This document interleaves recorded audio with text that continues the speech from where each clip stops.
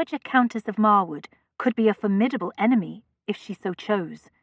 Her mere presence dared one to take her lightly, so she might have an excuse to rain destruction just for fun. Adam Penrose, Duke of Stratton, knew at once what he had in her. He had called at her grandson the Earl's country estate at her request. "Let us attempt to bury the past," she had written, "and allow bygones to be bygones between our families." He had come, curious to see how she hoped to accomplish that, considering that some of those bygones were not gone at all.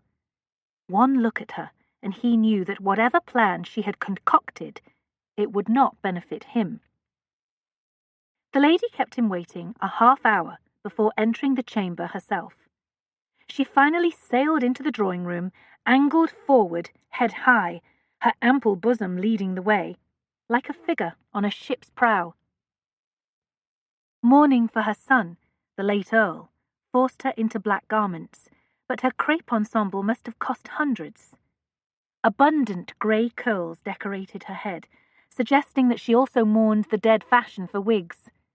Shallow, large, pale blue eyes examined her caller with a critical gaze, while an artificial smile deepened the wrinkles of her long face. "So, you have returned," she announced the obvious when they sat on two sturdy chairs, after his short bow and her shorter curtsy. It was time. One might say it was time 3 years ago, or 2, or even several years hence. One might, but I did not. She chortled. Her whole face pursed, not only her lips. "You have been in France a long time. You even look French now." "At least half so, I assume, considering my parentage." "And how is your dear mother?" "Happy in Paris.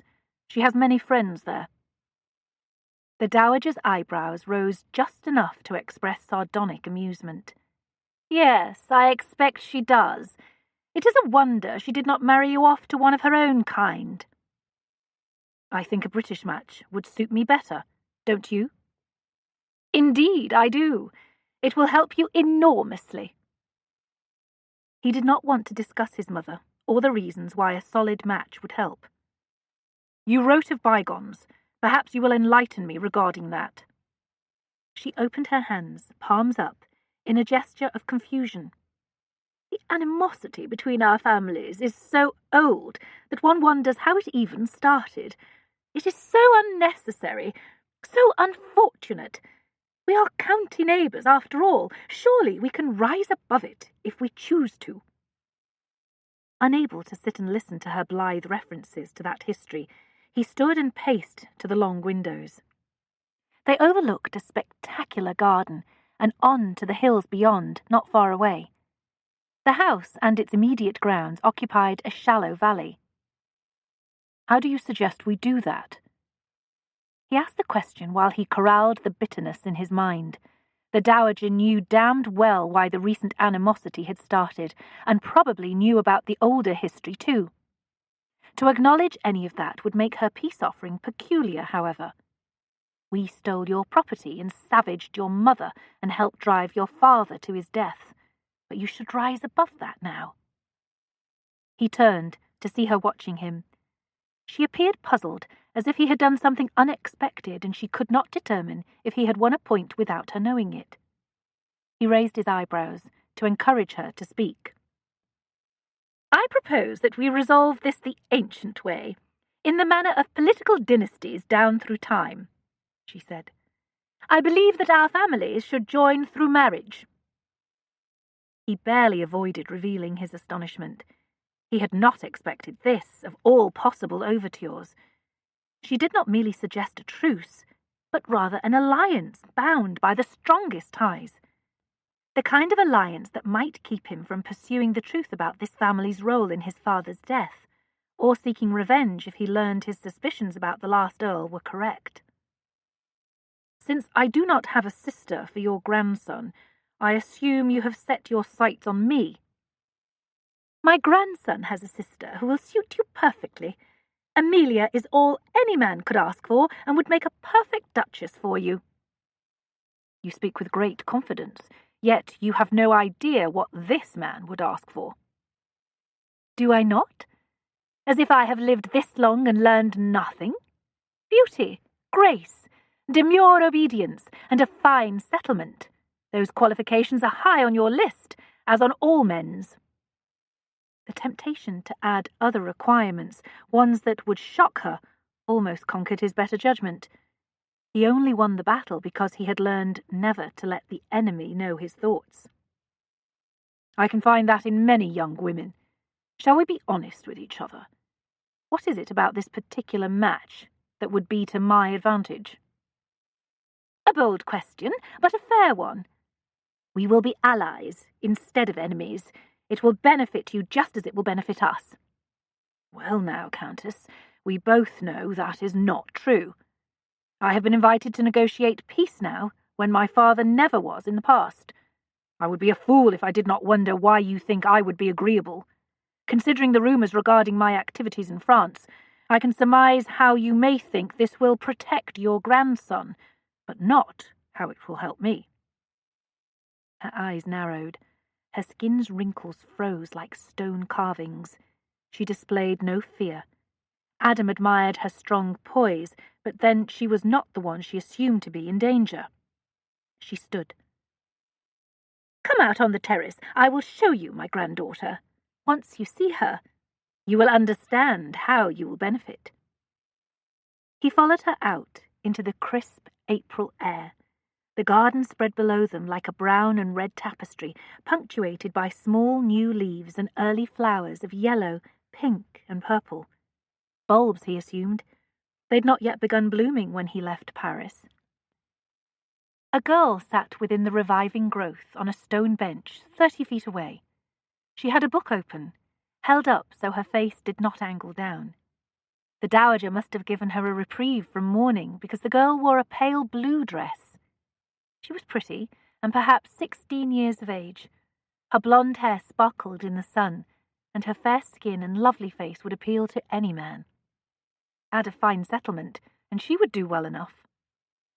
The dowager stood beside him, her expression one of supreme confidence. He did not trust her, but he admired her skill at this game.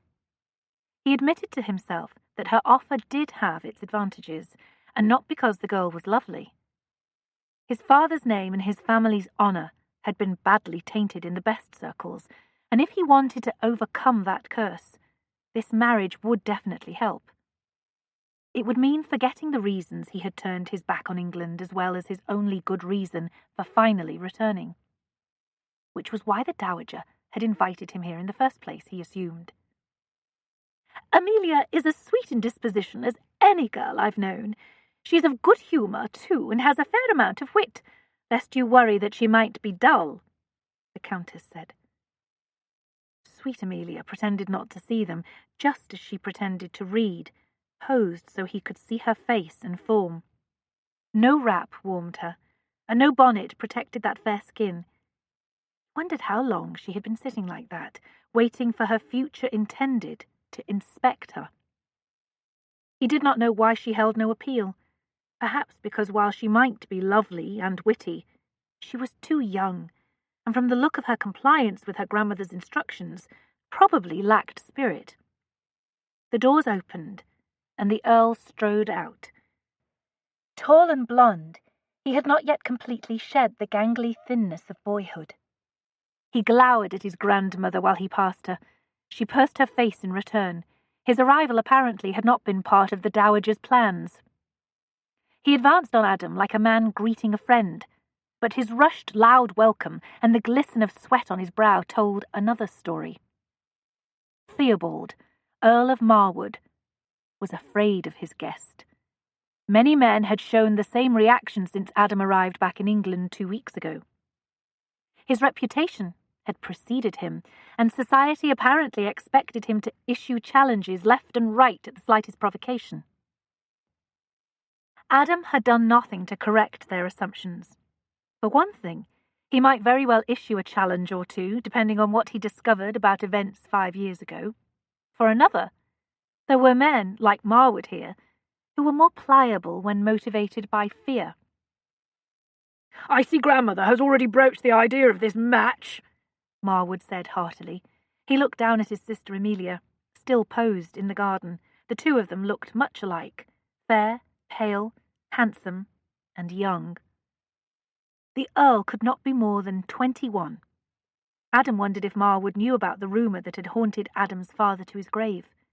Marwood's fear suggested he might, and that Adam's long-held suspicions about these old enemies might be true. "Are you amenable to the idea?" Marwood asked. His grandmother drifted closer. "Forgive my grandson. He's still young enough to think impetuous impatience is a manly virtue." Marwood looked to heaven, as if praying for that patience. "He knows by now if the notion appeals or if it does not." "The notion appeals in a general way," Adam said. He didn't lie. He still weighed the implications of the Dowager's plan. This offer to simply turn the page on the past tempted him more than he expected. The young Earl shot his grandmother a glance full of bright optimism. The Dowager managed more circumspection. Adam focused his gaze on the girl. The Dowager retreated. The Earl sidled closer. Eager to complete negotiations, the Earl extolled his sister's charms, man to man. Out of the corner of his eye, Adam saw the Dowager shaking her head at her grandson's lack of finesse. A movement on the hill beyond the garden caught Adam's eye. A flash of black streaked along the crest, took flight over a large, fallen tree, then abruptly stopped. A woman, all in black, on a black horse, looked down on the house. "Who is that?" he asked. Marwood squinted and feigned lack of recognition. He glanced sideways at Adam and thought better of it. "That is my half-sister, Clara. She's the daughter of my father's first wife." The black spot, named Clara, managed to communicate a good deal of hauteur even from this distance. She paced her horse back and forth on the hill's crest, watching the show below as if the rest of them put on a pageant for her amusement. He remembered Lady Clara Cheswick, although they had never been introduced. She had been out in society before he left England, though, bright-eyed and vivacious. Those were his impressions absorbed in passing. "She does not allow mourning to interfere with her pleasure in riding," Adam said. "She would probably say she honours our father this way. They like to ride together." "Since she is the eldest, why am I not being offered her hand?" Marwood glanced askance at the Dowager, then smirked. "Because the goal is to keep you from killing me, isn't it?" he said in a low voice, with unexpected bluntness. "Not give you another reason to want to." Adam chose not to reassure Marwood about the killing part. Let this pup of an Earl worry. "You're intriguing me now, not discouraging me." Marwood bent his head closer and spoke confidentially. "I'm doing you a great favour now in speaking honestly. My father spoiled and indulged her and allowed her to build notions unfitting for women. He never demanded she marry, and now she thinks it beneath her. He left her a good bit of property in her own name, a handsome tract with rich farms." His voice turned bitter on the last sentence. "She's my sister, but I would be no friend to you if I sang her praises, when in reality she is something of a shrew." Clara was the old Earl's favourite child, apparently. Adam wondered if the recently deceased father still had the ability to turn over in his grave. With a nudge or two, perhaps. "How old is she?" "Far past marrying age. 24. Old enough to remember. She might even know a great deal if her father kept her close. "Call her down here. I would like to meet her." "Truly, you do not want to—" "Call her. And tell your other sister to put the book down. Her arms must feel like lead by now." Marwood scurried to his grandmother to share the request. The Dowager sailed over to Adam while trying to appear calm. "I fear you misunderstand. For this match to come to a satisfactory conclusion, the bride must be Amelia.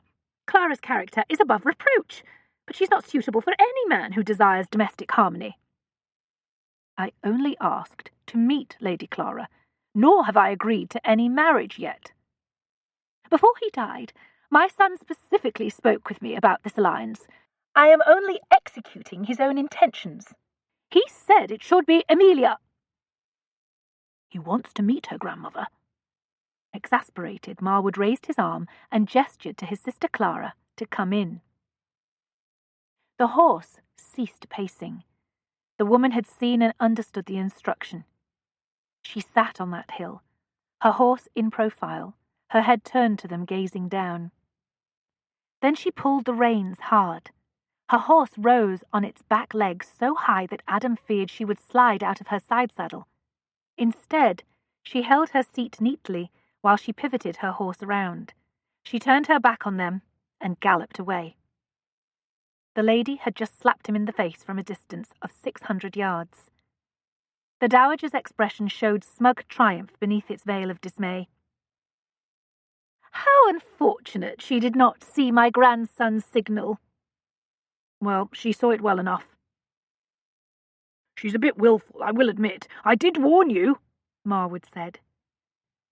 You did not mention that she is rude and disobedient, and quick to insult others if she chooses. I'm sure she did not intend to insult you. He gave his grandmother a desperate glare. Sure, are you? Then please tell the grooms to bring my horse to the garden portal over there immediately. I will go and introduce myself to Lady Clara, so I do not brood over her unintended cut and allow it to interfere with our family's new friendship. Adam bowed to the dowager. Please, give my regards to Lady Amelia. I'm sure she and I will meet soon. Chapter 2. Clara galloped a good 2 miles away from the house. What had Theo been thinking, hailing her and gesturing for her to come in? She was hardly dressed to meet his guest. From Grandmamma's stiff pose, she suspected only Theo thought it a good idea. She pulled in her horse and walked it over to a copse of trees.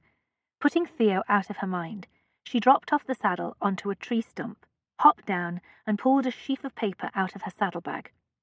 She found a good spot beneath a tree, sat, and turned her attention to the pages. Her friend Althea had sent this yesterday, and she needed to read through it and send back her thoughts on it. She immersed herself in the prose, making a few marks with a pencil she had tucked in her bodice. Absorbed by her reading, she did not look up for at least a half-hour. When she did, she saw that she was no longer alone. A man watched her from 100 feet away. His white horse contrasted with his dark coat and dark hair. The latter ended past his collar and bore none of the signs of being styled by a hairdresser aware of the current London fashions. She recognized him from the terrace. A notion nudged at her that she had perhaps seen him before that. Theo's visitor had followed her. She thought that very bold. The way he just sat there and observed her only confirmed that he had no manners. She considered returning to her reading, then decided that might not be wise. It was one thing to pretend you had not seen your brother's gesture for you to ride in, and another to pretend you did not see a man right in front of you. He paced his horse closer. She could see him better now. Displeasure hardened his mouth, which emphasized its sensual full lips. Dark eyes took her measure quite thoroughly. His black coat was not fashionably cut for London, but she knew French fashions well enough to recognize it as most appropriate for Paris. He wore a casually tied dark cravat. She thought him very handsome in a brooding, poetic way. Having known a few men of dark humour in the past, she had little interest in making another's acquaintance, no matter how handsome he might be. He stopped his horse 10 feet away. He did not dismount, but towered above her. She considered standing to bridge the distance, but decided not to. If he meant to frighten her, he would have to do better than this. "Good day, sir." She allowed her voice to convey how unwelcome she found his intrusion. He swung off his horse. "Please forgive me the lack of a formal introduction, but I doubt you will mind, since you are a woman who does not bother with such things overmuch." "I'm sure I do not understand what you mean." The corners of that mouth turned up enough to indicate he knew she was lying. Indeed, that half-smile implied he knew everything about her. "You cut me back there, Lady Clara. That is what I mean." "It's not possible to cut someone you do not know." "You managed it all the same." High-handed would be too kind a way to describe him. "You mentioned an introduction," she said through a tight smile. He made a short bow. "I am Stratton." Stratton? The Duke of Stratton? Here? Had Theo gone mad? No wonder he looked vaguely familiar. She had seen him years ago, across ballrooms before his father died and he left England. When last in London 10 days ago, she had heard a mention or two that he had returned, but it was beyond comprehension that Theo had allowed him on the estate. He sidled over and assumed a casual stance right next to her, with one of his shoulders propped against the tree trunk. He folded his arms like a man who expected a lengthy chat. She scrambled to her feet, clutching the papers close to her chest so they did not fly across the hill. "I had no idea you were here. Even if I had tried to guess the identity of the man with my brother, your name would never have entered my head." "Assuredly not. Our families have been enemies for decades." "Theo is letting his new title go to his head if he received you. My grandmother must have been apoplectic." "It was your grandmother who invited me here." "That's not possible." "The letter was from her, in her hand. It was most unexpected," he said in a sardonic tone. She narrowed her eyes on him. "Yet you accepted her invitation." "Your grandmother has been one of society's bulwarks longer than I have been alive. The patronesses of Almack's quake in her presence. I would never insult someone with such influence." He teased her now. She doubted that he cared a fig for Grandmamma's social influence. He did not look to be a man who would set aside his family's pride and seek Grandmamma's good word on his behalf. She should pack up Althea's article and leave. Curiosity got the better of her, however. "Why did she invite you?" "She proposed a dynastic marriage with your sister to end the animosity, to bury the past." That half-smile again. "You can imagine my astonishment. It was much like your own right now." Astonished hardly did her reaction justice. This only got odder and odder, also increasingly annoying. She experienced a double feeling of betrayal. First on behalf of her father, who would never have approved of this idea, and second, for herself, because she was not told, let alone consulted. Grandmamma must have used the full force of her will in keeping this a secret from her, if even Amelia had not confided in her. "So when will the engagement be announced?" She let her high scepticism into her sarcastic tone. "I have not agreed to the match yet." "My sister is both lovely and bright. She would make a splendid duchess, of course, only not for you. I am relieved you lack decisiveness." "Do not blame me for the delay in knowing my mind on the matter. There I was, making my decision about a lovely dove, when a black crow flew by and distracted me." "Crow? Why the—" "Then the crow flapped her wings in my face and turned her tail to fly away." He walked over until he loomed above her. "I never stand down from a challenge, Lady Clara." If he thought she would tremble and blush, he was wrong. Except she did tremble a bit, while she noticed that his demeanour exuded a good amount of mystery and excitement, and that his dark, deep-set eyes held layers that drew her in to the point of almost drowning. His proximity and his gaze left her tongue-tied for an embarrassing moment. Perhaps she did blush a little, too. "Better if you had snatched up the dove while you could," she said. "Now I have time to remind my grandmother that you will never do." "I will do very well for her purposes." "What are those?"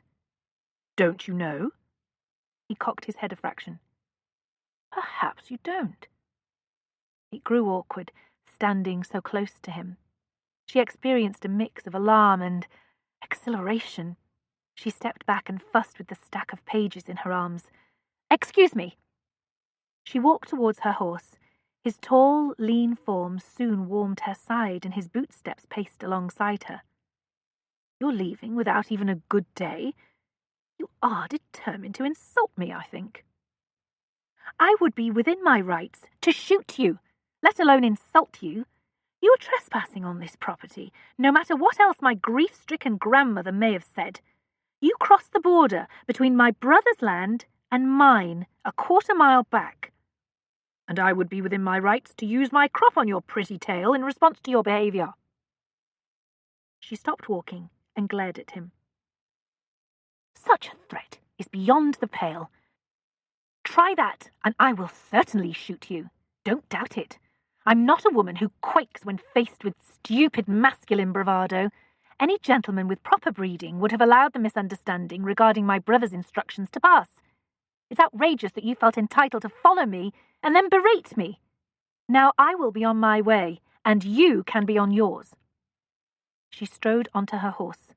He paced alongside her again. She wanted to hit him with Althea's manuscript. He annoyed her so much. "Are you a writer?" His hand reached out and he flicked the corners of the pages. That brought his arm close to her body. An inner jolt almost had her jumping away. "A friend wrote this. It's an essay on—" She caught herself. "I'm sure it would not interest you." "Perhaps it would." "Then I'm sure it's none of your business." "Not a writer, but a blue stocking." "Oh, how I hate that word." She stuffed the pages into the saddlebag. "You just spent years in France.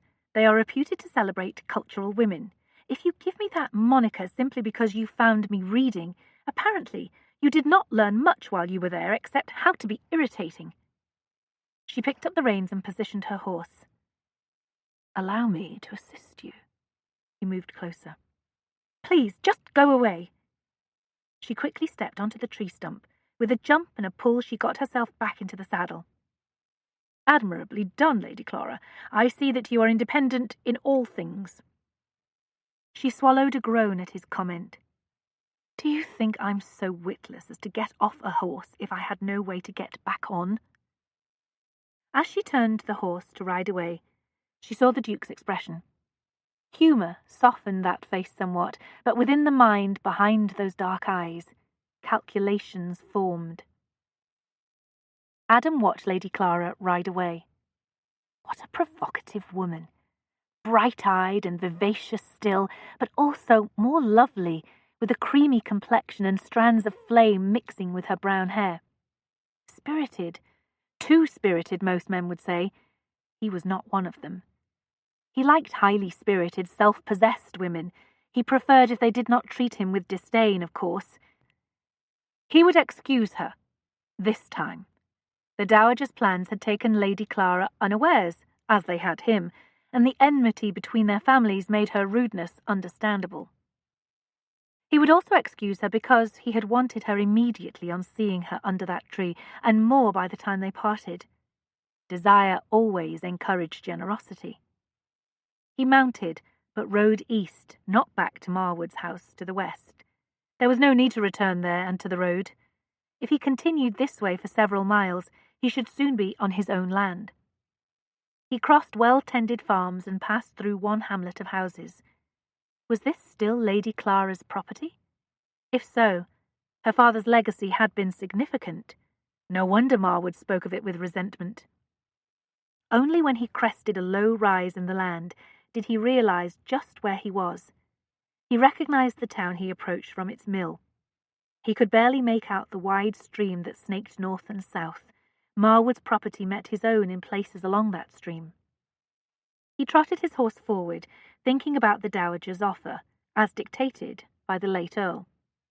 The Earl had reasons for seeking a peace treaty. Adam thought he knew what they were. But even near death, a man's character did not change, it appeared. The last Earl had schemed to ensure he won an old contest, even while having his mother offer an olive branch in the hopes of protecting his son. Clara tied a ribbon around Althea's essay and tucked her page of notes on top. Althea was a fine writer. However, when she cared deeply about a cause or event, She veered from opinion into polemic. It would not take much to change this, so it did not display that failing. She set it into a lower drawer in the writing table she used in the library. While she did, her brother Theo entered the chamber, saw her, and glared. Then he went to the decanters and poured himself some brandy. "You ruined it," he said through clenched teeth. "All was well in hand, and you had to insult him to the point he forgot everything else." She had seen neither Theo nor her grandmother upon returning, so this was the first chance her brother had to upbraid her. Not that she would allow that. "If you had told me you would be receiving Stratton, I would have kept well away, I assure you." "It was grandmother's idea, but sound in its own way." "Papa would never have approved. If there is to be a rapprochement between our families, let them take the first step." He smirked down at his brandy, then at her. "You have not been in London much the last half-year. You have not been partaking in society at all while in mourning, so you've not heard about him, have you?" "I would not have paid any attention anyway, because he has nothing to do with me, with any of us. That is how it has been since at least grandfather's time." She had been raised with the lesson. Her father, dear papa, had not had to speak of it much to pass on the tradition of family acrimony. "Unfortunately, he's not like his father, or any of the others. He's dangerous." She laughed. "He didn't appear dangerous to me." Except he had. All that brooding had a lot to do with it. If she ever saw him again, she would be tempted to tickle him until he laughed like a fool, just to defeat the power of that dark mood he carried. "He's not dangerous to women." Theo's voice dripped with sarcasm. Well now, she was not sure she agreed with that either. "He duels, Clara.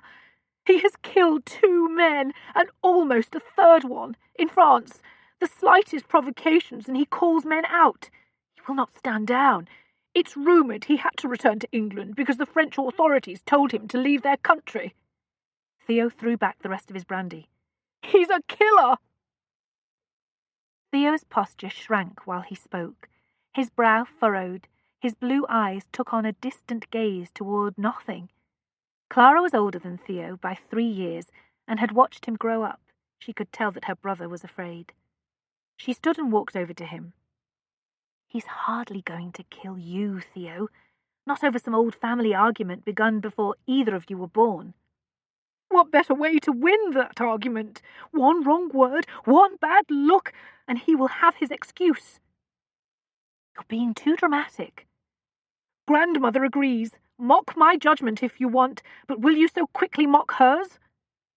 Stratton's explanation of his visit made sense now, but in a most ridiculous way. Grandmamma's grief had taken an unfortunate turn if she saw such a threat in the Duke. As for Theo, he was brave when there was little danger, but less so when threats flew.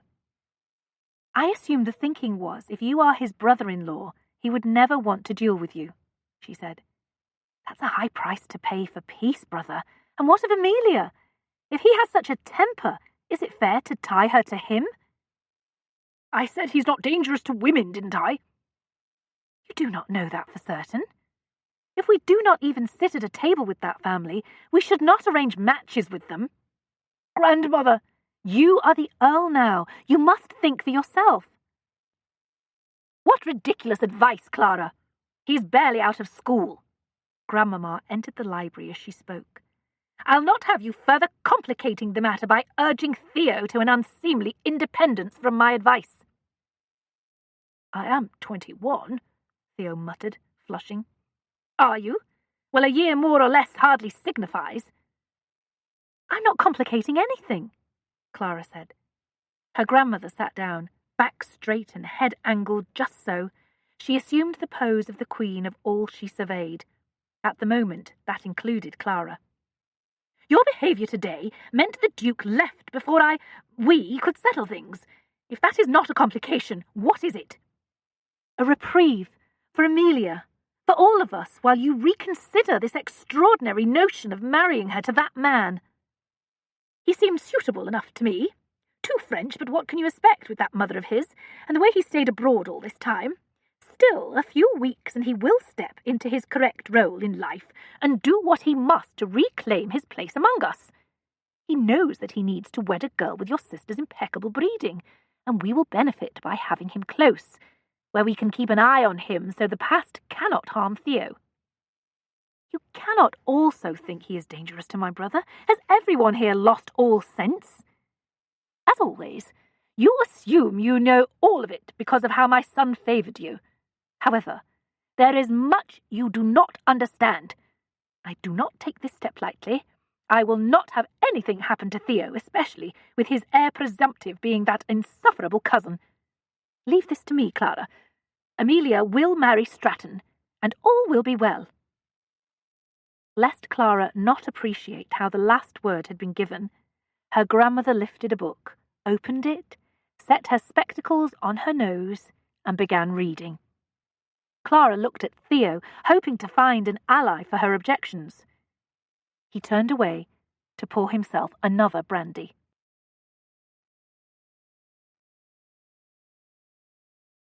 Chapter 3. Adam handed his hat and crop to the servant at the door of White's. He strode through the club salon. Glances shot his way. Heads bowed to each other. Enough silence fell that he heard the low buzz of whispers. He proceeded on, nodding acknowledgments to men who could not resist looking more directly. A few returned smiles far too hearty for casual acquaintances. He exited the salon through a door at its end and sought the back stairs to the second level. "Sir, I'm afraid that all of the chambers are in use." The servant's gentle rebuke caught him halfway up the stairs. He turned. The servant saw his face and flushed. "My apologies, Your Grace. I did not realize it was you. Welcome back, sir." "They are above, I assume?" The servant nodded. Adam climbed to the landing. Sounds came from behind one of the doors, male voices and laughter. He pressed the latch and walked in. Two men stared at him, struck mute with surprise. "Hell!" one of them finally muttered. "Brentworth here speculated that you might show up today, but I told him you would never come." "Then he was right, Langford, and you were wrong." Adam threw himself into a chair and looked around. "It appears not much has changed." "Very little." Gabriel St. James, Duke of Langford, threw him a cigar. He grinned with delight, and his blue eyes sparkled. "Damn, but it is good to see you. Word has you came back a month ago. Where have you been?" "Getting my affairs in order, examining the estate books." He reached for a candle and held it to his cigar. "Sacking the steward who was robbing me, that sort of thing." He had been doing a few other things, too. One had been investigating a woman named Clara Cheswick. He had learned some things about her that only piqued his interest all the more. "In the country, then? No wonder the only indication of your return has been the gossip and rumours." Eric Marshall, Duke of Brentworth, got up to get the whiskey decanter. He came over with a glass, poured Adam some, then topped off his own glass and that of Langford. No grin from him, but only a subdued smile on his severely chiselled face. No sparkle in his dark eyes either, but rather deep scrutiny. Both men were the epitome of fashion, but in ways as different as their demeanours. The amiable Langford's cropped curls always looked as if he'd just been in a wind, while the more serious Brentworth locks never dared such exuberance. Langford wore a casually tied dark cravat this evening, while Brentworth's white linen neckpiece appeared as if his valet had starched it 5 minutes ago. It was not that Brentworth lacked spirit or was a slave to convention compared to Langford. Rather, he prized discretion and did not flout either his appetites or thinking. The same could not be said for Langford. Adam appreciated how his two friends performed the old rituals and took his return in stride. He had not missed that the chair he sat in, his usual chair, had not been in use by either of them, despite its proximity to the comforting low fire. He sipped some whiskey and puffed on the cigar and allowed nostalgia and familiarity to seep through him. He had been back in England for over a month, but right now he finally felt he had come home. "What kind of rumours and gossip?" he asked. allowing the last comment to penetrate his peace. His friends exchanged hooded glances. "While you were gone, your reputation visited England, even if you did not," Brentworth said. "You mean the duels?" "One is understandable for any gentleman. 2 might be excused." "3, however," Langford said. No man in the salon below would have allowed any of those insults to his family to stand unchallenged. I did what anyone would do. Of course, Langford soothed. The question, however, is whether you have now returned to do it here as well. There are some fellows who are remembering every small slight they may have given you, and any whispered criticism of you or your family. I'm sure that within a few weeks, once you're back in society and spreading your charm, that will all be forgotten. It may be better if it's not." That took Langford aback. "Cannot want to be thought of as dangerous. No one will treat you honestly." "If being seen as dangerous keeps stupid men from saying stupid things that force my hand in the name of honour, then let them think me dangerous." He set down his glass by way of ending that line of talk. "I'm glad I found you both here." "Where else would we be on the first Thursday evening of the month?" Brentworth said. "As it was in the beginning, so it still is. You may have abandoned us, but we are still the Decadent Duke Society." Adam smiled. The 3 of them had been youths at school when they gave themselves that name. All heirs to dukedoms, they had formed a bond at once. The school set them apart, and the other boys did too. They had all learned fast that the only person who would treat a duke normally was another duke. Thus a long and fast friendship had formed. This chamber and its monthly meetings began once they all left university and came to town to enjoy their privileges. For a long while the Decadent Duke's Society had been more than a clever title made up by schoolboys. Many times they met here but soon left to go and explore just how decadent they could be. Langford had found his second calling in those debauches, a way of life. Decent families only received him now because he was a duke, although his considerable charm might have bought him a few reprieves in any case. Brentworth, on the other hand, had outgrown such excess first, at least regarding behaviour others might see or report. It was one more example of how he managed, without effort, to be the public's notion of a duke, in appearance and demeanour. Superior, arrogant, and confident in his privileges, he towered over the world in both stature and aloofness. Adam did not mind just how ducal this one friend had become. He knew Brentworth well enough to comprehend how different the man truly was from his public persona. "So why did you return?" Brentworth asked. "After so many years I assumed you never would." "I would like to say that I merely concluded it was time, but it was not that simple. The French government also decided it was time. Complaints were made, and as a result, the king also decided it was time. I received a summons to court." Langford laughed. "How old-fashioned! Almost charming!" "Since it was in the king's own hand and things were getting a little warm in France, well, here I am." "Have you attended on him yet?" Langford asked. "As soon as I arrived. We drank a good deal of wine together. He asked about the ladies in Paris. I might have been gone on a grand tour. It remained so friendly and chatty." "So your English half responded to the command of your English king," Brentworth said. "If not for that, was it in fact time?" "Yes." And it had been. The fury that drove him away had finally eased, over a year ago, replaced by more deliberate thoughts, an acknowledgement of his obligations. There were duties that could not be forever conducted long distance from France. One in particular. "It's good that you finally came up to town," Langford said. "We'll go and have some new coats made for you tomorrow. A trip to a hairdresser might be in order too. You can't go around looking like one of those French counts who seduce widows to their eternal regret." "A few were not so regretful, as I recall." Adam gazed down at his frock-coat. Cut in the French manner, a bit longer and tighter than English fashions, it probably did make him look foreign.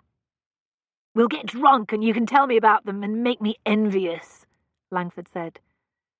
Unless something has indeed changed, there is little I can tell you about widows.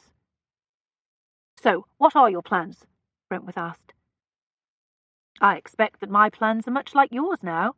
Tend to my estate, vote in Parliament. As I said, the usual sort of things. That is all? Brentworth asked. You leave England and stay away almost 5 years, and upon your return all you want is to be a country gentleman who comes to town for the sessions? I intend to find a rich and lusty wife, too. It's also time to marry.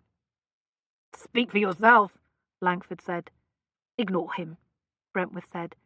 There are 2 mammas who have Langford squarely in their sights, and he is running out of places to hide.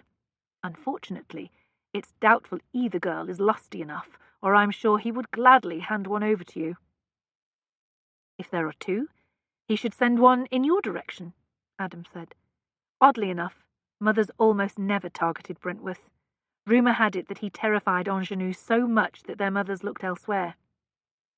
As for the lusty part, have you found out yet, Langford? Langford laughed.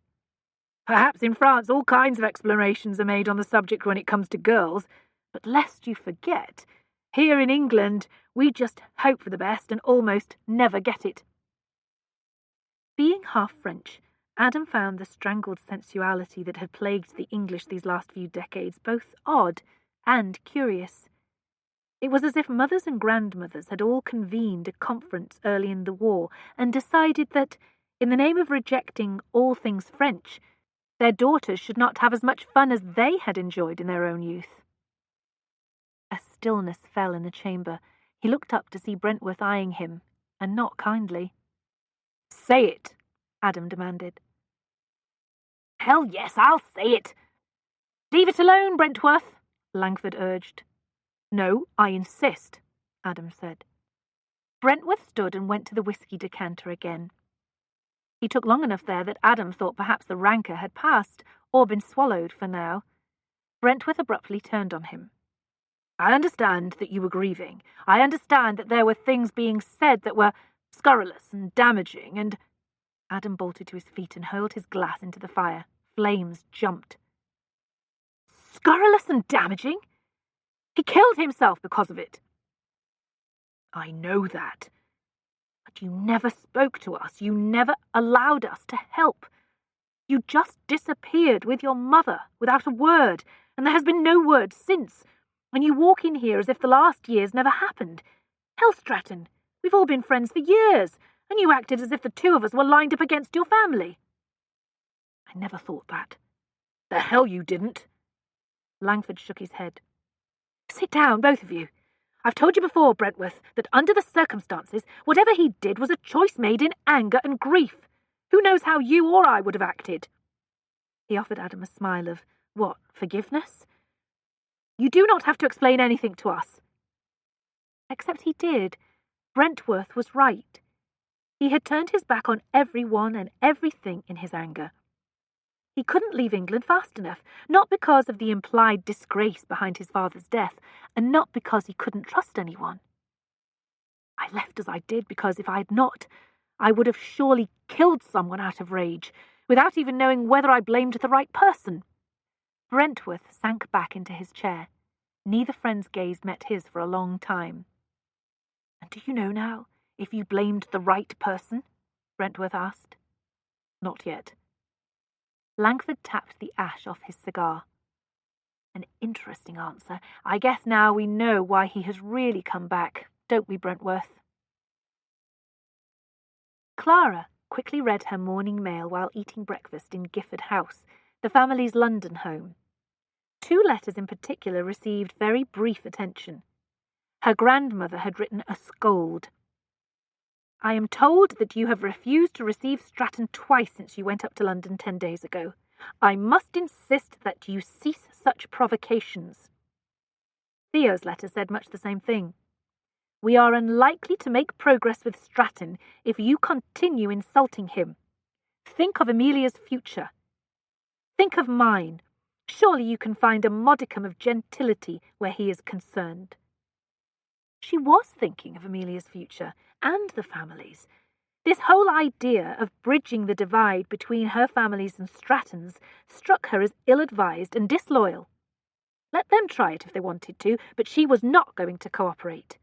Grandmamma knew that. It was why no one had told her about this plan before embarking on it.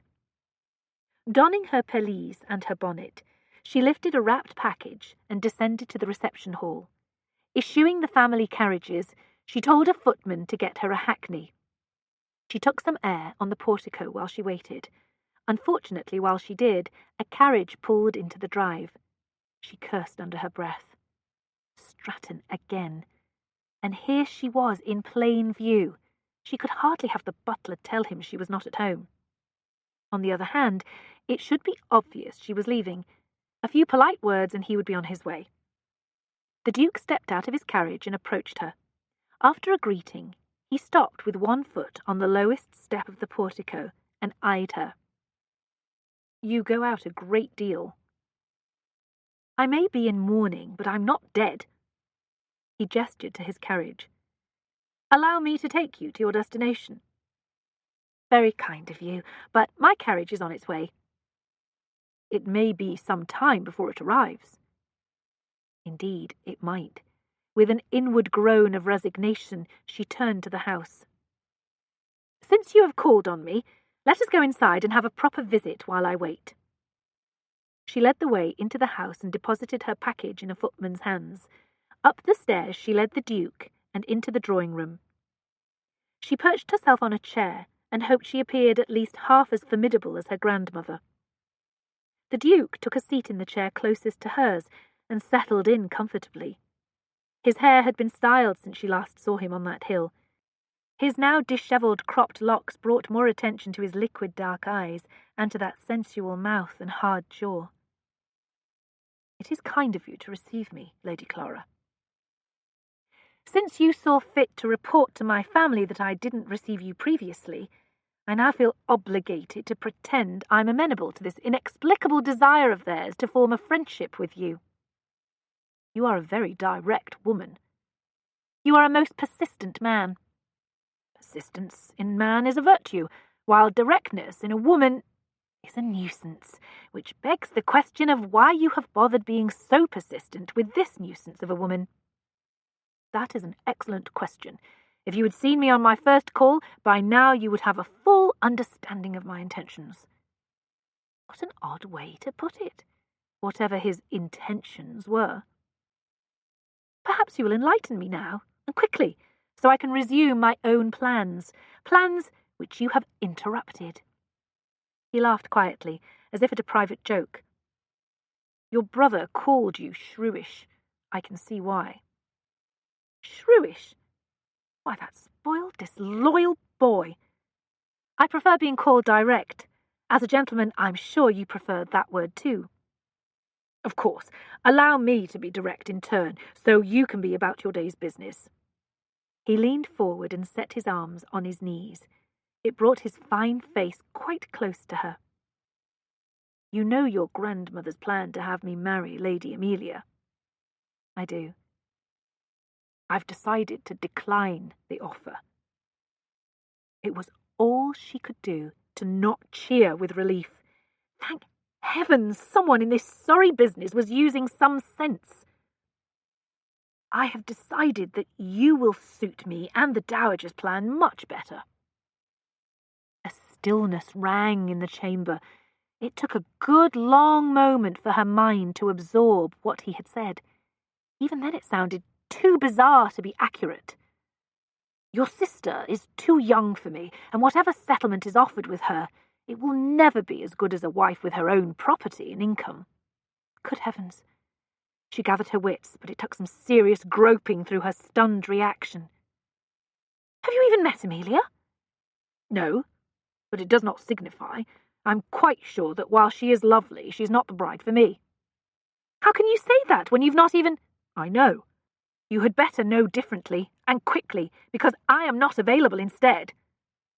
He sat back in his chair, not the least impressed by her definitive rejection.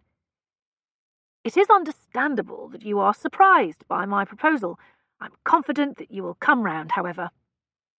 Too agitated to sit, she stood and glared at the presumptuous idiot. Regrettably, that brought him up too. Instead of what had been a satisfactory staring down, she now had to look far up at a face that hovered over her own. I heard no proposal. I heard an edict. I cannot imagine what gives you cause to think I would obey it. You are the last man I would marry, should I marry at all. Indeed, my father would turn over in his grave if I even considered the idea. Now, sir, I thank you for your call, but I must be about my day's business. Already I will be late. She pivoted and strode out of the drawing-room and down the stairs. She retrieved her package from the footman and headed outside. She sensed the Duke on her heels the entire way. Her hackney coach waited behind the Duke's carriage. He gazed hard at that hackney. "Why are you not using the family's equipage?" "I chose not to." She descended the stone steps and aimed for her coach. He walked alongside her. "You're going to a secret assignation, I assume, one that you prefer the family servants not to know about. There is no other explanation for using a hackney instead of a family carriage." She truly wanted to hit him with her package for saying that, within hearing of the footman waiting to hand her into the coach. She settled herself on the seat while the footman closed the door. The Duke rested his forearm on the window's edge and waited while the servant walked away. "I will not demand an explanation now," he said. "However, if you're going to meet a man, that liaison must end immediately, now that we are engaged." She stuck her face to the window. "We are not engaged!" She was almost yelling by the end of it, but the coach had rolled away by then, and only the air heard her. A half-hour later, Clara stood at the library's desk in a house on Bedford Square. Spread out on the desk were stacks of papers and one blank sheet. "I think we have enough for another issue of Parnassus, Althea," she said. "We can talk to the pressman this afternoon about the schedule." Althea bent her blonde head over the stacks. She fingered one very small one. It consisted of the poems that their journal would publish. "You have included Mrs. Clark's sonnet, I see. I'm glad." Clara served as the anonymous publisher and benefactor of Parnassus. She had conceived the journal 2 years ago and begun building toward it at once. The first 2 issues had been fledgling efforts, but they garnered enough subscriptions to encourage her. Now, with her legacy, she could afford to attempt a regular schedule of publication. Modelled on men's journals, Parnassus contained political news as well as reviews of theatre performances and travel memoirs. She liked to fill it with information and facts, but allowed a few sharp thinkers like Althea to write essays. Feminine interests were hardly ignored. Clara loved fashion herself, and Parnassus included a column devoted to it. The journal's most distinctive feature was the mixture of writers. A viscountess and a baroness sometimes contributed, although the former used a pen name. However, Mrs. Clark was the widow of a merchant who now ran a millinery shop. Mrs. Clark had a gift for poetry that rang clear and honest, and made no attempt to copy any other poet on earth. Ladies of the ton, women of the city, mothers, sisters, and yes, even bluestockings had subscribed. The secrecy of the project might have contributed to its success, she knew. The who and the where of Parnassus remained a tantalizing mystery. Right now, the where consisted of this house Clara had bought with her legacy, 3 months after her father's death. Memories of him had filled her when she signed the deeds, along with profound gratitude that he had arranged for her to have her own property and substantial income, and not be beholden to Theo in any way. Theirs had been a rare bond. In truth, he had treated her like a son. He had taught her to ride and shoot, and even said once that he regretted she could not inherit his estate and title. Theo would never forgive her for how she received the best of their father's love, she supposed. She had mourned him deeply, totally. The grief had undone her as nothing else ever had. She drowned in it to where she did not recognize herself. Finally, one day, she began to fight her way to the surface.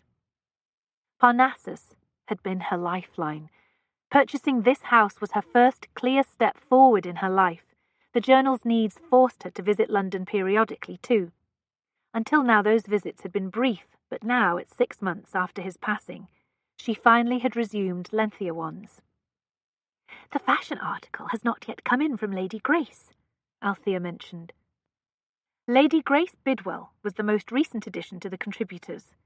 The sister of an earl, she had never married. Clara felt a natural affinity for her, and Lady Grace had a clear eye when it came to fashion. "I will write her a reminder, but not wait forever." Clara spoke with decisive firmness of the sort she had not long ago used on the Duke of Stratton, to little avail. That encounter kept invading her mind, and it soured her humour whenever it did. The more she thought about that proposal, the more outraged she became. Althea turned her pretty blue eyes on Clara. A head shorter than Clara and delicately boned, Althea had a presence that sometimes made Clara feel monstrous in comparison. Not that she was very tall herself, or stout. It was just that Althea was so exquisitely small. The widow of Captain Galbraith, an army officer, Althea lived with her brother, Sir Jonathan Polwarth, a baronet, and his wife.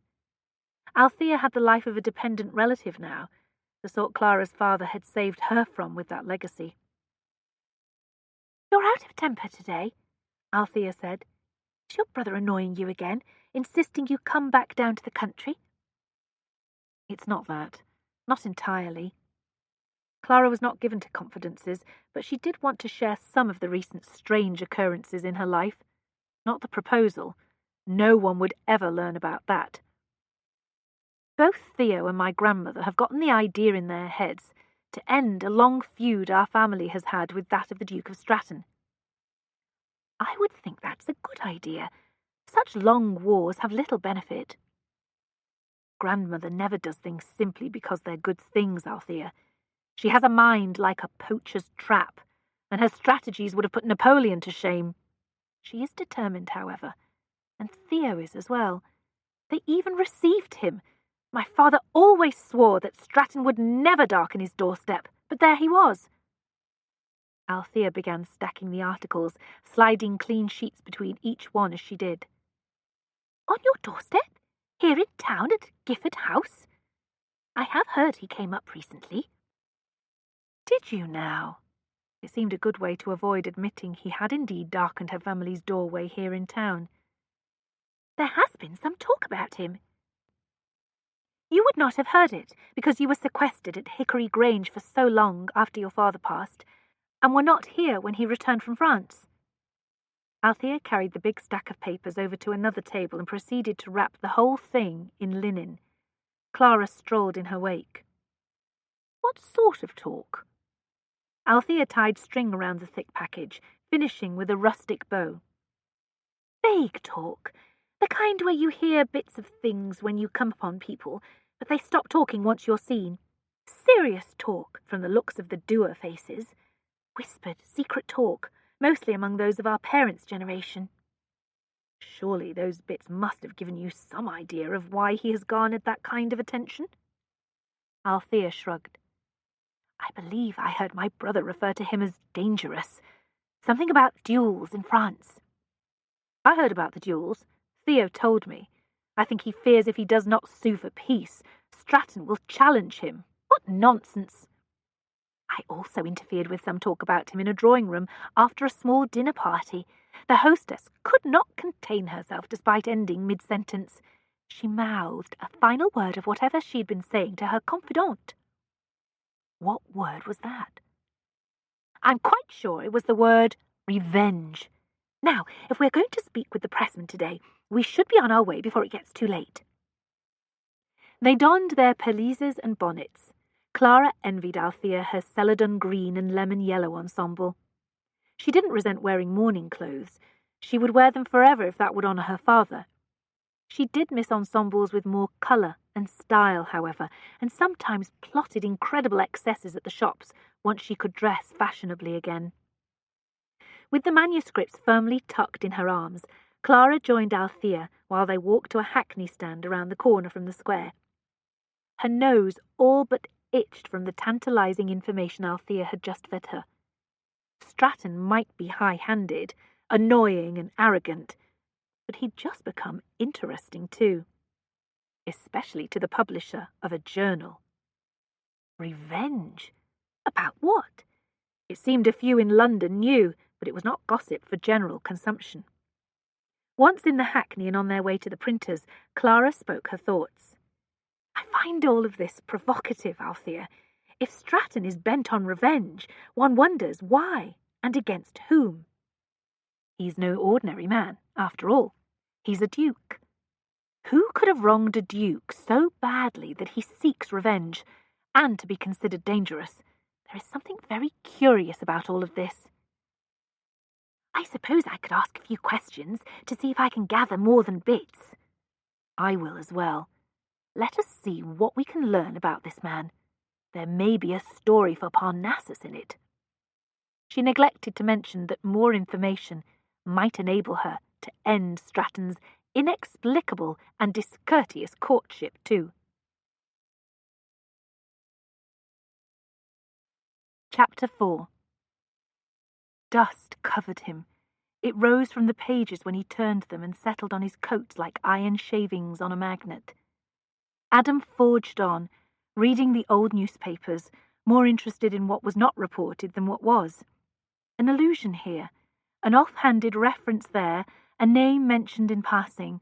Such were the pieces of evidence he sought, because he already knew there would be no outright discussion of the events he investigated.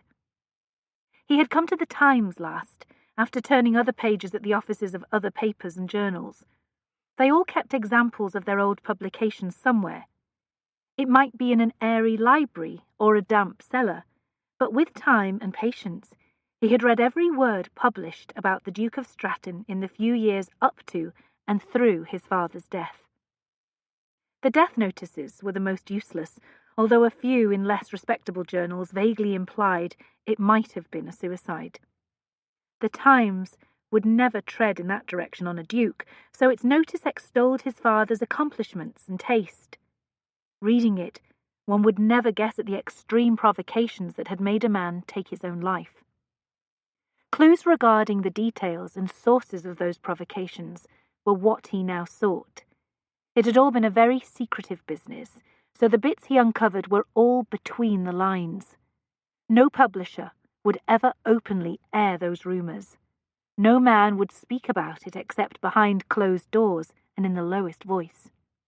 And yet, words had been spoken, and they took to the air like pollen. So while no one made accusations, all had been known by the people in government who mattered. He closed the tome of bound copies of the Times. He had hardly found the direct evidence he wanted, but he also found nothing to convince him he was wrong in his beliefs about how the tragedy had played out. At the highest reaches of the government, questions had been raised about his father's loyalty. Things had been said to him by ministers and other lords. Someone had been collecting evidence. It went on a while, growing, perhaps a year or so. Isolated and friendless as the hounds closed in, he had taken his life so he might not face the kind of disgrace that stained a family's name for generations. The final act and its reason were the only parts not under question, however. I think Marwood is behind it all. That was what his father had written on the only note he left. Did he have proof of that? If so, he didn't leave anything to indicate it. Was it an irrational conclusion born of his state of mind and the long enmity between the families? Adam didn't know. If his father thought Marwood was behind it all, however, then Marwood was at the top of Adam's list of men to investigate. He left the Times building and made his way to his carriage. Deep in thought, he almost didn't notice the woman across the street until something familiar about her pulled him out of his reverie. She walked with a determined stride, as if on an important mission. He noticed the brilliance of her eyes, which implied so much about her. Intelligence, spirit, passion, trouble. He didn't mind the last quality. One rarely found the first three in a woman without the fourth. His time with her thus far had been brief, but none of it had been dull. Although her reddish chestnut hair, visible as a frame to her face beneath the brim of her bonnet, looked stunning against the black of her ensemble, he suddenly wondered what she would look like wearing soft, pale green. He pictured her thus while he crossed the street and approached her. As soon as she saw him, her expression fell. He wanted to laugh at the way she struggled to maintain a composure fitting for an earl's daughter. He imagined the impolite thoughts jumping into her mind. "Lady Clara, what an unexpected delight to see you today." "Yes, delightful." She angled her head to the left, eyeing the path to freedom. "It is a day of errands for me." "For me as well, although I'm well done. What errand brings you here?" She didn't reply at once. He had asked an awkward question, it appeared. "I'm not on an errand here. I'm simply walking down this street after attending to an errand elsewhere." She stepped to his side and scrutinized him with a frown. "Were you in an attic? You're covered in dust." Her hand went out and she brushed at his sleeve, producing a small cloud of dust. He thought her gesture charming. "My valet will groan when he sees it." "Hold still." Again her hand swept his coat. More clouds rose. She brushed him off like he was a child who had fallen in the dirt. Not that gently, however. Her hand slapped at his shoulders and chest. "There! You are almost presentable. Now I must be on my way." "Will you be so ungenerous with your company? I've not seen you in almost 2 weeks. It was my fault, I know. I've not called on you, due to all those errands, you see." "Has it been that long? I had not noticed. In fact, I didn't expect you to call at all. There was no reason to." "We both know that's not true. However, here we are now. At least allow me to accompany you safely back to your carriage." "That will not be necessary. I will be quite safe on my own." "Please, I insist." She stood silently, looking much like a little girl caught doing something naughty. "Do you have your carriage here?" he asked. "No." The answer came after a long pause. She bit her lower lip. "A hackney again." He glanced up and down the street. "Does he live near here? Your friend, I mean." "There is no friend. Not the way you insinuate." "Of course not." "I'm serious." "Please understand that I'm not shocked. I am half French, after all. I don't mind. I merely request that you end it." He lied smoothly. He did mind. Any man would, once he set his sights on a woman. "A request, is it?" "I am being polite. A request for now. Eventually, of course, it will have to be a command." Her eyes blazed. Hell, she was exciting when she was angry, just as well, since he expected she would be angry often. "You are deliberately provoking me, I think," she said. "I promise to stop, if you agree to a short visit to the park. We will keep the landau open so you will not worry about me imposing. Then I will bring you home. And if I refuse your offer, I'll probably follow you around, asking indiscreet questions about your mysterious doings in this area of town." She heaved a sigh of exasperation. She removed a pocket watch from her reticule. "There will be hardly anyone at Hyde Park at this hour. Let's take a turn there, if we must. A very short visit, please. I have an appointment this afternoon." "More mysterious doings. How intriguing you are." He offered his arm. She did not take it. Together, they walked to his carriage. The Duke of Stratton was becoming a serious inconvenience. Part of the joy of being an older woman known to be uninterested in marriage was that people tended not to notice what she did. Clara had enjoyed that freedom even before her father's death, and now did so even more because she occupied Gifford House alone. Stratton's curiosity about her complicated that. Now here she was, sitting in his carriage, when she should have been visiting the decorator she had hired to make some changes at her house on Bedford Square.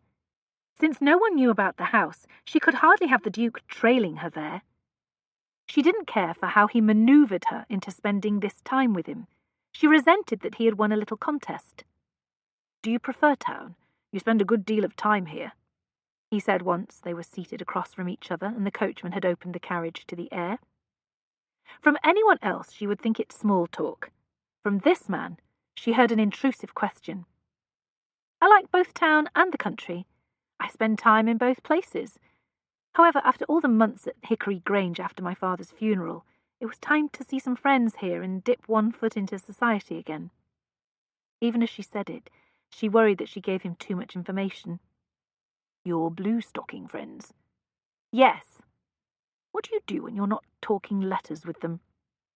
If I told you, I would no longer be intriguing and mysterious.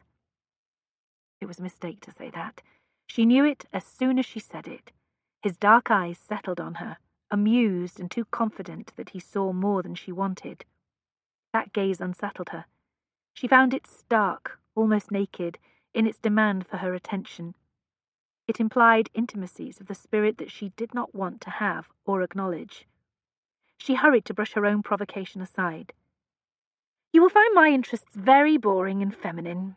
I visit drapers and feast my eyes on the fabrics I cannot wear now. I stroll through warehouses and covet silk cords and laces. Why not buy them now and store them until you can use them? Because the anticipation is part of the fun. There is the danger it will build to a fever, however, and when I finally remove these black ensembles, I will be so reckless in my spending on a new wardrobe that Theo will have to bail me out of debt. Oh, I doubt that. She knew then that this man had learned about the size of her inheritance. Had Theo told him? Perhaps he had only heard gossip, but that would be enough. It entered her mind that his only reason to pursue her with that stupid proposal was her fortune, as if the Duke of Stratton needed that, although really, who knew if he did or did not? She'd not investigated him the way he had obviously investigated her, although she intended to. Still, a man after her fortune. How predictable, how commonplace, how disappointing. Once they were in the park, she asked her own questions, while she encouraged their stroll to leave the main path so they might not be seen together. Would you truly not mind if the woman you proposed to had a lover before you? Keep implying as much. She thought it a sophisticated and arch query, and waited for him to avoid the meal once she set it squarely on a plate in front of him. You're what, 24 years in age? Only a fool would require innocence of a woman of that maturity. What a liberal outlook you have. I like to think so. I'm only being a bit strict with you because I cannot risk my heir being the son of another man. I'm sure you understand. She looked over at him, hoping to see that little smile or anything that indicated his continued references to his proposal were now a private joke. Regrettably, he appeared most serious. She decided that objecting would only dignify the ridiculous notion, so she ignored it. Since he had coerced her into spending this time with him, he could not object to some frank questions about his life and his family, especially if he really believed they would marry. Althea was charged with investigating this man, but every bit added to the pile would help. Why did you leave? She asked while they strolled through a little copse of budding trees. It was time to come back. I did not mean why did you leave France? Why did you leave England? His mood altered in a snap, as if the question opened a door to the dark humour she sensed in him. My mother did not want to remain here after my father's death, so I took her away and ensured she was settled in Paris. She wanted to go home, you mean? That's understandable. She'd lived here for decades. This should have been her home, not a foreign land to escape. There were those who never welcomed her, however, or allowed her to make her place here. If she's happy in France now, that's what matters, isn't it? I didn't say she was happy. She didn't want to return to France. She just did not want to remain here. His sharp tone made her stop walking. I'm sorry if I misunderstood. I was careless in my response. Of course she could not be happy to leave her home of so many years. She swallowed the question that begged to be asked. Why did she not want to remain here? They stood under one of the trees in the tangle of linear shadows its branches made. Do you really know so little about my life? He asked. Did you never hear the talk about my mother? You were out before she left, before my father died." She didn't have to search her memory long to remember some of the talk she had heard. Her grandmother's voice always dripped with disdain when she mentioned Stratton's French Duchess. Grandmother was one of the people who suspected the worst of everything and everyone French during the war. Others had sniffed when the Duchess of Stratton walked by at a ball, however. Clara had always assumed they envied her beauty and sought bad gossip out of spite. In truth, she'd not much cared what people said, however. The old war between her family and Stratton's had left her unsympathetic to whatever slights were visited on his mother. "I will admit, now that you speak of it, that I do know something of what she endured," she admitted. "If that drove her away, it wasn't fair." To her surprise, he took her hand and raised it to a kiss. "That alone did not do it. However, it is good of you to see how unfair it was." That kiss on her hand, brief though it was, created a bridge of intimacy. She felt that kiss all the way up her arm and down her body. His gaze captured hers before he kissed her hand yet again, slowly. She didn't pull her hand away. She didn't avert her eyes, as she most definitely should. Instead, she stared while that kiss and those dark eyes enlivened her whole body. He drew her closer, closer, until she either had to step toward him or fall. She did a bit of both, stumbling awkwardly, and found herself in his arms. He was going to kiss her. She was sure of it. That must not happen. Instead of pushing away, however, she couldn't move. His gaze paralyzed her and incited an unseemly excitement. His arms embraced her. He looked down. Dazed, she closed her eyes and waited. And waited. And waited. When nothing happened, she opened her eyes. Instantly the euphoria lifted, and she felt a fool. She tried to extricate herself from his embrace, but he didn't allow it. "Do you want me to kiss you?" he asked. "Of course not. You're the last man I want kissing me, I assure you." She refused to look at him, and continued trying to pull away. "That is not true. Let us be honest with each other, in this, if nothing else." His head dipped and his lips hovered over hers. Her breath caught. Heavens, but he was beautiful, and exciting. Even that darkness seduced. Thrills kept spiraling through her, begging to have excuses to become something more powerful. "Part of the fun is the anticipation," he said quietly, imprisoning her with his gaze, "although there is always the danger of it building to a fever." His lips brushed hers, ever so faintly, but enough to create a starburst of sensation. It was a terrible tease, a provocative promise. He released her and stepped back.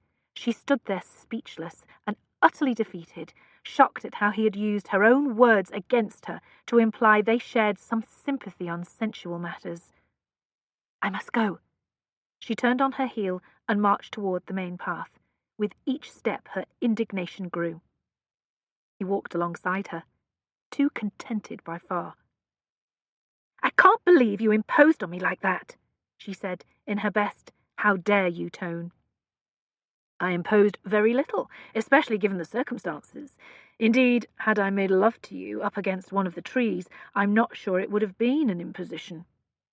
"If you think so, you have been in France too long." She couldn't get to the carriage soon enough.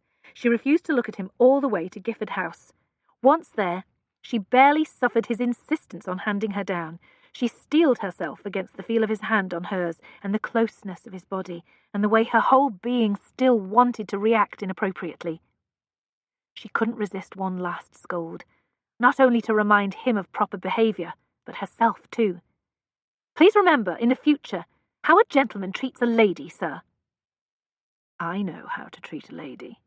You, however, are also my future bride. That changes everything." She hurried to her door full of furious indignation. Once inside, she learned that this discomforting day would only get worse. Theo, Amelia, and the Dowager had come up from the country to join her. Chapter 5. Why are you so glum? You've not smiled since you entered the house. Clara posed the question to her sister after seeking her out in her bedchamber that night. Dinner had proven a trial, with her grandmother issuing edicts regarding the days ahead, and Amelia and Theo nodding like schoolchildren.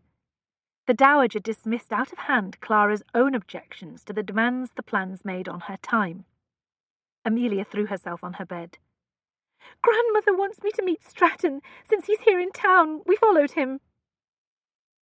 You've not yet been introduced? Theo keeps inviting him to visit, only to be put off. She pouted. It's embarrassing to be thrown at him like this when it appears he would prefer to avoid me.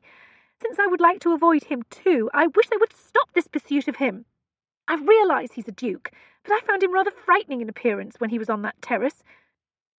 Nor do I think it's fair that I'm being offered to him like this before I ever have a season. Clara sat next to her and embraced her with one arm. That does seem unfair. Amelia was lovely, and if given that season, would have dozens of admirers hoping to win her hand. Clara had fond memories of her own first season. She'd not been looking for a husband, but she had loved all the planning and then all the social activities and balls. She'd enjoyed the few stolen kisses that came her way, too.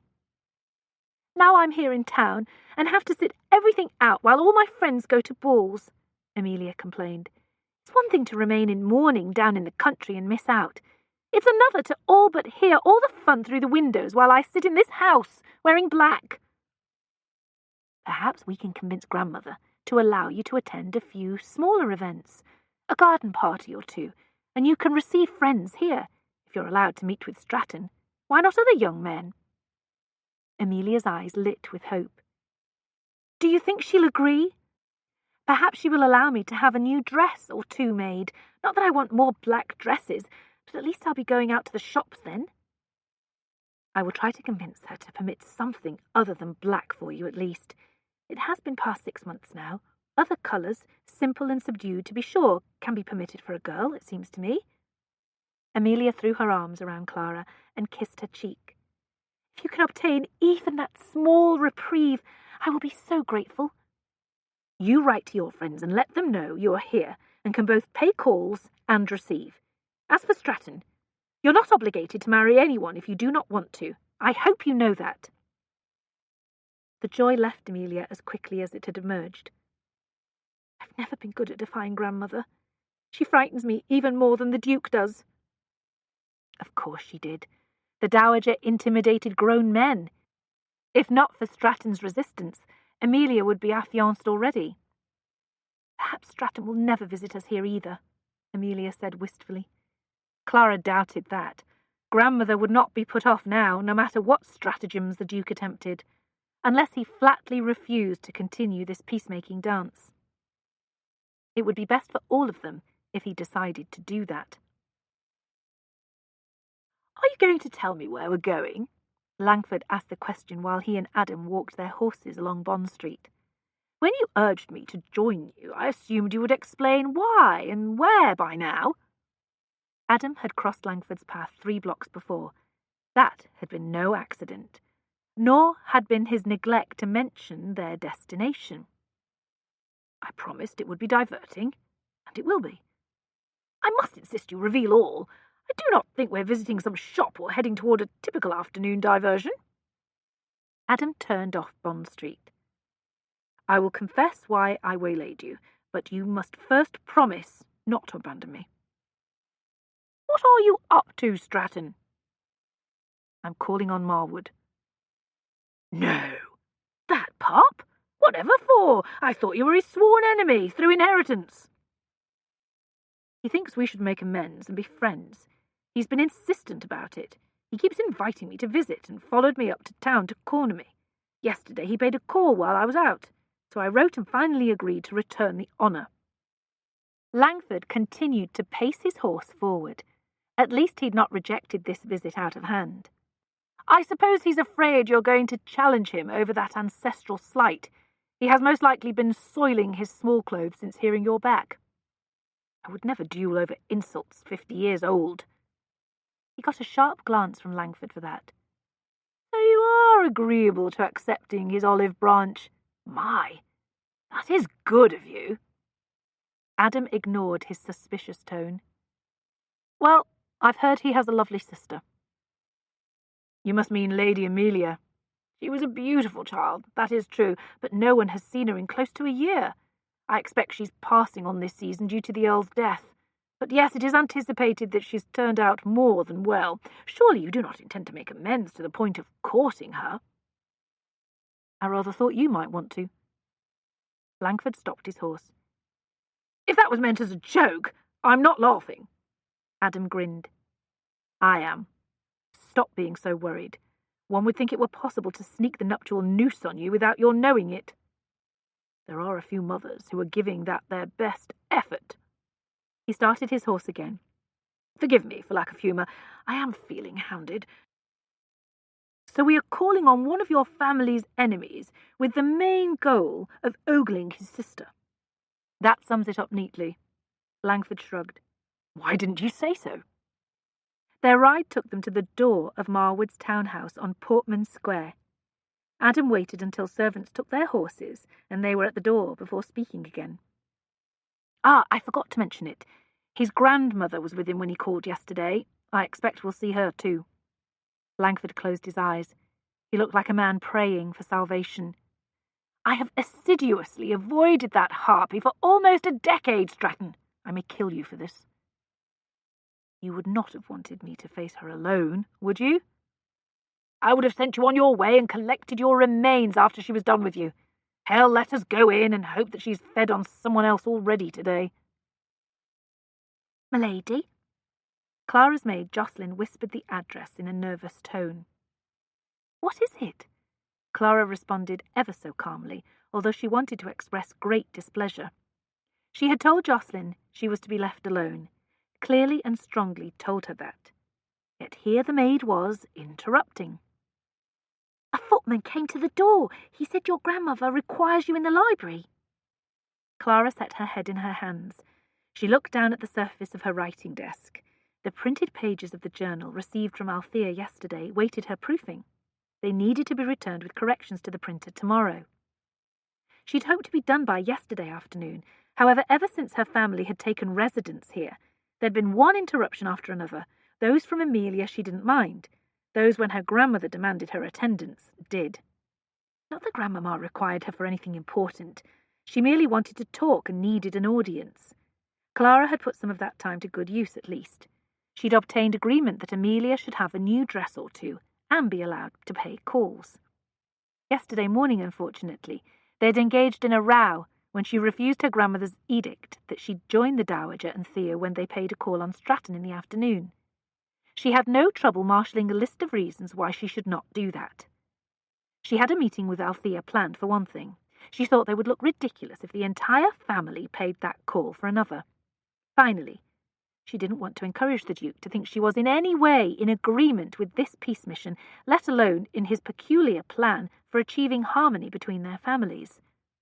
Not that she could explain any of that to her grandmother, so she had simply been defiant. She wondered how Grandmamma would make her pay for that. "He conveyed that the Countess was most stern on the matter, my lady. He said important guests have called, and she said you must come down." Important guests could mean anyone whom Grandmamma deigned to receive. She looked down at her simple dress.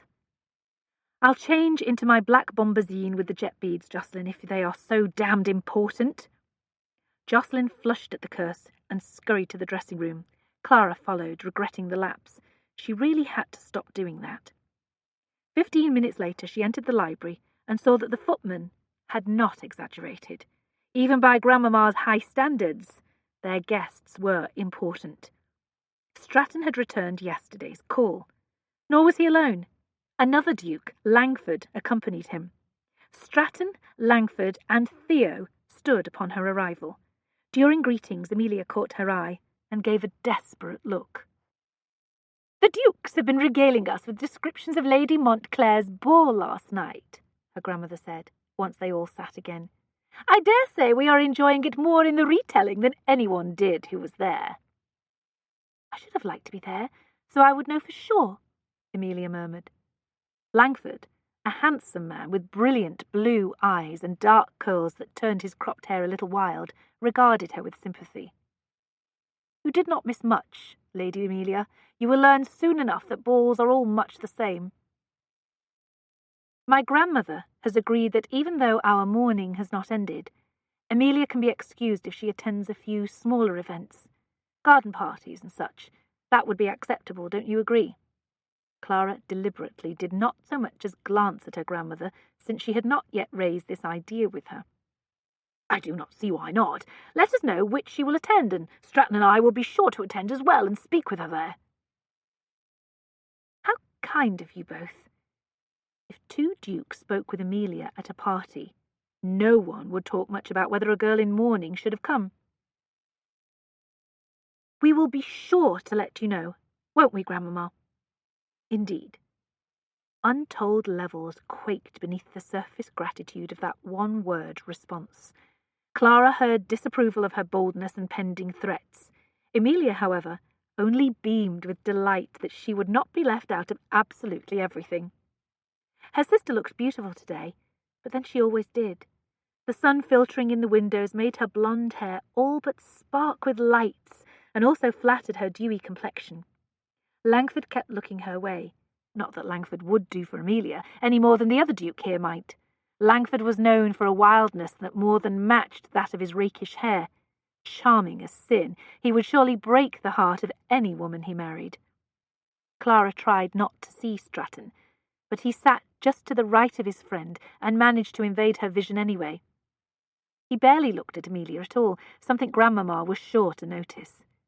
Clara hoped that Grandmamma did not realize whom he looked at instead. It was not as if he stared at her. Just often that dark gaze settled on her, to the point of making her self-conscious. She understood what Amelia meant about finding him frightening, only that word didn't really fit the response he evoked.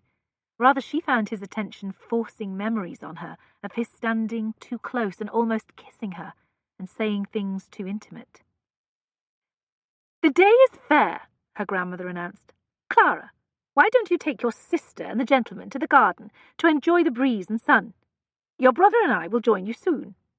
So it was that she led the way out the French windows to the terrace. Adam arranged it that by the time they stepped onto the terrace, he stood beside Lady Clara, and Langford accompanied Lady Amelia. Langford could charm any woman of any age without trying. It was simply his nature. Some kings were born to rule, and Langford had been born to seduce. He restrained himself to the extent he could because Lady Amelia was a young girl, but those blue eyes still pierced and that smile still cajoled. Lady Amelia became a flustered mess of giggles and blushes by the time they reached the gardens. Lady Clara missed none of it. "Shrewd of you to bring him," she said to Adam. "Otherwise my grandmother might have interpreted your call as courting, and indicative of your agreement to her idea about a marriage." She would have been correct, of course, but only in error as to the lady. We will not explain that yet, however. It will be our secret for a while. I wish you would stop speaking like that, when you know it will be a secret forever, because I will never accept. There is no reason for me to. There is good reason, many reasons. It will be our secret while I show you what they are. Up ahead, Langford must have told some joke because Amelia's laughter pealed through the air. "I hope he doesn't get any ideas about her," Clara said, narrowing her eyes. "He'll never do. He has never shown interest in young girls, so I wouldn't worry." "Are the two of you good friends?" "We've been close friends since we were schoolboys." He laughed quietly. "I forget how little you know about me sometimes." "Your family didn't exist in my family's view, so I never noticed you or with whom you were friends." "Never noticed me? How wounding! Never? Not once?" He gave her a direct, teasing look. She felt her face flush, because of course she'd noticed him before he left for France during her first seasons. Who couldn't? His handsome face and smouldering aura made him stand out. Once at a ball, she sensed an odd calm in the ballroom. A spot of stillness. It had been him acting like the centre of a vortex around which the chaos of the assembly swirled. He had seen her watching him. She suddenly remembered now. He had noticed her noticing. He had guessed, she suspected, that she didn't look upon him entirely as an enemy in that unexpected moment. He now dipped his head closer to hers. I don't think we did not exist for your family. I think we were much discussed, not with you or by you, but your father and his mother. Am I correct? His voice, breath, and closer proximity made her nervous. She checked to see that her sister had not gotten so far ahead as to offer no sanctuary. At times. Around Waterloo? His voice softened. Or in the months after? Her mind swept back to that time, years ago, as if sent there by a spell he cast. Conversations crowded her memory all at once, like so many voices chattering in layered unison. She heard her father so clearly that it pained her, but his words were obscured by other voices talking over and around him. Then she glimpsed him sharply, slamming his hand down on a writing table in the library. No, she lied. Not around then, not that I remember at least. She didn't know why she refused to tell him. Perhaps because of the way he watched her expression, as if it mattered to him how she responded. Mattered too much. Up ahead, Langford stopped his stroll with Amelia. He waited for them to catch up. Amelia appeared heady with delight. She kept looking up at Langford like he mesmerized her. Oh, dear, Clara murmured. Don't worry. I'll throw more appropriate men at her, Stratton said. Safe ones, who are not dangerous in any way. She'll quickly forget an afternoon's infatuation. Now that was an odd call, Langford offered the opinion as he and Adam turned their horses onto Bond Street. How so? How so? He asks innocently. You know how so. If I didn't know better, I would say that you brought me so that you could throw me at that girl despite your assurances. Well, I won't have it, and if the Dowager is foolish enough to risk her granddaughter's virtue with me, she'll have to put the girl in line behind the other girls whose mothers are also so careless. The intention was not to throw you at the girl, but to avoid having me thrown at her. I'd never met her before, and did not want her family thinking a mere social call meant more than that. I'm so happy that you found me convenient to your purpose. The next time, please give the honour to Brentworth. It would have frightened her to where she couldn't speak a word, nor would he have been so careless as to allow me to risk his name being connected to hers. You're saying you chose me because I'm an accommodating idiot? I don't want my name linked either. If it is, if Marwood starts rumours, I swear I'll... Here is what you should do. Call on them again in several days. Do I look mad to you? We are talking about the Countess of Marwood, she who ruins women for fun and humiliates men as a game. I may survive this season if I do battle only with the mothers now armed against me. I will surely fall if I must also watch my flank from this woman. I'd forgotten how dramatic you are. Hear me out. Call again in several days, but do as I did. Bring another with you. Your brother, for example. Harry? He will bore the girl to death. She's very young. Calm, studious Harry will not overwhelm her, and she will have a friend in town. With time, who knows what might happen? He will have a clear field, after all. Langford thought that over. It might work. Did you take lessons in France in matchmaking? I had lessons in all kinds of things. Now, I must stop here for a spell. He swung off his horse. You're welcome to go on your way. Langford looked down at the shop where Adam tied up his horse. Are you buying jewellery? A small bauble. Langford dismounted. For whom? For my lady fair. I will see her a few more times before gifting her with it, but it's time to choose something. He entered the shop with Langford on his heels. Now I'm confused, Stratton. You just advised that I throw my brother at her, and you all but ignored her today. He stopped in his tracks. Oh, hell! It isn't the girl at all, but the older one, isn't it? Tell me I'm wrong, because it would be the worst match ever devised by hell. Adam asked the clerk to bring out the pearl earbobs. Langford elbowed next to him at the counter. If I'm correct, pearls are the wrong choice. Pearls are modest, discreet, and conventional. That harridan begs for something bright and unexpected, something that declares she bows to no man, something that... I'm beginning to think you don't like her. No man does much, Stratton. The way she thumbs her nose at every suitor hardly encourages generosity in return. He gestured to the clerk to take away the tray of pearls. Bring out your rubies instead, my good man. The bigger and the more outré, the better.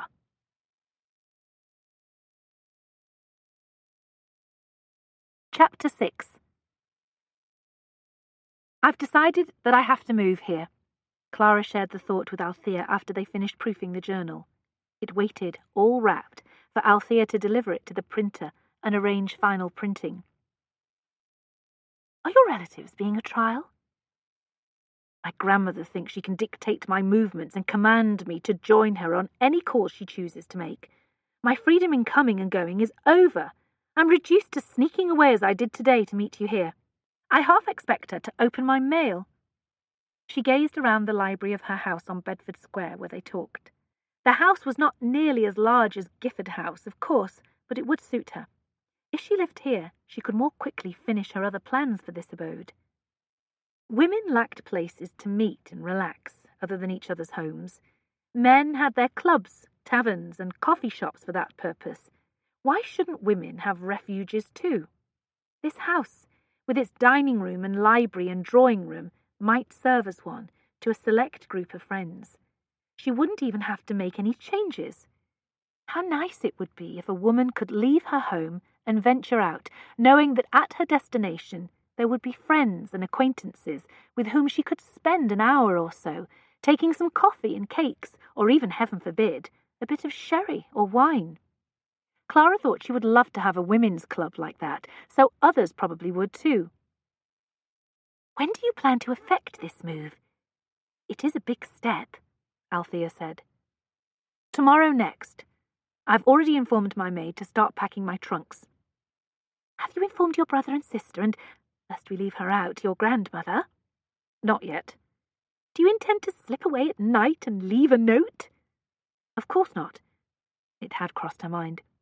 Let us not dwell on that row that will ensue, but speak of other things. Have you learned anything regarding Stratton? Althea smiled smugly. Perhaps. Are you going to tell me or tease me? I thought a little of the latter would be fair. It's very provocative news, and considering the guilt I suffered to get it, I ought to make you pay. Provocative, you say? I'm all ears. I learned that there was a very vague rumour that the last Duke didn't perish in a hunting accident, as was commonly believed. Rather, he turned his pistol on himself. Clara stared at Althea. Who told you this? It's a shocking thing to say if it's not true. I wormed it out of my great-aunt. The great-aunt who needs watching? I tell myself I didn't take advantage, but I think I did. She was visiting my brother, and we were left alone. I just asked my brother what he knew about Stratton when he was called away by his secretary. My aunt began sharing what she knew of Stratton, as if I had posed the question to her. She bit her lower lip. I suppose I should have stopped her. Perhaps she confused him with someone else, someone from many years ago. I do not think so, considering what else she said. Clara leaned in, so she wouldn't miss a word. She said, of course, his loyalty had been impugned. What else could he do? No. Althea nodded. Then my brother returned, and with one glare silenced her. I don't remember any rumours about his loyalty. Of course no one would dare sharing such a thing openly if no official accusations had been made. She could also be wrong, or, as you said, confused him with someone else. Not for the first time, discussions of Stratton's family pulled memories out of Clara, deep ones about things to which she had never attached significance. Now, While she pondered this revelation, snips of images came to her from that time. She saw her father in his study, bent over the Times on his desk, squinting at a notice bound in a black border. She had only glanced to see what absorbed him because of his expression. It had not been one of sorrow or curiosity. Rather, a steely resolve had masked his face, which she thought odd considering he read a death notice of another peer. She also said it happened on a family property. Althea said, she spoke like he had shown bad form in killing himself like that. How horrible. Clara felt sympathy for the Duke now. It had been bad enough experiencing the passing of her own father. How much worse to go through that under these circumstances. Small wonder that he left England so soon after. The current Duke, I mean. If your aunt believed this, others did, I'm sure. The whispers would have been unbearable during such grief. I think it's just as likely he left due to that business about impugned loyalty, don't you? That sort of thing stains a family name, sometimes forever. Even if they are enemies to my family, I would prefer not to believe that part. However, it might explain those duels in France. Still, let us not assume your aunt was correct until we have similar information from others. Althea stood and picked up the wrapped proof. I should go now if I'm to give this to the printer this afternoon. We need to plan how we will distribute the finished journal to the bookshops. Should I write to Our Ladies and arrange a meeting on that? If you would. Monday would be a good time. I have a few family matters to address before then. Clara walked Althea to the door. As for what you told me today, we must keep this to ourselves. Do you no longer want to learn all of it and publish an article? If we do learn all of it, we will publish. Until then, however, this must be between the two of us alone. I don't want to do unintended harm by stirring up old tales. Althea placed a little kiss on her cheek. Have a good heart, Clara. You're being most sympathetic. Perhaps that old war no longer has the meaning it once did. What a silly thing to say. Of course it did. She wasn't being sympathetic either. She was being responsible. Let the broadsides and gossip sheets smear a person's name with no evidence. Her journal was better than that. 2 days later, Adam and Brentworth spent the afternoon boxing. Their efforts completed, they washed and dressed. Adam was tying his cravat when Langford entered the chamber, so the three of them would partake of some ale in a tavern before riding home. Did you tell him? Langford asked while he lounged against a wall, watching. Adam ignored him. Tell me what? Brentworth asked. He's already fixed his sights on a woman. He bought her jewels. Brentworth turned his head to look at Adam. One of his eyebrows shot up. The season is still young. I doubt you've yet seen all the possibilities. This one is not at the balls and parties, Langford said. This one is not among the young possibilities you speak of. Now you intrigue me, Brentworth said. Who is it, Stratton? Adam donned his waistcoat and pulled on his frock coat. If you'll not tell him, I will, Langford said. For reasons only hell knows, he's decided to court Lady Clara Cheswick. Marwood's sister? Or, to be precise, Marwood's older sister. Did your brain take a blow while you were in France, Stratton? The younger one, I hear, is exquisite. Lady Clara, even in her prime, had little to recommend her besides spirit. Too much spirit, Langford said. I like spirit, Adam said. Men who fear it in women are sheep. Well, I suppose she is also pretty enough, too, Brentworth conceded. Whatever that means, Langford said.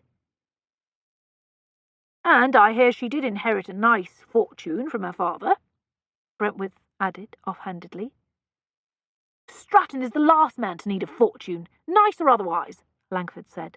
Furthermore, don't you find this interest in a woman of that family, even one who is pretty enough and who possesses spirit and a nice fortune, highly suspicious? I do indeed. What are you up to, Stratton?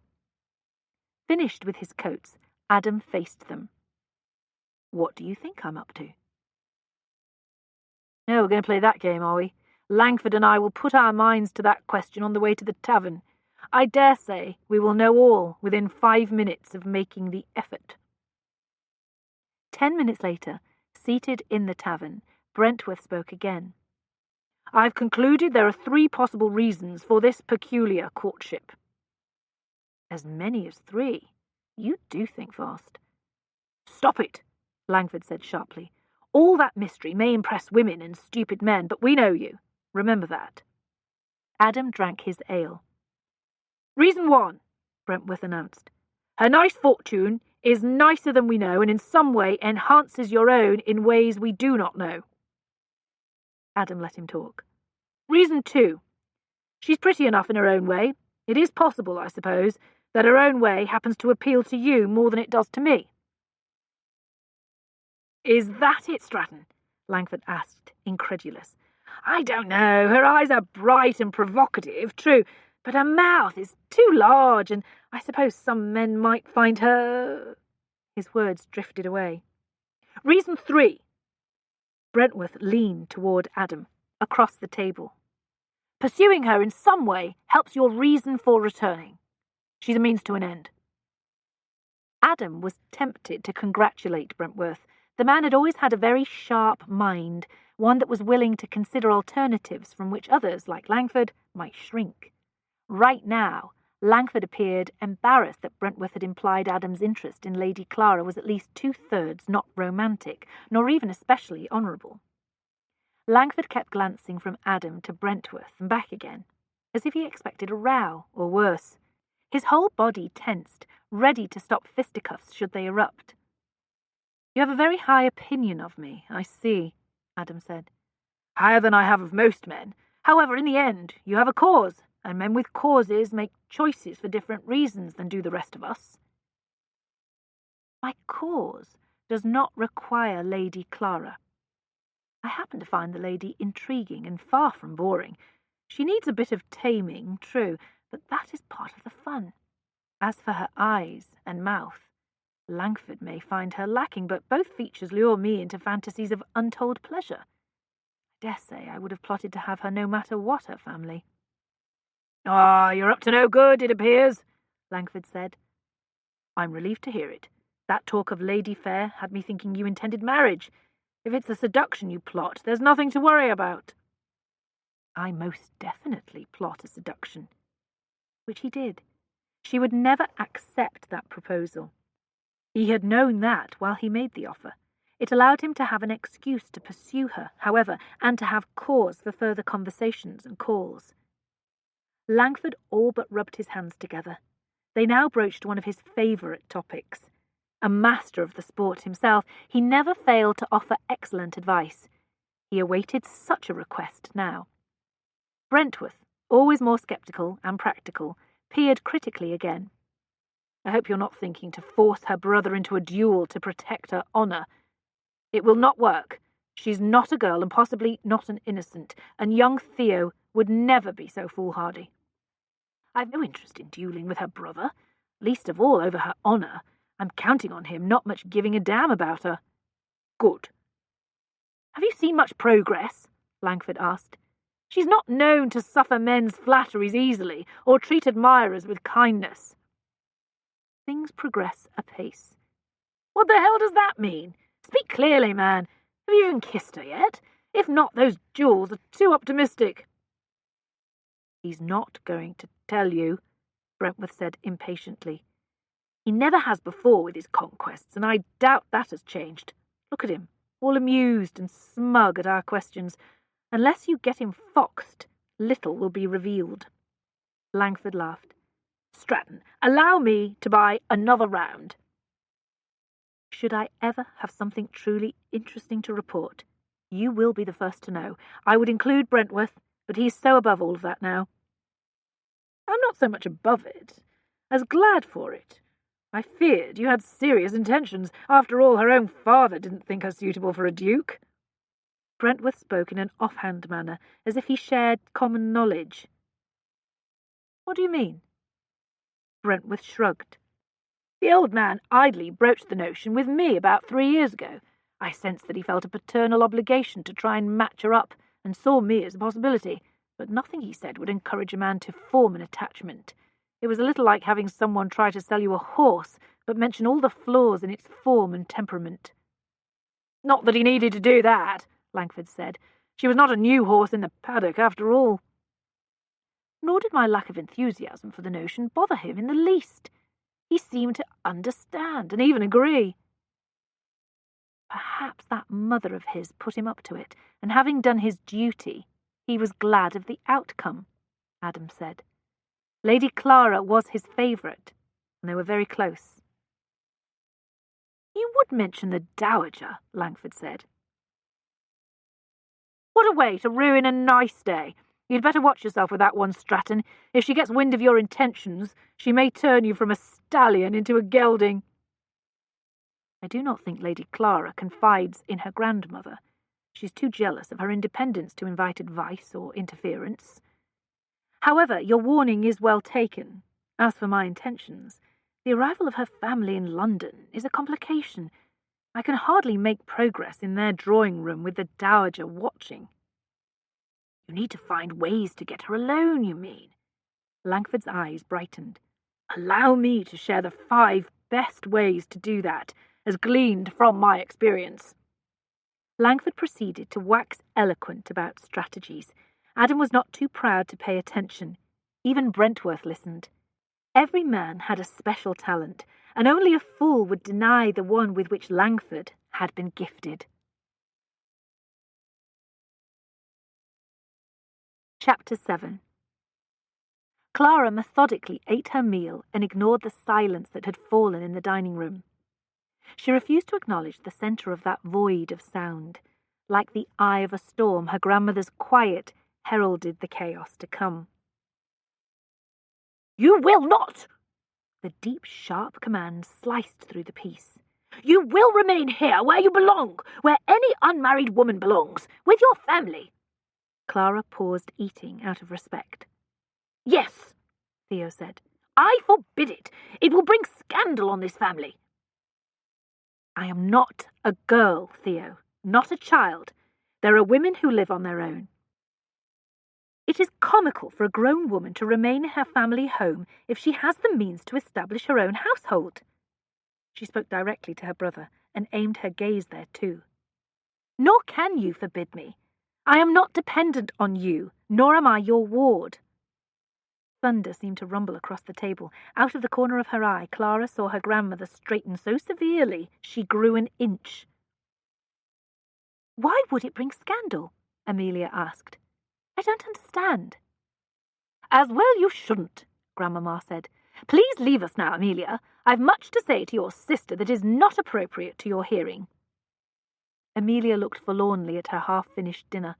With a pout, she slid off her chair and left the dining-room. You could have allowed her to eat first, Clara said. You could have announced your intentions elsewhere, but you did not. You did so here, now, and I will not permit your reckless notion to survive one more minute. I love you, Grandmamma, and respect you. However, I have made up my mind. Have you indeed? Am I and your brother and sister to be subjected to the whispers that will disparage our family because of such a move? Whispers, Theo echoed, frowning. We will be lucky if it is left at that.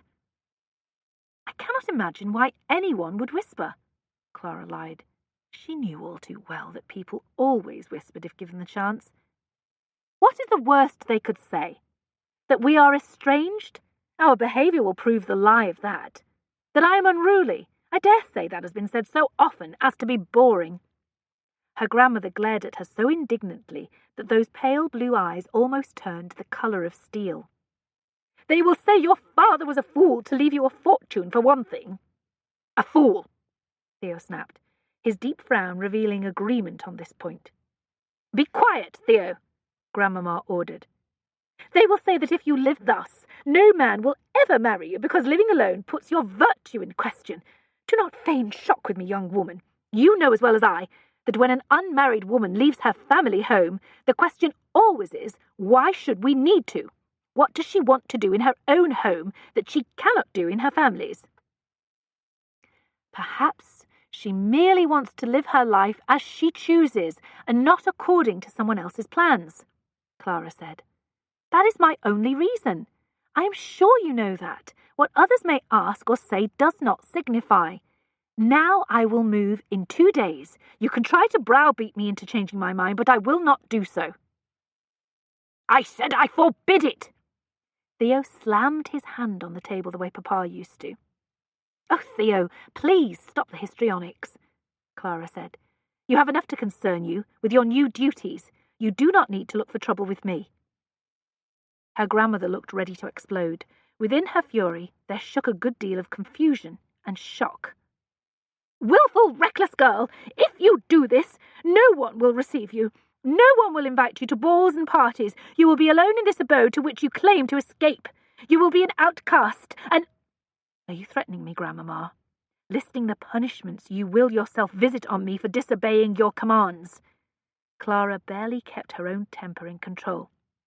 This was why he left me that property, so I would not be under your thumb forever. Did you never realize that? She stood. As I explained, 2 days hence I will leave. You are both invited to visit me if you so choose, or not, if you prefer to treat this as a hanging offence. She maintained her composure until she was well out of the room. Her emotions swelled while she ran up the stairs, however. Finally, in her apartment, she threw herself on her bed and gazed up at the blue draperies while doubts about her decision racked her. Was she being too bold? Reckless? She had not really minded living with them before, but now every assumption regarding her expected behaviour had become an irritation. While Papa was alive, he served as a shield. If Grandmamma started a campaign to find her a husband, and none of the men appealed to her, he would let his mother know that he did not care if she married, ever. That would end it, at least for a while. In so many ways, he did battle for her on matters big and small. How she missed him now. The grief was no longer new, but the ache still turned raw when she thought about him, especially when she felt alone like this. She wished she could go to him and have him soothe her unhappiness. He would probably suggest they ride out to the park or beyond, and leave her grandmother's overwhelming interference far behind. People would question why she wanted to leave. She found that hard to believe. Everyone knew her grandmother. Everyone had seen the force of her will, and the way society allowed her free rein rather than risk being the object of her social machinations. A bulwark, Stratton had called her. That word hardly sufficed. Few men could stand up to the dowager's power. Almost no women dared try. Would she use that influence against her own granddaughter now? Clara worried she would. Are you sleeping? Amelia's quiet voice came from the doorway. Clara sat up. No, I'm just contemplating my future. Amelia came and sat on the bed. I understand why you want to do this. I'd go with you if I could. I don't hate Grandmamma or even dislike her, but she can be like the most strict governess ever imagined, and one never outgrows her the way one does a real governess. Perhaps that is why girls marry, to get away from their mothers and grandmothers. Don't you dare marry for that reason. Promise me. Take the time to choose carefully, even if it means suffering her meddling. She frightens me sometimes. I'm not as strong as you are. She frightened me too when I was your age. A lot. She still does sometimes. I'm not as brave as I appear, Amelia. With time, however, I learned not to bow so quickly, that's all. Amelia traced the pattern on the coverlet between them. 2 days, you said. I suppose you'll not be coming with me to the dressmaker on Friday now. Clara slid her arm around Amelia's shoulders. Of course I'll be with you. We'll have a grand time. And I reminded Grandmamma about your attending some small parties yesterday, and she was agreeable, so I think you'll not miss out on everything. Amelia's expression lightened. How good of you to do so before you made that announcement at dinner today. It's called strategy, Amelia. I like to think I have a knack for it. She may change her mind now, though. I don't think so. You see, if you attend those parties, She will have to as well. I believe she's itching to do so. Amelia rested her head on Clara's shoulder. Thank you. I don't need a grand ball every night, but a few small parties would be nice. Clara was sure her grandmother would be glad to chaperone Amelia to a party or two. If she remained out of society for a whole year, society might forget her power after all. Adam handed his card to the servant at the house on Park Lane. Without a pause, the man turned and led the way into the soaring expanses of the mansion built by the last Duke of Brentworth. The current one greeted him when he entered the library. As big as a ballroom, the chamber rose over 30 feet to accommodate a gallery level that wrapped around the sides. Fruitwood bookcases covered every wall, filled with volumes collected over the centuries. "You look quite small in here," Adam said. "I suppose that means any man would." Brentworth stretched out his legs, finding some comfort for his height in the upholstered chair where he lounged. "It begs for another 20 bodies, doesn't it? Perhaps I will start a lending library so it fills up." "It will be the best one in London if you do. There is talk of starting a university here in town. You can offer free use to the students, too." "A splendid idea. I will consider it. Now, perhaps you will tell me what brings you here. I'm glad for the company, but I suspect there is a reason for it." Adam had debated how to raise the reason. He had considered for days whether to even broach the subject with Brentworth. Their conversation in the tavern had decided the matter for him, but that did not make it any easier. "I'm sorry I was not here when you inherited," he said. Langford had received his inheritance first of the three of them, then Adam. Brentworth was last, a mere 2 years ago. "Your father was ill for a long time, I know." "You heard much while in France. Yes, it was a long time, a difficult time. He spent most of it here." He waved his hand, gesturing to the magnificent library. "Reading, receiving callers. He and I had many long talks, so some good memories came out of it. And he passed peacefully. Compared to you, I was blessed, I suppose." Adam had no idea if that was true. He had witnessed no long decline, nor had there been long talks. Had there been, he wondered what might have been said. Confessions? Regrets? Final lessons on responsibility? A good deal of his anger after his father's death had been with his father himself. To end things abruptly before it was time had struck him as very selfish. Did he say anything about my father? There was no good way to ask, so he just set it out there. "I have been waiting for that question. I had begun to think you would never ask it." "I didn't think you had anything to say until recently." "What changed your mind?" "Our conversation at the tavern. Your surprise and interest in my pursuit of Lady Clara was different from Langford's. More complicated." "I wondered if I had prodded your attention without intending to. Well, damnation to being right about that." Brentworth stood. He ran his fingers through his hair, then shook his head. "I would do you no favours in satisfying your curiosity. Nothing good will come of it." "I still ask that you tell me what you know." Not a happy man, Brentworth aimed for the door. "I need fresh air. I'm going to the garden. Follow if you insist on interrogating me." It was not an invitation, but Adam followed. Out on the garden terrace, Brentworth finally halted his determined stride. He assumed the stern, uncompromising expression that made Ingenue fear him. "He was ill. Very ill. I must emphasize that. At such a time, things are said that are old memories and perhaps not accurate to the facts." "I understand that. What did he say?" Brentworth speared him with a glare. "You have no idea? I find that unlikely." "I know what I know. I need to find out what others knew and said and why. Put yourself in my place and you will understand why." Brentworth's expression softened. He looked away. His gaze drifted over the perfectly tended garden that covered over 2 acres. It was a rare indulgence in London, spread on property that, if developed into another house, would bring in thousands. The last Duke had been a man of educated, refined taste, as evidenced in that library in this garden and an art collection among the finest in England.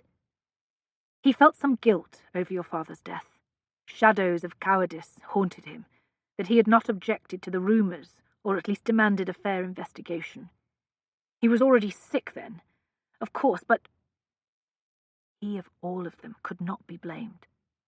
Yes, well, he told me that he believed if there had been a real and fair investigation, it would be learned that your father never provided support to Napoleon when he left Elba, had never helped his new army. Those were his words, Stratton. I was astonished. Those of our generation had heard rumblings about disloyalty, but this was specific, and I gather known only among some of the older peers. The older ones, which meant the most powerful ones, the ones in government, the ones who could ruin a man with a raised eyebrow. Adam was astonished too. He had speculated on what the accusations of disloyalty meant, but he had never expected them to be so damning. Who accused him of doing this? What proof did they offer? He didn't say, and I didn't press him, at least as to who made the accusations. He did say that the Earl of Marwood kept stoking the fire, however. He assumed it was because of that old animosity between your families, so you can see why I found your interest in Lady Clara either peculiar or... His speech drifted off. He did not need to complete the sentence. Adam knew the rest. Either peculiar or an act of revenge. A small way to even a big score. Was that all it was? He didn't know for certain himself, but he didn't think so. There were better ways to take revenge than that. He'd spent years itemizing them. Nor did he feign desire for Lady Clara. He had wanted her since that day on the hill. He wasn't even sure yet that Lady Clara's father had been at the heart of those rumours. Even this new evidence that he encouraged them did not prove he had been. All the same, he couldn't deny that more than desire had initiated his pursuit of her. Remaining in her attention allowed him a chance to learn what she knew, if anything, about the matters he now discussed with his friend. And, yes, seducing her would also partially settle the score for the late Earl's old sins, and perhaps more recent ones, he had to admit. He couldn't deny there would be some satisfaction in that, even if he enjoyed a more significant kind too. If that made him a scoundrel the way Brentworth thought, so be it. It was past time for the son to fulfill his obligations to the father, no matter what that father may have done. Do you have any theories about how the supposed disloyalty took place? He asked Brentworth, since he needed to clarify the accusations if he were to ever finish this. His friend shook his head, but his expression reflected deep consideration. I've never put my mind to it. However, if I now do... Money, I assume? Money sent to France to finance the new army. Not to Napoleon directly, would be my guess. That would be both difficult and risky. However, to his supporters, it would not have been hard to get it to them. I've combed through the ledgers of the estate and found no large disbursement of money at that time. Brentworth shot him a hard look. So you went looking for it. I think my revelations today are not news to you then. They confirm conclusions I'd drawn. He could not be disloyal in his person, nor was he in his words. What was left but money? Not a lot, I suppose.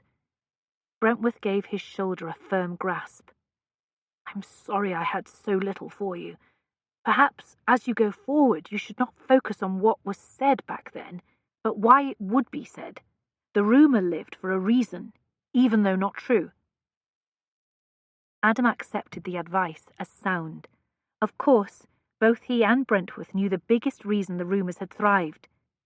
She lived in France now, while her son tried to clear her husband's good name.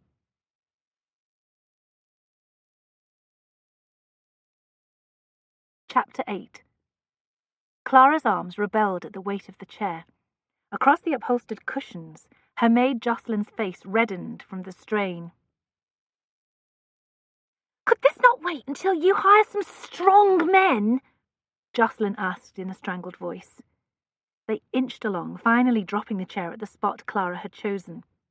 Jocelyn took out her handkerchief and blotted at her face, then reached over and did the same to Clara's. "You look a fright by the time you leave to meet your sister." I'm impatient to see if my ideas about this chamber will work, and that chair kept interfering with how I wanted to see the space. I begin to think that I will have enough room for an extra divan. Once we move this other chair, that is. She walked over to the second chair and bent to lift it. "I'm a lady's maid, ma'am. We don't move furniture." "Until I hire more servants, you are a house servant, Jocelyn. If you could cook us dinner last night, you can help me with this now.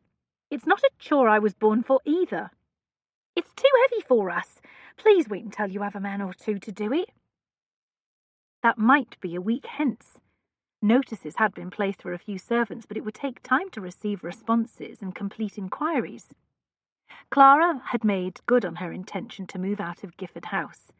Yesterday morning, the servants had piled her trunks onto the town coach, and she had been driven away. No one bid her farewell. The Dowager and Theo remained in their apartments, and even Amelia was forbidden to come down. Clara had not minded one bit. A brief spell of nostalgia fell on her spirits as she rolled off, mostly due to fond memories of time spent in the house with her father. Once the carriage moved through the town, however, joy and excitement took hold. She and Jocelyn had spent the ride to Bedford Square debating which servants to hire. A cook and coachman for certain, and a housekeeper and chambermaid. Jocelyn insisted a manservant would be necessary too, to serve as butler and footman, but Clara was not so sure. While of good size for her purposes, this house was not some grand townhouse in Mayfair, nor did she want a male presence there all the time, interfering with the feminine goals of her new home. She had no space to house a manservant anyway. The coachman would have to take lodgings nearby. With 4 bedchambers above and 4 more in the attic for servants, this household could never grow very large. The bedchambers were unlike what she had known at Gifford House. She had no apartment here, no sitting room and little private library, no huge dressing room and separate wardrobe. Here she used just one chamber and an attached dressing room, where she also stored her garments. This library was of good size, however, as was the dining room. There was no drawing room as such, but instead a nice sitting room that also served duty for breakfasts. Well, she was only one woman. How much space did she need? And the public rooms would do nicely for her other plans. Jocelyn finally approached the chair. With a heavy groan, she pretended to try and lift her side, only to let it fall at once from her grasp. "I fear I used all my strength on the last one." Clara was about to scold her, when a knock sounded on the front door.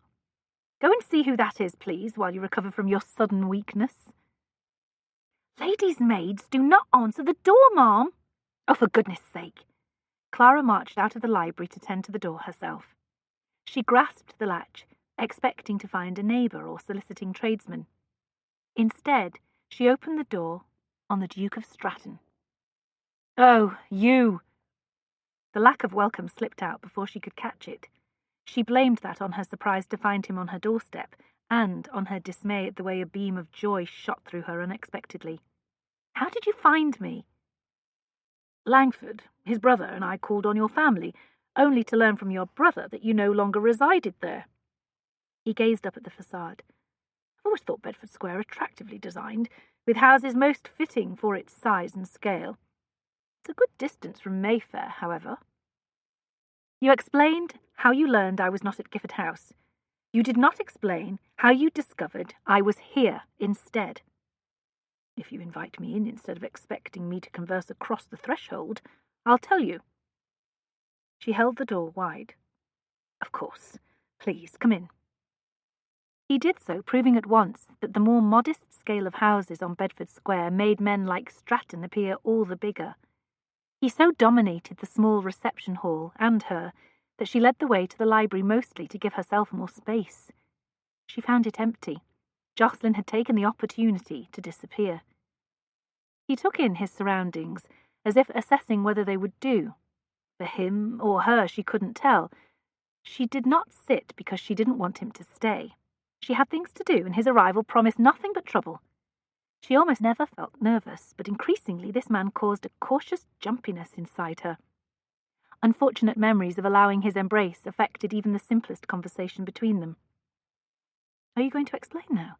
How you found me?" "Many coachmen are not opposed to receiving gratuities in return for their helpfulness." "In other words, you bribed my brother's servant." "I suspect your brother would have told me for free, but I didn't want to create trouble between the two of you." He once more surveyed the chamber. "It is a handsome library." "Thank you. I like it. I have some changes to make and was attempting to do so when you arrived. Actually, you can help." "I would be happy to do so." She pointed to the second chair, then the new spot where she wanted it to go. "I need that moved to there. My maid and I managed the first one, but she rebelled at lifting the second." "She showed more sense than you did. You shouldn't be lifting furniture." With 2 strides, he faced the chair. He moved it right where she told him. She should thank him and be more polite, only he had accompanied his help with a scold, and she thought that negated her obligations. Only it didn't. She wished she could pretend he didn't fluster her. Only he did. Enough that she had some trouble maintaining her cool disdain and thinking clearly enough to find a way to get him out the door. "Thank you." He acknowledged that, with a bare nod before pacing the length of the library and gazing out the back French windows. "You bought this, I assume?" "Why do you think so?" "The furniture is too fine for a house that you let. No one would risk these drapes to the care of tenants. They are not utilitarian, but speak of the taste of a woman denied the indulgence of her wardrobe for a while." His interpretation of the drapes proved very accurate. She had relished the chance to choose the fabric and trim and consult on the style. "The furnishings also mean that you have owned it a while too, even if you only now have taken residence." "I do not know why you are wasting your superb talents of perception on me in my humble abode, Duke." "I'm wondering why you bought this house, if you did not intend to live in it. It is idle curiosity on my part, nothing more." Not too idle from the look he gave her. She really shouldn't. Truly she ought not, but... "You have found me out. I needed a secret place to meet my lover." "Ah, well, we cannot have that now." He walked back through the room, his attention all on her. "I will have to post a guard at the door to discourage such visits. Should no lover arrive, I'm left with the conclusion you spoke of the future, and of me." He stood too close now, looking down in a way that did not bode well for her composure. She was determined, however, not to make a fool out of herself the way she had in the park. "That is a shocking thing for you to say. It's bad enough for you to make assumptions regarding a marriage. It's far worse to imply what you just did." "If you would prefer marriage to a love affair, the offer still stands. However, if you are set against it, as you claim, I will accommodate your desire." She never found herself speechless, but she did now, because she could not conjure up a good response. How had she allowed him to trap her between 2 options that consisted of the same thing, only one was honourable and one was not? It didn't help that his eyes all but glowed when he added that "accommodate your desire" part. She could not ignore the double entendre, nor the way an unhelpful thrill streaked through her body. He appeared amused at her predicament. "This house will be convenient in either case." "It would not be appropriate for you to call on me here with any frequency, if that's what you mean." She stammered it out. She felt as though a cloud had entered her head. He reached out and softly stroked her lips. Only then did she realize they were trembling. She was being an idiot again, but couldn't stop, especially since that feathery touch felt very nice and made her face and neck tingle. "I will be very discreet. There will be no scandal. However, I like the idea of visiting you here, where the Dowager and your brother cannot interfere." Interfere with what? She had no idea if she said it or thought it. "With this." He bent until his lips met hers. That kiss stunned her in the best way. Marvellous little sensations multiplied while vague observations floated in her dulled mind. She marvelled at how surprisingly soft his lips were, and how he did not merely press her mouth, but made impish nips and movements that increased the enchantment. She noted when he took her head in his hands and held her to his exploration. She enjoyed too much when those hands dropped and embraced her until she pressed his body and felt the tension in him. Then she was accepting kisses to her neck and chest and caresses down her body. He intends to seduce me. She didn't know how that thought emerged, but it was in her head while Stratton lured her deeper with pleasure. Stratton. The Duke of Stratton. Some of the cloud dispersed while that name fixated in her mind. Just then, when a modicum of rationality tried to stake a claim, he escalated his tactics and slid his tongue into her mouth. She liked it. She didn't lie to herself about that.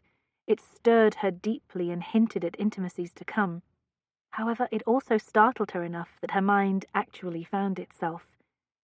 The Duke of Stratton is trying to seduce me. She turned her head. She pressed against his hold, hard. She stumbled out of his embrace and turned away to compose herself. She heard his breathing and her own, and knew she had permitted too much to occur. This man had been impossible already. She didn't think he would get any better now. "You should go," she said. "No." "No?" Rather suddenly, she felt very much herself again. She turned to face him. A mistake, that. He smouldered there, his gaze on her, his jaw and mouth hard. He looked dangerous and sensual and too handsome to bear. Too much passed between them in the silence. That she had lost ground and he had gained it, that she might hate his family but she did not dislike him nearly enough, and that something had started here that he at least intended to finish. "You must go," she said firmly. "Why?" Oh, he was bold. "Because I must, too. I am to meet my sister at a dressmaker's, and I need to start out." She brushed past him and walked to the door. She stepped into the reception hall and called up the stairs to Jocelyn to bring down her pelisse. "At least you don't live here all alone," he said, following her out. "Of course not. There'll be more servants soon. The notices have been published. I expect to hire an army. In a week I dare say I will be tripping over them." "I assume that means you do not yet have a coachman." "I have my carriage here. I'll take you to your sister." She had planned to hire a hackney. "I will permit that because I'm late. However, if you so much as try to touch me, I will stab you with a hatpin." Jocelyn came down and handed her the pelisse. She donned it, tied on her bonnet, and allowed the Duke to escort her to his carriage. Only because it was more convenient, she told herself. It had nothing to do with the sensual haze that still threatened to descend on her. "This colour should be unexceptional," Clara said, tapping a fashion plate in a consulting room at Madame Tissot's shop. "It's not nearly as dark as the other grey, more dove-coloured, but still subdued."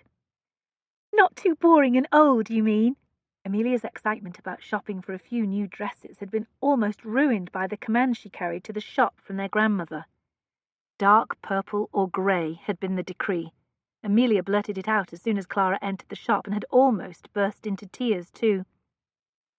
"I'm sure Grandmamma does not want you to look like an old woman," Clara said. "We'll find a lovely fabric similar to this in colour. It's almost silver. Perhaps we can find one that even has a hint of lavender in it too. I'm sure that Madame Tissot will have some ideas.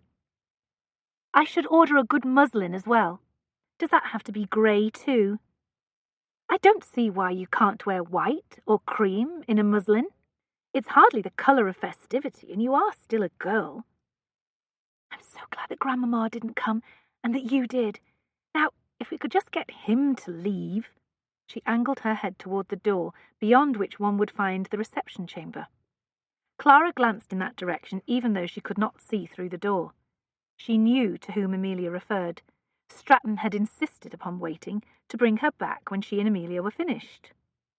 Amelia pondered 3 plates, unable to decide on that muslin dress's design. "I don't want to look too much a child, but I fear Grandmamma will never allow me to wear this one here unless it is remade." She pointed to a dress with a neckline that showed rather more of the chest than a girl in mourning might reveal. "One of the new fashionable high necks should take care of that," Clara said. She gazed at her own set of plaits, none of which had been painted white. One, however, showed a colour much like that of a pale, muted hydrangea. Look here at this, Amelia. The colour is mostly blue, with a tint of purple. I would want the colour on this other design here, but wonder if it would pass as still respectable for the daughter of man buried just over 6 months ago. I'm hopeless, and can't help you. Perhaps he could. She again angled her head toward the door. What would he know about it? He would know what his mother did, wouldn't he? And if dukes do not raise eyebrows, why should anyone else? Amelia said. Not that you care much about that.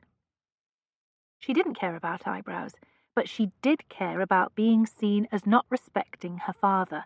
On impulse she stood and opened the door. Stratton had made himself comfortable in the reception salon. Legs extended, boots and arms crossed, his lowered lids shielded his eyes from the feminine frippery that surrounded him. Clara couldn't tell if he napped or not until she saw the smallest gleams beneath those lids. He straightened and stood. You're finished? Hardly. You really should go about your day. This could take some time still. I don't mind. Furthermore, as afternoon passes into evening, you shouldn't be crossing town alone, even in a hackney. If this man knew how often she did things alone in town at all hours, he would probably become more of a nuisance. If you're going to be here, you may as well help. Both Amelia and I could use a gentleman's opinion about a few things. She held the door wide. He followed her back into the chamber. He took it all in with one of his sweeping gazes before giving her a quizzical look. This is the dress that Amelia wants, Clara said, pushing the plate toward him on the table surface. If it's in cream muslin and she wears a fichu, do you think it would be objectionable? It has been over 6 months, so there will be no gloss or shine to the fabric, and no more embellishment than perhaps this raised embroidery here. You can see it is most discreet, Amelia rushed to say. I cannot imagine anyone would object. You are a young innocent. I was surprised to see you in black when Langford and I called. White seems more appropriate to me. Amelia's face lit. Oh, I'm so glad you think so. She jumped up and went looking for Madame Tissot, so as to be measured. He turned his attention on Clara. Are you also allowed to step out of black now? Perhaps a bit. My grandmother wants us to only consider deep purple or greys. I was thinking, however, that this colour might do just as well. She tapped the hydrangea. Although I suppose it has some rose in it, and that would never do. I do not see rose. I see a bluish purple. I do too. And it will not be this deeper hue, but paler. He took the plate. Is this the dress? Goodness, no. That's far too fun, she almost said. Fashionable. This one here is the style. He gave a little shrug. I prefer the other, but I understand the problem. This should be attractive on you too. Where will you wear it? Amelia and I are going to accept a few invitations to quiet, small gatherings, garden parties and such. Perhaps a dinner party given by family friends. She's missing what should have been her first season and feels it sharply now that she's in town and all her friends are telling her about the balls. So you will be her chaperone? I suppose so, if we can escape my grandmother's company. Who will be your chaperone in turn? She laughed. I'm too old for a chaperone. Perhaps you forget how ancient I am. His gaze raked her from head to hip. I would like to see you in something besides black. I know that much. I don't wear black now when I'm at home and not planning to go out. Call on me such a day and... She caught the thought up short, astonished with herself for even contemplating such a thing. Perhaps we will both attend one of those quiet events, and you will. I will have to make sure that we do. One of Madame Tissot's seamstresses entered then and invited Clara to follow her, so she too could be measured. As she left, she looked back and saw Stratton reaching down and flipping through the fashion plates. Before finishing with the dressmaker, Clara ordered several other dresses on impulse. Her conversation with Stratton reminded her that she would have opportunities to use a larger wardrobe in the weeks ahead. None of the women who would visit her house for meetings about Parnassus would be shocked if she added some colour. Althea had been urging her to do so for weeks now. She also promised to pay Madame Tissot a premium fee if the entire order was given priority in the queue. Madame proved more than happy to arrange that for a mere extra 30%. The seamstresses would be put to work immediately, and 2 of the dresses should be ready within the week. 2 men waited in the reception salon when she and Amelia emerged from the back chambers. Theo's lead coachman was there, chatting with the Duke. "How kind of the Duke to help you pass the time, Simmons," Clara said while both men shot to their feet. "But then the 2 of you have met before and had other conversation, haven't you?" Simmons, a stocky man with a fringe of greying hair around a bald crown, shrank back at her tone. She gave him a severe look to let him know she did not appreciate that he had traded her whereabouts for this Duke's coin. The coachman became all business, gathering up Amelia and escorting her down the stairs. Clara and the Duke followed and watched Amelia roll away. They had stayed at the dressmaker long enough that dusk was gathering. Clara gazed at the Duke's carriage. Her better sense urged some caution. "I think I will hire a hackney after all. You really should not have stayed, especially since it was all for naught." "Are you afraid of my company because of that kiss, Lady Clara?" "Perhaps a little." "That is probably wise, although I don't think you frighten easily. I certainly don't think you allow fear to govern your choices and actions, nor do I believe it is me that you fear, even a little." Oh, the look he gave her. So aware, so knowing. He might as well have said, "You fear yourself with me," which is different. What a conceited, impossible man. How had she forgotten that?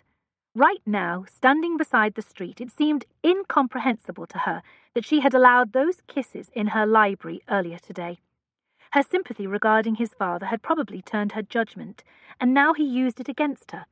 His reasons might still be obscure, but not the intentions. Afraid of herself? Hardly. Afraid of him? Not at all. She was not some awe-struck child, too inexperienced to see what this man was about. She had fought off her share of seductions in her day, and they had been more artful than his lack of subtlety. She had enjoyed her share of kisses without turning into a fool, too. She strode to his carriage. "Directly to my home, please. No detours and no delays, if you don't mind." Lady Clara could not be enjoying this carriage ride much. She sat so stiffly that she swayed hard from left to right, with the jostling of the equipage on the uneven pavement. She had not moved in any way since settling into the cushion across from him. He half expected her to pull out that hat-pin and hold it at the ready. He did not doubt that she would use it. Picturing that led to other images. "Your brother said your father taught you to ride and shoot," he said. "Sounds like you were very close to him. Were you his favourite?" Her stern expression softened at once, so much that he almost regretted the question. "I suspect I was. No, that isn't fair. I know I was. He loved all of us, however, even if Theo may think I came from one part of my father's life and Theo and Amelia from a later part, that's all. At least I think it is." "Did he indulge you all the more after that first part ended?" "He did not indulge me. What a word to use. We enjoyed each other's company. We fit each other like favourite garments." Indulge was exactly the right word from everything he had seen and heard. The late Earl treated his daughter like a son. He had allowed her to remain unmarried and had provided the means for her to be independent. He had probably confided in her. "Women in your situation sometimes think it unfair that they cannot inherit," he said. "I didn't think that, although once he told me that he did. I think he really meant that he regretted I had not been a son. He frankly told me as much, and it didn't hurt me. Men such as he marry to sire heirs, not daughters. He felt that obligation deeply, as all peers do." "And so he remarried. I suppose that was one reason for it?" "The main reason, most likely." Adam pictured the late Earl. He could see him with very young Lady Clara, explaining to a child why he was taking another wife, telling her that she would not be displaced and be at the mercy of a stranger in their home. He didn't like the Earl, and had good reasons to be both suspicious and angry about the man, but the ways he had cared for his daughter suggested he'd not been all bad. Did you know that this idea that our families make peace was his? That amused her. I'm very sure it was not. Your grandmother said as much. That first day when I visited, your father gave her instructions on what to do. Her brow puckered. That makes no sense. If he wanted such a peace, he could have seen to it himself. Perhaps he thought a new generation meant a new, clean page. He may have assumed that I would have cause never to trust him or listen to such a plan if it came from his lips. I find it odd that he didn't tell you his thinking on this, since you were so close to him. She pondered that, not happily. He barely mentioned your family at all in my presence, as I have said. Not even to your grandmother. If they plotted this together, you might have overheard them. She frowned all the more. And yet I did not, she murmured, as if in her mind she found that odd too. When will your new wardrobe be ready? He changed the subject lest he give in to the impulse to kiss that frown away. She pulled her thoughts away from wherever his questions had sent them. I told them to see to my sister first.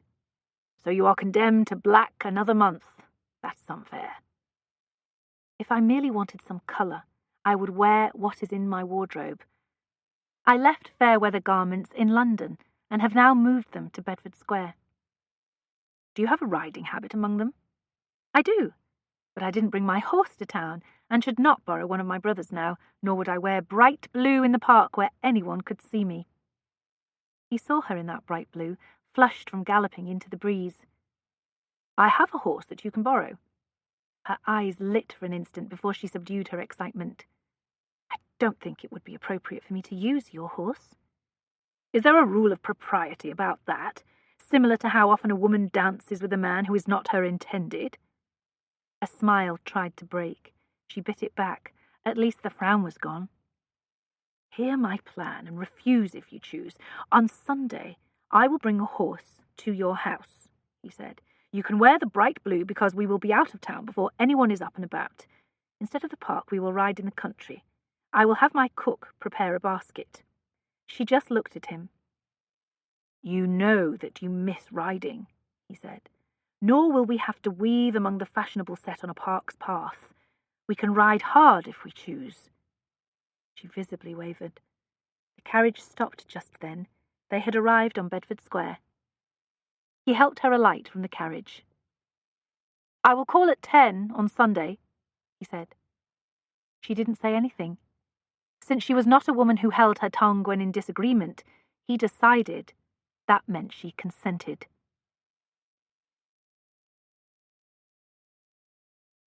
Chapter 9. Clara went to bed on Saturday with a little prayer that it would rain in the morning. When she woke to a gloriously beautiful day, however, she greeted the weather with more enthusiasm than she expected. She blamed that on how long it had been since she had enjoyed a good ride. Any equestrian would want to be in a saddle on such a day.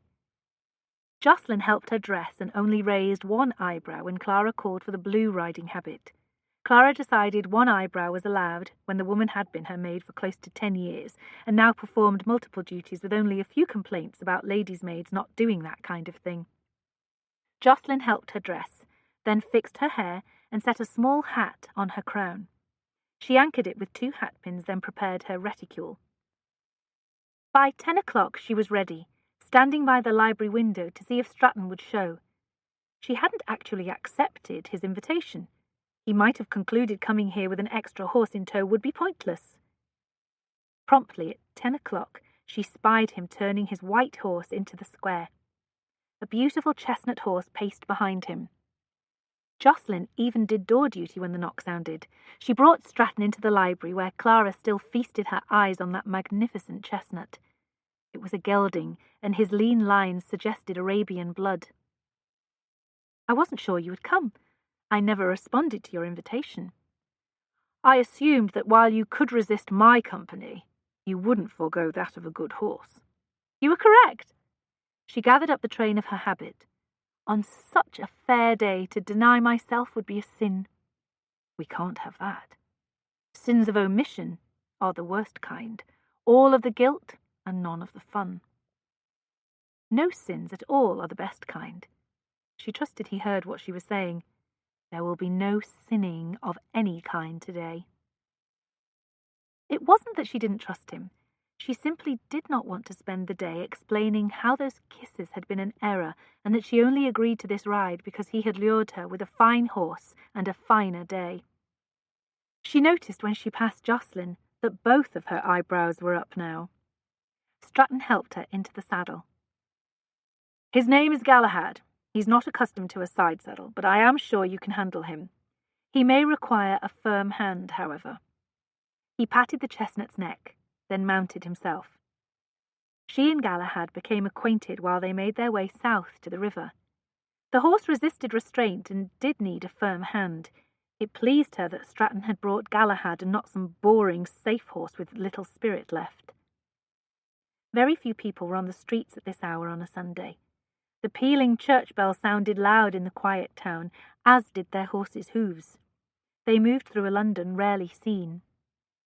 Once they crossed the Vauxhall Bridge, the countryside beckoned. The road alongside the river stretched open and free.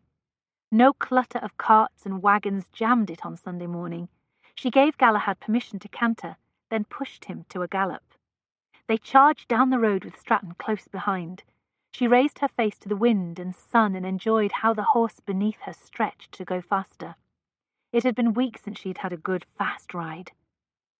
Some wagons meandered near a crossroad up ahead, and she pulled her reins to bring Galahad back to a walk. Stratton's horse fell in next to hers. "That was glorious," she said. "I must try and bring my own horse Thunder up to town and stable him near Bedford Square. Then I can ride out every Sunday morning." "What would interfere? It seems a simple plan to me." "Theo may claim Thunder is not mine but his, which, legally speaking, is true." "Surely he would not be so churlish as to refuse you the horse you have ridden for years." "Oh, I can handle Theo. If my grandmother tells him to refuse me, however, he will probably obey her." "She is nothing if not a redoubtable woman." "What a kind word you choose. My brother is trying to be his own man, but it is hard when faced with such formidability. Yet you are not cowed." "I will confess that when I defy her, I still tremble after all these years. However, I have trembled so long that I no longer capitulate. It took a long time to find the courage. In a few years I expect my brother will too." "Or not. I did not joke that day we met when I referred to her influence. She still has the power to have people shunned. Perhaps you can defy her because you do not care about such things too much. Your brother, however, probably does." Was that where her courage came from? A decision that she would not be ruled by the kinds of social whips that Grandmamma used? Those whips had cracked loudly at that dinner when she announced she would move elsewhere. What if Grandmamma made good on her threats?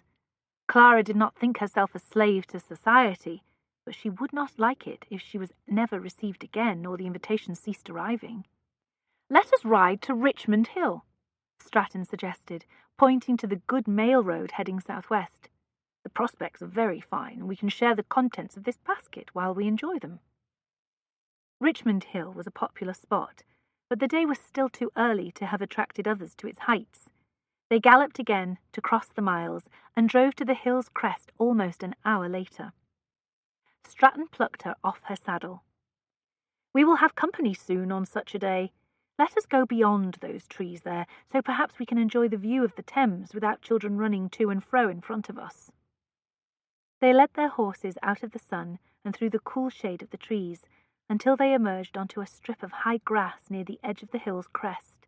Stratton tied their horses to a sturdy sapling, then lifted a basket off his saddle. Clara admired the view stretching below her. The terrace walk meandered a short way down the hill, from which visitors could admire the views. A few pleasure boats had ventured onto the Thames, which curved below. One empty barge slowly made its way toward London. When she turned her attention back to Stratton, she saw that he had laid a thick blanket on the ground. It billowed here and there atop the heavy grass, and looked much like a feather mattress recently aired and fluffed. She looked at that blanket, and him, and the wine emerging from the basket. She noticed how those trees shielded them from eyes as well as noisy children. Not that any of either currently existed up here. Other than the birds' songs and her own breathing, she could not hear a sound. She and the Duke were thoroughly alone. He watched her take in their surroundings in isolation. The trick was to keep her from marching to her horse immediately. He eased the cork out of the wine and poured some into the 2 crystal glasses. He held one out to her. "There is good well water, too, if you want some." After a considered pause, she walked back to him and took the wine. "What else is in that basket?" He sat and poked through it. "Cooked fowl, cheese, bread, cakes and strawberries, and this." He held up a nosegay of small crocuses and one of yellow narcissus. She took it and sniffed deeply, then sat arranging herself so she faced the view, not him. "I'm only staying a while, because it's lovely and peaceful up here. However, if we do not have company soon, we will have to leave, so don't unpack that food." "I will be happy for even 10 minutes, because of the peace, as you said." And because he could look at her while she watched the river. She was lovely in any ensemble, even black, but this bright blue habit enlivened her beauty. The colour matched her eyes, and its contrast with her chestnut hair made her appearance extremely vivid.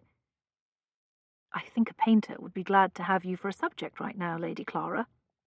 Those blue eyes turned to him. "Why?" "The colours and lighting enhance your natural beauty, and you in turn improve on that of nature. It would be a fine composition without any artistic license." She blushed and returned her gaze to the river. He sensed that the flattery confused her, as if she were not accustomed to compliments and did not know how to react. "Before, when we spoke of my grandmother, I thought it sounded like you had been one of her victims," she said. "Were you?" "I was not. She does not turn her power on men, least of all men who will be dukes." "Was it your mother, then?" "I know grandmother didn't like anything or anyone French, but that was not unusual during the war. I know she said things on occasion, but I don't believe her words were given much weight." He debated whether to avoid this conversation. She gave him such an earnest look, however, that he found himself explaining. "The words that you heard are not what mattered, but others spoken long before. The Dowager did not approve of my father's marriage. It was not her business or concern, but back then she saw herself as the arbiter of society. And so when my mother first took residence in town, the Dowager let it be known that this French Duchess should not be accepted.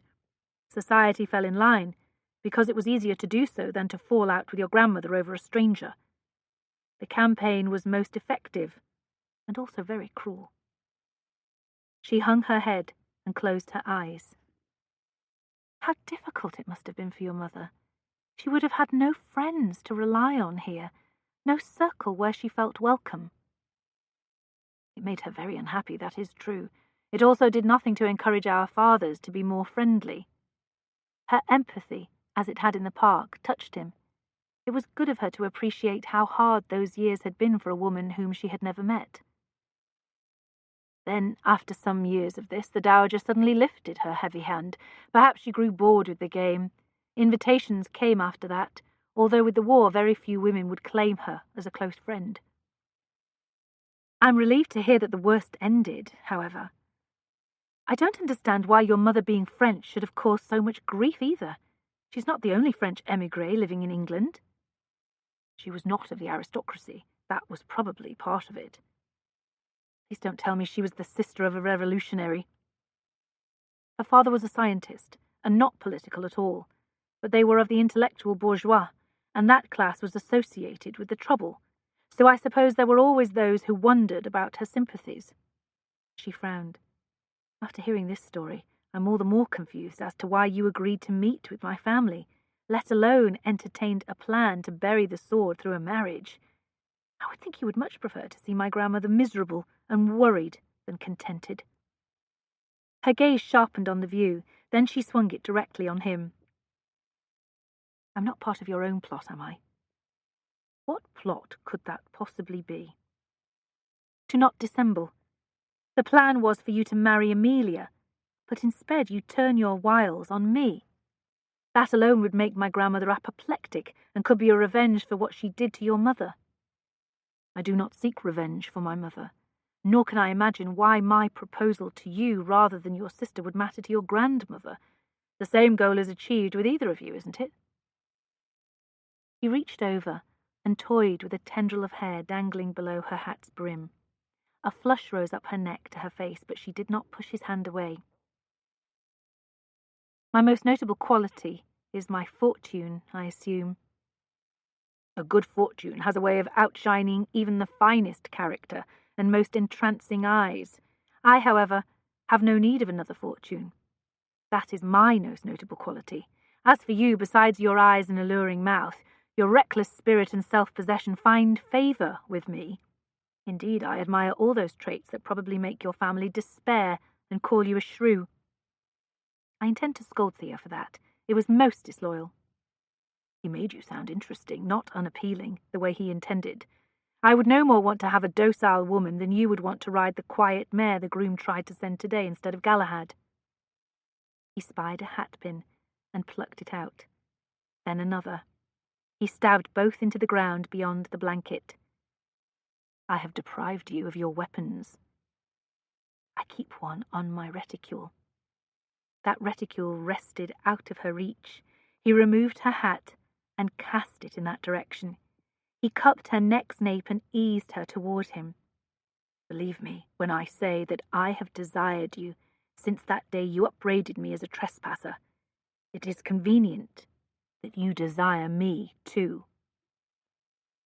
How had she gotten here, on her back, with the Duke all but covering her?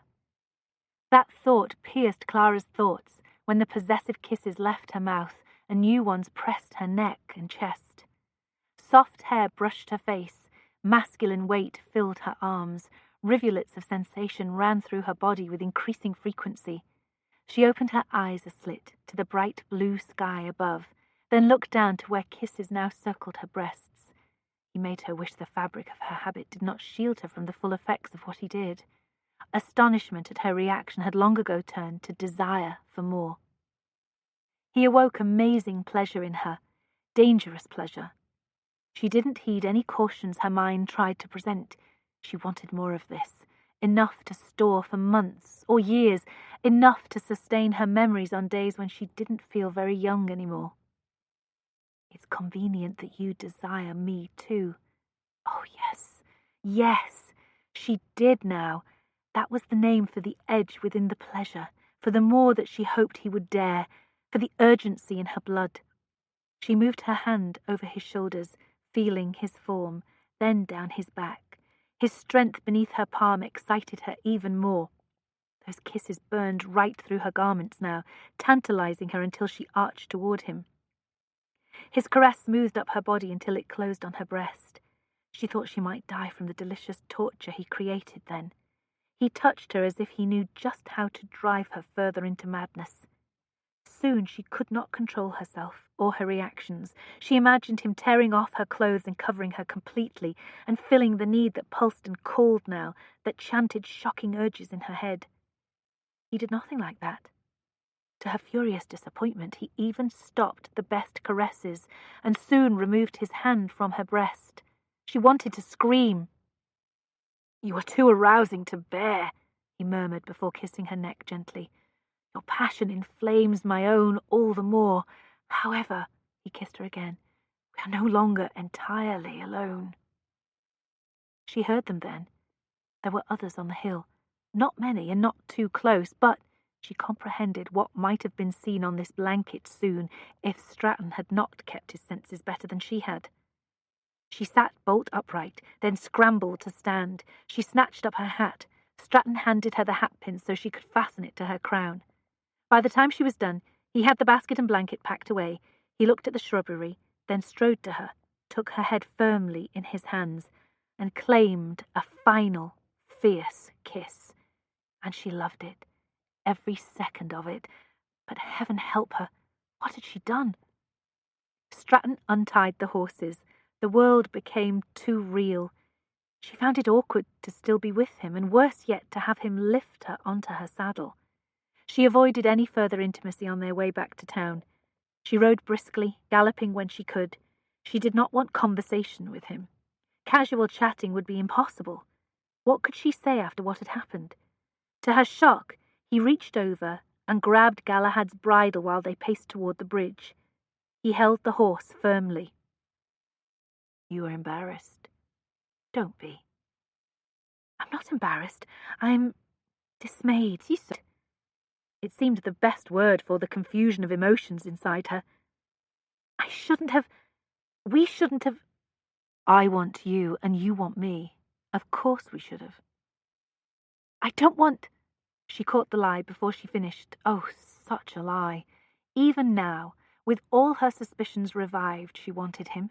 Just looking at him made her body betray her in 100 ways. Don't be a coward, she scolded herself. Don't pretend. He already knows the truth. I should not want you, she said firmly.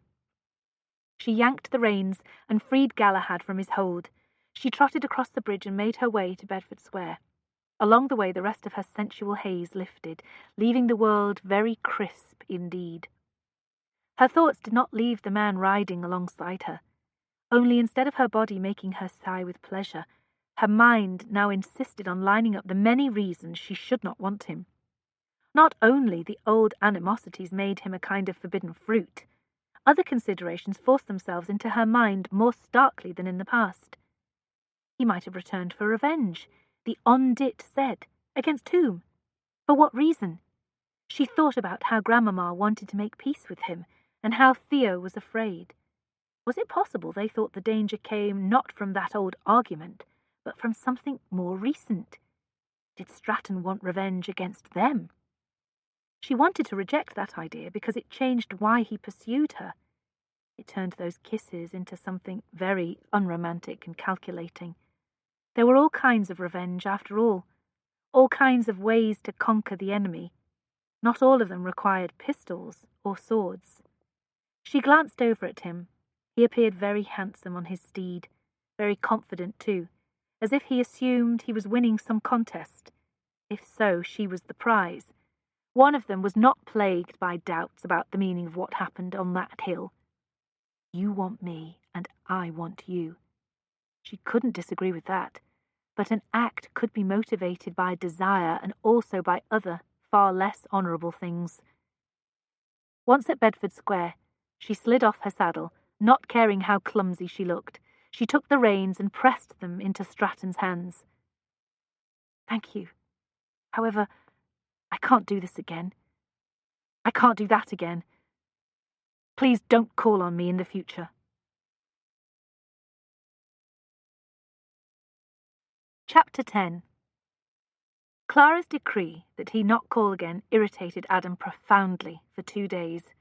Not only was his desire frustrated, but also his conviction that he was making progress in his quest for the whole truth about his father.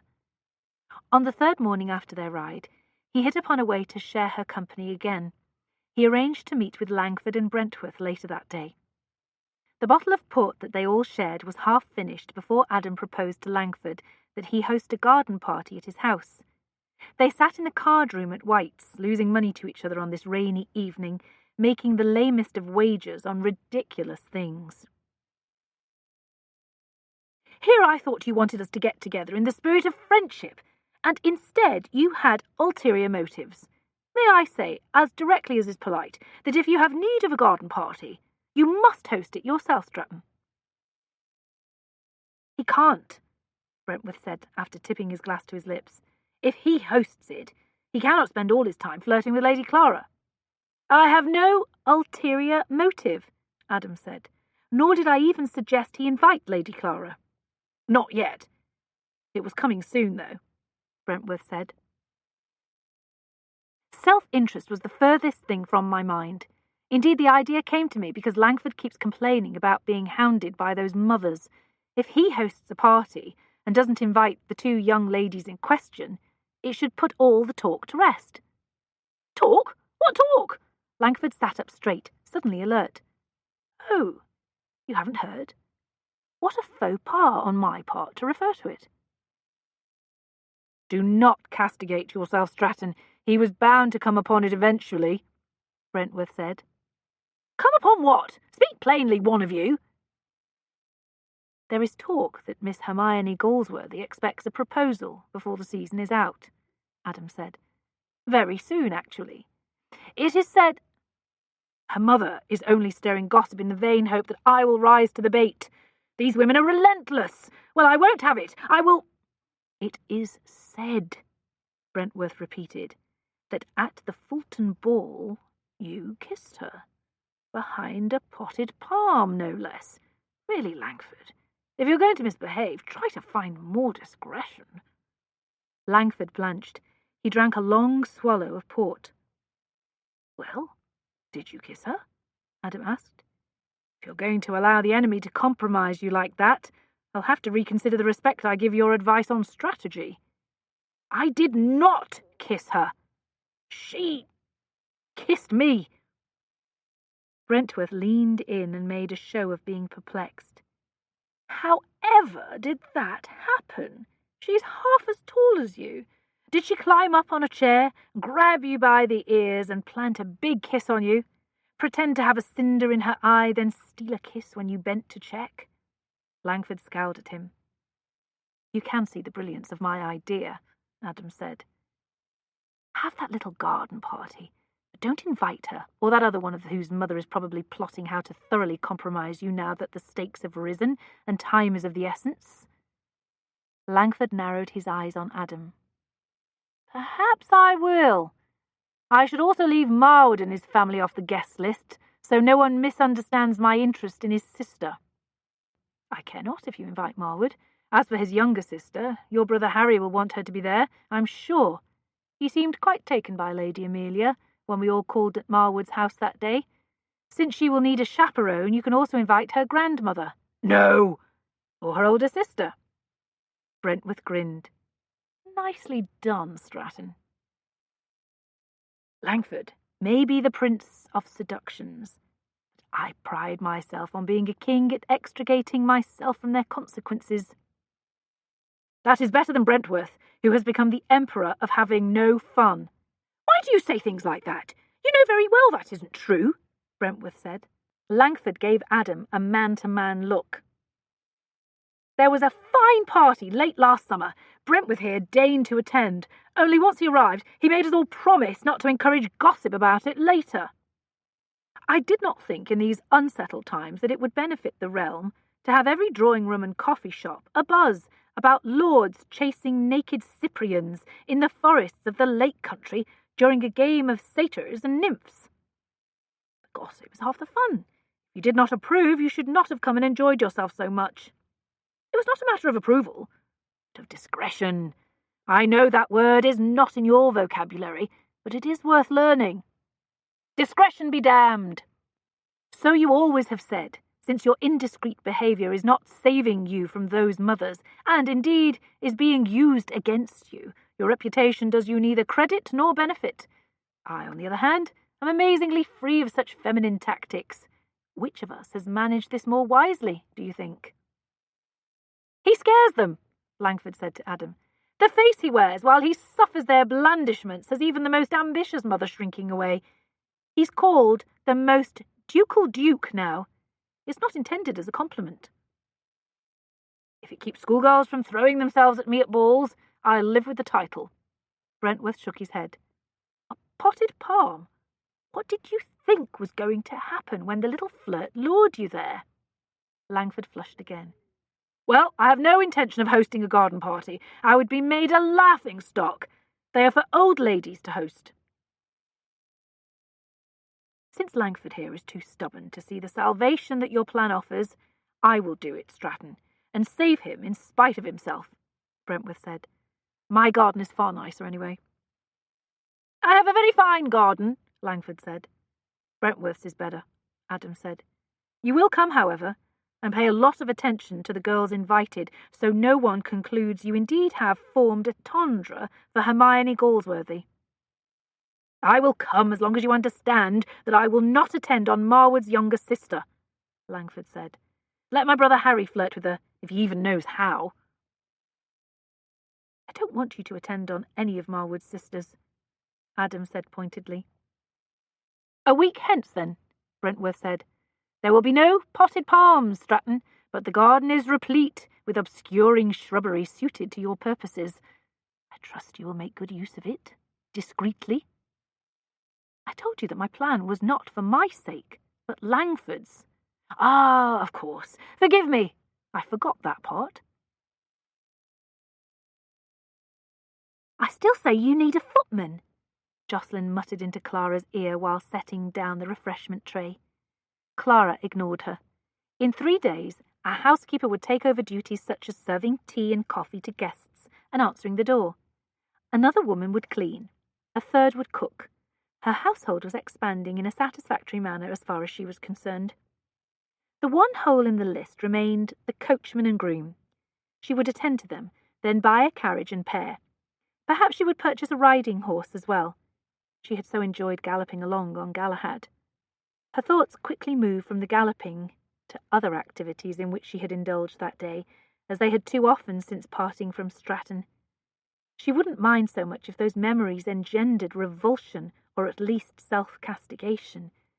Unfortunately, instead, she found herself well flushed and aroused before she summoned a more appropriate reaction and almost reminded herself that he may well have ulterior motives. That brief romantic lapse had been enjoyable, but she hoped Stratton did not misunderstand or attach any special meaning to it. If he did, she would have to remind him of her views about marriage. A few kisses and caresses were harmless enough, but she would not allow any man to own her, which was what marriage meant. She locked those thoughts away now, lest one of her guests comment on her colour. Fortunately, they busied themselves accepting cups of tea or coffee from Jocelyn and nabbing little cakes with their fingertips. The printing will be finished tomorrow, and the subscribers' copies will go in the mail by week's end, Althea said. Clara met with our delivery women on Monday, and each will come by and receive the copies she will bring to the bookshops to which she attends. Lady Farnsworth, black-haired and steely-eyed, balanced her cup and saucer in one hand while perusing a proof of the journal with another. It is certainly the most impressive volume so far. I think the order of the entries gives it a certain gravitas, without appearing so weighty as to bore one silly. Lady Farnsworth's own essay came first in that order. She was one of their contributors who used her real name, and a political report by the widow of a baron did lend gravitas to the journal. As politically minded as any man, Lady Farnsworth might not be received by the finest ladies, who disliked her growing eccentricity, but it was said the smartest men welcomed her company. As to her social standing, she had long ago become outspoken in her opinions on what she called the tribal oddities of the ton. Well into the autumn of her life, she had ceased caring who liked her. Clara and Althea had decided Lady Farnsworth's reports alone would give the journal credibility, and had been delighted when their invitation to write for Parnassus had been accepted. At least they might stifle any criticism that a journal full of apparently anonymous writers might well be the work of only one person. I'm more impressed by how well the printer engraved the drawings I had made, Lady Grace said. She wiped her delicate fingers on a linen, lest the sugar in the cakes mar her impeccably designed silk ensemble. Lady Grace always wore garments that made Clara envious, and her tall, willowy form enhanced those fashions perfectly. Add her delicate face, very dark hair, and a rosebud mouth, and other women might be excused for hating her. He will include those pages correctly, I hope. We have seen the first copies off the press, and he has handled it expertly, Clara said. Those pages had cost a pretty penny. She couldn't deny that an essay on fashion was much enhanced by drawings of those fashions. If Parnassus ever had to pay its own way, however, that might be a luxury it couldn't afford. It all appears in order, Lady Farnsworth said, setting the proof aside. You have outdone yourself. I dare say we should be toasting with something more celebratory than coffee. I have no ratafia, regrettably. What do you have? Althea gave Clara an impish smile. Yes, what do you have? Surely there is something here for medicinal purposes. I suppose there may be some sherry. Jocelyn, see if you can find the sherry and 4 glasses. Jocelyn had no trouble finding it, since it lived in a nearby cupboard where it might be removed easily, illness or not. Indeed, Clara kept some glasses right there with it. Lady Farnsworth took the decanter and poured herself a full glass before passing it back to Jocelyn. The maid did the honours for the rest of them. "Oh, look!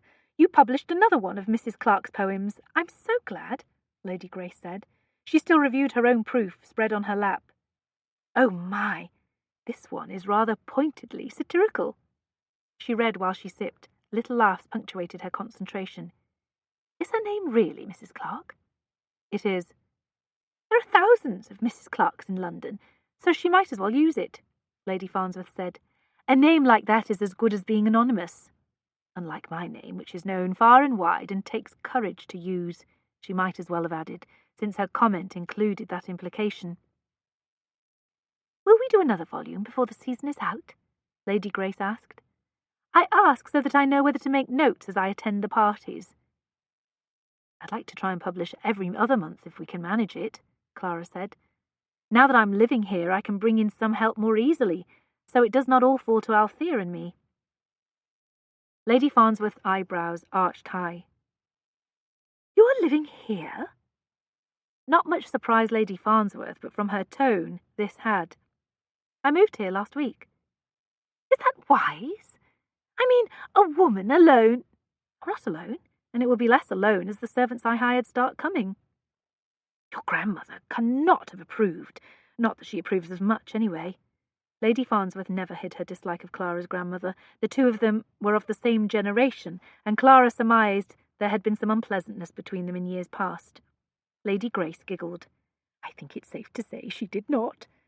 I am correct, am I not, Clara? But our Clara is courageous, and I say brava! If my brother were not so malleable, I would be tempted to do the same." She set down her glass. "I must take my leave now. I look forward to receiving my copy, Clara. You and Althea have a fine journal there, and it will be all the talk." She stood. Lady Farnsworth unburdened herself of her refreshments and stood as well. "That will not be all that is the talk," she murmured. Once Clara saw them out, she returned to find Althea flipping through one of the proofs. "We outdid ourselves, if I do say so, Clara. However, every 2 months may be too ambitious." "We'll not know until we try." "We will need more contributors, however. If you publish that frequently, it cannot always be the same names and voices." "Then I will find new ones." She spoke confidently, not sure how she would do that. "It's difficult to expand the subscriptions unless there is a regular publishing schedule. So if I'm serious about this, I need to consider what it will be." Quarterly would be acceptable. Clara trusted Althea's judgment. That her friend now advised more cautious growth meant it was a path to be taken seriously. Althea reached for one of the cakes. "Lady Grace is so funny. She grabbed one of these right away, but we had to listen to her say, 'Oh, I shouldn't,' 3 times while she ate it. I wish women wouldn't do that. Either enjoy the sin or don't commit it, I say. And having embraced the sin, don't fret later about how it might make you stout." "Sin freely or not at all, you mean?" "Exactly. Perhaps I'll write my next essay about that. It is a viewpoint women need to hear." Clara wondered if Althea would only discuss eating cakes in that essay. Knowing Althea, probably not. Other sins would come into her argument. Althea was nothing if not logical and consistent. "Is that how you live, Althea? Do you sin freely?" "The evidence is that I do not sin at all. You did not see me devouring your cakes today." "I'm not talking about cakes." Althea turned her whole body in Clara's direction. "What are you asking me?" Althea was probably Clara's closest friend now, but she found she could not say what she meant. "Are you asking me if I have had affairs, Clara?" "Of course not. That would be rude and bold." "But you would not mind if I confided in you, correct?" "Please don't. I should never have blurted that." She leaned forward and grasped the sherry decanter. "Rather suddenly, this looks appealing." "Don't apologize. You're curious, as am I. I wonder why this topic is of interest to you now." Clara drank rather more of the sherry than was normal for her. It gave her something to do while she found a way out of this conversation. "Have you contemplated taking a lover?" Althea asked. "Is that the real reason you moved here, or at least one of them?" "I've no need of a lover, at least not now. I simply wondered if, as women mature, they find their views on such matters changing." "Most definitely. If yours are changing, you're not unusual. We're not girls anymore." So there it was. She was not unusual to find herself indifferent to the rules with which she was terrorized as a girl. Not unusual to be fascinated by pleasures long denied her. She supposed part of the change was that she now had much less to lose. "Of course," Althea continued, "your situation is not quite the same as mine. I'm a widow. You're not. That does make a difference. I'm sure that you understand that." "Too well. No one would raise her eyebrows on hearing you had set up your own household, I'm sure." "I doubt eyebrows would rise more than a fraction if I took a lover, as you wondered. You, on the other hand—" Althea reached over to give her hand a gentle squeeze. "It is the curse of the unmarried woman, I suppose. All those notions about virtue and innocence hang on such women forever. Even Lady Farnsworth, who prides herself on her liberality, would not approve if you took up with some man, nor would he escape unscathed after taking advantage of you." "I cannot claim he took advantage. I would like to, but I cannot." Jocelyn came in to take away the tray. Before reaching for it, she removed a letter from her apron pocket and handed it to Clara. Althea had risen to prepare to leave, but she halted when she spied the letter. "It looks important. Superior paper, and a very fine hand, and post-paid." Clara opened it so she could satisfy both of their curiosities. "This is odd. I barely know him." She handed the letter over to Althea. "The Duke of Brentworth has invited me to a party next week. A garden party. He is said to have the finest in town. Garden, I mean. What is this here about your sister?" "He cannot invite her directly, since she is not out, but he has included her in my invitation. If I tell her, she will insist on going, so I will have to as well." "Your grandmother could chaperone if he invited your whole family." "I'll find out if Brentworth invited my entire family. Nothing I've heard about the man suggested he would voluntarily suffer Grandmamma's presumptions, but he may have invited her all the same." "If not, you must do the duty, for your sister's sake." "If I must force myself, I suppose I can manage it." Althea laughed and gave her a kiss goodbye. Clara read the invitation again and wondered if Madame Tissot would have one of her new dresses finished in time. Chapter 11. Adam was delayed from attending Brentworth's garden party by the arrival of a letter in the afternoon post. Upon seeing the handwriting, he sent his valet away while he read it. His mother's hand showed as steady as ever, but her words proved less comforting. "My dear son, your last letter troubled me. Your questions indicate that you are persisting in your intention to learn about your father's death. I had thought, incorrectly it appears, that your years here had dulled your anger. I had also thought that upon returning to England, you would conclude it best to allow his spirit to rest in peace. I was unaware of the rumours of which you have now informed me, that he gave aid to Napoleon's last army. Certainly no one whispered them to me, nor did he confide in me, but he would have never wanted me to share the extreme distress such rumours would bring him. Although you have now given me the likely reason for the death he chose, I find that it only fills me with disquiet and regret, so I am not thanking you. As to your query about what kind of support he might be thought to have given France, if not money, I have no answer. That you ask implies that you believe he may indeed have done this, and that pains me deeply. I trust you know in your heart that he was not that kind of man, nor, other than me, did he have any special sympathies for my people, so he had no reason to betray his home. As for the Earl of Marwood, that sorry war had been waged for years before I married. Such men normally draw their sabres over honour, a woman, or land. I never attempted to learn what initially caused it. It was so far in the past that it had nothing to do with me, and learning that history would not end the acrimony.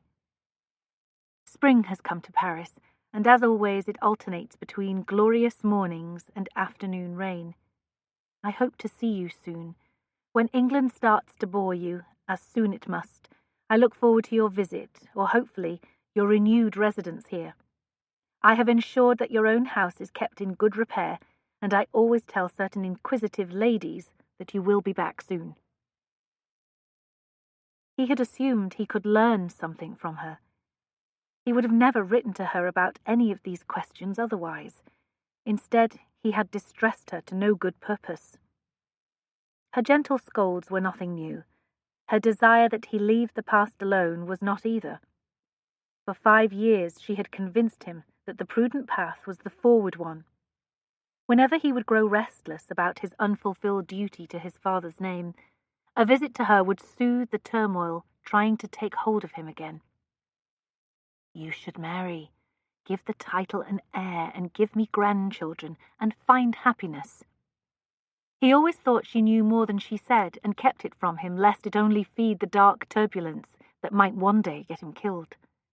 Now, when he had at least half the truth in his hands, she insisted she knew nothing at all. He submitted to his valet's final ministrations in a dull mood, and dallied with other mail before setting off on his horse for Brentworth's house. Perhaps it was the sun that improved his spirits, or the gaiety of the small crowd milling about the large garden. Certainly the sight of Lady Clara did not hurt. She sat with her sister and Langford's brother Harry on a bench in the centre of the formal plantings nearest the house. Her sister wore the white muslin that they had ordered at the dressmaker's that day. Since most of the girls also wore white, only the simplicity of the garment marked her as different. Lady Clara also wore a dress commissioned that day. Although decorated by simple embroidery so subdued as to be almost invisible, its colour made all the difference. In the clear light of day, that hydrangea hue appeared more vibrant than it had in the shop. He walked to them. She had said not to call.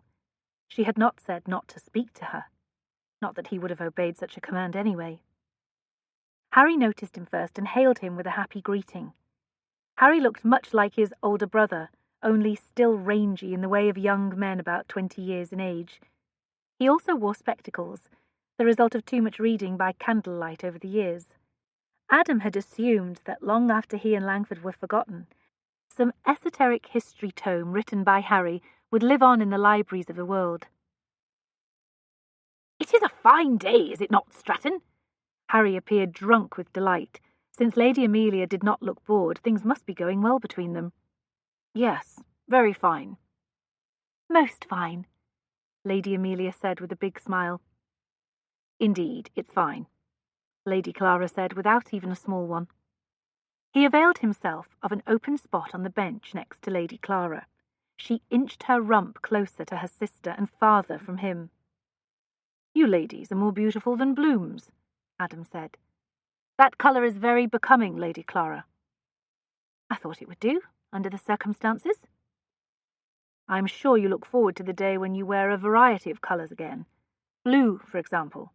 Bright blue, to set off your lovely eyes and contrast with your hair." "She has such a garment," Amelia said. "You might be describing your blue riding habit, Clara. It does flatter her, sir. No one could fail to admire her when she wears that habit and sits atop a fine horse." "I'm sure," Adam said.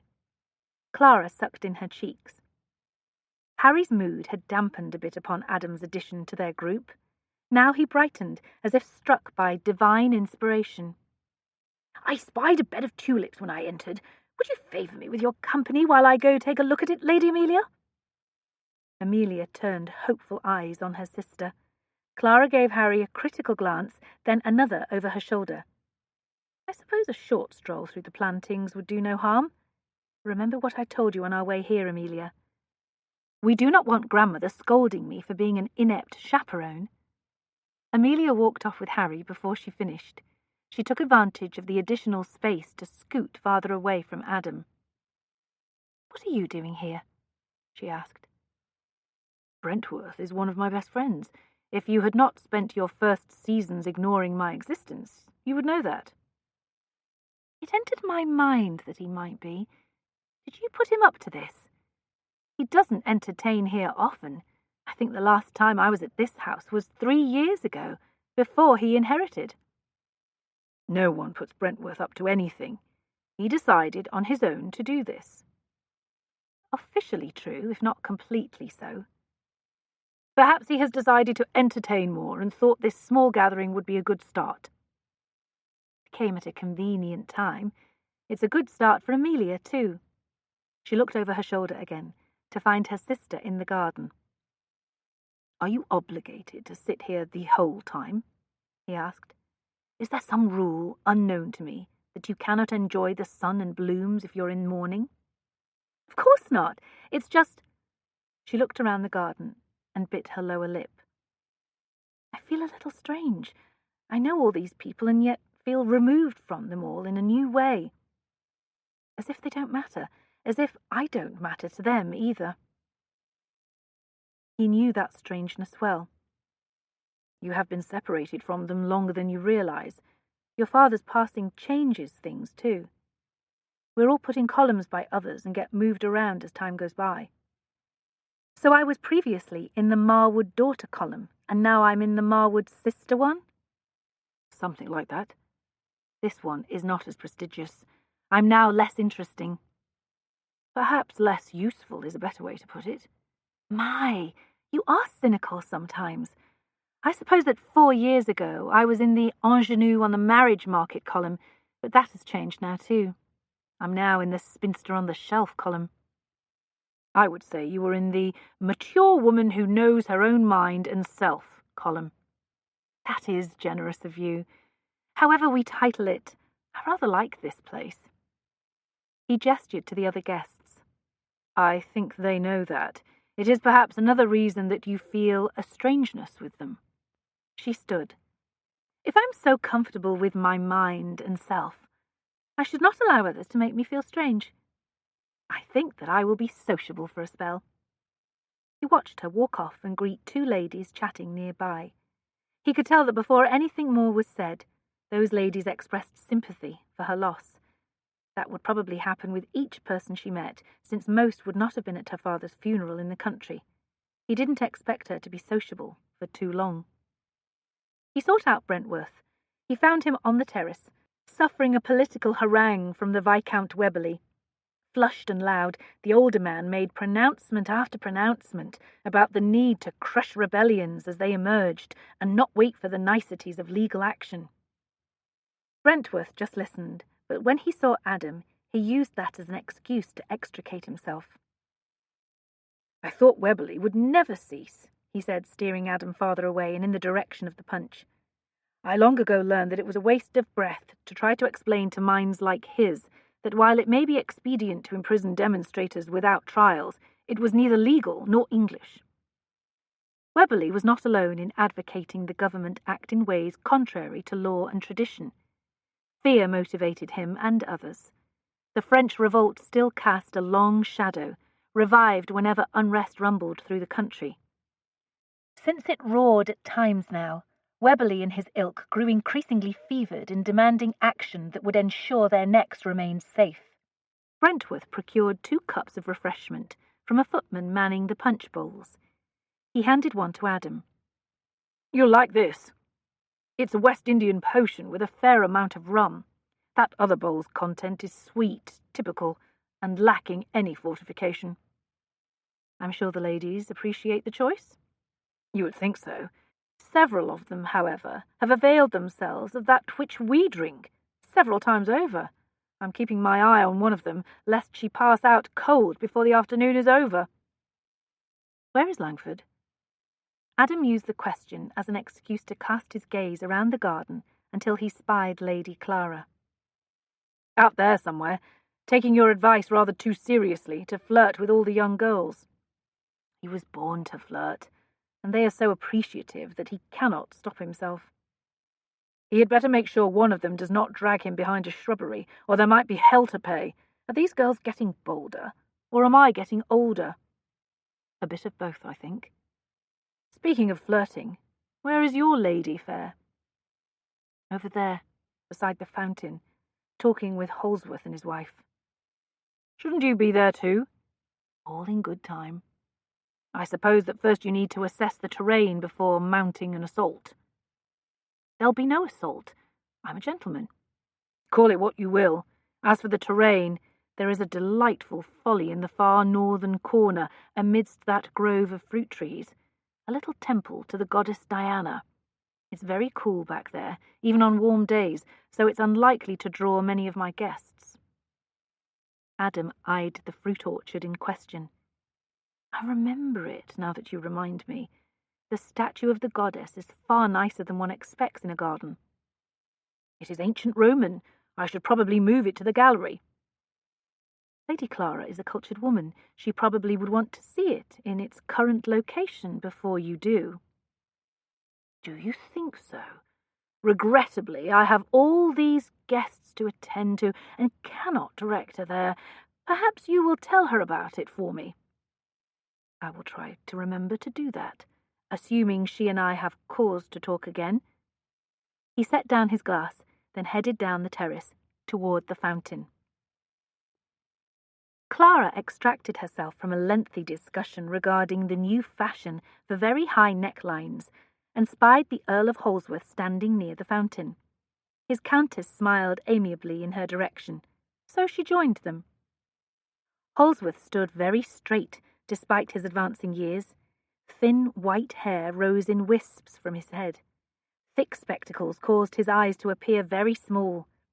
He smiled a greeting, while the diminutive grey-haired countess welcomed her. Holsworth had been a friend of her grandfather, and later her father. A quiet man, he observed more than contributed at social gatherings. Her father had told her once that Holsworth's retiring demeanour meant people often spoke without realising he listened. Her father considered him one of the most well-informed peers as a result. Lady Holsworth gave Clara's dress a thorough examination. "Well done. I'm so glad to see that you and your sister have ventured out and chosen to put aside full mourning. Young women should not have an entire year removed from their budding lives, and I find it odd that such a custom is becoming fashionable. Don't you agree, Charles?" Lord Holsworth just smiled and nodded. Clara devoted her attention to the Countess, flattering her own fashionable ensemble. She had just finished when the Earl straightened even more, enough that it drew his wife's attention. "Oh, dear," she murmured, looking past Clara. She glanced askance at her husband, whose face turned to stone. "Surely he's not coming here." Clara looked over her shoulder. The he in question was Stratton, who appeared to be walking in their direction. "He's an old friend of Brentworth," she said, even though the Duke's presence did not need explanation. The Earl's jaw shifted. The Countess peered up at him, concerned. "Why don't you go admire the plantings, Charles?" With a stiff nod, the Earl walked away. "Forgive us. However, my husband does not choose to converse with Stratton, nor would he want to cut him directly. You can see the conundrum." "I see it clearly. I'm not sure I understand, however."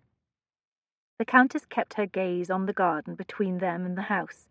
Clara moved so she could see it too. Stratton took his time in his stroll, pausing to greet other guests, but remained on a line that would end with them. "He came back for reason. Notice how the men all greet him too heartily, but grow sober as soon as he passes. He has come to find someone to blame for his father's rash act, I assume. My husband would like to avoid a discussion with him about all of that," Lady Holsworth said.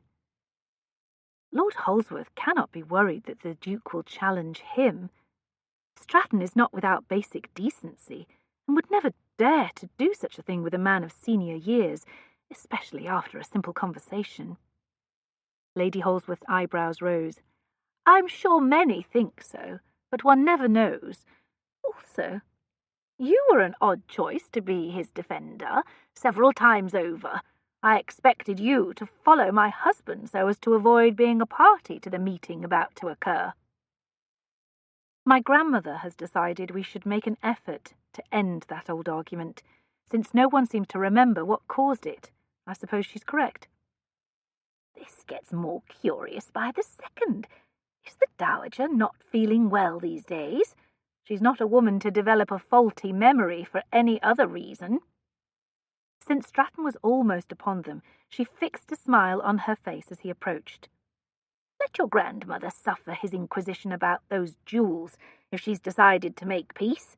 My husband does not want to find himself parrying Stratton's questions. What jewels? Stratton! How kind of you to seek out an old woman. Lady Holsworth greeted him and made a curtsy. He exuded charm that should put any woman at ease. I could not pass on the chance to speak with you. You had only to call, and the chance would have been yours sooner. I will take that as an invitation. And Lord Holsworth? He asked. He is well? Most well. He was just here a short while ago, but sought the refuge of the flower gardens when Lady Clara and I began chatting about dress fashions. I'm sorry to have missed him. Perhaps I'll cross his path later. He would be most agreeable if you did, I know. She made a display of rising on her toes and searching. I should find him, I suppose. Clara, you and I will talk again soon, I hope. Call on me. She strolled away, leaving Clara with the Duke. That was a little rude of her, Clara said. I counted on her leaving, so you and I could be alone. I don't think that will last long with all these people here. I'm sure it will. No one here is seeking conversation with me. He knew the reactions that followed him as he walked by. You can't like how the men treat you with caution. It's as if they refuse to accept you as one of them. With my station, they must accept me. I knew it would take some time for my absence to be forgotten, or my return to be understood. Let us take a turn. If you're in the mood for it, then some of the other guests can sit on these benches around the fountain, which I don't think they will do if I remain in this spot. The benches had indeed emptied once he arrived. Clara agreed to a turn through the gardens. She still could not understand how blasé he remained about the social slights. Do you know why men like Holsworth avoid you? He bent his head to sniff the blooms on a lilac bush. Some worry I will take offence at something they say. If they do not dishonour me, offence would be impossible. Yet it concerns them. Holsworth certainly knows that even if he insulted you outright, you would never challenge an old man. I said as much to the Countess. She said he wants to avoid a conversation with you. He merely strolled on. Do you not mind that they all consider you dangerous? She gestured broadly with her arm toward the rest of the garden. Do you as well? That would indeed wound me. I don't care too much about the others. I've not decided yet. She lied. She did consider him dangerous. To her. It had nothing to do with duels or the past or any of the reasons everyone else treated him with caution. Even now, strolling along these garden paths, she was not her normal self. His proximity flustered her. Looking at him threatened to leave her tongue-tied. Their path took them along the edge of an orchard abloom with flowers. There is a folly in there, he said. A tiny domed Roman temple to the goddess Diana. The statue is antique. The fruit trees had not yet fully leafed. Sunlight dappled the paths beneath the branches. She thought she spied the dome. Joining Stratton when he ventured into the orchard did not concern her. They would probably come upon other guests among these apple trees. The air cooled despite the splashes of sunlight. The folly stood in the far corner, near where the stone walls met. The marble goddess wore an animal skin and carried a quiver of arrows on her back. She bent to lace the sandal on a foot propped on a tree stump, against which her bow lay. Clara mounted the 3 steps that circled the structure and passed through the arcade that held up the dome and framed the statue. It's very realistic. The different textures have been depicted so accurately, one thinks they will not feel like stone. She ran her fingertips across the animal skin. It is probably early Roman. Brentworth's father was a well-travelled man, with a keen eye for quality in art. She paced around the statue. He came into the folly only he looked at her, not the goddess. "You didn't bring me here to admire this statue, did you?" she asked. "I brought you here because you demanded I not call at your house." She turned to find him right behind her. Her heart rose, blocking her breath. Suddenly the orchard didn't appear thin and open, but instead dense and obscure. She could barely hear the sounds of the party in the open garden. He lifted her chin with his fingers. "Had you not been so strict, I could have done this there." He kissed her, softly at first, but then more passionately. Sensations cascaded through her, so that she did not want to be at all strict right now. He broke the kiss, but kept his hand on her face. "I cannot allow you to spurn me, Clara, to deny this. I don't think you really want to either." She had been very sure of herself after their ride. Her mind had been most clear. Right now, she could not remember what her thinking had been. He spoke the truth, though. She didn't really want to deny how alive she became when he kissed her. Considerations of his motivations ceased to matter then. She didn't want to reject the pleasure or the flusters. She should, but she didn't. She savoured the way just seeing him excited her.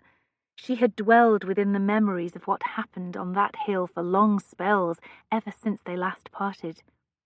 He kissed her again and embraced her.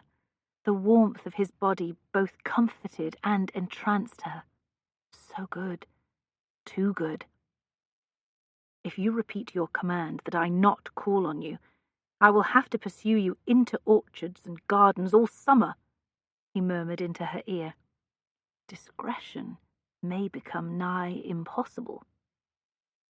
Within her heady delight, she vaguely noted that he had not stood down. He had warned her that first day that he never did. Still, she should repeat her command. She should not do anything to encourage him. She should remember why these kisses were not only wrong, but disloyal. Once this soulful intimacy ended, she surely would again care about all of that. Sounds penetrated the silence around them. A giggle and a man's laugh. Not far away, nearby on the path. Stratton abruptly released her and stepped out of the temple, leaving her alone with the goddess.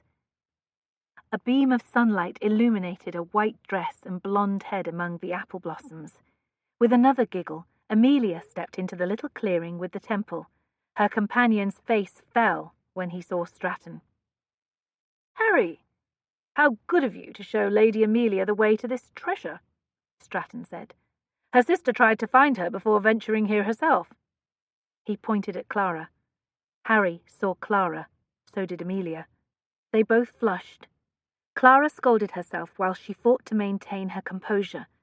In allowing the Duke to once more bedazzle her, she had neglected her duty. Amelia was going to receive a very strong lecture on not being so stupid as to allow a man to get her alone like this. "Come and see the statue," she said. "It's impressive." Visibly relieved, Harry accompanied Amelia into the folly. They all admired the goddess together, then all walked back through the orchard and into the sunny garden. Clara decided she and Amelia would take their leave. She dragged Amelia to Brentworth so they could thank their host. While they left, she saw Stratton near the benches watching someone. Her gaze followed the line of his, directly to the Earl of Holsworth. Social niceties completed, she and Amelia settled into Theo's coach for the ride to their respective homes. "Did you have a good afternoon and enjoy yourself?" Clara asked, pointedly, as the necessary social lessons lined up in her mind. "My afternoon was not nearly as enjoyable as yours, I think." Amelia shot a meaningful look across the carriage cabin. It was Clara's turn to flush. She swallowed the long lecture she had intended to give her sister.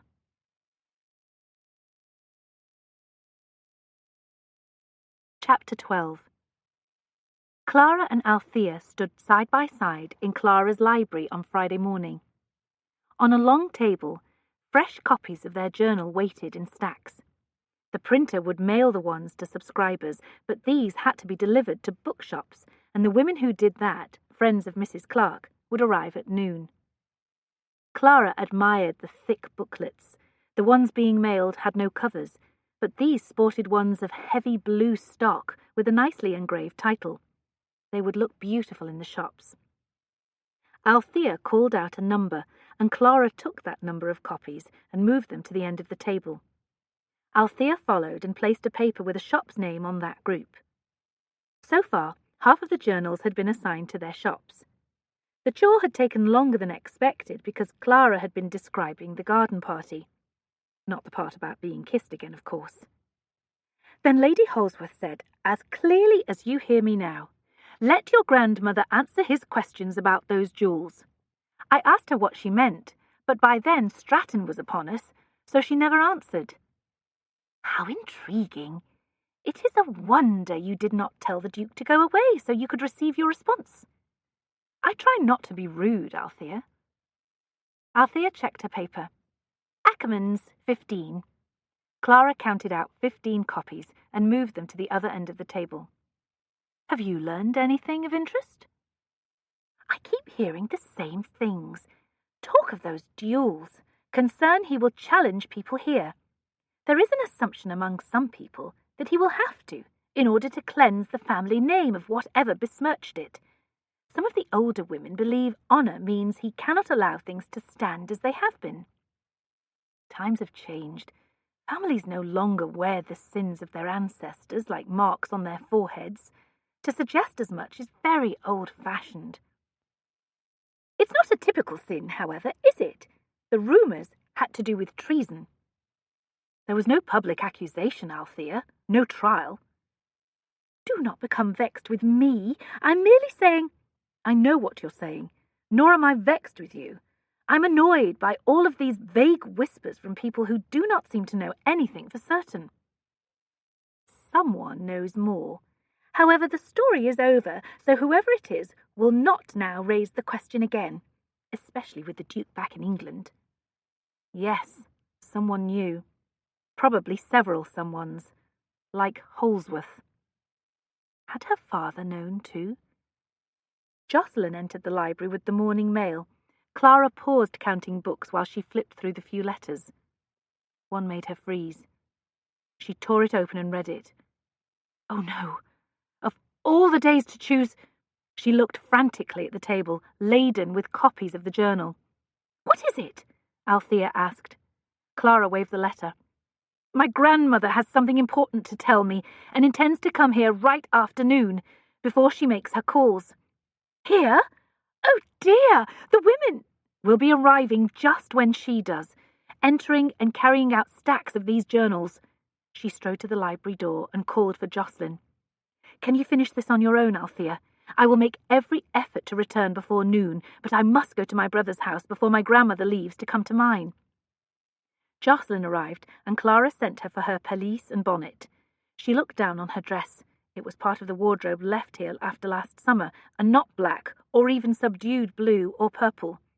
Upon waking from discomforting sensual dreams, she had impulsively put on a red dress.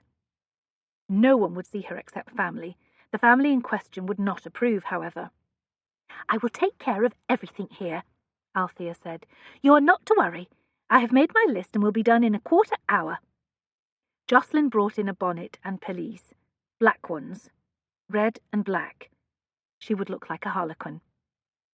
Jocelyn, please help Althea finish counting out the booklets. I must leave at once. She hurried to the door to go hire a hackney for the long ride to Mayfair. Almost an hour later, she entered Gifford House, only to learn her grandmother had not come down yet. Praying that she would not be drawn and quartered for the presumption, she went up to her grandmother's apartment. She paused outside the door. She never intruded here. She had not since she was 10 years old and had snuck in to explore her grandmother's dressing table. Fascinated by the jewellery and paints, she had tried them on, admiring herself in the looking-glass. Even now she could see her reflection, then the shock of seeing her grandmother right behind her. She had paid dearly for putting on that necklace and rouge.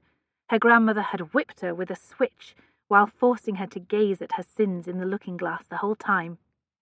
Then she had ordered her imprisoned with only bread and water to eat for a week.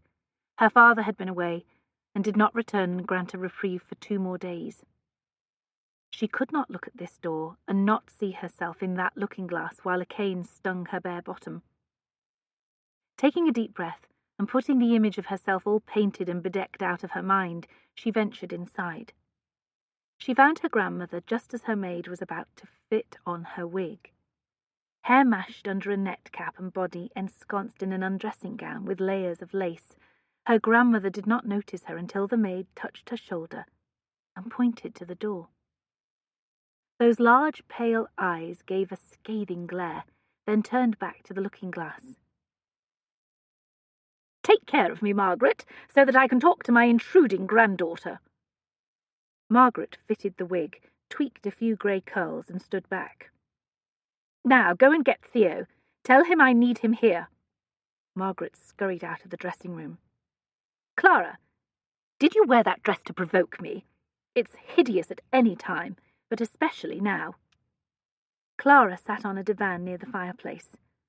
"I received your note. I thought it better to hear this sooner rather than later." Her grandmother turned on her chair. "Later was not much later. You could have waited until I dressed at least, or until you had reconsidered your own garments." "My apologies. It sounded very important, so I came at once." Her grandmother turned to the looking-glass once more and pinched her cheeks until 2 pink splotches formed. "Don't pretend you do not paint. We both know you do. You whipped me once for discovering that." "You did not want me seeing that house of yours, is what you really mean." Theo rushed in then. He noticed Clara, averted his eyes from Grandmamma's dishabille, and sat in a chair. "I hope this will not take long. I was on my way out to ride in the park." "Not long at all. I wanted you here, however, when I explained matters to your sister." "What matters?" Clara asked. A funny little worry branched through her. She doubted these matters would please her, considering her grandmother's tone. "I have heard about Brentworth's party. Several of my friends wrote to me. I am pleased to say that their opinions of Amelia's behaviour were unexceptionable." "I tried to be a good chaperone. At least this was not about Harry." "They also wrote that Stratton was there." "Yes, I believe he was." "Believe he was, do you? The way I read it, he spent over an hour in your company." It seemed as though the dressing-room had grown smaller. "Not an hour, I'm sure." "At least an hour. 2 of my friends reported. Of equal interest is that he spent no time at all with Amelia." "That's not true. I was present when he and she chatted." "So he chatted with her for a minute at most. It's clear, Theo, that we made some inaccurate assumptions about the Duke, and we'll have to correct our strategy." "It does appear so," Theo agreed. "Don't blame Amelia if he was not agreeable to your last one," Clara said. "Expecting him to marry someone from our family was a flawed strategy from the start. I told you that."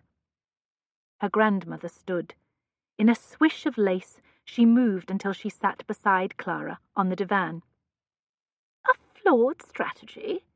She chortled into the lace at her neck. "Not in principle, it appears. He may have found Amelia lacking, true. However, it appears he finds you interesting. I'm not a rigid woman. If success means substituting sisters, so be it." Theo appeared confused.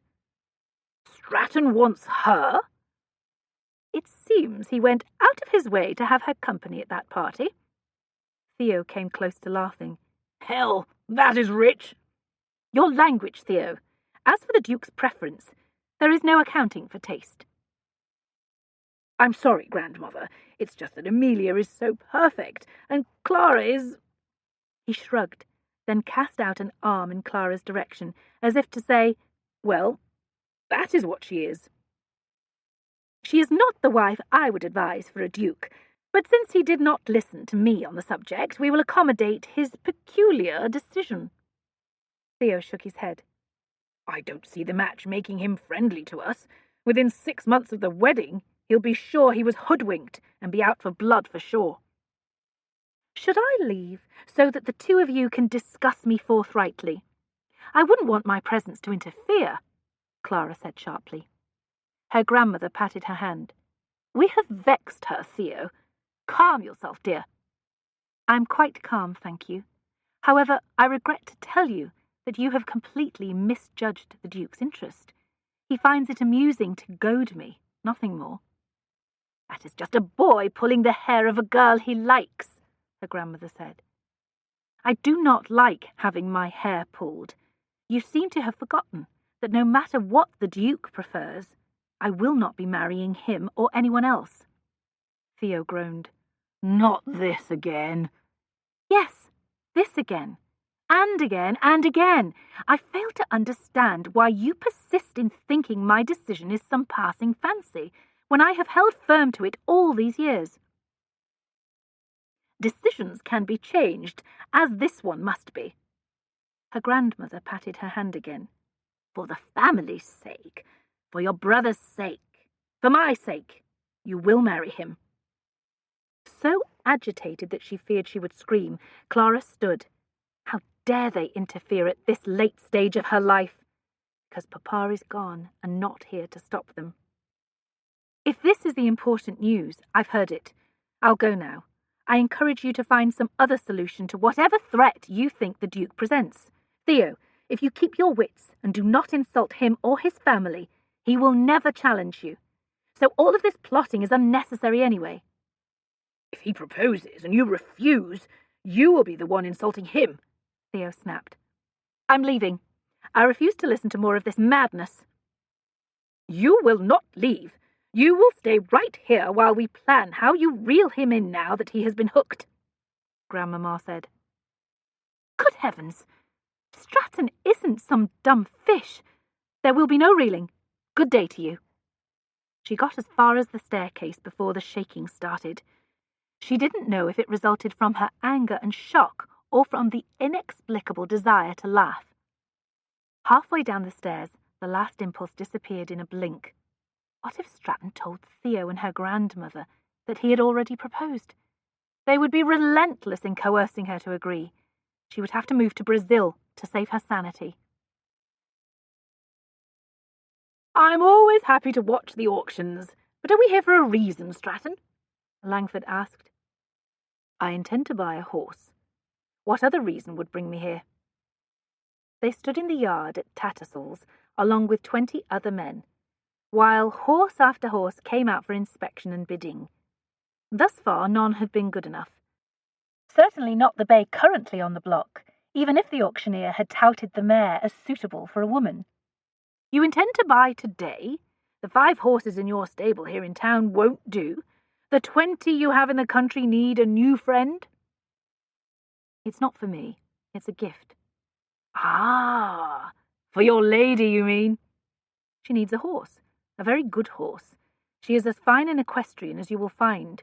She rides better than you do, even though she's stuck on a side saddle." "No woman rides better than I do."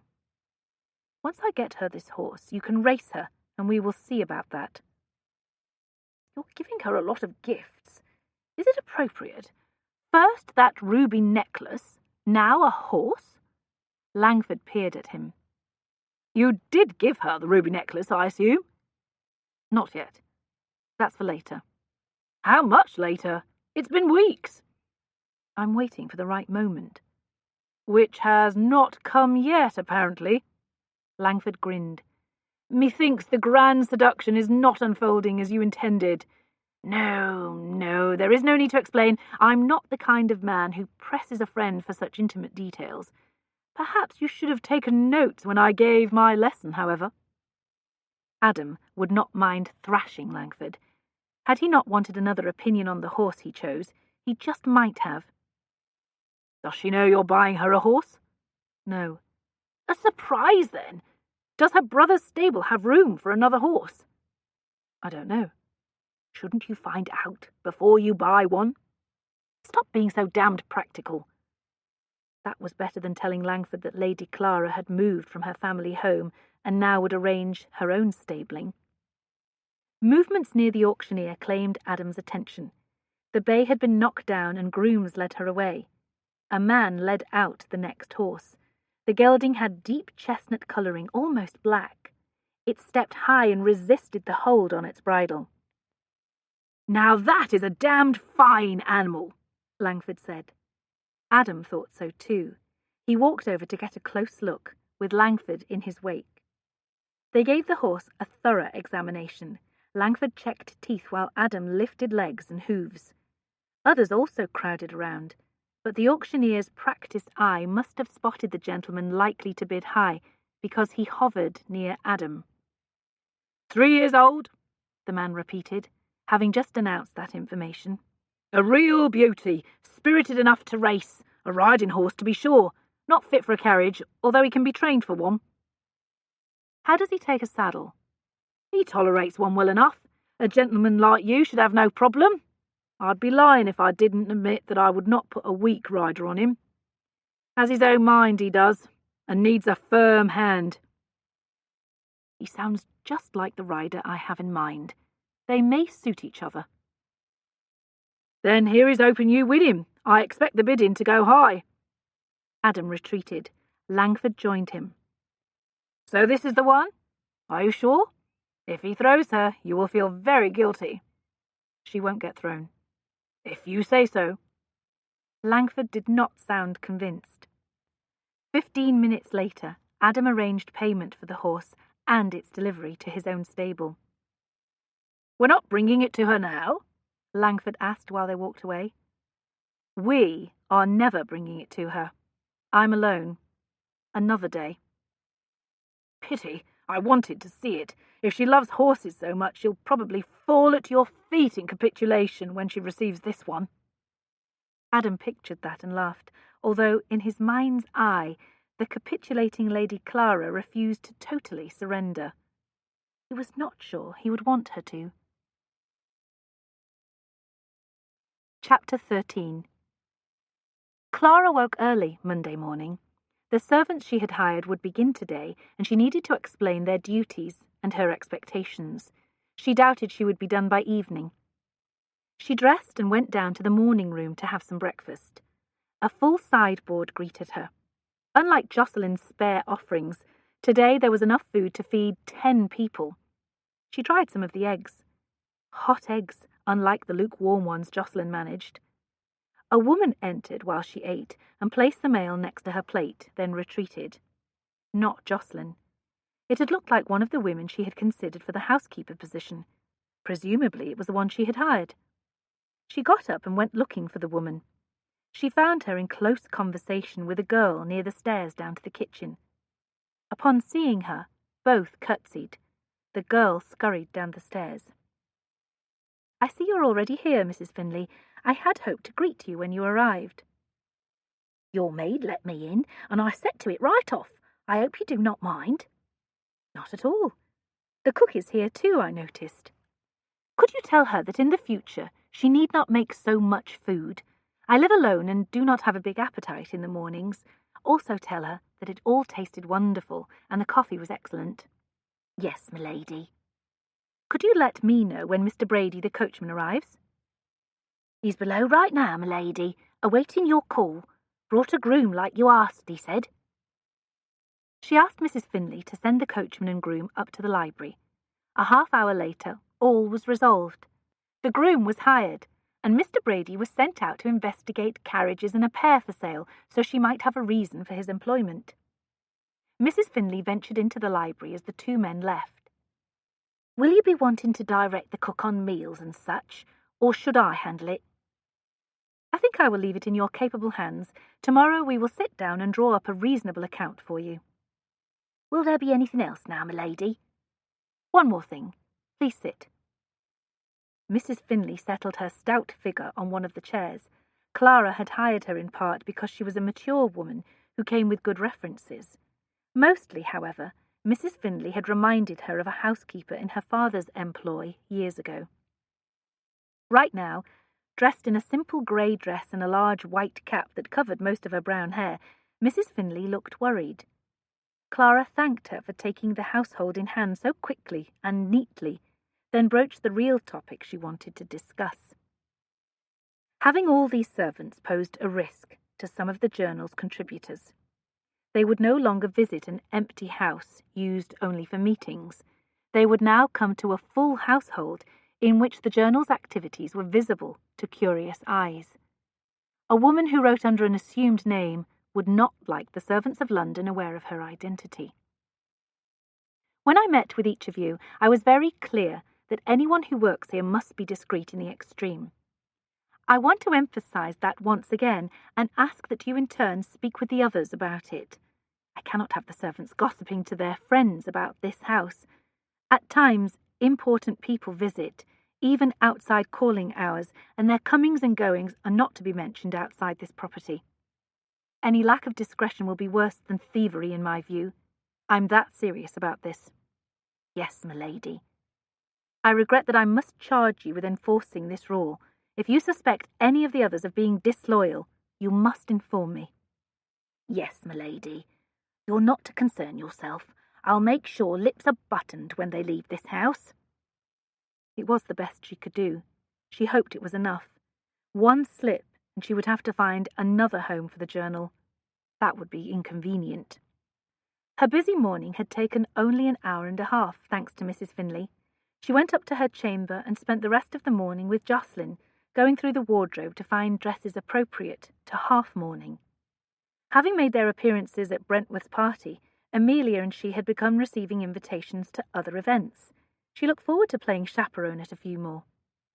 At 1:30, while writing letters, a rap on her door brought Jocelyn out of the dressing-room to open it. Mrs. Finley stood on the threshold, flushed and a little breathless. "My apologies, m'lady, but a gentleman has called." She handed Jocelyn a card. "A most distinguished gentleman, one of those important people you spoke of this morning. I've put him in the library." Jocelyn closed the door and handed Clara the card with a bland expression, but her eyes sparkled. The card belonged to the Duke of Stratton. Without either of them saying a word, Jocelyn came over to fuss with her hair, then gave her dress a critical frown before nodding. As presentable as she could manage, Clara went down to the library. She found Stratton perusing the mostly empty bookcases. At the moment, he was at the one that held the published copies of Parnassus. She trusted he had not removed any of them for a closer inspection, but if he had, he would just assume she subscribed. He turned on hearing her step. Her heart rose on fluttering wings at the smile he gave her. "You need more books." The decorator recommended a shop where I can buy them by the yard. I thought it would be more fun to choose each one myself. It will take more time, but in a few years I will probably have most of the shelves full. He came to her, bowed over her hand and kissed it. "You neglected to repeat your command that I not visit, so here I am. Are you angry with me?" She could not say what she should say. He would know she lied. Worse, he would know her for a coward and a woman who did not know her own mind. "I'm not angry. I'm glad that you called." "Come with me," he said, still holding her hand and coaxing her to the doorway. "I must test my luck and hope this does not anger you either." She followed him to the front entry. He opened it to reveal his horse tied out in front. Another horse stood beside it. A wonderful horse, as fine as Galahad and similar in build, but darker in colour, almost black. It wore a side saddle. Stratton went down and gave the horse's neck a firm stroke. "You can name him what you like. I've already arranged for his board and care at a stable in the nearby mews." She stepped down and joined him to stand where the horse could see her and she him. "He's beautiful. I don't understand, however." "He's yours. I found him for you. Women do not go to the auctions, so to get the best I had to do it. Do you like him?" "I adore him." Oh, what a horse! He had gorgeous lines and an imperial gleam in his eyes. She petted his nose. The horse eyed her, taking her measure just as she took his. What do I owe you for him?" "Nothing. He's a gift, of course." Stratton sounded vaguely exasperated, but appeared delighted with her reaction to the animal. A gift. A very valuable one. To accept would be compromising. To refuse outright would be insulting. "I must insist on buying him. I will do so when my trust next pays out." "You are a stubborn woman. I went to great trouble to give you a gift, and now you are turning me into little more than your horsemonger." "I appreciate the trouble, I do. I could have never found him myself. He's a wonderful surprise. However, I cannot accept a gift this valuable." He sighed with annoyance. "I will have my steward inform your trustee of the amount. I'm not going to take your money outright or willingly agree to this." "Thank you. I must give him the perfect name, and will put my mind to it. If you do change into a habit, we can go for a ride in the park before it gets too crowded. You can contemplate his name while you ride him." Her better sense said she should decline this ride. Her excitement over the horse silenced that voice in 2 seconds. "Come inside and wait while I dress properly. Only a short ride, however. I have many household duties today." 20 minutes later, she sat in the saddle. The horse immediately tested her when they set out. He tried to trot before her signal. She reined him in firmly. Stratton missed none of it. The auctioneer warned he needed a firm hand. He is spirited and, as you just saw, somewhat rebellious. "I can manage him." "I knew you could. The two of you have much in common and will find common ground quickly." "Are you comparing me to a horse?" "Only in the best way."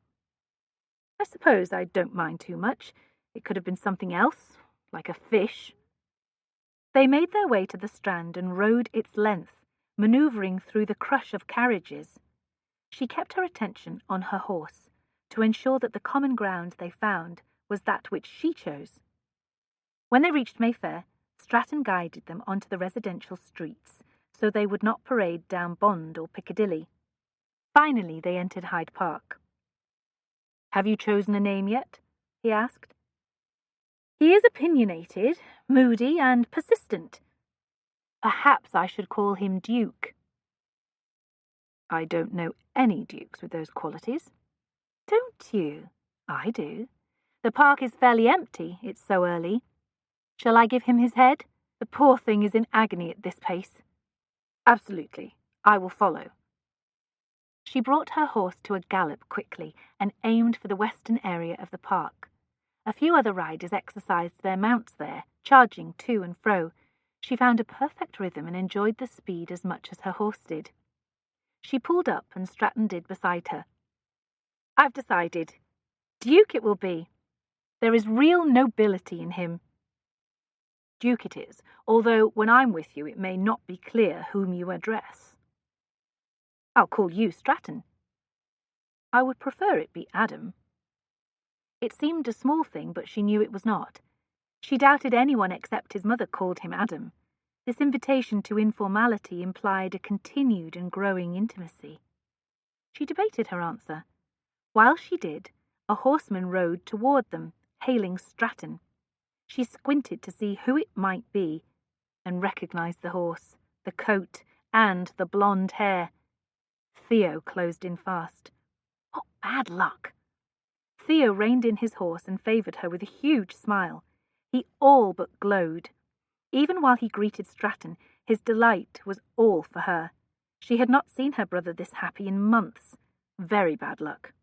"What a fine mount you have there, Clara. One of yours, Stratton?" "He's mine," Clara said. "I just got him. I didn't want to impose on your generosity all the time." "I would not have minded, although it would have been inconvenient for you to cross town for my stable." Theo glanced slyly at Stratton to see what, if any, reaction that evoked. Since the Duke did not appear the slightest bit confused, Theo must have concluded Stratton knew where she lived now. His blue eyes sparkled with satisfaction. Damnable, hellish luck. "I must return to my friends," Theo said. "I'll leave the two of you to entertain each other." He pivoted his horse and rode back whence he had come. You are not pleased he saw us, Stratton said. Not at all. You will have to tell them sometime. There's nothing to tell. Of course there is. Will the whole world know that before you do? He turned his horse. Let us go this way. This way led into the depths of the park, far from the bridle and walking paths. No one would see them here and grin knowingly the way Theo had done. No one will see us here. She looked over at Stratton, thinking she should object, only she didn't want to. She hoped he was up to no good. A tightness in her breathing said as much. A disgraceful anticipation claimed her. She might be standing on a precipice, preparing to jump, hoping she would fly and not fall. He dismounted on an isolated patch of grass and tied his horse. He plucked her down from Duke and tied him as well. Together they sat on the grass. I would appreciate it if you did not tell anyone you tried to give me Duke as a gift, she said. It could be misunderstood as other than a gesture of friendship. Probably so, since I'm not in the habit of giving mere friends horses. I'm also unlikely to kiss them senseless, or caress their bodies, or... You know what I mean. I also think we could just all decide that whatever caused the break between our families is over and done, and no longer important. So much anger when no one even knows what happened is ridiculous. I know what happened. She turned in surprise. You do? Lady Holsworth said it was probably honour, a woman or land. It was land. My father explained it all to me. Your father probably did the same with Theo, although I doubt he and I heard the same stories. She waited.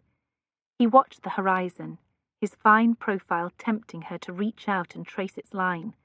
Maybe she would let him remain silent and just spend the next half hour looking at him. Only she was curious. If this man was in her life now, she wanted to know why he had not been before.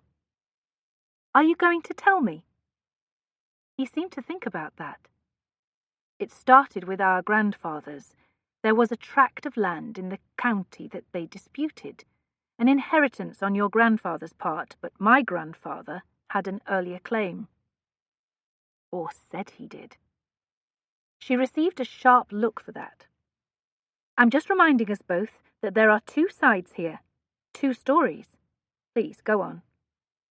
It went into the courts, and as such things happen, nothing was resolved during their lifetimes. The lawyers got fat, the rents went into escrow, and nothing progressed. Is it still like that? He shook his head. Your father found a solution.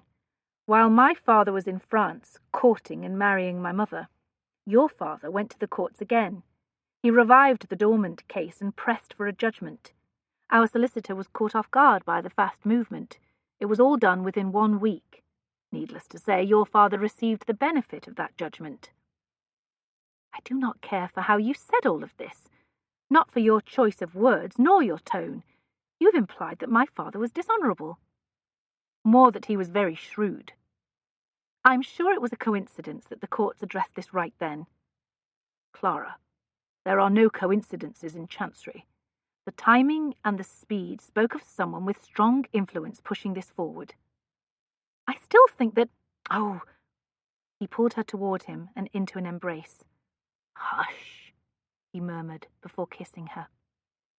She allowed those kisses to vanquish her indignation. They removed any thoughts of old family wars from her mind. She could be very happy, she thought, being kissed for hours in the sweet breeze. That was not to be, however. He checked his building passion. For a long, quiet spell, they sat there, entwined, not speaking. She ached, and wondered if he did too. Is it your intention to always live alone? He asked. Yes. Why? Can you believe that no one has asked me that before? I'm not sure I've even asked myself. She did now, so she could try to answer.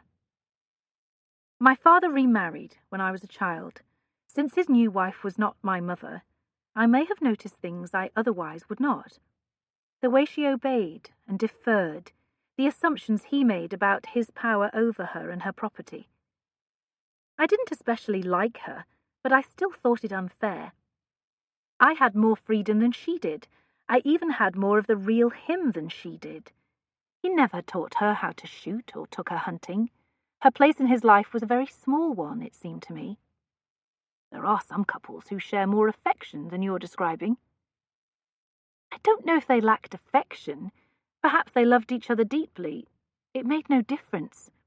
So I decided one day, when I heard her petitioning to visit a friend, like a child might beg a governess, and heard him deny her that small freedom, for no good reason it seemed to me, I decided I would not live like that if I had the choice.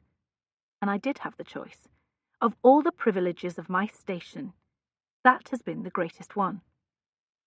He gently stroked her cheek with his fingertips. Was it also your intention to live like a nun? To deny yourself physical love? It's a part of your nature as surely as your ability to think and to know emotion. I never intended that. You're not the first man to kiss me. I've not lived like a nun. He leaned forward and kissed her. That's good to know. Again those yearnings flowed, enough that she kissed him back with more aggression than she had used before. He turned hard and demanding in response. This will never do, he murmured between kisses that belied his words. If we keep doing this in places like this, inevitably we will be seen. She found the strength to press him away and create a gap between their bodies. His arms remained around her, however. He was right. They risked too much with these games. She risked everything.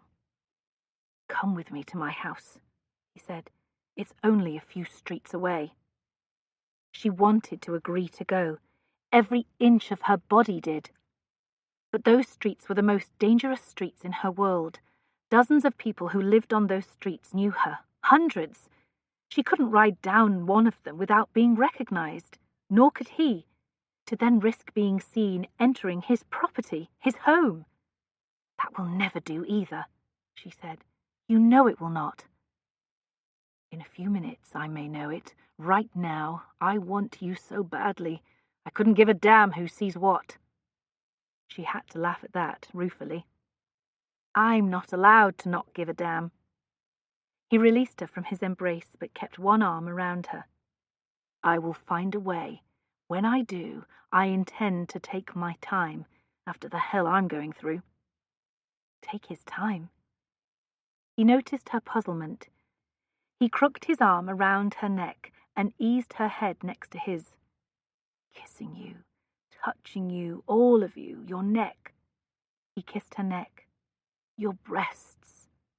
His hand skimmed over her breast, creating a jolt of pleasure. Your thighs. He caressed her thigh from knee to hip. He didn't stop talking. He told her, in shocking detail, what else he would do. It was the kind of thing decent men never said to decent women. At least she didn't think so. She would have stopped him, except his words mesmerized her, and her simmering arousal threatened to become a conflagration. A deep silence, heavy with sensual power, followed his scandalous description. We should ride back, she said. I can probably do so in another 10 minutes. It took her a moment to understand what he meant. Then she blushed hotly. He laughed. Society had arrived at the park by the time they rode back to the gate. People were busy with each other and being seen, so she did not notice too many people paying attention to them. I can ride home on my own, she said. Tell me which stable you arrange for me to use. I will not hear of it. I will escort you there. She would have preferred he not do that. Now that she was riding again and no longer in his embrace, she could not rid herself of the feeling that she had been scandalous today. Deliciously so. Not because of the kisses, but rather for having heard what he said, and how he said it, and allowing those faint touches and sensual provocations. At her house, he helped her dismount, then took her horse's reins. I will bring him to the stable. It's Cooper's place, in the Western Mews. Thank you. He bent to give her a kiss before returning to his saddle and leading Duke away. She watched him until he turned off the square. Before entering her house, She looked up the facade as if something invisible called for her attention. She caught a flash of a white cap at a window before it disappeared. Jocelyn had been watching them. Or else Mrs. Finlay had. Chapter 14. Clara sat at her library table with paper, ink, and pen. She tried to plan the next edition of Parnassus. It wasn't going well. Her mind dwelled elsewhere, not on the mix of essays and articles that might appeal to women readers. While she ate her dinner, a few hard truths had presented themselves. They demanded attention and contemplation, and since she couldn't remove them from her mind, she faced them squarely now. First, Theo had seen her with Stratton and drawn conclusions that were not warranted. She would be lucky not to find her grandmother placing an engagement announcement in the papers before the week was out. Second, while the two of them had not attracted much attention, they had been seen together. After spending time with each other at Brentworth's party, rumours were bound to start. Third, she had learned the history of their family's old feud, and in telling it, Stratton had blamed her father far more than his. She thought that ungallant. If he had not kissed her, she would have pointed out how unfair his interpretation had been. Only he had, and once more caused her to forget too quickly why she was not supposed to like him or to accept his company, and how those rumours of his seeking revenge might be true and might even touch on her family. 4. She sighed heavily when she admitted this, unless her astonishment led her to misunderstand, or unless Stratton spoke in poetic euphemisms. She had all but given him permission to do the things to her that she had never realized men did to any women, least of all women like her. Finally, she sighed again. At the lack of good sense, she might have also allowed him to think she was agreeable to an affair, which she was not. A kiss now and then was one thing. An affair would be too delicious. No, not delicious. Where had that word come from? Rash and dangerous. That was what it would be. She repeated those two words again in her mind. She focused on them. She pictured herself explaining that to him. Except he looked magnificent in her imagination, that little smile forming while she disabused him of that entire notion. Then he interrupted her with a kiss, and 100 sparkles of excitement enlivened her in that fantasy, and in reality too, where she sat on the chair. She got hold of herself and forced her attention again to her blank paper. She picked up her pen and dipped it, determined to do more this evening than swoon over the Duke of Stratton. She had allowed too much familiarity, and look where it had brought her, to secretly relishing just how dangerous a man could be. Adam prowled his house, pacing through its immense chambers and halls. His banyan billowed behind him. He had unbuttoned it because its warmth smothered him. He felt no chill tonight, even with many of the windows open. Rather the opposite. A discomfort like a fever tormented him. The heat burned in his head more than his body. Erotic images and impulses lodged there.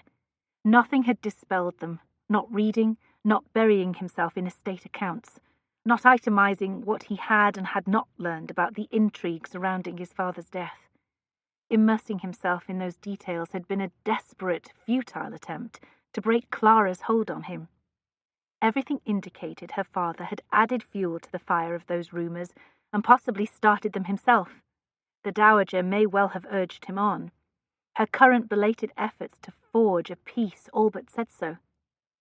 He still cared about that, furiously so, but thinking about Clara kept interfering with the righteous anger he had carried back from France. Her blind loyalty to her father, seen again just this afternoon, mattered now, even if it had not at first. When he first decided to pursue her, it had been an impulse born of lust and revenge, an oblique way to prod old enemies by taking possession of that family's most privileged and prized daughter. Now he envisioned her hurt if he discovered things that impugned the late Earl. Duty, duty. He chanted that word in his mind when he found himself making excuses for not doing what he needed to do, all because of a woman. He could not ignore that the more he knew her, the more she weakened his resolve. Who would care if he let history lie buried? Not his mother. His strides took him to the gallery outside the ballroom. Moonlight streamed in the long windows on one side of the long hall, giving form to the benches and plants and framed images.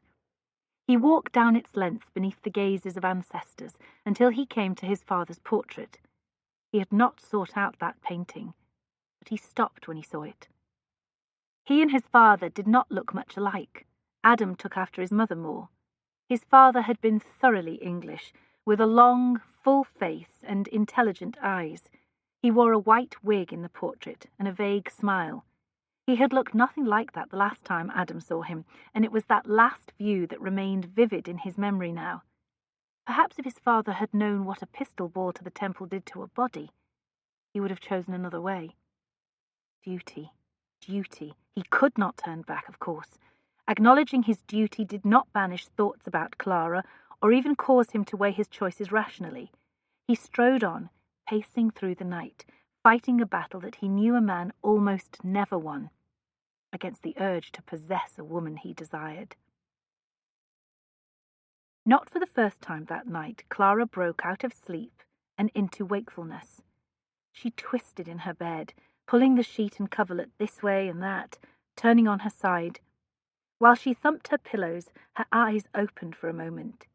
Yellow and silver light pooled on her bedclothes. Fully awake now, she looked at her window. The drapes were drawn back, and light from both the moon and the square street lamps filtered in like fairy dust. She thought she'd seen Jocelyn close the drapes. Apparently not. Annoyed by her maid's carelessness, she hopped out of bed and padded over to do it herself. "Do not. With no lamp, I will not be able to see you if you do that." Her hand clutched the drapery while her body froze in shock. She pivoted. Stratton sat in a chair across her chamber, as relaxed as if he owned the house.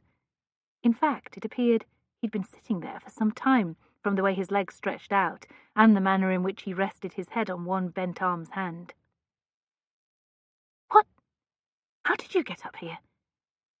"Your housekeeper let me in.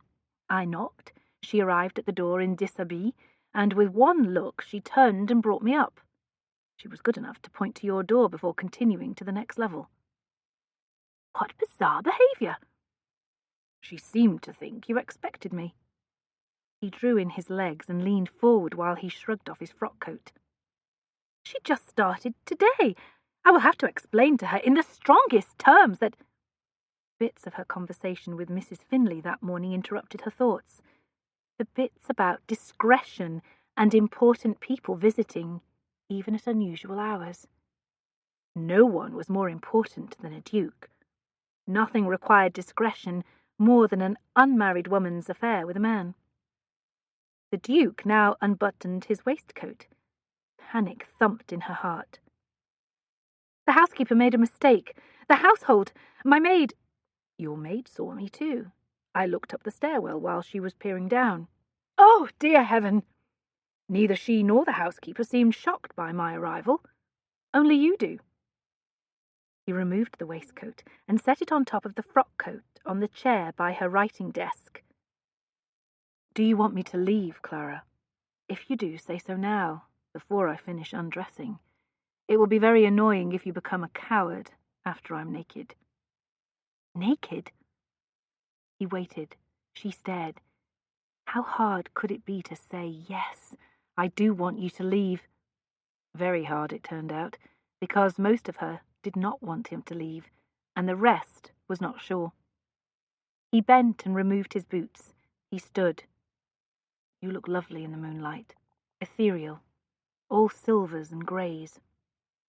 She looked down at herself. Unless she was mistaken, that light made her thin lawn nightdress transparent. She didn't know if she appeared ethereal, but she suspected she looked almost naked herself. She resisted the impulse to pull the drape around her. She didn't care for the way he used that word coward, as if sending him away showed a lack of character instead of admirable restraint. A respectable woman deciding to remain respectable was not a coward. She was careful and sensible and And, she sighed, because the excitement singing through her refused to hear the old, predictable lessons about good sense and every other boring word ever used to discourage pleasure. All the same, she would have to stand her ground, almost naked though she was, and do what she must. To have him in her own bedchamber, her own bed, was beyond dangerous. It was insanely reckless. She looked up to explain that to him, confident that he would understand like the gentleman he was. Just as she did, he pulled off his shirt, and suddenly she forgot what she intended to say. Clara just looked at him, her eyes wide with excitement and fear. It had occurred to him when she woke and he saw her shock at his presence to give her one kiss and retreat. Except she did look lovely and would look more beautiful once he removed that cap. Nor did she scream or order him to leave. Instead, she watched him, so obviously of two minds that he guessed the debate in her mind. It was the cap that told him for certain that she didn't feign surprise at seeing him. A woman anticipating a man's arrival in her bedchamber would never wear that. The fool of a new housekeeper had drawn conclusions that Clara herself had not. He had been delighted by the mistake before he knew it to be one. The idea that she expected him, welcomed him, and made arrangements to receive him banished any indecision. He had almost taken the stairs 3 at a time. He went over to her and took her into his arms. "You've not spoken. I'm here because of a comedy of errors, but it must still be your choice if I stay." She placed her palms flat on his chest, then laid her cheek on the skin between them. The fine lawn on her bed-dress offered little barrier to the feel of her body beneath his hands and arms. Her soft, sweet warmth entered him and soothed the restless discontent he had lived with tonight. "You must be gone before 5. "I will be gone well before." "You must tell no one. You must swear it, and you must promise to die before you tell my family." "Die?" She looked up into his eyes. A spark of the Clara he so admired shone brightly amid others that reflected her enchantment. He could feel her arousal, but she had not abandoned herself. "Yes, die. They are not to know." "I so swear." He would probably swear to anything right now. She stretched up and wrapped her arms around his neck. She gave him a small kiss. "Then I have decided I will not be a coward, as you put it so ungenerously. That was my hunger for you trying to tip the balance in my favor. I know. It worked." He plucked off the cap. Her hair tumbled down. He stretched his fingers through it and held her head to a kiss that had waited hours to be released. The ferocity of his desire burst hot and hard. It threatened to conquer him. He had to force control, so he did not ravish her then and there. He unbuttoned the top of her nightdress until it gapped enough that he could ease it down her shoulders and arms. She huddled against him to hide her nakedness. He pushed the dress over her hips, then lifted her in his arms and carried her to the bed. She pulled the bedclothes up as soon as he laid her down. He settled next to her. "Are you cold?" She shook her head. He eased the bedclothes away. "Then don't do that. I want to see you." She closed her eyes as he peeled away her shield. He left her like that while he stood and removed the rest of his garments. The sight of her lying there had his mind burning. "It is said the French are very good at this," she said. "I'm half English." "Perhaps you should speak French so as to call on that half." "I do not think I will be speaking much. My mouth will be too busy." He rejoined her and braced on one arm while he caressed her neck and down her chest between her breasts. Already their tips rose hard and high. Her own hand stroked his arm. She looked up at him. "Do you really intend to do all those things you spoke of this afternoon?" "Not all of them tonight." He would not have the patience. "That was very bad of you, very scandalous." "And yet you did nothing to stop me." Not one gasp, not one word. I was too shocked. It looked to me like you were fascinated. And aroused. Definitely aroused. He would never have gone so far if not for that. He palmed both tips lightly. She gasped. Oh, that feels even better without clothing. He made sure she learned just how much better. He caressed her breasts until she moaned with pleasure, then lowered his head and used his tongue and mouth. Wildness claimed her so quickly she must not have fought it at all. Her passion inflamed his own. Erotic images plagued him, but he kept enough sense to know this was not the night for them. He stroked to her legs, then pressed his hand up between her thighs. Joyful shock rang out in her cries. He explored her moist softness while he continued arousing her with teeth and tongue. Lost to the sensations, she parted her legs more and told him with her begging sighs that she wanted more when his caresses increased her pleasure. Raw hunger broke free in him. Nothing less than thrusting inside would satisfy that need now. He gritted his teeth and stroked the places that would force her to her release if she permitted it. He heard her climb in her cries and felt it in her body's movements. He also felt her fear. He pressed his mouth to her ear and told her to let go. She did, embracing that oblivion with a scream. He moved to take her. Her arms rose to clutch him. He leashed enough sense to go slow at first and learned that was a damned good thing. He held himself back so he didn't hurt her further while desire howled in him. He silenced that primitive voice long enough to know the calmer pleasure of the feel of her encasing him. He stroked long and slow while he could, but eventually the need for completion defeated him. Release came like a cataclysm. It pitched him into dark silence, where no other senses existed and where utter peace waited. Having experience with many women, Adam knew better than to fall asleep the way his whole body encouraged. Instead, as he emerged back into the world, he rolled off Clara and pulled her into his arm by his side. It behooved him to say something as soon as his mind would cooperate. Experience gained him nothing there, however. This was a first time for her, which made it his first time too, in a manner of speaking. Clara was ready to talk even if he was not. For reasons he never understood, women turned chatty at such times. She was no exception. "That was very nice," she said. "It didn't hurt nearly as much as I expected." "That's good to know." The nice part pleased him. The not hurting part relieved him. It seemed to him he might have hurt her now that a few memories infiltrated his mind. She rose up on her elbow and looked at him. "I know gentlemen are supposed to feel guilty when they've been with innocents, but I trust you don't." "I don't feel guilty at all, since I intend that we will marry." "See? There's that guilt, even if you deny it. Well, I absolve you. Clara, I already proposed, remember?" "You didn't really propose. You didn't mean it. It was an easy, safe proposal because you made it to a woman who never intended to marry. I'm only saying that I do not want you now making it serious out of guilt." "It's not guilt, although considering what just happened, there really is no choice now." "Of course there is. Don't pretend that honor now requires it. You knew I was a virgin, yet didn't restrain yourself. More to the point, you knew I was a virgin who wouldn't marry you even after we did this." He would not insult her by saying he had known nothing of the sort.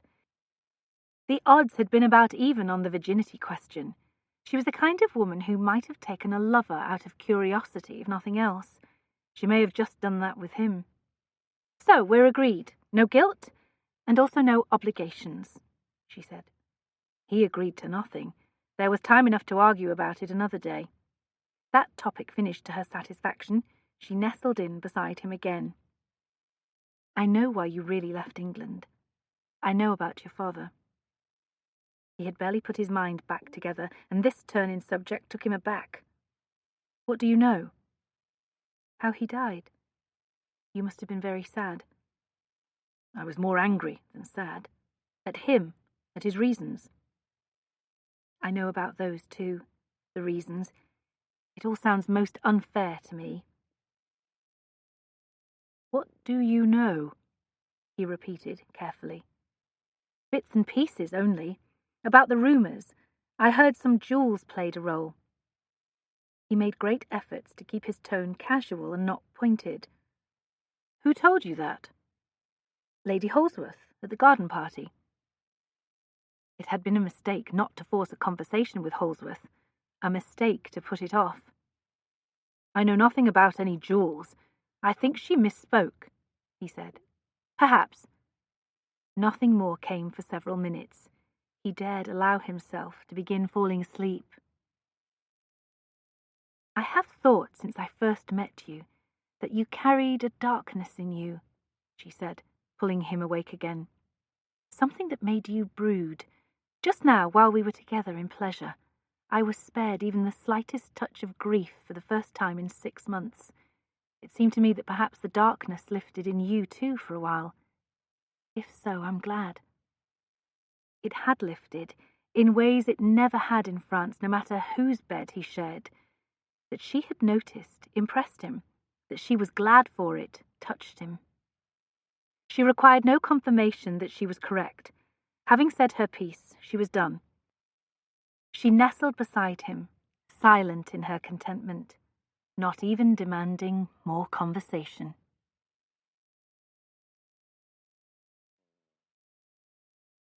Chapter 15. "Milady! Milady!" Mrs. Finley's frantic call penetrated the door of the bedchamber. Clara bolted up in her bed, still half asleep. Her nakedness slapped her awake. While she grabbed her bedclothes around her, trying to cover every inch of skin up to her neck, her gaze bolted around her chamber, seeking evidence of her visitor. None could be seen. He was gone probably hours ago, while she slept, just as he promised. The only evidence of last night was her. Jocelyn hurried to open the door. Mrs. Finley gasped out words between heavy breaths. "The Countess! The Earl! Here! Their carriage!" She stopped and inhaled deeply. "The house isn't ready. There's not enough breakfast. I'll run and tell the cook to do something." She turned and hurried off. Jocelyn ran to the window overlooking the street. "They're at the door." "What can they be thinking coming at this hour?" "It's almost 10 o'clock. Help me to get washed and dressed so I can receive them. No, first run down to Mrs. Finley and say she is to most definitely put them in the morning room with breakfast. And if my grandmother refuses, then in the library. I will be down soon." Jocelyn ran off. Clara found her nightdress among the tangled sheet and coverlet and pulled it on. Was it her imagination that the whole bed carried a scent this morning? She sniffed, then flushed. There was no mistaking what had happened here. She rushed to the dressing room. Hot water already waited, and she began to use it, not waiting for Jocelyn. Jocelyn returned and grabbed a towel. "They may be coming up here. Mrs. Finley's holding her ground, but the Dowager's staring her down, and I don't think it's a fair match." "Why, of all the... Do something with my hair, quickly. I cannot manage more than a knot now." "Then make a knot, but first close the door to my bedchamber. Bolt it. If my grandmother so much as takes a step in that direction, you are to throw yourself against the boards and refuse to move no matter what she threatens." The knot was barely done when they heard voices on the stairs. Jocelyn ran to the wardrobe, grabbed an undressing gown, and threw it across the chamber to Clara. Clara drew it on and buttoned it with shaking hands.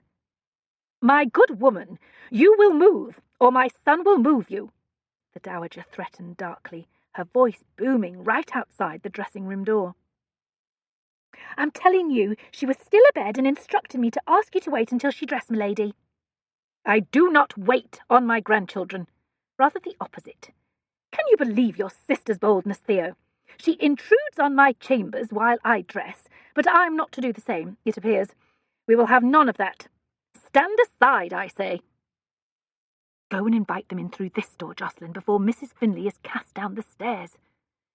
Clara did not like her grandmother's tone. Not at all. Jocelyn opened the door and stood aside. Grandmamma sailed into the room with a rumpled and yawning Theo in her wake. Any sternness left her grandmother once she set eyes on Clara. A happy smile stretched her face. She came over and bestowed a rare kiss on Clara's crown. "No, do not get up. Tell your maid to continue if she was about to do something with that terrible hair. And not, I would be the first to say you are due for a new style, but that is not it." "Good morning, Grandmamma. Theo." Theo grunted. As soon as their grandmother sat, he threw himself onto a small divan and stretched out his legs. Grandmamma whacked those legs with her parasol. "Show some respect, Theo. We're not at some tavern. Forgive him, Clara. I seem to have had him woken not long after he returned from a night of doing who knows what." The way she skewered Theo with a glare suggested one who knew what, or at least suspected. Clara was not above seeking an alliance for what she thought would be an unpleasant conversation. "He is young, Grandmamma. You cannot expect him to behave like a 50-year-old man." Theo sent her a glance of gratitude. "Fortunately, he also lacks the discretion of one, or I might have never learned how your courtship with Stratton progresses apace. Well done, Clara. Well done indeed." Clara glared at Theo. He shrugged helplessly. "What did Theo say?" "In his delight and relief at seeing your rendezvous with Stratton in the park, he told me all about it." She leaned forward. "And I do mean all, Clara." "All." "Yes, we rode in the park together. I didn't think you would want me to cut him, nor is rendezvous an accurate way to describe it." "You do not have to dissemble with me, dear. I know about accidental meetings that are not true rendezvous." She gave a big wink. Clara dared not respond. She could not be sure what Theo had seen or not seen. She had assumed that after he spoke with them, he busied himself with his friends. But what if, on seeing them ride toward privacy, he had followed? What if he had seen more than riding and talking? What if he had seen all? She peered at her brother, hoping to discern just how bad her situation might be. Unfortunately, he had dozed off. "Let him sleep," her grandmother said. "Now, tell me, has Stratton given you any valuable gifts?" "Only a very fine horse and a night to remember for the rest of my life." "What do you mean, valuable? Like a nice lace handkerchief?" "Oh, my, no. You are so very green with your advancing years, I often forget that. Valuable like expensive jewellery." "He has given me no jewellery of any value." "How unfortunate. I had rather hoped, after what Theo told me." "What exactly did Theo tell you? And was he drunk when doing the telling?" "If he was drunk, it was from happiness. He all but danced with delight when he returned from that ride. The Duke is clearly in love, he said. The man could not take his eyes off you, he said. The two of you rode away to where you might find some privacy, he said." She lowered her chin and looked up meaningfully on that part. Clara feared she might blush and give it all away. "If he had followed us, he would have found us having an argument, a rather loud one on a subject not for the ears of the entire ton. Although the Duke and I have a friendship of sorts, it's not in any way romantic. Considering our two families, how could it be?" Grandmamma did not care for that. She pursed her lips and contemplated this unfortunate news. "He has no need for a friendship with you of any kind, Clara. If he seeks your company, his intentions are rather more than friendship. You must tell me if he gives you or attempts to give you any fine jewellery. It implies things when a man does that. For a woman of your breeding, it is a declaration and all but ensures that a proposal will be forthcoming very soon, if not immediately."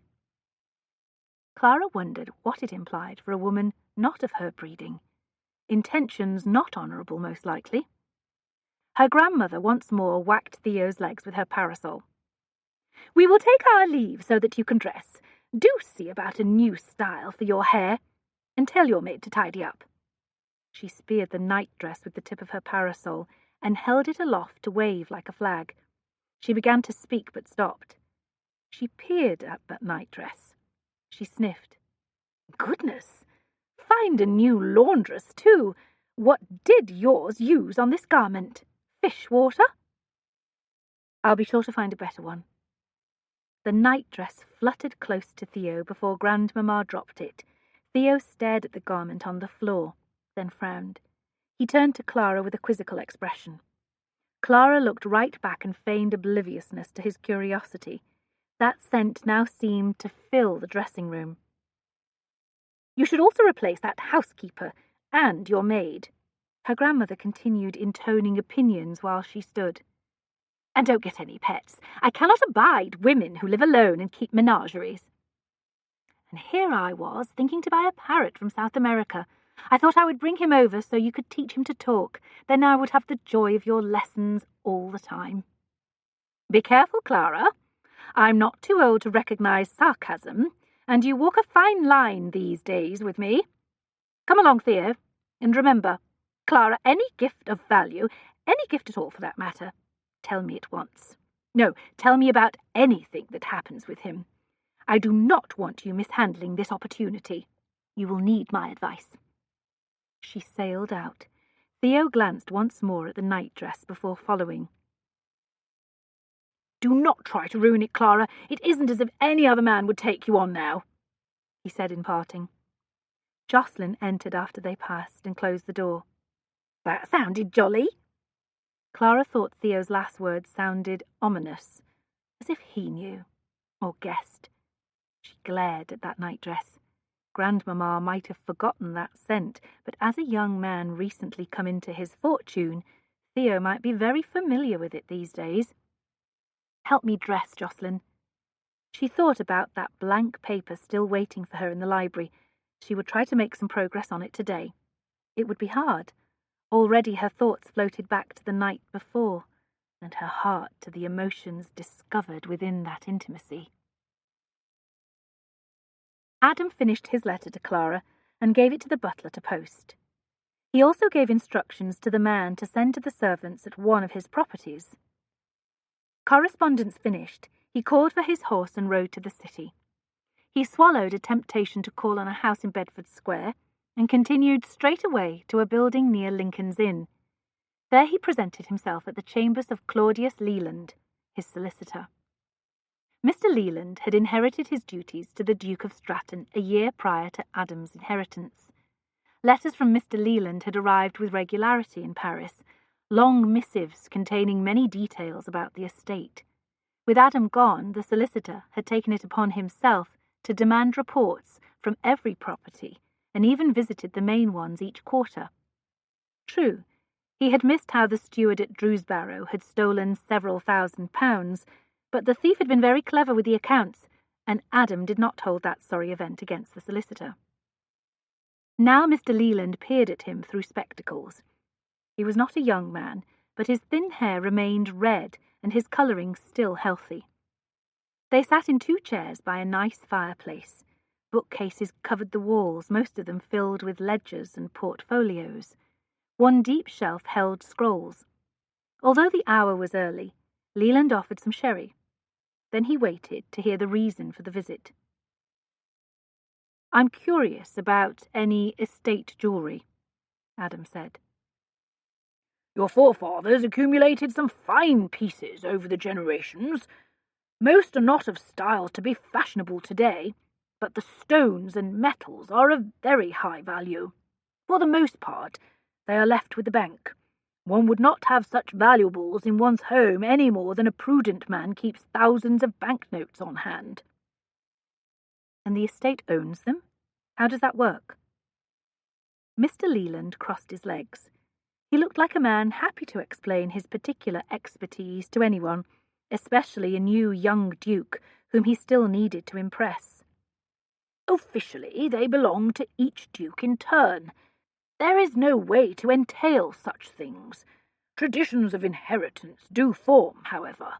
For example, it is customary in families for someone, usually a trusted solicitor, to explain to a new duchess that while she can wear the jewels, and while any gift given directly to her by her husband becomes her personal property, the family jewels are not hers in a legal sense and remain with the estate. So my father or grandfather could have given any of these valuables to whomever they chose, or sold some of them. As can you now, of course. Do you have an interest in doing so? I'm more interested in learning how someone would know if I did. Ah, we now have a conversation that we have thus far been denied. No one would know if you did, except you, me, and the next Duke. An inventory is taken of all of the property when there is a death of its owner. One was done by me, after your father passed. Another inventory of the valuable property is done every 10 years thereafter. If there is a lack of concordance between the two, it is my duty to inquire as to why. I expect that at times something goes missing with no explanation. It is my duty to find it, even if that means ascertaining there has been a theft or careless loss. Sometimes, with my patrons, I already know something has been sold because it's in the accounts. More commonly, my patrons inform me when personal property of such value is dispersed, so that I can make a note and not wonder how it happened.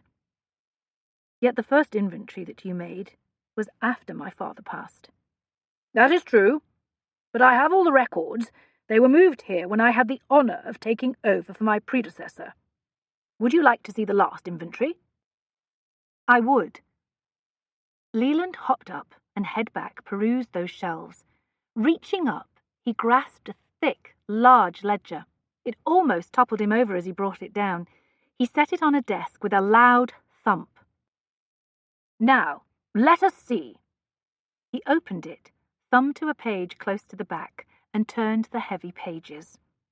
He flipped more, then stood back. The section regarding the jewels is right there.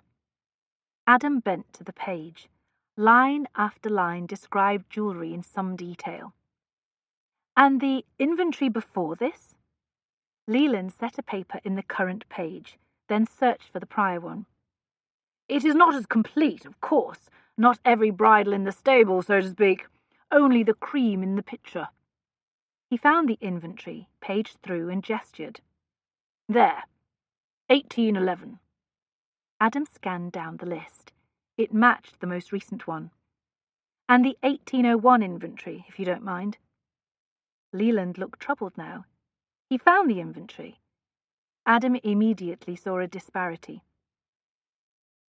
This set here is not in the later two. Leland peered at the page. Gold filigree with pearls and sapphires, diadem and necklace.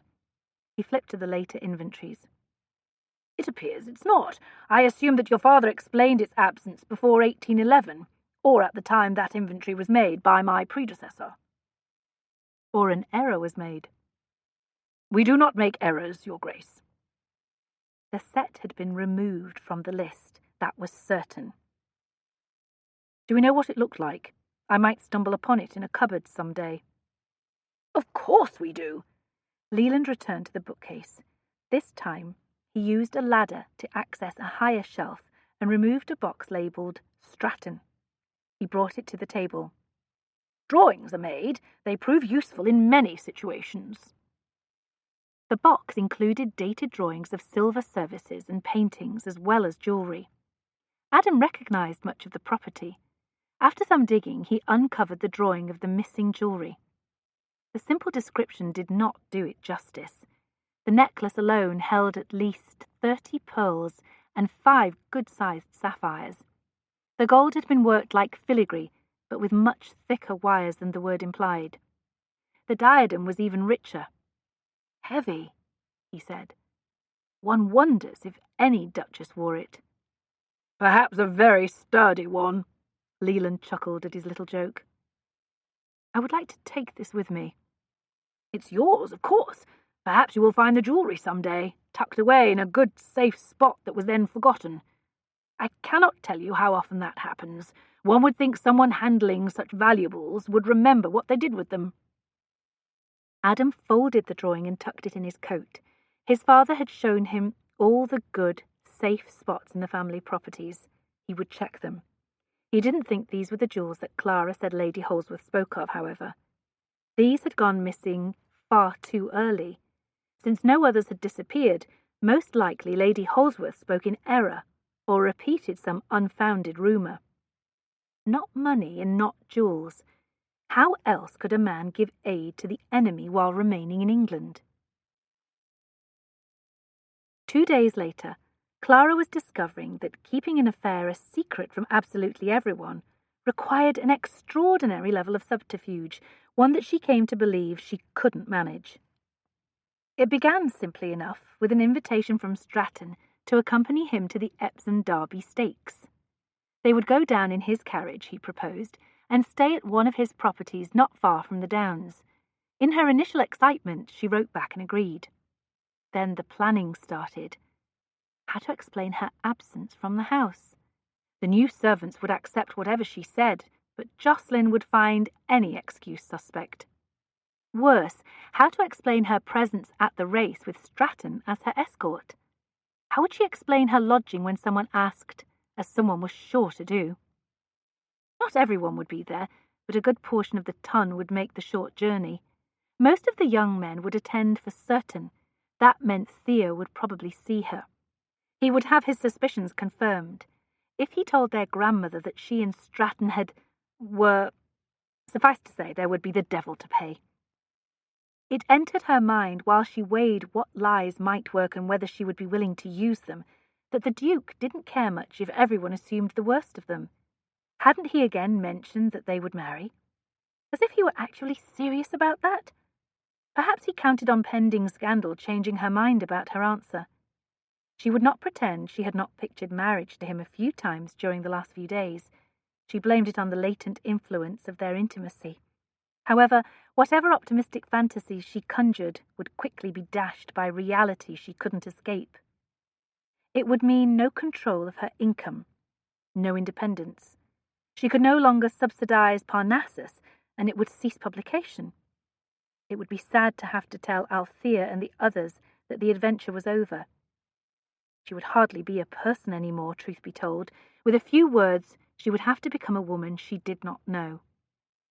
She decided there was no way to go to the Derby Stakes with Stratton. That saddened her to a surprising degree, and not only because of her disappointment in not seeing the race. In order to dispel the melancholy, she decided to visit some of the bookshops to see if copies of Parnassus were selling. Her coachman had helped her purchase a modest coach and a matched pair, and she sent word for him to bring the equipage around. She would conquer this mood and write to Stratton in the evening to explain her change of decision. She had not travelled far when she decided the company of a friend would help lift her spirits. She gave the coachman the direction to Althea's home. Althea lived with her brother on a street near St. James's Square. Clara was brought to the drawing-room, where Althea suffered in silence while her sister-in-law chatted with other callers. Althea's eyes lit up when she saw Clara enter. She jumped up to introduce Clara to the ladies assembled. At the first opportunity, she took Clara aside. "You are a saint," Clara said. "I would go mad if I had to pretend her friends were my friends." "I don't mind most days, but right now I'm very glad to see you." "Take your leave of them. I have my new carriage outside. We will visit bookshops." Althea proved extremely agreeable. 15 minutes later they stopped at the first shop and entered to count copies. "3 are gone," Althea said when they were back in the carriage. "Let us check Johnson's on Oxford." The news there gave them both heart. All but one copy had sold. As they left the shop, a voice hailed Clara. She turned to see Stratton closing the door on a shop 4 doors away. Althea gave her a quizzical look. "He and I have had some conversation at times," Clara explained. "I shouldn't cut him." "Of course not. It would be very wrong to cut such a handsome man." He appeared happy to see her. She could not hide that she was happy in return. She hoped that was all she revealed, and not the rest of what she experienced. Joy and warmth and echoes of sensual thrills suffused her. Out of the corner of her eye she saw Althea taking it all in. She made introductions. Stratton knew Althea's brother. Althea remembered Stratton's mother. Finally Clara turned to her friend. "I have something I must tell the Duke. Will you excuse us for a short while?" Althea smiled sweetly and strolled over to a shop window to admire the wares. "I cannot go," Clara said quietly. "I know I agreed and I want to see the race very much, but no matter how I try to arrange it, I see only gossip spreading fast afterward. There is no way to be discreet." "Discretion be damned." "You cannot mean that." "No, I don't. At least for your sake I don't." He looked past her. "Invite your friend. Have her come with you. Is that your carriage there? Plan to go down in it. I will arrange the rest." He looked at Althea again. "You may have to confide in her." "Can you trust her?" "She may be the only person I can trust. She is certainly the only person I know who keeps a secret." He cocked his head. His charming smile sent a tremble down to her toes. "You have secrets besides me? How intriguing. Now I will have to learn what they are." She called Althea back. "We should continue our errands, Duke. Good day to you." He took his leave. She and Althea climbed into the carriage. Althea stuck her head out the window to watch the Duke walk away. Then she settled in, set her reticule on her lap, and looked right at Clara. "Is there something you want to tell me, darling? Because I think you have shared much more than conversation with that man."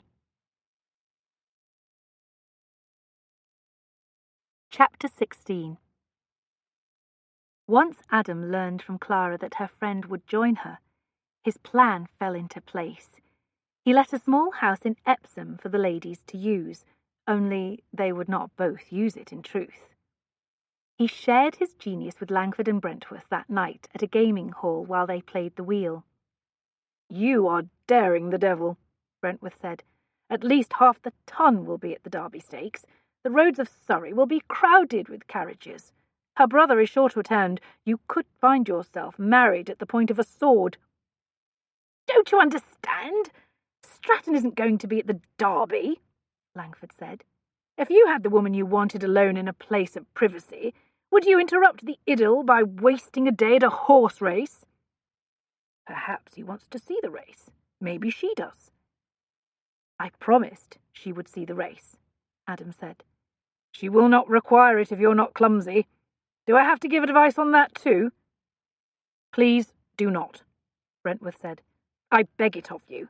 And Stratton here insists, I'm sure." Langford placed some bets. "I will wager both of you that there will be no nonsense about that race.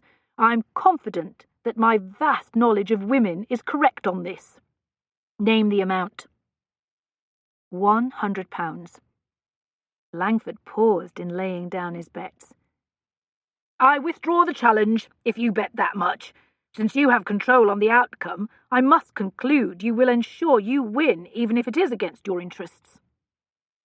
"If seduction were my only goal, I would not have to leave London. She wants to see the race, and I'm going to considerable trouble to arrange that.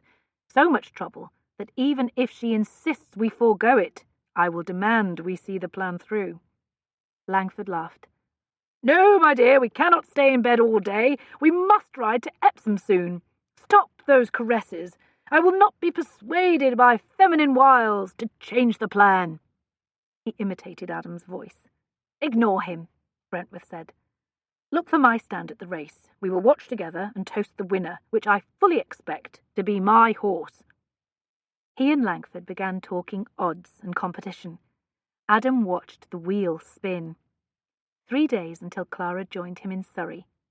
He was sure he would go mad before that. Clara made a display of entering the house in Epsom with Althea. She stood on the street for at least 5 minutes while Mr. Brady carried their valises into the house. She greeted several women passing by whom she knew. "Well done," Althea said once they were both inside and the carriage had rolled away. "I will see you tomorrow morning early. Now it is almost 2 o'clock, and time for your rendezvous. Off with you." Clara gazed around the sitting room of the house, vaguely noting it looked cosy and welcoming.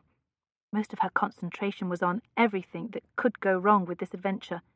A bad case of nerves had been building the last 5 miles. If my brother learns I'm staying here and calls, I will make sure he is none the wiser regarding where you really are instead. Althea took her hands. Of course, if you prefer to remain here, I will not accuse you of cowardice. You would be more generous than I would be with myself. Still, I can't deny that this is different from the last time. This time, I'm making a very deliberate decision well ahead of time. I think this is the better way, don't you? Did she? It might be more thoroughly her choice, but it wasn't easier. She wouldn't be able to pretend she had succumbed to surprise or been swept away by kisses in the magical moonlight. She picked up her valise and walked to the back of the house. You should probably bribe the coachman to ensure his discretion, Althea said, walking alongside her. I raised Mr. Brady's wages yesterday. I think he knows why. If not, he will soon. They left the house and walked through a small but tidy walled garden to the back portal. On its other side, her carriage waited. She gave Althea a kiss. I will return in time to accompany you to the race tomorrow. She climbed into the carriage and Althea waved her off. She pulled the curtains, halfway closed. The carriage left the town and aimed west. The roads in this direction showed none of the crowding they had experienced coming down. That crush had slowed travel considerably, enough that at times passengers climbed out and walked to friends' carriages and climbed in. When they'd stopped to rest and water the horses, 5 of her brother's Mayfair neighbours took air among the crowd in the coaching inn's yard. Stratton's property was near Guildford, in the opposite direction. When they were well away from Epsom, she pushed back the curtains and enjoyed the passing countryside. After an hour, they turned off the main road and up a private lane. When the trees broke away and the house came into view, Clara had to laugh. Stratton's small secondary property was probably one of the biggest houses in the county. Its size was its most ostentatious feature. Otherwise, the grey stone and restrained design indicated it was not very old. Stratton came out while the coachman handed her valise to a footman. After welcoming her and giving the footman instructions to seek out the housekeeper, he had a private word with Mr. Brady. Clara could not see what was said, but she thought she saw a coin being palmed from the Duke to the driver. "Did you tell him about tomorrow?" she asked when Stratton rejoined her and escorted her into the house. "With tortured precision. He will meet us at a designated place outside Epsom and be waiting from 9 o'clock on. This will be an unusually lucrative employment for him, I think, since I also paid him extra for his silence. Not enough. Nor did he misunderstand my expectations and my subtle threat when he took that guinea. He's not a stupid man." "A guinea? Whoever knew that sin could be so expensive?" She had not known what to expect when she arrived, not the formalities that engulfed her. She found herself treated like any guest. A housekeeper arrived to bring her to her chamber. A maid waited there to unpack her valise and to aid her undressing for a rest. Before leaving, the maid promised to wake her to prepare for dinner. She checked her pocket watch and judged there to be at least 3 hours before the maid would return. Since she felt no need to rest, being stuck here annoyed her. In the least, Stratton could have invited her to explore the house and garden on her own if he did not want her company right away. She didn't know how lovers were treated when trysts were arranged, but she had never guessed she would be bored. The butler accompanied Adam upstairs. While he went through the predictable steps of being settled in, his mind timed how Clara's own welcome was progressing. "We have prepared the apartment for you, Your Grace. A footman, Timothy, will serve you. He is experienced as a valet." Excellent. They would be showing Clara her chamber now. Adam turned on the landing to ascend to the next level, where his apartment spread. The butler did not. "Your Grace, we moved everything to the Duke's apartment. I hope we did not err." Her maid is unpacking her valise now. Not at all. He accompanied the butler to the door of the chambers last used by his father and steeled himself against an onslaught of memories. He had not been to Kengrove Abbey since the day his father's remains were transported north. He had not intended to enter these private spaces on this visit. Now, with the butler on his heels, he turned the latch with foreboding. The doors swung wide, revealing a foreign place.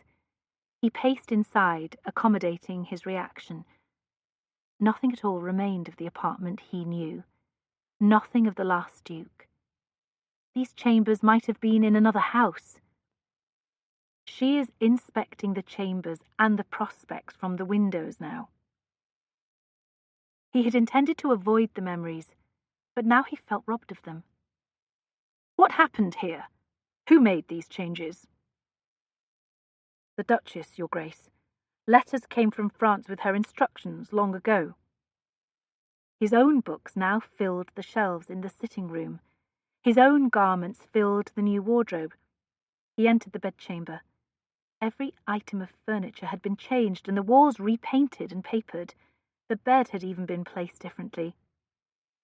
What did you do with my father's things? They were boxed and placed in the attic. And his personal papers? Sent to Drewsbarrow, Your Grace. Leave me, he said. Tell Timothy I will not want him until dinner. The door quietly closed behind the butler. Adam took one more tour of the foreign apartment. It had been his mother's decision to do this.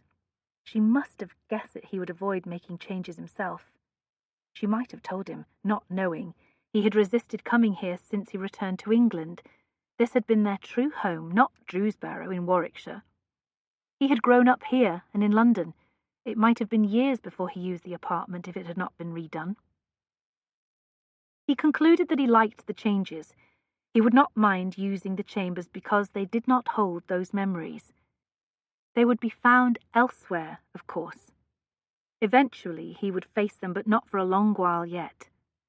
Her maid is undressing her and inviting her to rest from her journey. He removed his coats and rolled up his sleeves. He returned to the bedchamber and eyed one wall. The panels had been painted, but not removed. He placed his palm on one of them and gently pressed. Finally he found the spot where the panel's edge eased beneath his pressure. A faint click sounded, and the panel swung out. Good. Safe places, the solicitor had said. This was one of them, and there were others. The first thing he saw was a stack of money.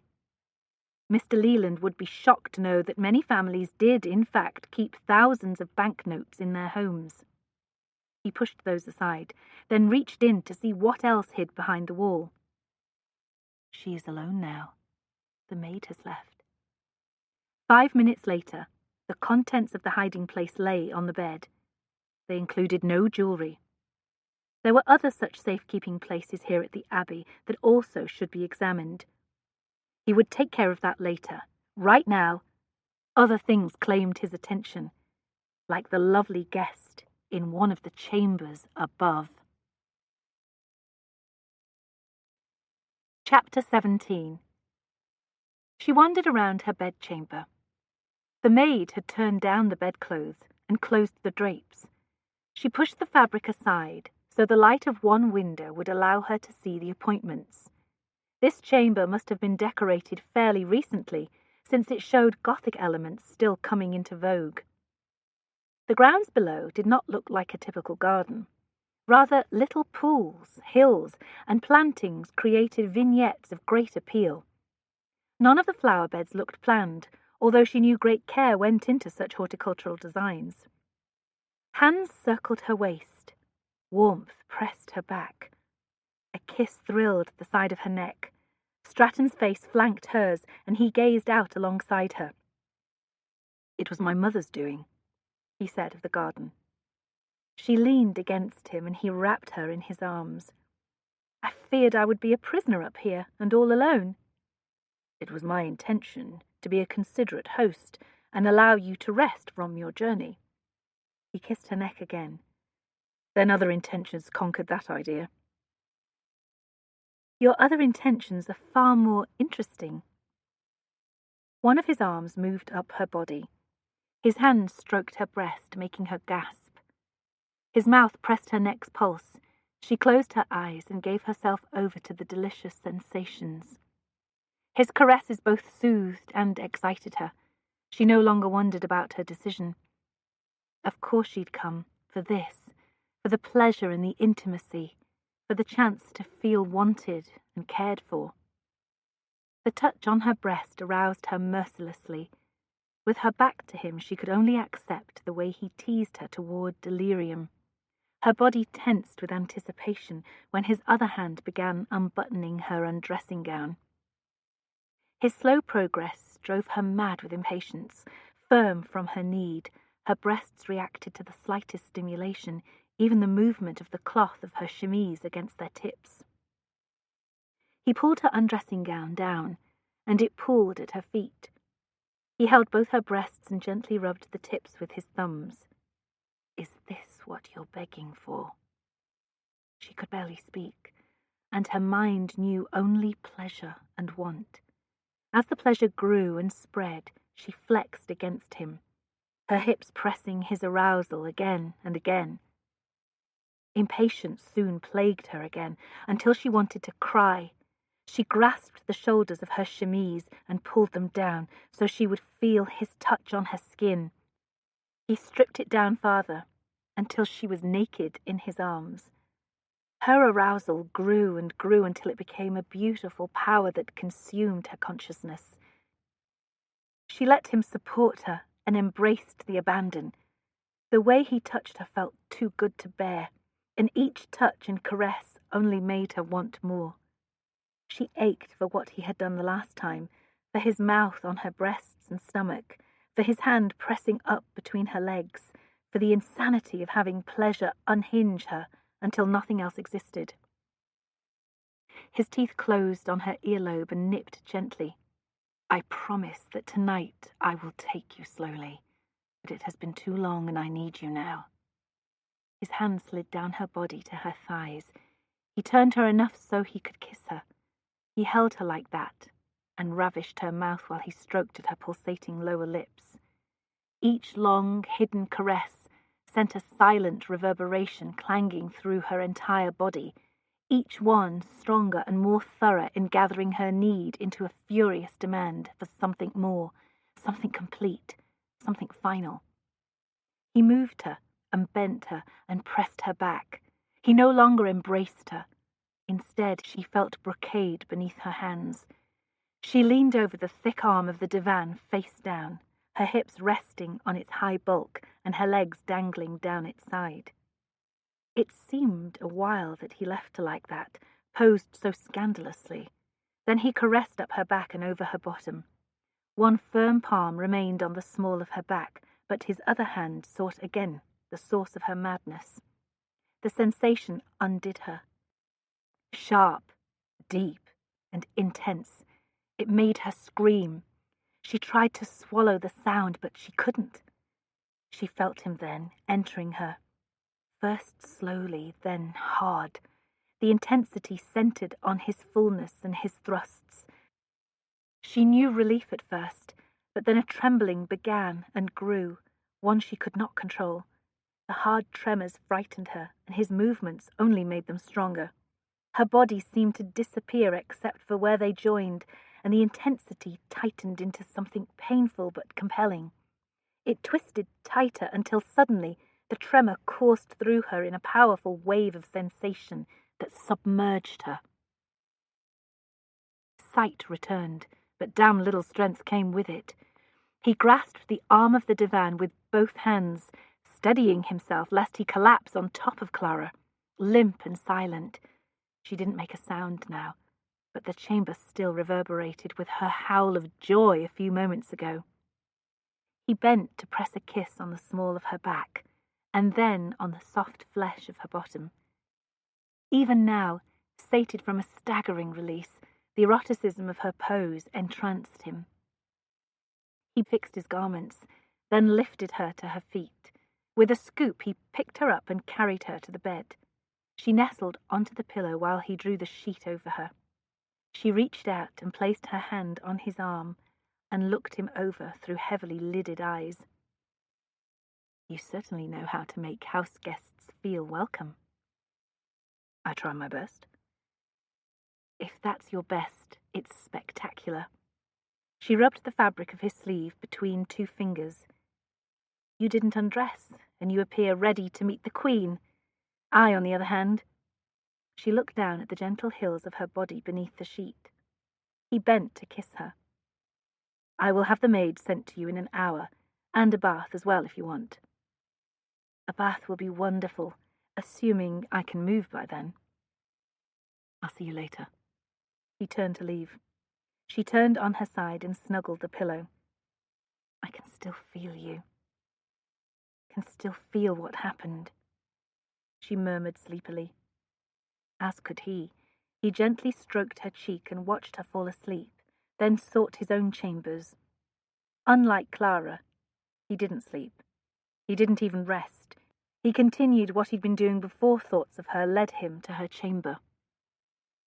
In the ducal apartment, soon books sat on the floor instead of in their cases in the sitting room. The wall behind one case stood open, revealing a gaping cavern. Its former contents were now strewn on the desk. He walked past the bag of gold coins and the stacks of papers and headed to the dressing room. He pulled back the carpet and knelt in one corner, feeling with his fingers on the wood. He found the spot he sought and pushed hard. A section of the floor, a foot square in size, bounced up on a hidden hinge. He felt down into the underlying structure of the house.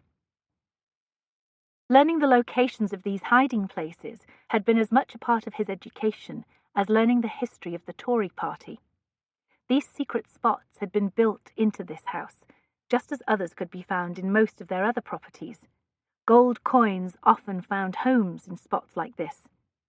He groped, sliding his fingers along joists, making sure nothing remained tucked beneath one. His hand closed on a small sack. He dragged it into the light and opened it. Jewellery poured into his palm. The piece bore no resemblance to that item missing from the last inventory, nor did its silver, pearls, and purple stones fit the description of anything in any of the inventories he saw. It looked very old. Perhaps it had been stuck down there for generations. He dropped it back in its hiding place and replaced the section of floor. This had been the most likely house if those missing jewels had been stored and, like that silver necklace, forgotten. Now he would have to search Drewsbarrow, which would take a very long time. I trust your friend did not scold you too badly. Stratton poured some wine while he made the observation. They had dined on a fine meal. They still lounged at the table, enjoying the last of the claret. A nap and a bath had reinvigorated Clara. She'd not even blushed when she came down to join the Duke for dinner. She should, however. The afternoon had been a revelation in several ways, not the least being how exciting she found the masterful way he handled her. Another day she would contemplate what that might mean about him. She would also have to consider what it said about her, she supposed. She only cautioned that there would be the devil to pay if there was one slip. I already knew that. Althea had offered a bit more advice that would not be shared with the Duke. About the difficulties of having a truly discreet affair. About the danger for a woman never married. She had spoken as if from experience. I have an acquaintance with her brother, but confess I had not seen her before you introduced us. Althea has an unfortunate history. Unlike my father, hers left her dependent on that brother. When he attempted to marry her off to a man whose favour he wished to curry, she refused, and instead married an army officer, who unfortunately died in battle. She's been treated like the poor relative she is ever since. A governess would live better. She appeared fashionable when I met her, not impoverished. She has a knack with a needle that means she can turn herself out well enough to be comfortable with the friends of her youth. Now, tell me about this house. She changed the subject quickly because speaking about Althea had moved them close to the workings of the journal. Althea indeed had talent in needlework, but that was not how she maintained her appearance. That was a fiction designed to explain to everyone, but especially to her sister-in-law, the carefully chosen wardrobe additions that would appear from time to time. It would never do to explain that Althea had employment as both a writer and an editor at the journal. Clara paid her for her help, and not enough considering the role Althea played. The Duke had begun describing the house's history. "Perhaps you'd like to see it," he offered. "Yes, please." While they toured the public rooms on the ground level, she noticed again and again that, like her bedchamber, they all displayed fairly recent decorating. The rich colours, unlike what had been popular even 20 years ago, enhanced various exotic details. The morning room, for example, gave the impression of an Arabian courtyard with its distinctively pointed mouldings, filigree screens, and blue and green tiles on the fireplace. "I think this is not an obscure property rarely visited," she said. "It was the one we used the most. We rarely went to Drewsbarrow. This proved more convenient because it's close to town." She wondered if the reason they rarely visited Drewsbarrow had anything to do with the bad feeling shared with another major family in that county. Probably so. The late Duke would not want to attend a county event only to find himself taking pains to avoid the other lord present. What a tangled mess that disagreement had created. And all over a stupid piece of property. Both families surely had plenty of land. They mounted the stairs and Stratton beckoned her to a chamber attached to the library. This was added around 10 years ago.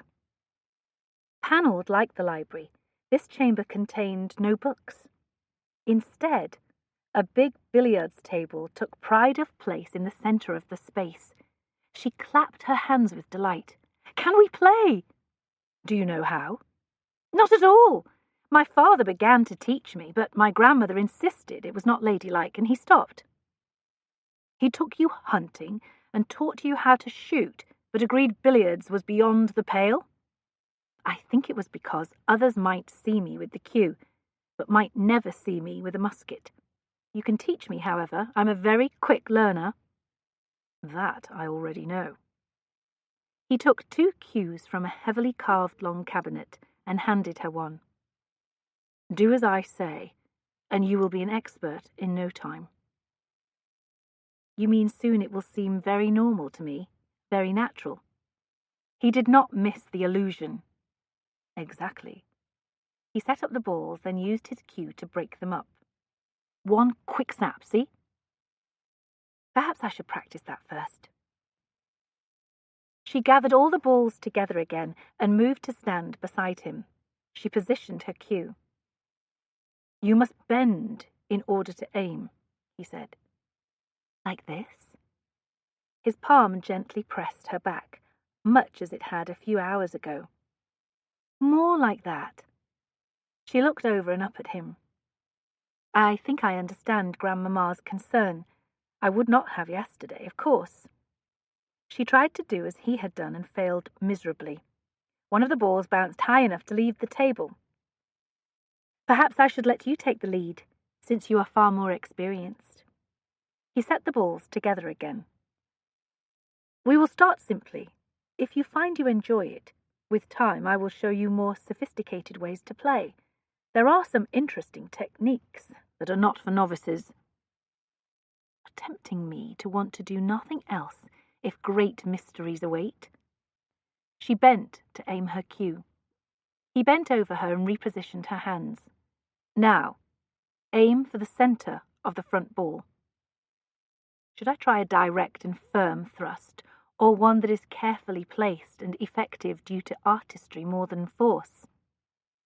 He laughed. A smack landed on her very available rump. "You are incorrigible this evening. A very bad young lady." She giggled and eyed her cue's end.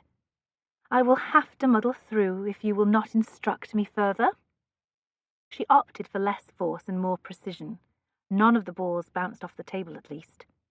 They played the game, but she only had her turns when she thought he deliberately missed shots. Whenever she went to shoot, he helped her, his body covering hers and his long arms teaching hers where to go and how to attack the ball she chose. "I'm going to lose," she said while she dipped low to try what would surely be her last shot. "You're supposed to let me win. Any gentleman would."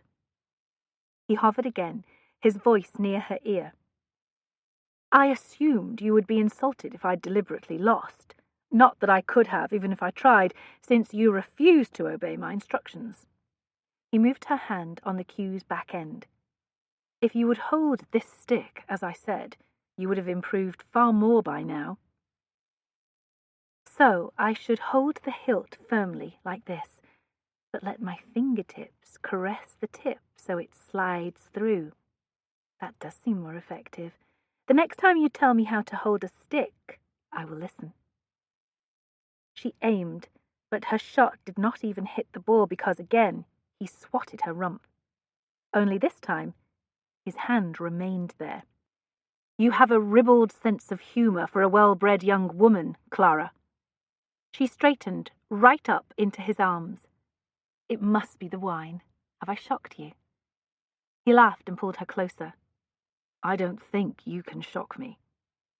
How disappointing. I tried hard to do so. "If you are determined, you will probably succeed some day." He kissed her. "I suspect you are accustomed to having your way in most things." "I'm too ignorant to know what my way is yet in some things." He held her head to a fevered kiss. "We will rectify that soon enough." There was no more banter, no more game. That kiss never ended. She clung to him and soared into the excitement he spun as their kisses turned hungry and their embraces grasping. She thought he might lay her down right there on the table. She hoped he would. Instead, he released her, then grasped her hand and sped her out of the chamber, pulling her along while he strode up the stairs. He swung her into her bedchamber and sat her down on the bed. He discarded his coats, then knelt in front of her. While he embraced and kissed her, his fingers found her dress fastenings. Then he sat back on his heels. Eyes hot and face stern, he caressed up her legs beneath her dress. Long, firm strokes that made her skin tingle with warmth. He pushed up her skirt. "Remove your dress while I kiss you." He bent to do just that on her inner knee. She watched while she hitched her skirt up over her hips, then pulled the dress over her head. Her chemise remained bunched on her thighs. His kisses moved in that direction. Their effect stunned her. So did their path. He had described this in a park, spoken of kissing her naked thighs again and again until he finally enjoyed the most private kisses imaginable. Now a sensual tightness spread through her loins, and she pulsed mere inches from his head. She understood as she had not then. "Are you going to... Are you..." Her breath kept catching with each kiss, and she could not get the words out. He grasped her hips and moved her closer to the bed's edge. "Yes."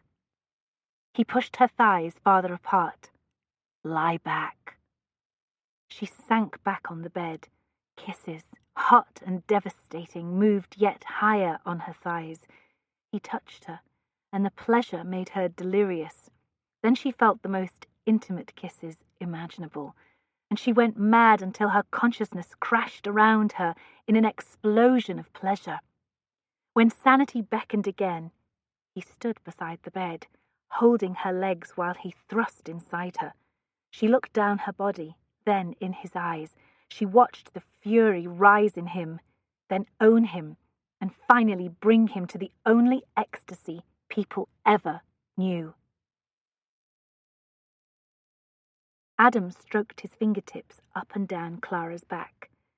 Naked now, she lay beside him on her stomach, hugging a pillow that supported her head. Her eyes were closed, but she didn't sleep.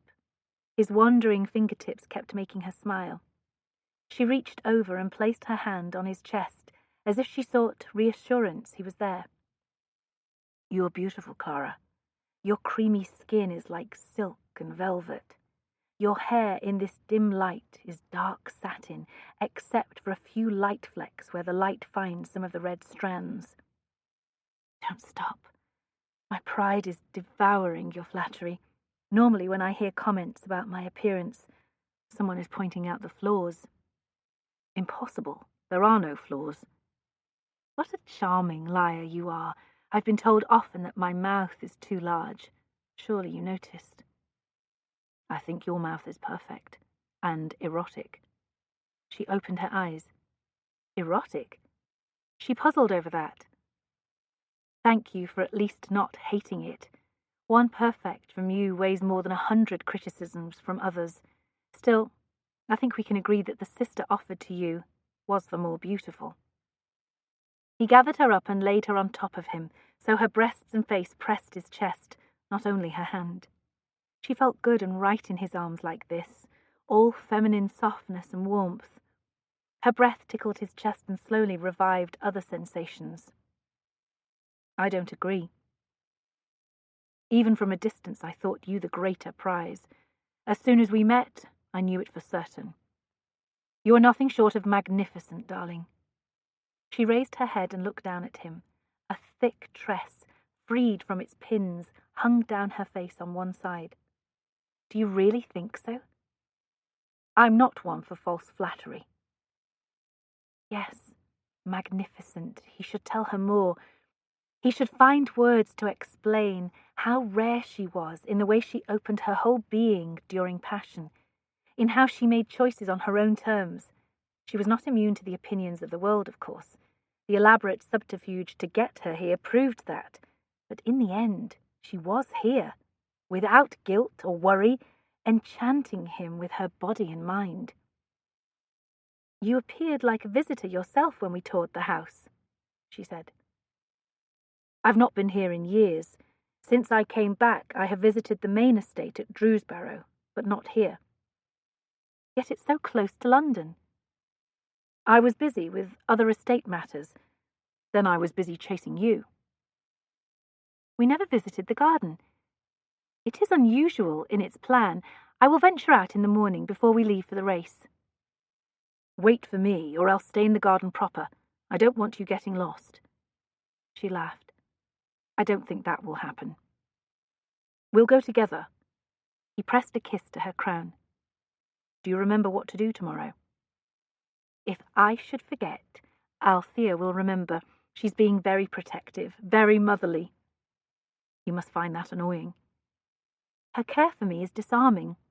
All of her concern comes from a good place. It's not the same as scolds and lectures from family members who are really thinking about themselves. If her care is all for you, she probably does not approve of me, of this. She's not said so. Also, unlike my family, she doesn't treat me like an idiot. She assumes that I've already thought of any cautions or warnings she could voice. He knew what those would be. She did not have to itemize the questions that must wander into her mind sometimes. Maybe they did so often, like right now. There was no good way to talk about that, certainly not now, and not here. She had to wonder sometimes if she had misjudged his reasons for pursuing her, however. Do you not find it at all odd that we are here like this? Everything in our lives would say this was impossible. She spoke in a tone of curious wonder, as if she had heard his thoughts. It impressed him that she broached this subject. She was braver than he was, it seemed. Desire makes its own arguments, I suppose. Is that what this is? You could leave once that was satisfied, yet you did not, unless you wanted to but felt some obligation to stay here with me. Or perhaps you tolerate this other intimacy while you wait for desire again. Nothing in her voice indicated she sought a particular answer. She merely voiced things she wondered about, or at least some of the things. I felt no obligation. I will admit that I intend to have you again, but being with you is not something I only tolerate until then, Clara. Perhaps more than desire binds us then. Perhaps friendship does too. It was not the word he would use. If she chose that one, he would not object. She raised her head again, then glanced down her side. Naughty sparks entered her eyes. I haven't moved, but methinks you just did. I have not moved at all. Grew, then? He pretended deep contemplation. Ah, yes, I do believe you are correct about that. His cock swelled more and pressed against her stomach. I believe desire has raised its head again. She sat up, giggling at her own ribald double entendre. She rested her bottom on his thighs and watched the continuing transformation with fascination. It's a wonder you didn't kill me the first time. She gently poked at him. He swelled more. She came up and kissed him, deeply, almost savagely. He set her back to where she sat again and took her hand. He closed it around the base of his cock. Just like with the cue, she said happily. Should I handle the other end more gently? He told her what to do. Clara thought she would never know such pleasure. Even the revelations earlier in the night did not compare. It went on, tantalizing her to a release that remained just out of reach. She hovered over him on hands and knees. His mouth tortured her breasts while the tip of his cock prodded the end of her passage. The satisfaction of absorbing him remained just out of reach, becoming a merciless tease. Finally, she couldn't stand it. She gave up the one pleasure for the other. She angled back and took him into herself. Nothing had ever felt so good. Relief did not last long. She moved her hips so she felt him better. She rose, then pressed down to create more sensations. Yes, like that, he said. To the end, if you want. It surprised her that he accepted such passivity. She moved this way and that, exploring the sensations, finding the press of his fullness that made her gasp. She made sure she gasped again and again, taking pleasure greedily, fiercely, until she grew desperate. He helped her then, grasping her hips and rocking up into her. She cried out with joy at every bruising thrust they shared, until that incredible ecstasy brought its profound relief.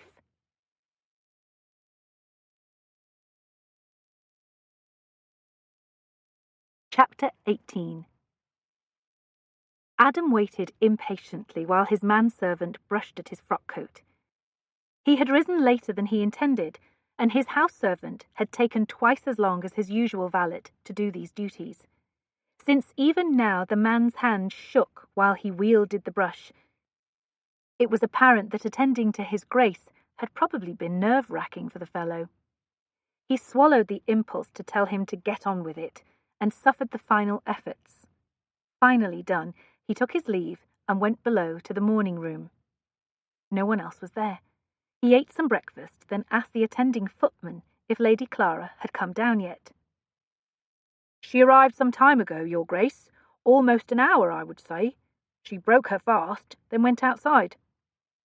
How like Clara to decide to tour the garden on her own. He went out to the terrace and looked for her. He couldn't see her. He peered, waiting for her to emerge from behind a shrubbery or one of the gentle swells of the landscape.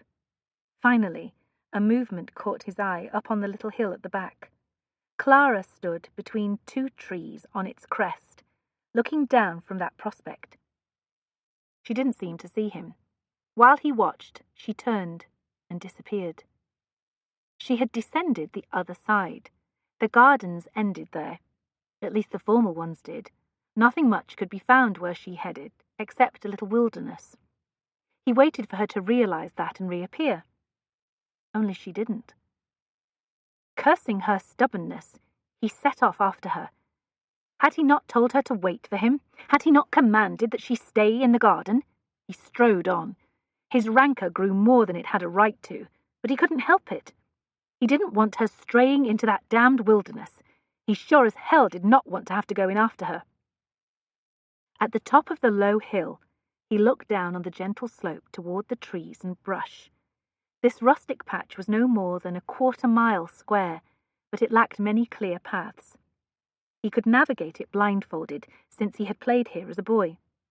A stranger, however, could get turned around.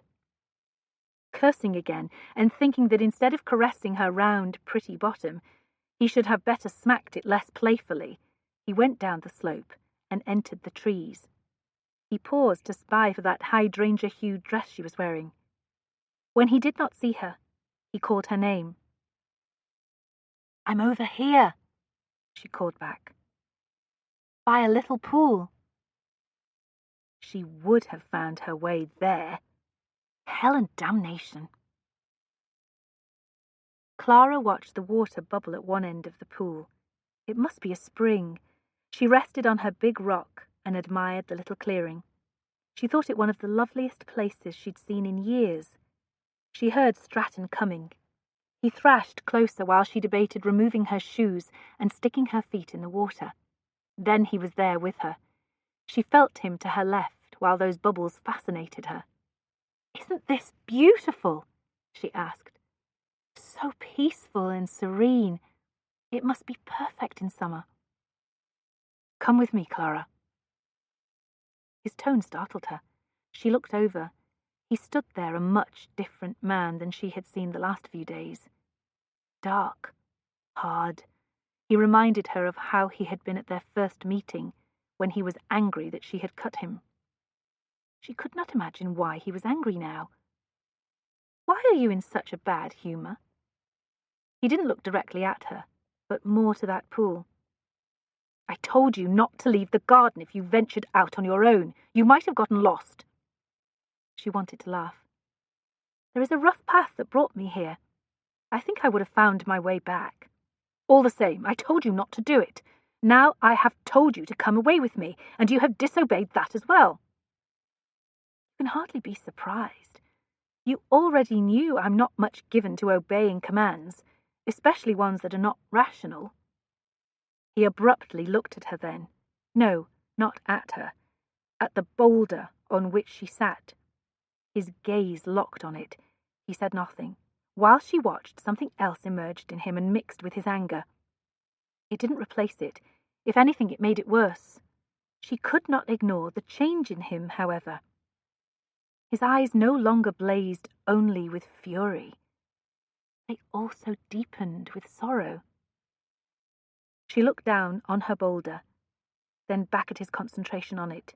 In the next terrible moment, she thought she knew what had changed him so, and what he saw in his mind while he stared. She hopped off the rock. "Yes, let us leave. Thank you for finding me. I may have become lost despite my belief I never would." She walked past him to the edge of the clearing and the start of that path. He remained where he was, far from her in his mind. She walked back and embraced him, for what little good that would do. That brought his gaze down on her. Her heart twisted at the pain she saw in him. She shook his arm with a smile. As if she had not noticed, she urged him out of the clearing. They walked back to the house in silence. She dared not speak. She had intruded on something private in that clearing that she had no right to see. She wondered if he would ever forgive her for that. The road from Epsom to the racetrack was only about a mile long, but Clara concluded they could have walked and arrived in half the time it took her carriage. She had travelled back to the town to rejoin with Althea. The only good thing about the slow journey amid hundreds of other vehicles was her confidence that many eyes saw her with her friend on this Thursday morning. People of all stations jammed the road, from the finest coaches to the most humble carts, all aimed for the race that would take mere minutes to complete. She looked out her window and realized walking would not have been a good idea at all. Those who used feet instead of wheels had been forced off the road completely and trod in the wet fields and grass alongside. "I do not mind helping you disguise your true whereabouts, Clara," Althea said. "I think that it means I get to hear whether your tryst is going well, though." "It went very well, at least until this morning after breakfast." "Did you argue?" "We barely spoke at all before I left." She told Althea about her stroll in the woods and finding that pool and rock. His anger made no sense until I realized where I was. I think that his father did it there. Shot himself. Oh, dear. No wonder he didn't want you wandering off on your own. I managed to wander exactly where he did not choose to wander himself. I think it evoked memories that remained in him until my carriage rolled away. She would never forget that look in his eyes in the clearing, vivid anger, and that deeper, soulful sorrow. Her heart knew that grief and recognized it in him. How much worse to have lost a parent the way he had. "Are we still going to join him in the stand as he planned?" Althea said. "I suppose we'll find out soon. He said a footman would come for us when we walk down below. If none does, or it is claimed we were not seen, we will still see the race, just with a less advantageous prospect." Clara didn't have the heart to tell Althea that seeing the race, about which she had been so excited since Stratton proposed this outing, no longer mattered very much. A sick worry had lodged below her heart. After being so close that night, Stratton's distance this morning unnerved her. Cold formality tinged every word he said. It had been as if they had shared those intimacies in a different world. Perhaps they had, and entering that clearing had brought him back to earth. The carriage had not yet moved in some minutes. Now Mr. Brady opened the door. "We will get no closer." He set down the steps and handed them out. He pointed to the end of a fence along the road. "I'll be right here when you need me. Look for that last post and I'll be standing nearby, no matter where the equipage ends up. I'd not dally much after the race if you want to reach Epsom before nightfall." Clara thanked him.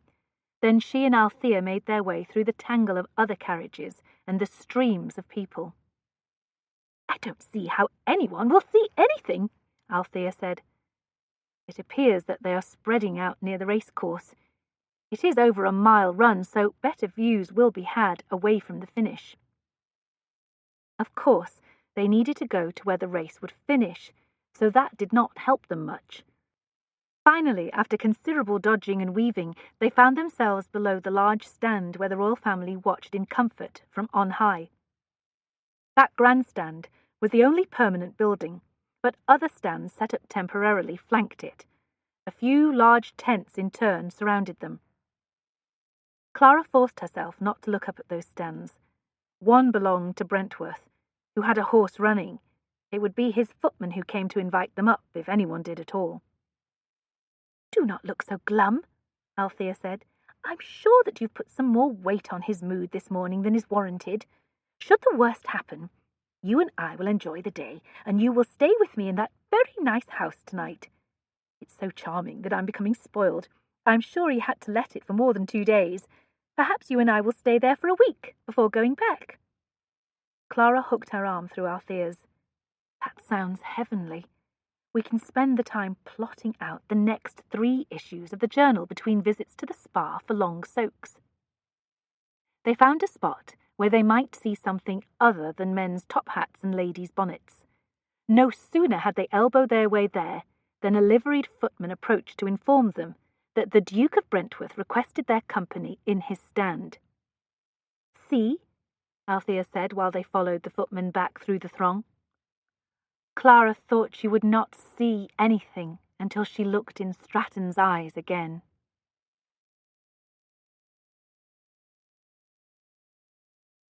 Chapter 19. "We should put forth a bill to have the road from London improved," Langford said. He stood beside Adam while they gazed out over the crowd to the ground that the horses would run. On Langford's other side stood the fashionable and lovely Mrs. Harper.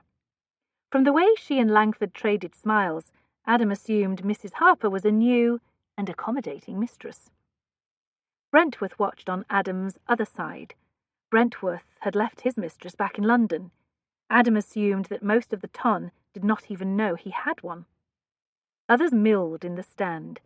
As the owner of one of the horses, Brentworth had created a celebration here and invited at least 20 guests to join him. At the back of the stand, a table set with silver, tableware, and fine cloth held enough food to feed 50. Langford and his new lover drifted away to sit on the comfortable chairs provided. They turned their attention solely on each other. Brentworth glanced over at Mrs. Harper.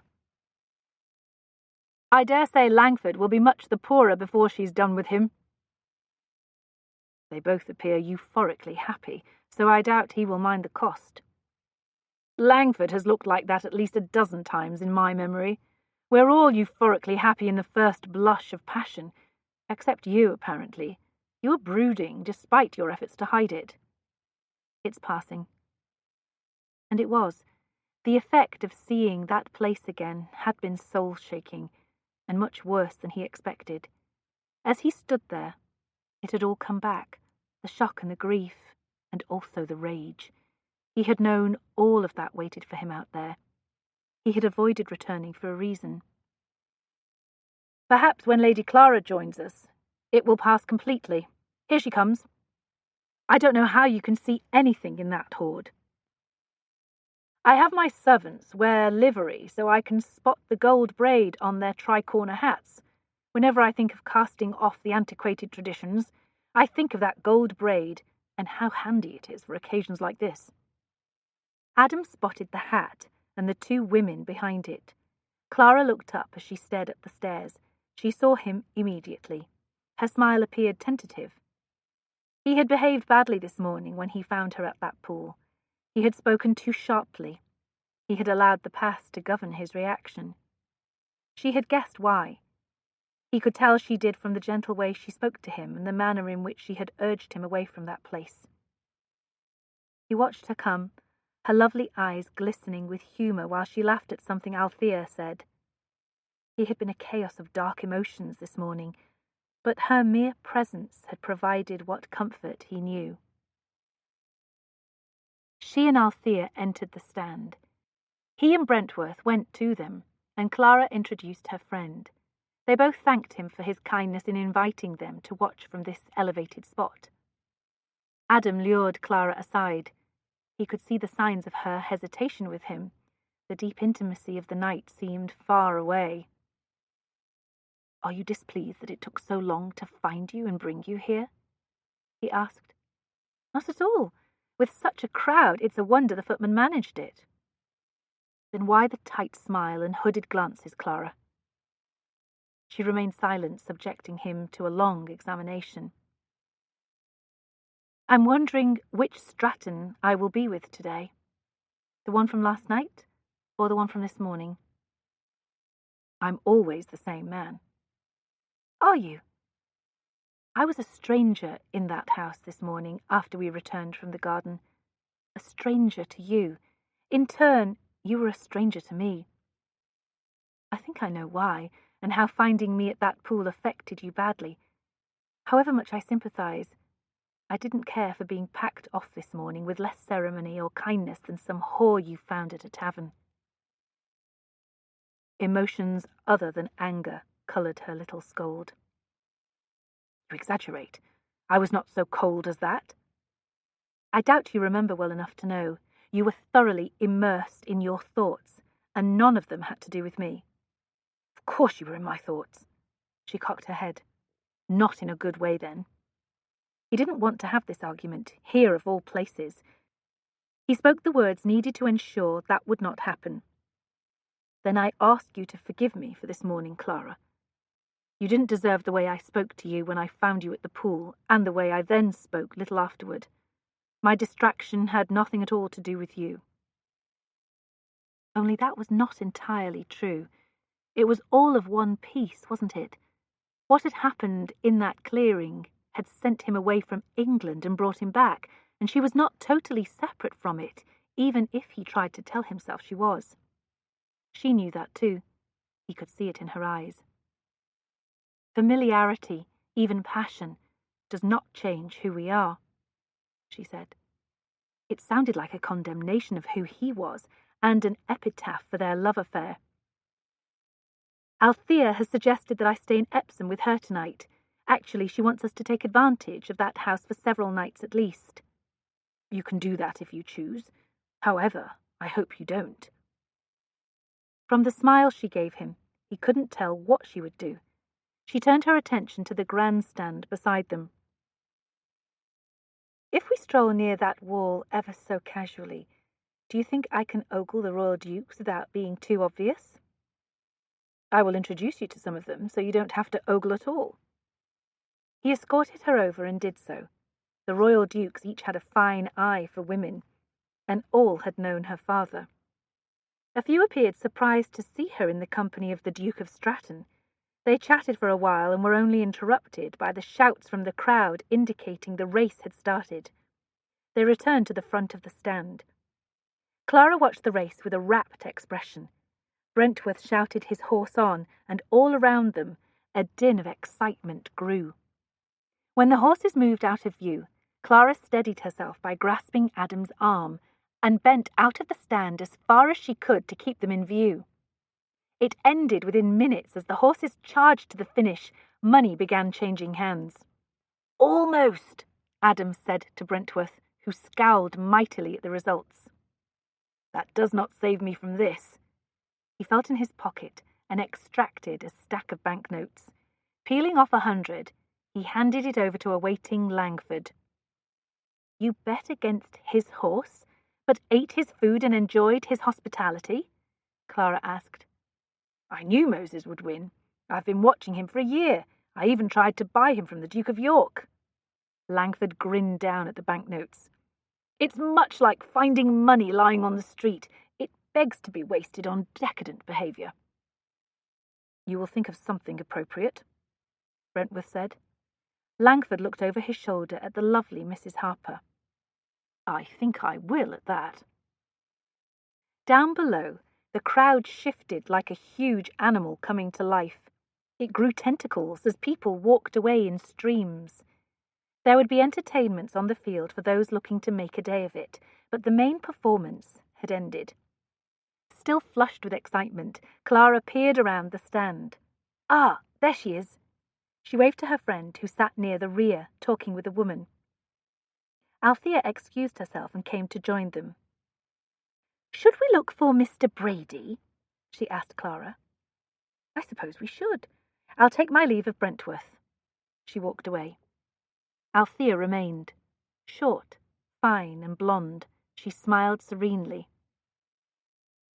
"I should explain something, Your Grace." "What is that?" "She has trusted you with little reason to do so, and much reason not to.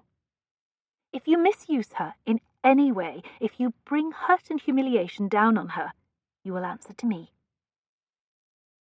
Never had a person so small threatened him so mightily. He would have laughed, except she meant it. For all her smiles, she was dead serious. "I will not do that." Nodding, she walked over to join Clara. He watched until they both left. In the stand, the ladies sat to dine at the table. The gentlemen gambled at a makeshift bar set up in front. One of the footmen dealt the cards for 21. "This is far better than fighting one's way through all those carriages," Langford said while he eyed his cards. "I'm glad to oblige. Also, the longer you stay, the more certain I am to win back that 100, Brentworth said. "We're not playing each other, but the bank." "And who do you think provided the bank?" Adam asked. Langford glanced at the footman and the stack of money in front of him. "Excellent point." Down below, the crowd had much dispersed, but noise could still be heard from the field in which so many vehicles waited. Adam wondered if Clara and Althea had even been able to leave yet. He also wondered whether yesterday's subterfuge would be repeated, or if he should assume Clara would remain with her friend. Probably the latter. Since returning to Kengrove Abbey meant finding out the truth of that, he was in no hurry to leave. Nor were his two friends. Both were guests at the Oaks and of the Earl of Derby, after whom the race had been named. Derby had joined them and sat at the card bar for a while. The Duke of Clarence, who now had become heir to the crown with his brother George's accession, settled in for a longer visit. Others came and went. It reminded Adam of boxes at the theatre. since other stands also hosted little parties. The stakes ran high, the wine and whiskey flowed, the men took to talking the way they might at their clubs. With a few raised eyebrows, the ladies left to seek more genteel company. Even Mrs. Harper disappeared. The footman brought out cigars. Word must have spread that a fine time could be had at Brentworth stand, because more men entered. A group shoved the food down the serving table and used its end for better purposes. The footman kept producing more bottles. "Luck is with you today, Stratton. You're up, what, 200? Brentworth said. "Am I? I haven't been counting." "What-oh! I'd like a man not noting his wins and losses, mostly his losses," the Duke of Clarence hooted. "Feel free to gamble with me any time." Langford had left for a while, but now reclaimed his seat. "Your food far surpassed that in Portland stand. He did not even have champagne." "Nor do I," Brentworth said. "Hence my little search mission." "You visited the enemy camp to see if the provisions were superior?" Adam asked. "That is disloyal of you." "I had hoped for champagne, just one glass. Brentworth here doesn't care for it, so we all must suffer." Brentworth tipped a glass with far more power in it than mere champagne. "I cannot abide wine that sends bubbles up your nose." "You never developed the taste. You missed out on it in your youth because your father was the consummate duke, just as you are now. My family, on the other hand, managed to procure champagne all during the war somehow." "There was only one way to do that, somehow," Adam said. "You have just admitted to buying smuggled goods, Langford." "Someone had to, otherwise the roads from Kent to London would have been covered with shipment boxes." Brentworth shook his head. "We had plenty of champagne in our house during the war. My grandfather laid in a goodly amount when he saw the headwinds, so our cellar remained well stocked. While he was not the, how do you put it, consummate duke, it is true my father did not hold with enriching smugglers. If you were not in your cups, you would not admit it was done by your family either. It sounds disloyal." "Not as disloyal as the doings of some of your families, not mentioning any names, of course." The voice inserting this observation came from behind them. Adam turned his head to see the Marquis of Rothbourne hovering at his shoulder, looking down with a drunken smirk and moist eyes. Not a young man, the Marquis had ruined his health long ago with drinking. "Excellent whisky, Brentworth," Rothbourne said, waving his glass. "Scottish?" "Irish. And you have enjoyed it rather too well, I think." "I heard you had the best, so here I am. Of course, no one told me about your company. I am a bit fussier than you are, I guess. I avoid sitting at a table with a man who only has his title because his father escaped judgment by blowing his brains out." Rothbourne chuckled at his own wit. Brentworth froze. Adam began deciding which friend to have as his second. No one at their table said anything. It seemed none of them breathed much either. "You were drunk, Rothbourne," Langford said. "Apologize, then sit and play. I'm losing big, and fate decrees I stop for a spell." He stood. "Here, use my chair. I can ruin my fortune another day." "I'll be damned before I sit next to him." With an affable smile, Langford clasped Rothbourne's shoulder. He pressed hard, bringing his weight and strength to bear. "I insist you take my chair. Sit." Rothbourne's body slammed into the chair. His face turned red. He slowly turned his head until his gaze met Adam's, right beside him. "I'm sure you want to apologize," Brentworth said from Adam's other side. He gestured to the footman to deal him another card. "Before this hand is finished would be wise. I doubt I can hold Stratton back longer than that." "Apologize? Hell!" Brentworth sighed and shook his head. "And this was such a pleasant day. Now it will end badly, and all because a drunken fool did not know how to hold his tongue. I'm sorry, Stratton. As host, I feel responsible." It had to happen eventually. If not this drunken fool, then another one. I have grown somewhat accustomed to killing them. He turned his gaze back on Rothborn and hoped this particular fool would come to his senses in the next 2 minutes. Langford bent low to speak in Rothborn's ear. "Lest you are so far gone as to forget how this works, let me remind you. Stratton here must now call you out. Your pride will not let you stand down, even when in the morning you awake sober and realize you will die soon. It was not a small insult to his honor, and he was an expert shot by the time he was 15. I won't die, he will, with more honor than his father at least." Another tight silence claimed the men around the table. Adam noted that a few of the others in the stand watched now. Hell.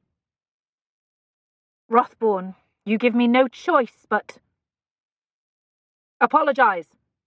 The Duke of Clarence, who had been watching with rapt attention, spat out the command. "Am I to explain that I sat here while a duke and a marquis arranged a duel? Stop being an ass, Rothborn." "But I said apologize now, or I will have George call you to the palace like a schoolboy and send you down to the country. A few years' rustication might do you good." Rothborn looked miserable. His chin went down to his chest. He muttered something. Langford, still bending close, looked over at Adam and shrugged. "We cannot hear you," the Duke of Clarence said. "You threw insults loudly enough. You can speak clearly now, too." "My apologies, Stratton. I'm not myself today."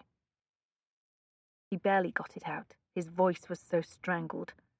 Langford released his hold on Rothborn's shoulder, but gave him a very hearty clap on his back that shook the man's body.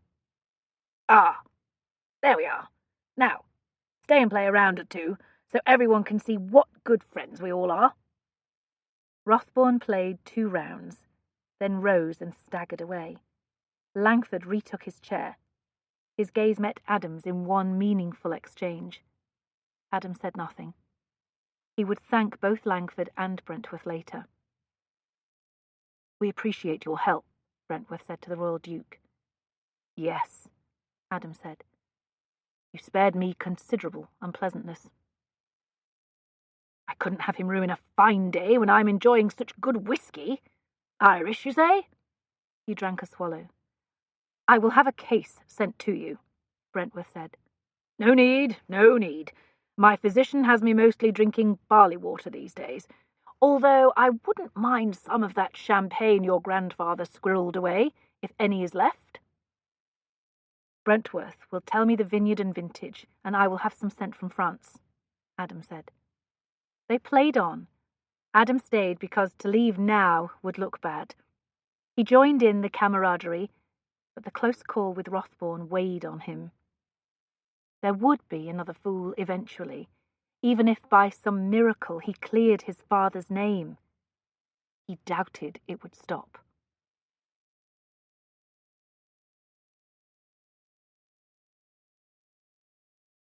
Chapter 20. Clara watched dusk fall, then the night gather outside the windows. She began to think Stratton wouldn't return tonight. She had only herself to blame if that happened. She had given him no promise that she would come here as originally planned. When they parted, she wasn't sure that she should. Yet here she was, feeling less confident in her decision by the minute. He had been very kind at the race, very charming. She didn't doubt his apology was sincere. Time had cleared the worst of his mood, too. She still sensed that shadow and saw it in his eyes, but not with the intensity of the morning. Dangerous. She had forgotten that people said that about him. He had not seemed dangerous to her, not in the ways the gossip meant. This morning, however, when he appeared in that clearing, that word fit all too well. Had he been there that day? Had he seen the result? She suspected he had. He had been lost to her, to the whole world, while he stared at that big rock. Lost to himself, too. She looked around the chamber in which she lay. Althea had urged her not to come. "If he needs you, he will find you," she had said. Althea thought that, like most men, Stratton would want to be alone if he lost a battle with himself. Althea had probably been correct. Adam entered the house near midnight. It had been a hellish day. The only good thing had been seeing Clara. Their time at the race shone as a bright spot surrounded by storms. There was a painting in the gallery like that, a landscape of a cloudy day with beams of sunlight pouring out from the clouds, illuminating a few farms in the middle. Eventually, of course, the clouds would close in over those farms too. It had taken 2 months for someone to force a challenge out of him here in England. As expected, it had not been a man who bore any responsibility for what had happened years ago. Rothbourne might have known what anyone of his station knew or heard in private gossip, but he was drunk so often that his voice had no influence, and his befuddled mind could never form an argument for action. He mounted the stairs. On impulse, he approached the chamber Clara had used. In the moment before he opened the door, a soulful hope twisted in him. In the next instant it died. She was not there, of course. Why would she be? An apology did not absolve him of the cold way he had treated her this morning. He had not blamed her, not in words, not even in his mind, but she had seen what was in him, and probably guessed that he did blame her family. Familiarity, even passion, does not change who we are. He walked to his apartment, grateful now that it had been totally changed, so nothing of its previous occupant would haunt him. His manservant slept on a chair in the dressing-room. He wanted no fawning servant imposing on him now. He jostled the fellow awake and sent him on his way. Then he shed his coats and sat down to pull off his boots. The second one hit the floor loudly. He stripped off his shirt. Another presence intruded on the space. He felt it before he looked. When he turned his head, he saw Clara at the threshold to the bedchamber, wrapped in a sheet. Her bare shoulder indicated she was naked underneath. She looked beautiful there, washed in the pale golden light from the small lamp. She seemed to be emerging from the shadows, barely visible but elegant and soft. "I thought you remained in Epsom," he said. "I decided not to." "Cannot imagine why." Her brow puckered a little. "I'm not sure I can either." He reached out.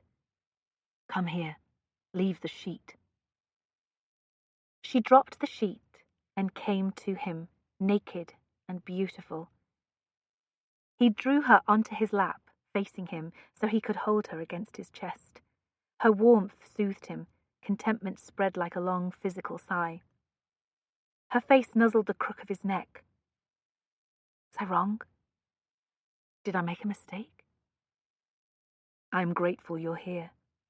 He caressed down her back and over her hips and the round swells of her bottom while she lay against him. Her breaths quickened in the musical way her arousal sounded.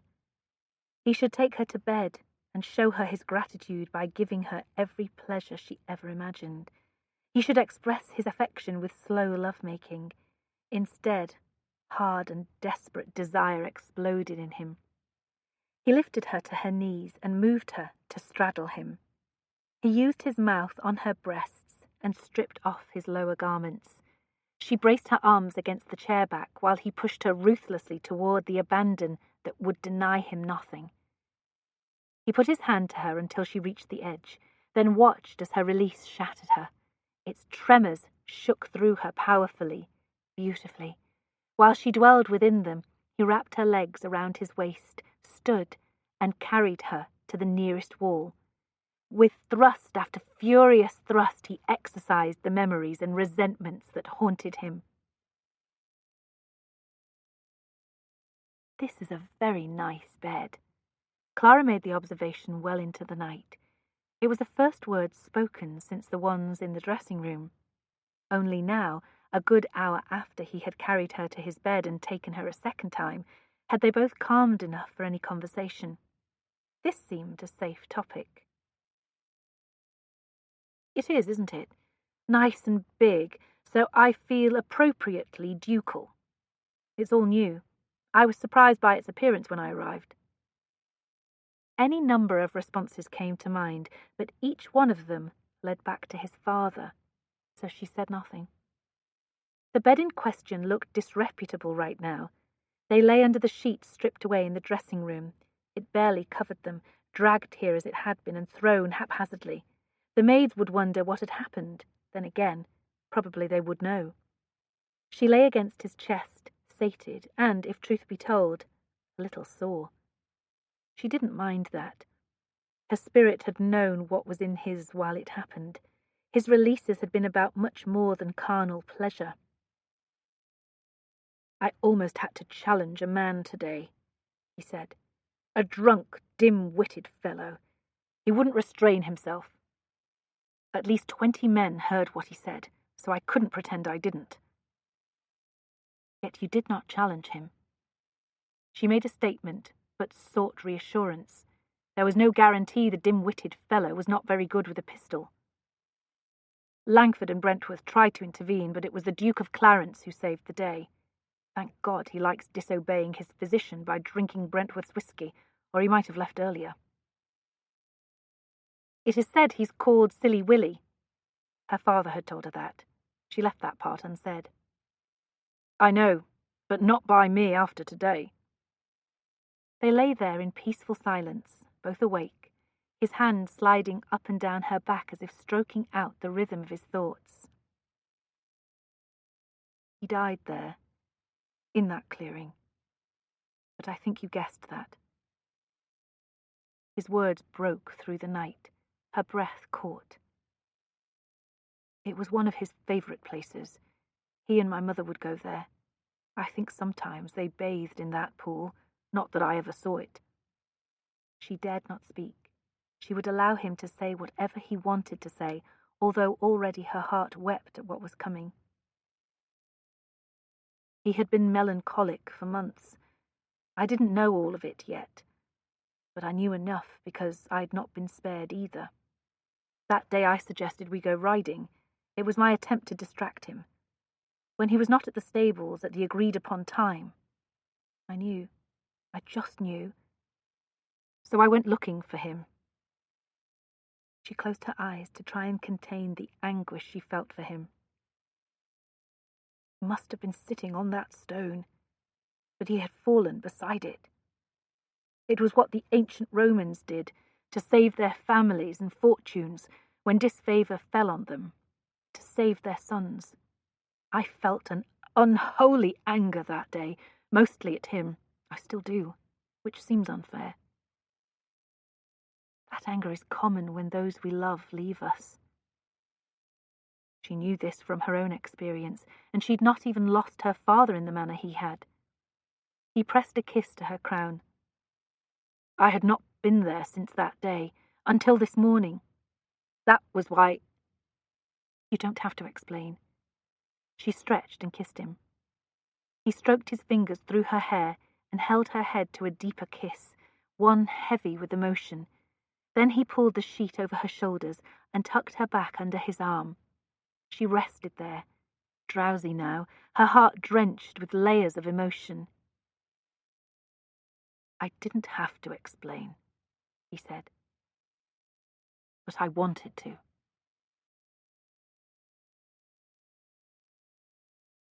Chapter 21. Brentworth noticed Adam's distraction. I can see I'm boring you. I'm hearing every word. You just confided that you have a new mistress. I'm waiting to learn her name, but wondering if you plan to share it. I think not now. What the hell are you staring at? You look like a tiger eyeing his prey. He turned his head to search the crowd in the ballroom. Bad enough you talked me into attending. You know I dislike crushes like this, and Lady Prideaux knows no restraint in her invitations. You could at least occupy me with conversation. I needed you here. He may cut me, but he will never cut you. Who is he? Holsworth, come with me. Adam took 3 steps before realizing Brentworth had not followed. He looked back to see Brentworth's severe face at its most ducal. "I'm going nowhere," Brentworth said. "Not unless you are forthright about why I'm going wherever there is. And before you say a word, let me make as clear as a bell's toll that I will not agree to be your second if you challenge Holsworth. He's an old man, and a duel would be the same as cold-blooded murder." "Do you think I'm capable of that?" Brentworth sighed. "Of course not. It's just—" He sighed again. "Lead the way. Try not to force me to lose an old friend tonight. My father knew Holsworth for decades." "I don't think you will lose his friendship tonight." "I wasn't referring to that particular friendship, Stratton." Adam led the way through the crowd to the terrace doors. "It's damp tonight. Heavy fog. I don't think we'll have much company." That fog hung low enough that Holsworth's lone form barely showed near the stone balustrade. "What is he doing out here? Ah, he has a cigar," Brentworth whispered. "He's having the devil of a time lighting it, though. He won't stay long." "Invite him to join us." Adam removed 2 cigars from his coat. "You'll never get those lit in this weather." "Invite him. I will get them lit." Brentworth made a display of peering through the mist. "Holsworth, is that you there? Join us. You and I can share a wager on whether my companion can raise a flame." Holsworth peered in turn. "Brentworth, I did not see you there. If you can provide a flame, you're better than I. Damnable fog." He sidled over. Only when he reached Brentworth's side did he see Adam. Resigned dismay showed behind the thick spectacles. Adam used his match on the underside of the terrace's balustrade and lifted the flame. Holsworth made use of it quickly, then Brentworth. It went out before Adam even attempted to light his own cigar. "This is much better than that crush in there," Brentworth said. "I hate it myself," Holsworth said. "My wife always wants to attend, but I plead off when I can. At my age, balls hold no interest. They are for the young, like you two. A chance to eye all those young girls." Normally we would be doing just that, but the terrace drew Stratton here instead. "Well, there's nothing like a good smoke, I agree." "It was not the chance to smoke that drew him. It was you." Holsworth calmly puffed. He didn't look pleased. Then again, he didn't move away. "He does need to know," Brentworth said. "I'm sure you agree. If he is looking to fight someone, I don't have a name for him." "I only want to know the accusation against my father," Adam said. "It cannot have only been a vague rumour." Holsworth looked down at the glowing end of his cigar. He looked over at Brentworth. Brentworth strolled away to the other end of the terrace. "One hears things," Holsworth said. Adam was sure Holsworth heard more than most. He was the kind of man everyone treated as a friend because he never spoke enough to make enemies. Had he been at the race in Brentworth's stand and sat to play cards, within 15 minutes most of them would become unaware of his presence. "I learned some jewels might have been involved," Holsworth nodded. "Rich ones, belonging to your family. Valued in the thousands by some accounts. Well, people talk. Who is to say the value? They found their way into the wrong hands while the Corsican was on Elba. French hands. They were used to help finance the new army." "How is this known or claimed?" "After the war, questions were put to those involved. The usual methods. Not by us, of course. We're more civilized." "Of course." 2 officers in the know spoke of this. Adam's mind rebelled at absorbing this. The rumours had not been baseless. "Who received them? To whom were they sent?" "Marshal Ney." Holsworth puffed deeply, and a cloud of smoke swirled into the fog. "He was a friend of your mother's father." "Hell, damn!" Ney was the highest-ranking officer to join Napoleon's 100-day campaign, and the only one to die for it. What had his father said when presented with this story? How had he explained sending anything at all to Ney? And if he did it, he could not believe he allowed that thought into his head. Why? Because his mother asked him to help an old family friend? The questions kept coming, a chaos of them, filling his head and emptying his soul. Did Ney corroborate any of this before his execution? Not a bit of it. That proved inconvenient. We were very interested in where the money came from, as you can imagine. It took more than those jewels to raise that army, unless a bushel of French jewels joined them. The investigation continued for several years in France, and here. Adam had known how it ended, but not when it began. Early, it seemed, long before the questions and suspicions took enough effect to be visible in his father's mood and distraction. "You can understand why the government had to take a look at all of it," Holsworth said softly. "It was to be very quiet, very secretive. Well, that never happens, although very few learned much of the details. It would die down for a while, then voices that mattered would insist it be pursued, and, well—" "Which voices?" "I'll not give you names, I said." "I think I know, anyway." Holsworth's cigar, half-smoked, gave up then. Its glow dimmed, then died. "Every man has enemies, even a man like your father." "You don't." Holsworth chuckled. "There is something to be said for being forgettable." He threw the cigar into the garden. "Your father did what he thought he should do. Perhaps you should leave it at that." He walked toward the terrace doors. Brentworth came out of the fog.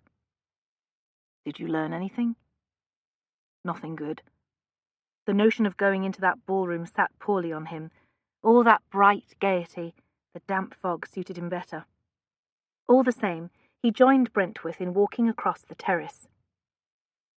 "I think I did you no favour, if it was nothing good." "You did me a great favour. Thank you. You were right when you told him I needed to know." He opened the French window. "Now, tell me about this woman who seduced you. Don't look at me like that. You're not so green as to believe it was all your idea." Clara sat on the divan in her sitting room, with Althea beside her. A portable desk, such as travellers used, rested on the cushion between them. Althea had it facing her, with a pen in the inkwell. Lady Farnsworth, Lady Grace, Mrs. Clark and Mrs. Dalton sat with them. Lady Farnsworth had called for the sherry again, and even instructed Mrs. Findlay where to find it. If she ever had her women's club here, Clara expected afternoons in it to be much like the one they all shared right now. "The goal," she said, "is to plan the next 2 issues of Parnassus. We have here a list of subjects and lengths. We need to determine the manner in which the areas will be addressed, and which contributor will do it." "Will there be poetry?" Mrs. Clark posed the question in her usual tentative voice. She rarely accepted Clara's invitations to join in these meetings. Although Mrs. Clark always had the good excuse of her millinery business, Clara thought the real reason was that the woman didn't feel comfortable sitting like this with others born so high above her. Today, however, Mrs. Dalton attended as well, a gentry matron of considerable girth and a cloud of pale hair. Mrs. Dalton provided expertly researched history essays that she signed Boudicca's daughter. She had befriended Mrs. Clark and had taken to having all her bonnets and hats made in Mrs. Clark's shop. "Of course there'll be poetry," Mrs. Dalton said. "What a question!" "There will be indeed.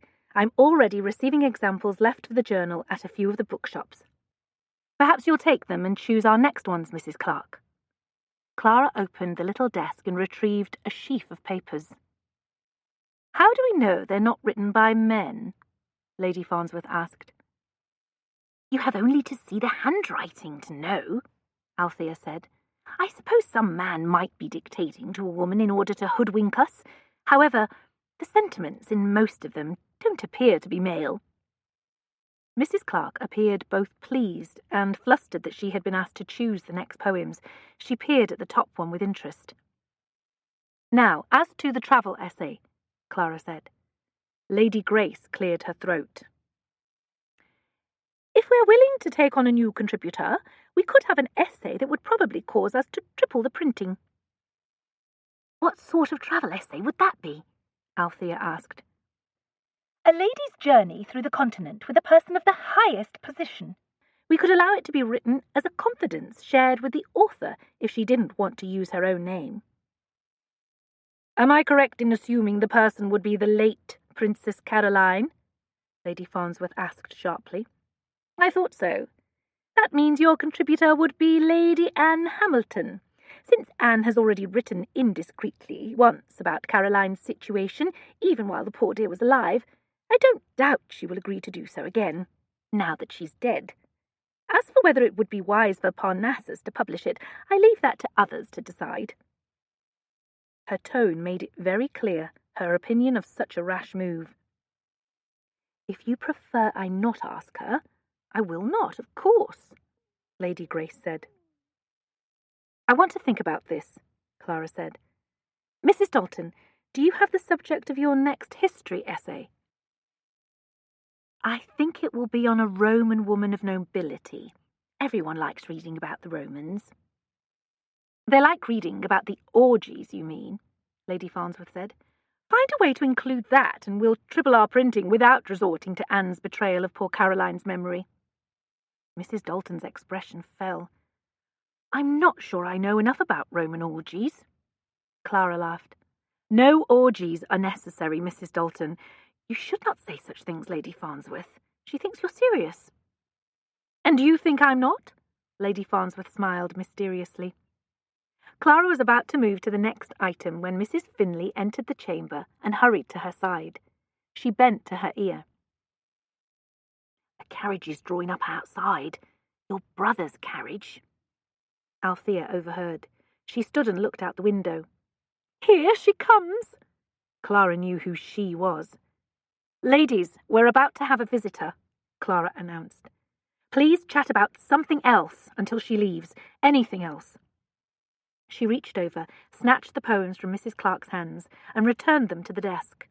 Althea picked up the desk and placed it on a shelf. She's in here?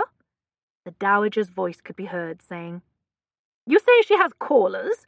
Then I will join them. The dowager appeared in the doorway. She paused, surprised by the group of women who had all unaccountably called on the same day. Using her parasol like a walking stick, she paced over and took them all in. Cakes, I see. You are a generous hostess, Clara. Her gaze lit on the decanter. Are those spirits? Sherry, Clara said. Would you like some? I should say not. Perhaps you should, but is that in fact what you're saying, Hannah? Lady Farnsworth drawled. That brought the dowager's attention on her. Dorothy, how odd to find you here. I dare say Clara welcomed my call at least as much as she welcomes yours, Hannah. Her grandmother didn't miss the insinuation. Well, what a nice little party. Face pursing, she looked around for a seat. Please, Ma'am. Mrs. Clark shot up and offered her chair. Her grandmother accepted, only to turn once she sat to give Mrs. Clark a long, hard inspection. Please join us over here, Mrs. Clark, Clara said, indicating the spot where the portable desk had recently been. Clara made introductions. She only gave her visitors names and hoped that her grandmother didn't take to quizzing them on their histories. Lady Grace, of course, already knew the dowager, as did Lady Farnsworth. Do not let me interrupt, Grandmamma said. Continue on. We were discussing the sad history of the late Princess Caroline, Lady Farnsworth said. I'm sure you have views on that, Hannah. Indeed she did. Given the stage, she produced a soliloquy. From the way Lady Farnsworth's smile tightened, Clara guessed that Dorothy disagreed with every word Hannah said. You're most severe, Hannah, yet you befriended her at first, only to turn against her when her profligate husband did. Lady Farnsworth sipped her sherry. I suppose you didn't want to risk losing invitations to his obscenely excessive parties by standing up for a friend. The dowager momentarily appeared dismayed at the direct attack. She recovered quickly. I was never her friend, Dorothy. Your memory fails you. Perhaps it's all that sherry. My memory is excellent, Hannah. In fact, I was present when you tried to arrange being one of her ladies-in-waiting. Would that she had agreed. It would have given you something to do besides terrorizing everyone. The Dowager's eyes narrowed dangerously. By something to do, I suppose you mean writing naive essays on politics that are published in journals of suspicious origins, like you do these days. If you knew anything about politics, you would know the essays are far from naive, and the journal is above reproach. But yes, I mean something like that. Clara and Althea exchanged desperate glances. Mrs. Clark saw it, sitting as she did between them. She leaned forward and picked up the plate of cakes. Would anyone like another one? They're delicious. I would. Lady Grace took one. Say, did anyone hear any details about that little drama in Brentworth's stand at the race? It's said that Rothbourne insulted Stratton, and only one of the royal dukes prevented a challenge then and there. The Dowager's attention swung to Lady Grace. She looked as shocked as if someone had slapped her. This is news to you, it seems, Hannah, Lady Farnsworth purred. I don't know why. Eventually someone would start talking, and Stratton would start duelling. One does wonder what Rothbourne said. I trust he didn't name names. Goodness, what a problem that would be for some people. Lady Grace looked from one woman to the other. I do not think names were named. She took a big bite out of her cake. Lady Farnsworth gathered herself and stood. Well, it's only a matter of time before someone does. I must go, Clara. I have dallied too long over your hospitality, and I have something to do. She almost shouted the last words right in the Dowager's ear as she passed. Clara saw Lady Farnsworth to the door. I am sorry our meeting was interrupted. I'm not. I wouldn't have missed it for anything. I'll write to you with some ideas for my next essay. Lady Farnsworth's departure gave the others a good chance to take their leaves too. One by one they escaped, until only Clara remained in the sitting-room. Not alone, unfortunately. Her grandmother had chosen to remain. What a dreadful woman Dorothy is! Beyond the pale! Her grandmother had retreated into rigid hauteur. I can't understand why you received her. She has no notion of propriety. She is loud and overbearing and voices opinions as if speaking for God himself. It's a wonder anyone can bear her company. Clara barely kept a grin off her face. Well, she's gone now. How nice that you stayed. I had to stay. I came for a reason. I heard you attended the Derby with a friend. Not Dorothy, I hope. No, with Mrs. Galbraith. She pointed to Althea's spot on the divan. She's a widow. Her late husband was in the army and died at Waterloo. It would be better if you didn't spend too much time with her if she's a widow. You do not want Stratton thinking that you've been privy to an experienced woman's confidences. Clara just looked at her. Her grandmother actually appeared chagrined. Yes, well, speaking of Stratton, I was told that you visited Brentworth's stand, and Stratton was there. I did, and he was. You've seen quite a lot of him. Not a lot at all. Enough that there is talk. The best kind of talk. The world is waiting, so to speak. If he doesn't declare himself soon, it may reflect badly on us. Clara liked that us. Her grandmother clasped the hilt of her parasol beneath both hands. She leaned forward, using the parasol for a support. Here is what I think we must do. I believe that your brother should call on Stratton and put the question to him. What question would that be? Inquire as to his intentions, of course.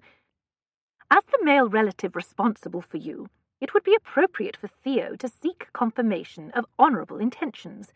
It may be just the nudge Stratton needs. Clara pictured that meeting. She saw Theo puffed up like some paterfamilias, putting the question to Stratton. Then she heard Stratton telling Theo not to worry, since a proposal had been made weeks ago. He had promised not to reveal that, hadn't he? She surely had remembered to extract that reassurance from him, right? Grandmamma, I must insist that you not encourage Theo to quiz Stratton in any way. Such a conversation suggests that Theo doesn't trust Stratton, and in turn implies that he questions the Duke's honour. After all of your efforts to become friends with him, it would be unfortunate if things only became worse instead. Her grandmother chewed over that, frowning. Normally, I would disagree. Two gentlemen having such a conversation is very commonplace. However, after what Grace said about there almost being a challenge, she speared Clara with a sharp look. Were you there? Did you see this? I was well gone by then. That is unfortunate. I would so like to learn exactly what happened. You could ask Stratton. Ask the Duke? I think not. She stood. What a reckless notion. Really, Clara, sometimes I don't understand my son's insistence that you were as clever as I am. Now I will go. She aimed for the door, where Mrs. Finlay waited to escort her. Ask Stratton, indeed. Chapter 22. I need to go down to Drewsborough, Adam said. He had arranged for Clara to visit him at Penrose House, his London home. He and Clara had indulged themselves upstairs when she arrived, and now they satisfied other appetites at dinner. You seduce me, then leave me so early in the affair? I think you're too sure of me when I have given no cause for such confidence. Her eyes reflected her displeasure at his announcement. He liked how she didn't hide her reaction to his pending absence. The sophistication she showed others did not extend to him any more. How long will you be gone? A week, perhaps. That's not too long. Long enough for me to flirt with other men. However, I will have to review my invitations and choose some good ones. He reached for her hand and entwined his fingers through hers. It's far too long, but necessary. Then of course you must go. I'll miss you, but I have matters of my own to attend that will make the days fly by. He had on occasion wondered how she passed her time. Her arrival in the hackney today reminded him of her use of them in the past, and of meeting her on her own in town far from Mayfair, when she still lived in her brother's house. More mysterious doings? He asked. What matters require your attendance? The normal woman things. What sort of woman things? You don't make many calls now, and you're not buying an extensive wardrobe. Women do not only make social calls and shop. We're often busy people. If men are unaware of that due to lack of interest, we don't mind. Because men would object. That is what you're implying. They might. Most women have some man who might think he can interfere. I, of course, do not. I answer to no one, including you. He understood she had sound reasons for refusing to marry, both emotional ones and practical ones. Only now it entered his mind that Clara might be involved in something that she feared a husband would forbid. What could it be? Reform work that took her to dangerous areas? Radical demonstrations that might turn violent? Whatever it was, the ability to come and go at will without any interference might be why she now lived on Bedford Square. I hope you know that I would not try to stop you from doing something that truly mattered to you, Clara. She smiled sweetly, but he doubted she knew that at all. Their meal done, they retreated to the library. I love this chamber. She held out her arms and made a little twirl in its centre, looking up. It was my favourite as soon as I saw it when you gave me the tour before dinner.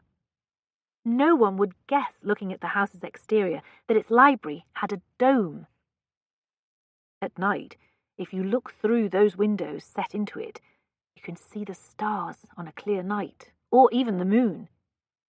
She threw herself onto a divan beneath the dome and gazed up. You can! How wonderful! The lamplight from down here doesn't reach it, so the windows are quite black. He strolled to a desk and retrieved a box from its drawer. I have something for you. He sat beside her and handed her the box. The ruby necklace, so long in the giving, lay inside. She lifted it. The lamplight created deep sparks in the stones. It's beautiful and thoughtful. She undid the clasp and set it around her neck.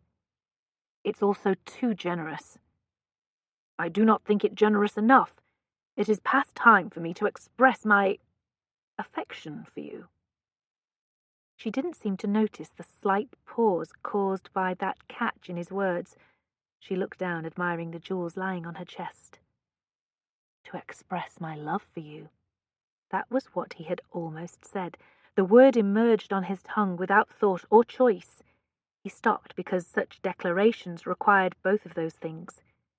He didn't want to sound like a man who professed love easily, without meaning it, even if he had been that man in the past sometimes. Now he wondered how she would have reacted if he had been less careful. She reached behind her neck to unclasp the necklace. "It's stunning. I'll have a special dress made to wear with it as soon as I can flaunt jewels again. I must find an event appropriate to their richness, one that my grandmother will not attend." "Do you think she won't like them?" "She'll love them. This necklace is to her taste. Add 4 or 5 more stones, and she would love it all the more. I don't want her to see it, because she'll question me about how I came by it." He set his arm around her shoulders. "Tell her your lover gave them to you." She laughed. "Or better yet, tell her one of my lovers gave them to me. Oh, I can picture her now, suspicious that I goad her, but wondering and worrying if I tell the truth." He kissed her temple. "Or even better yet, tell her that I gave them to you." Her mirth subdued, she fingered the gold setting of the largest ruby. "She will be relentless, then, in trying to force a proposal. You must promise me that you'll never tell her there has been one already, insincere though it was. I will not give her cause to browbeat you, but we could both do much worse, darling." "You certainly could do much better." "I don't think so." He turned her face so he could look in her eyes. "I must marry eventually. You know that. You can choose to continue as you are, but I cannot." Her expression shattered. "Of course I know it. It's unkind to remind me now, right after giving me that gift." "You're right. It was unkind and clumsy." He kissed her cheek and tasted moisture. He never expected to see Clara cry about anything, least of all him. He pulled her on his lap to embrace and kiss her until pleasure made her forget any unhappiness. A half-hour later, they lay entwined on the carpet, under the dome, catching their breath while they gazed up at the stars speckling the black in the circle of windows at its base. She wore only the necklace, and he nothing at all. "Come down to the country with me," he said. "You can stay at the Grange and ride over to Dewsbarrow every day to be with me." She didn't respond at once. "Of course, if your mysterious doings will not allow it." "It sounds scandalous," she said with a naughty smile. "Shocking. A whole week of unfettered passion. Why, some might call that decadent. What kind of woman do you think I am?" "An enchanting woman, a beautiful woman." He kissed her. "A rare woman." She laughed. "Those were excellent answers. I can keep going. Please do." He continued praising her, with his words and then with his hands and mouth, until she agreed to try and join him down in Warwickshire. Clara didn't believe she could leave town for a week without her family knowing it. She would have to tell them, but find good reasons that called her there. The next morning she wrote to her grandmother, explaining that she had to go down to Hickory Grange to meet with the new steward about some tenants on her property. She offered to bring back anything that her grandmother requested. A letter arrived in the next post from Amelia. "I was told you are going to Warwickshire. Please don't stay there long. I will be left with a different chaperone during your absence, which means I will have no fun at all." That evening a letter from Theo arrived, asking her to bring back a favoured waistcoat that he had left behind. No response came from her grandmother, no scolds, no complaints, no objections. How odd.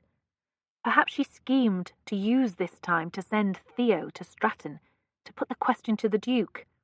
If so, Theo would be unable to do so. Packed and ready, the next day she and Jocelyn climbed into the carriage with Mr. Brady at the reins. 2 days later they pulled up in front of Hickory Grange's manor house. She let Jocelyn settle her in while she met with the steward that afternoon. She'd not lied about having business with him. She used the same one as Theo, and together they rode to the farms in question and discussed the improvements that he felt two houses needed. They finished early enough that she debated her plans. She had intended to ride over to Drewsbarrow in the morning, but right now she was halfway there already. "Please tell the housekeeper and butler that I decided to continue riding," she told the steward. "I should be home by dusk, but in any case they are not to worry. If night or weather catches me, I will stop at a neighbour's house." He rode away, charged with her message. She turned her horse east. Stratton would be surprised to see her now, but in the best way. She had never visited Drewsbarrow. She had never even spied the house from a road. As she rode toward it, its appearance struck her as appropriate to its name. A thick grove surrounded it on its hill, filled with tall, old oak trees. People of the county often still referred to it by the old name for the hill from centuries ago. Back then, it was called Druid's Barrow, or Grove of the Druids. No Druids greeted her, only servants. The house, constructed of stone, rose tall, wide and formidable. Little decoration relieved its mass. Any thoughts that it might not be a comfortable place disappeared as soon as a footman admitted her. Old-fashioned luxury waited. The servants had never met her, but they knew who she was. Her footman did not even look at her calling card. "You're expected," he said. "I will bring you to his grace at once." Through cavernous chambers and echoing halls they traipsed. All the rich panelling, beamed ceilings, thick tapestries, and heavy fireplaces made her feel like she toured one of Queen Elizabeth's castles. Finally, in what seemed a deep corner of the ground level, the footman opened a door. A simple office lay on the other side, one with plaster walls and a timbered ceiling. Wooden boxes piled high with papers and scrolls lined a long table. Only when the footman announced her did a dark head emerge on the other side of that wall. Lady Clara! What a happy surprise! Stratton stood and came around the table. He bowed. She curtsied. He sent the footman away. As soon as the latch clicked, he grabbed her. "Damn, I thought you would never get here," he murmured between kisses. "I'd given up hope for today." "I can only stay a short while before riding back." She looked at those boxes. "What are you doing?" "Digging through family papers sent here from Kengrove Abbey." His father's papers, she assumed. "You have spent 4 days here doing this." "No, first I opened every hiding place in this pile to see what they would yield. There are a lot of them." "Did you discover any treasures?" "Not the one I sought." He took her hand and led her out of the room. "I know you've been out for hours, but I have been buried. Let us take some air." A door to the grounds was not far away. It gave off into the grove. Once outside, she looked up the severe stone face of the house. "It could use some new decorating." "Do you think so? You do not favour my great-grandfather's taste?" She laughed. "It's all very dark." He shrugged. "It was all but abandoned after my father married. They made their country home at Kengrove Abbey, not here." "They didn't come here because of us, you mean?" "Yes." She hated how that old argument had hung on for years, affecting not only the generation that started it, but the next one as well. And the current one, she had to admit. She wondered if anything could truly end it. Perhaps if they all agreed to say nothing about it to children born hence, it would eventually die. He backed her against one of the trees and gave her a long kiss. "How long can you stay?" "Not long enough for what you're thinking." He laughed. "Am I so obvious?" "I read your mind in your kiss. I promised to ride over early tomorrow, so we have many hours with each other." He kissed her again, as if that hardly mollified him. With a sigh of resignation, he released her and took her hand. "Come inside, and I will show you some of those hiding places. There is one that could house several people inside the walls." Jocelyn set out her green riding habit. "This will have to do for today, or else the black. I need to mend the blue one." "This will do." Jocelyn began to help her dress. "There is a bit of talk among the servants about you a riding every day, all day. The women fear you'll harm yourself somehow, with all the time in a saddle. The men remember how you did this after your father passed, and wonder that you're again lost to grief." "And you?" "I think you're not riding all day at all." "Just keep those thoughts to yourself." "Of course." "And reassure the servants that I am healthy and happy and well beyond deep grief. I don't want anyone feeling obligated to write to London with concerns." "I'll take care of it." Dressed and ready, she once more aimed her horse east. She doubted she would ever again know such grand days. She and Stratton had turned time upside down. They spent the morning in bed, and after the first 2 days, when late afternoon had found them still there, then dressed and ate and played like children. One fine day he took her to a little lake where they bathed. Another they met in an archery contest.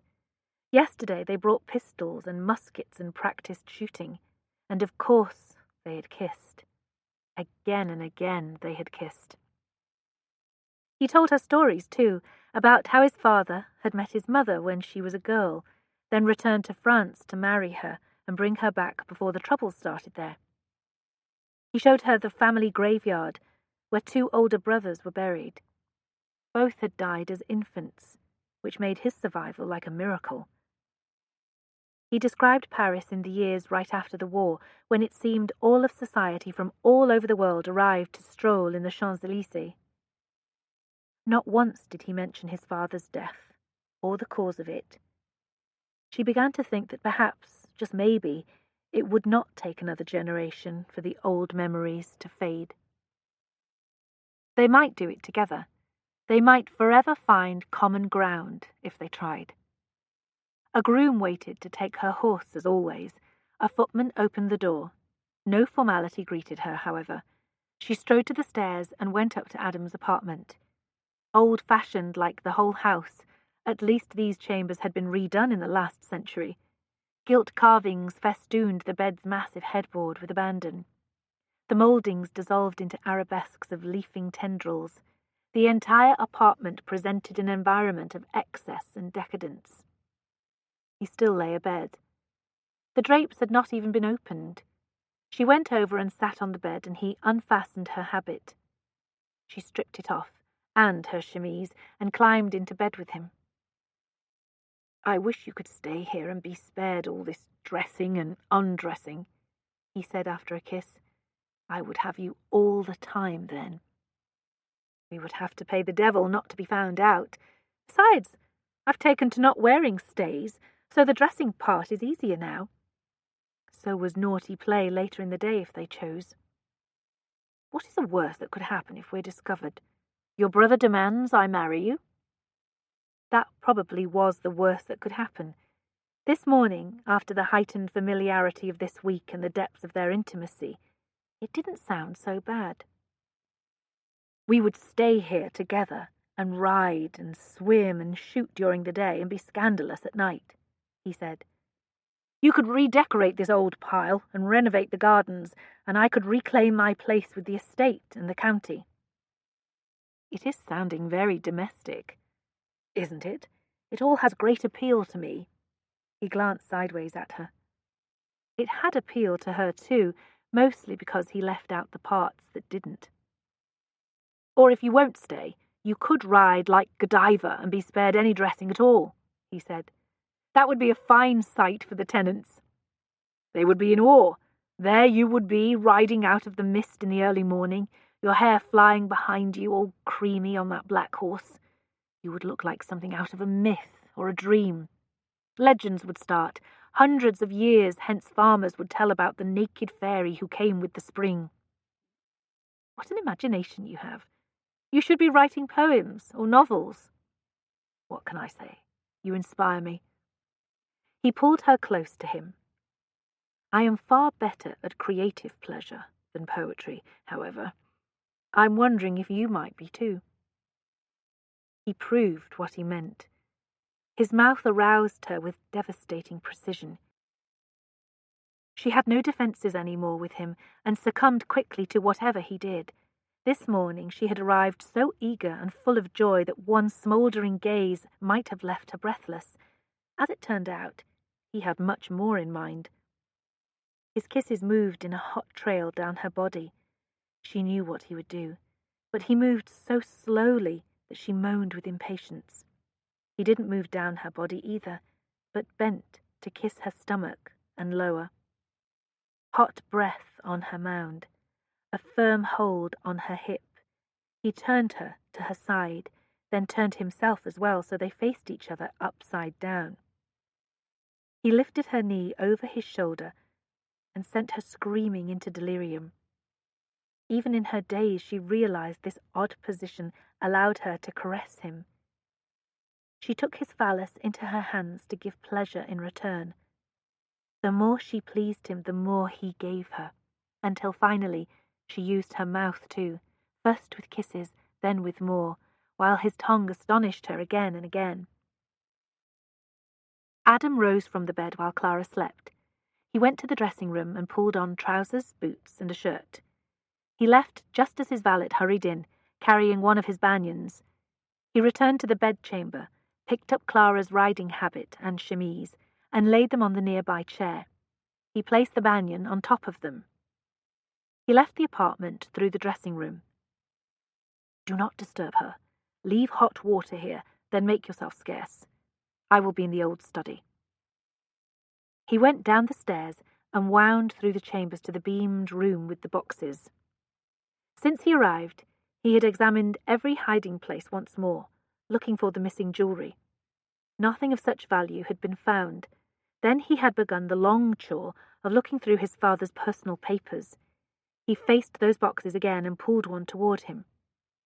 When the butler at Kengrove Abbey packed all of this, he had begun with the most recent papers and worked backward through time.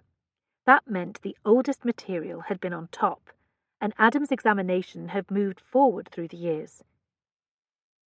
If he did not sift through quickly, it was because each letter revealed something about his father. Even the reports from the stewards opened little windows. The most interesting items had been letters from his mother, written before they married. Sent from France, she reported on the mood abroad in her country and expressed her concerns. Not love letters as such. They read as warm and affectionate communications between friends. He had set those aside to give to her when next he saw her. He sat behind the boxes and removed a big stack from one of the last ones. Within 10 minutes he realized that he had before him the papers from the last year of his father's life. There were a lot, and many letters from other lords. He unfolded each one and read it. In some, people begged off a party his mother had planned. In others, peers pointedly set aside the rumours and wrote on about bills to be discussed. The tone began changing, however. One man wrote to break their friendship. Another bluntly referred to the smell of treason. Then, for several months, there were no letters at all. Finally, he found the reason why. A long letter in a fine hand began with regrets over the difficulties an old friend faced. However, it then gently gave bad news. Marwood sent a man to France, unbeknownst to anyone, I assure you. No minister approved this mission, and more than one is angry for the interference and the Earl's insistence on stirring once again this cauldron of innuendo.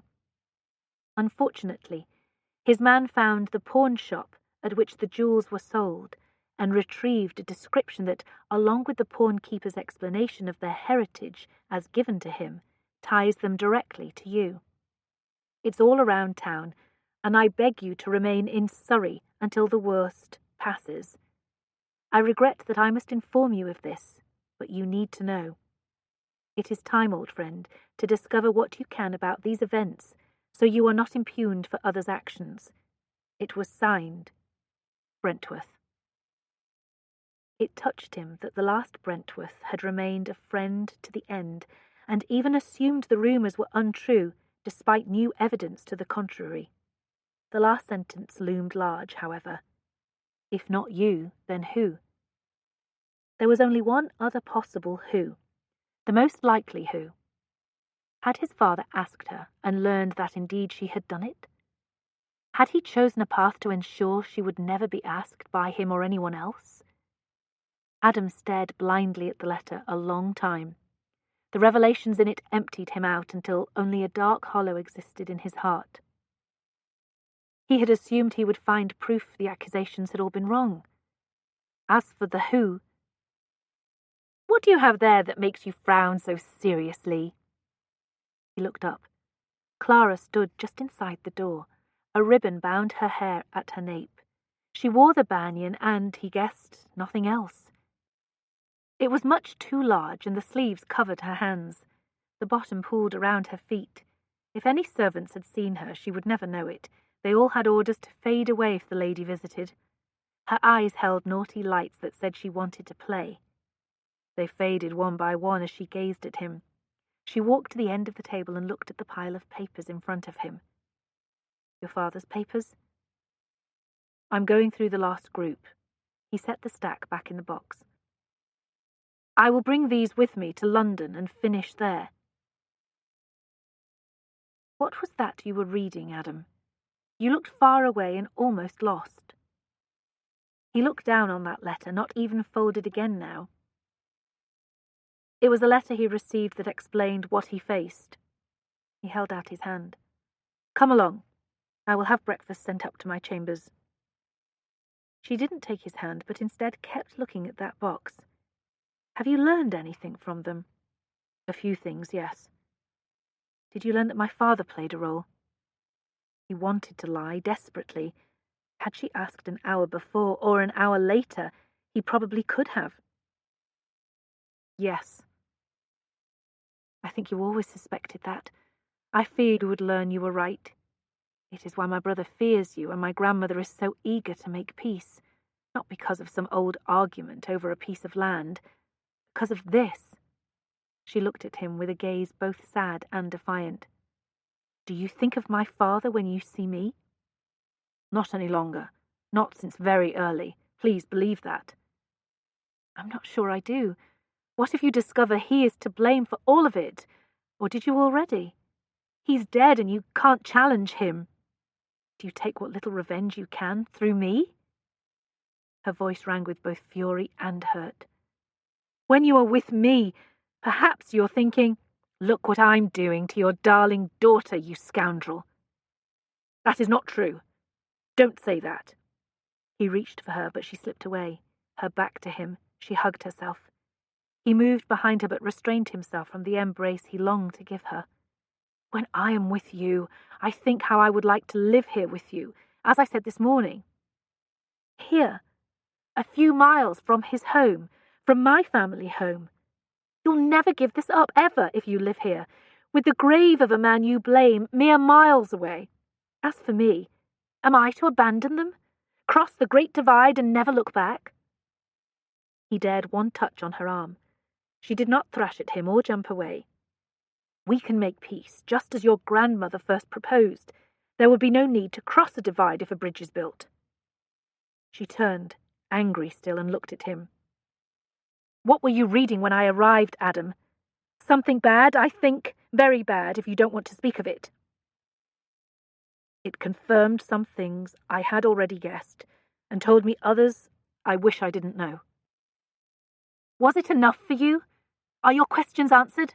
Are you now finished with this? Because if you're not, there will be no bridge that stands long, and no place for me in your heart that I can trust."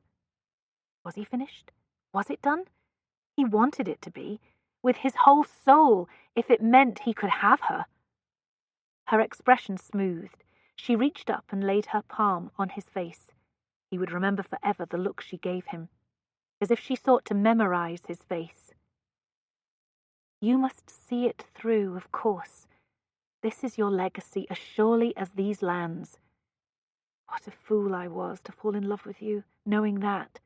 And yet, I find I'm not sorry, even knowing what I now will suffer." "Clara." She touched his lips with her fingertips.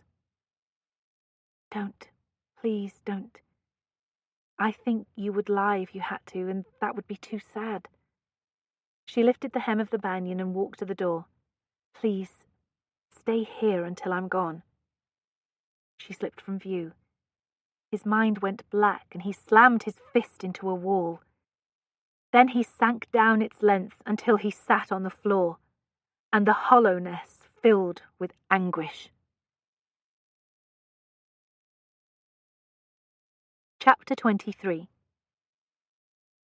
Clara opened the letter. She knew what it would say. She knew Adam had sent it. Come to me, it read. Similar letters arrived 3 times a day. They had continued for a week.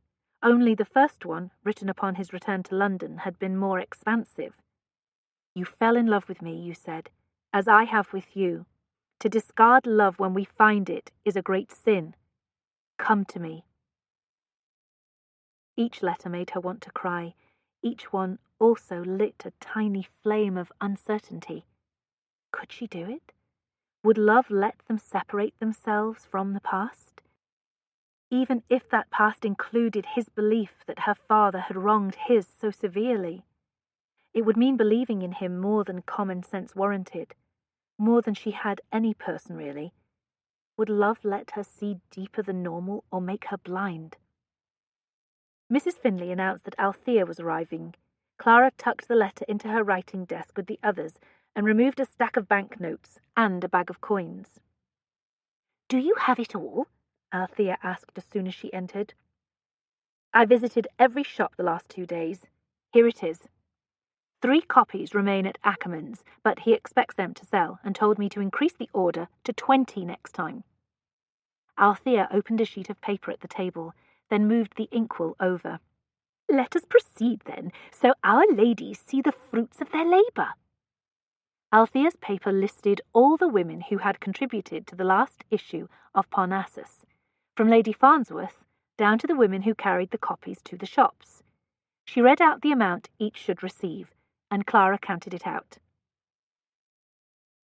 Mrs. Galbraith, 10 shillings, Althea read as the last name. Clara took a £5 note and placed it beside the others. Althea glanced at it, then at Clara. That is not 10 shillings. Indeed, it is not. I think it is the correct amount, however. Your list was in error. We agreed to 10 shillings almost 2 years ago. We agreed before it was known if we would sell a single copy. You do more than half the work, Althea. I couldn't do this without you, let alone contemplate a regular schedule of publication. In fact, I think you should be a partner in the law, not only one in responsibility. Althea's big smile made her glow. I think so too. Where do we sign? Clara laughed until she cried. She wiped her eyes. Oh, that felt so good. I was beginning to think I would never laugh again. She took a deep breath. I will have my solicitor draw up an agreement, and we will sign as soon as it is prepared. Now, take that banknote before I decide it would pay for a nice ball gown.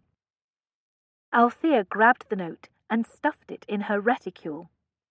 If you deliver the money to those who live near here, I will do so with those who live near Mayfair.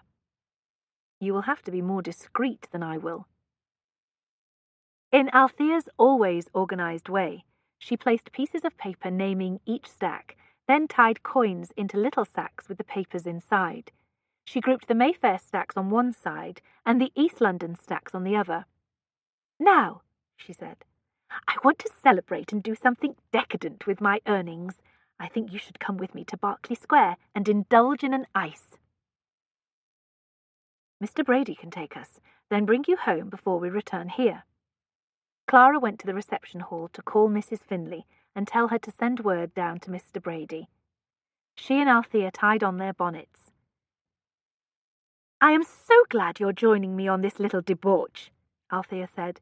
While we indulge ourselves at Gunter's, you can explain why you feared you would never laugh again. Clara dipped her spoon into the ice, then savoured its cold, rich sweetness. It helped soothe the sadness that came on her when she explained her break with Stratton to Althea. From their tiny table, She could see the other wares that made Gunter's famous. Cakes and biscuits and other desserts lined the counter of the confectionery shop. Marzipan could be had too, crafted into artistic tiny sculptures of animals and flowers. A decadent sweet smell permeated the premises. Of course, if you could not trust his motivations, there was nothing else to do, Althea said. That is what I told myself. It would be horrible for it to go on, only to learn he had deceived you all along. Terrible. Only he's not one for deception, it seems to me. To say so is unfair. So you do not think you would have discovered that? She thought about it. There was the chance I would, I suppose. I rather think not. Althea set down her spoon. If you believe he would not deceive you, why do you doubt his motivations in pursuing you? You're contradicting yourself, darling. She shoveled a large spoonful of ice into her mouth. Too much. It hurt. How can I marry a man who carries such hatred for the father who loved and protected me? And he must hate him, if he learned my father encouraged the accusations against his own. For an instant, when he looked at me that day, I think he hated me too, or at least hated the ghost he saw standing behind me. Althea raised her hand, holding the spoon. Stop, please. Let us go back to your first sentence. Did you say marry? Did I? I am sure you did. Have you been considering it? I suppose so, a little. Did he propose, even a little? Oh, he proposed the second time we talked to each other. It was a sly form of revenge. He has all but admitted as much. Did he ever propose again? She poked her spoon repeatedly into the remaining ice. I suppose so. Althea reached over and patted her arm. You suppose a lot of so. Is heartbreak making you a little dim-witted? I suppose so, she muttered. Clara, your mention of marriage makes me change my opinion of him and makes me better understand your current sorrow. If you considered marriage at all, you must care deeply for him. I believe you should learn if there is a possibility of happiness with him. You should be very sure before throwing away a chance for that. He said much the same thing, she said when they finished. Or rather, he wrote it. Then perhaps you should see him one more time and speak honestly with each other. That night, after much debate, Clara picked up her pen. I will call on Wednesday afternoon. You must tell me everything. There will be no kissing. It was not cowardice that made her delay that meeting with Adam, she told herself. She didn't dread what might be the final, unalterable break with him. Not at all. She didn't spend most nights fighting against impossible hope that wanted to take hold in her heart. She couldn't see him right away because she had things to do, that was all. The next day she set out early to pay her contributors. She called on Mrs. Dalton first. Mrs. Dalton presided over a household near the river. Her husband and she let the modest home only for the season, after which they would return to their property in Kent. Mr. Dalton did not know his wife was Boudicca's daughter, so Clara arrived at 1 o'clock, ostensibly to pay a call. While she and Mrs. Dalton chatted about society gossip, the little sack moved from Clara's reticule to Mrs. Dalton's ample bodice. No such sleight of hand proved necessary with Mrs. Clark. She greeted Clara at her shop and took her to a tiny office where they transacted business. If you have the payment for the others, I will see they get it as before, Mrs. Clark said. I would like to bring it myself, if you would supply their directions. That is good of you, but it may be better if I do it. Their streets are not fitting for a lady like you. I have a coachman with me. I think it will be safe enough. If you brave those streets, I can too. Mrs. Clark didn't like it. All the same, she wrote down the directions. You watch yourself now, Lady Clara. There's pickpockets and worse about. Don't let your man leave the carriage, whatever he does, and tell him to have his whip at the ready. I promise to be alert and cautious, Mrs. Clark. Before she left, she admired some of the bonnets in the shop. When she embarked on an orgy of sartorial excess, she would have to order some here. Mrs. Clark's warnings proved less charming and more sensible when Clara's carriage rolled into the neighbourhood where one of her delivery women lived. Mr. Brady did not want her to step out of the carriage when they found the sad house of Mrs. Watkins. Clara insisted, however, and knocked on the door. It went without saying that no servant answered, but instead Mrs. Watkins herself. A young girl accompanied her, grasping her skirt. "Lady, what brings you here? Did that shopman claim I didn't take him the books? If so, he's lying so as to rob you. I did, most certainly, and—" "There has been no complaint, Mrs. Watkins. I came to bring you this." She handed over the sack of coins. The girl heard the sound and her eyes widened. Mrs. Watkins flushed. "My apologies. I was just surprised to see you here on my doorstep." She looked behind her. "Won't you come in?" Clara could see the chamber and the makings of a dinner being prepared. A cot hugged one wall. Mrs. Watkins and her family appeared to occupy only this one room and not the entire house. "I don't want to intrude, and I have more errands to attend to," she said, to spare the woman the difficulty of trying to host a visitor. "I just wanted to bring that to you and tell you how much I appreciate your help." Mrs. Watkins beamed. "My pleasure, milady. I'm glad to do it any time." Clara returned to the carriage. Mr. Brady could not get her in it fast enough. "Bedford Square?" he asked through the window. "I'm afraid not. We next go to St. Giles." "Lady Clara, I don't think—" "St. Giles, Mr. Brady." She gazed out at Mrs. Watkins' home while they rolled away. Parnassus might be a lady's avocation for her, and others like Lady Farnsworth and Lady Grace, but for Mrs. Clark and Mrs. Watkins, and even Mrs. Dalton and Althea, the small earnings they gleaned from the journal mattered. In some cases, quite a lot.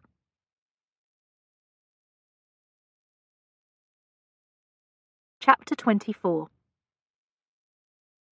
Adam pulled on the oars hard. His body felt no pain, because all of his concentration remained on thoughts in his head.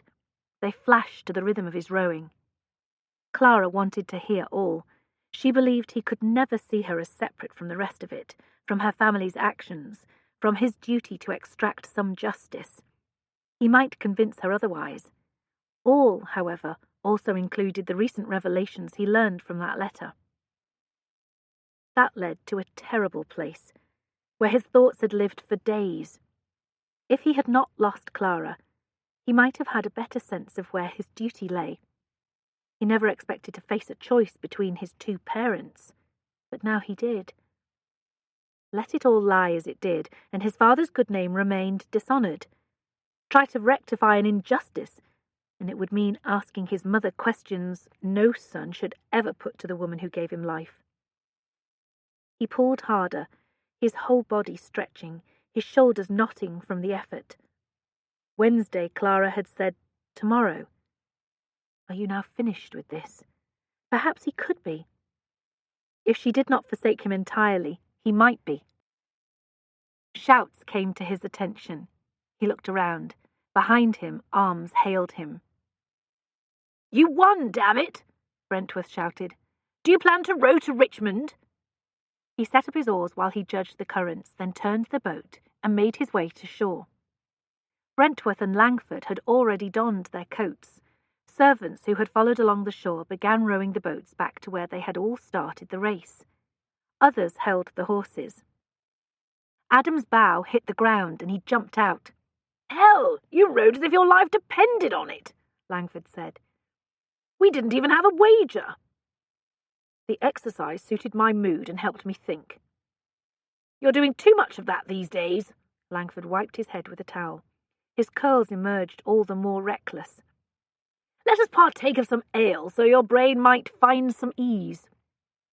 A tavern waited across the road. The three of them sat at a table, and Langford went to bring back some pints. "He is right," Brentworth said. "You are too much in your thoughts. You look angry. It makes men nervous. Last night at White's, the card-room almost emptied when you arrived." "I didn't notice." "Of course you didn't." Langford returned with the ale. Are you telling Stratton that he is casting a pall on the entire season with his infernal brooding?" Adam drank his ale, then set it aside. "I learned something, several somethings, I now wish I hadn't." Neither friend prodded him. They just waited. "I found a letter from your father to mine," he said to Brentworth. He described what had been written. Langford whistled. "So the Earl would not let it rest when others had chosen to. There is no way to seek satisfaction with him dead. Not that any jury would accept this as just cause for a challenge, anyway." "That is not what haunts you, is it?" Brentworth asked. "No." "Have you written to her and asked about it?" Langford grasped the direction the conversation had taken. "Oh, hell! Yes, of course!" His expression turned frankly sympathetic. "I have written the letter and had a copy made of a drawing of the jewellery in question to send along. I've not sealed and mailed it. In fact, I find myself avoiding the desk on which it lies." "Hell of a thing," Langford muttered. "Small wonder you've looked like a man eager to thrash someone the last few days. If you send that letter, you ask her to admit that his death... I don't think I could do it." "Can you live with not sending it?" Brentworth asked. "Live with not knowing, and allow it all to remain as it is?" "That is the question that absorbs me." Adam gestured to the publican for more ale. "Let us talk of other things, so I do not look like a man hoping for a fight. Tell me how it goes with your ladies." He had raised Langford's favourite topic. His friend did not fail him. At 1 o'clock, and still thinking about the conversation she would have with Stratton the next day, Clara called for her carriage and had Mr. Brady bring her to the city for an appointment with her solicitor. Mr. Smithers greeted her himself. A young man, fairly new to the law, he had been delighted to obtain such a distinguished client. She had gone to a great deal of trouble to find a lawyer who both came highly recommended and whom she trusted to resist anyone's attempts to learn her private business.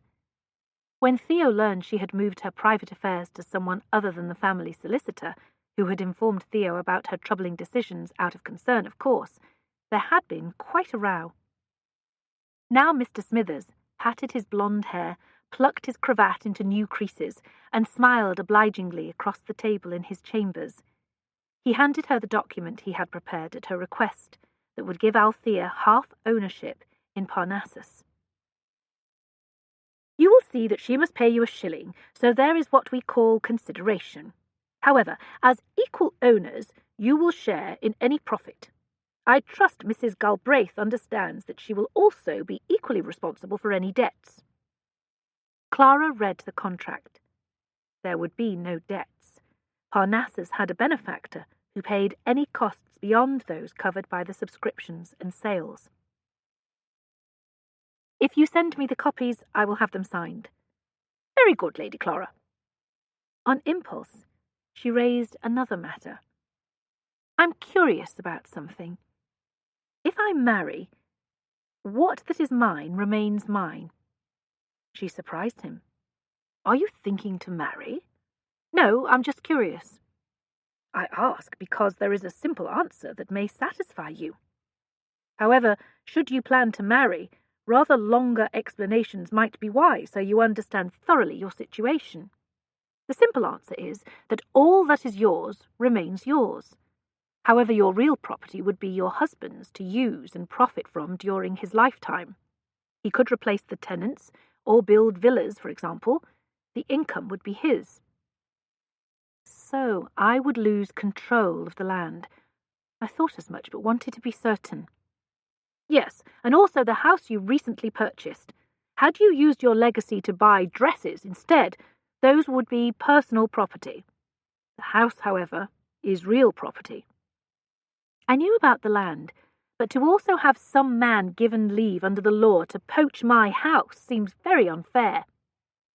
Mr. Smithers chuckled. "Poach is an amusing word to describe it. Be of good cheer, however. A husband could use it or let it. He could not, however, sell it without convincing a judge you freely agreed."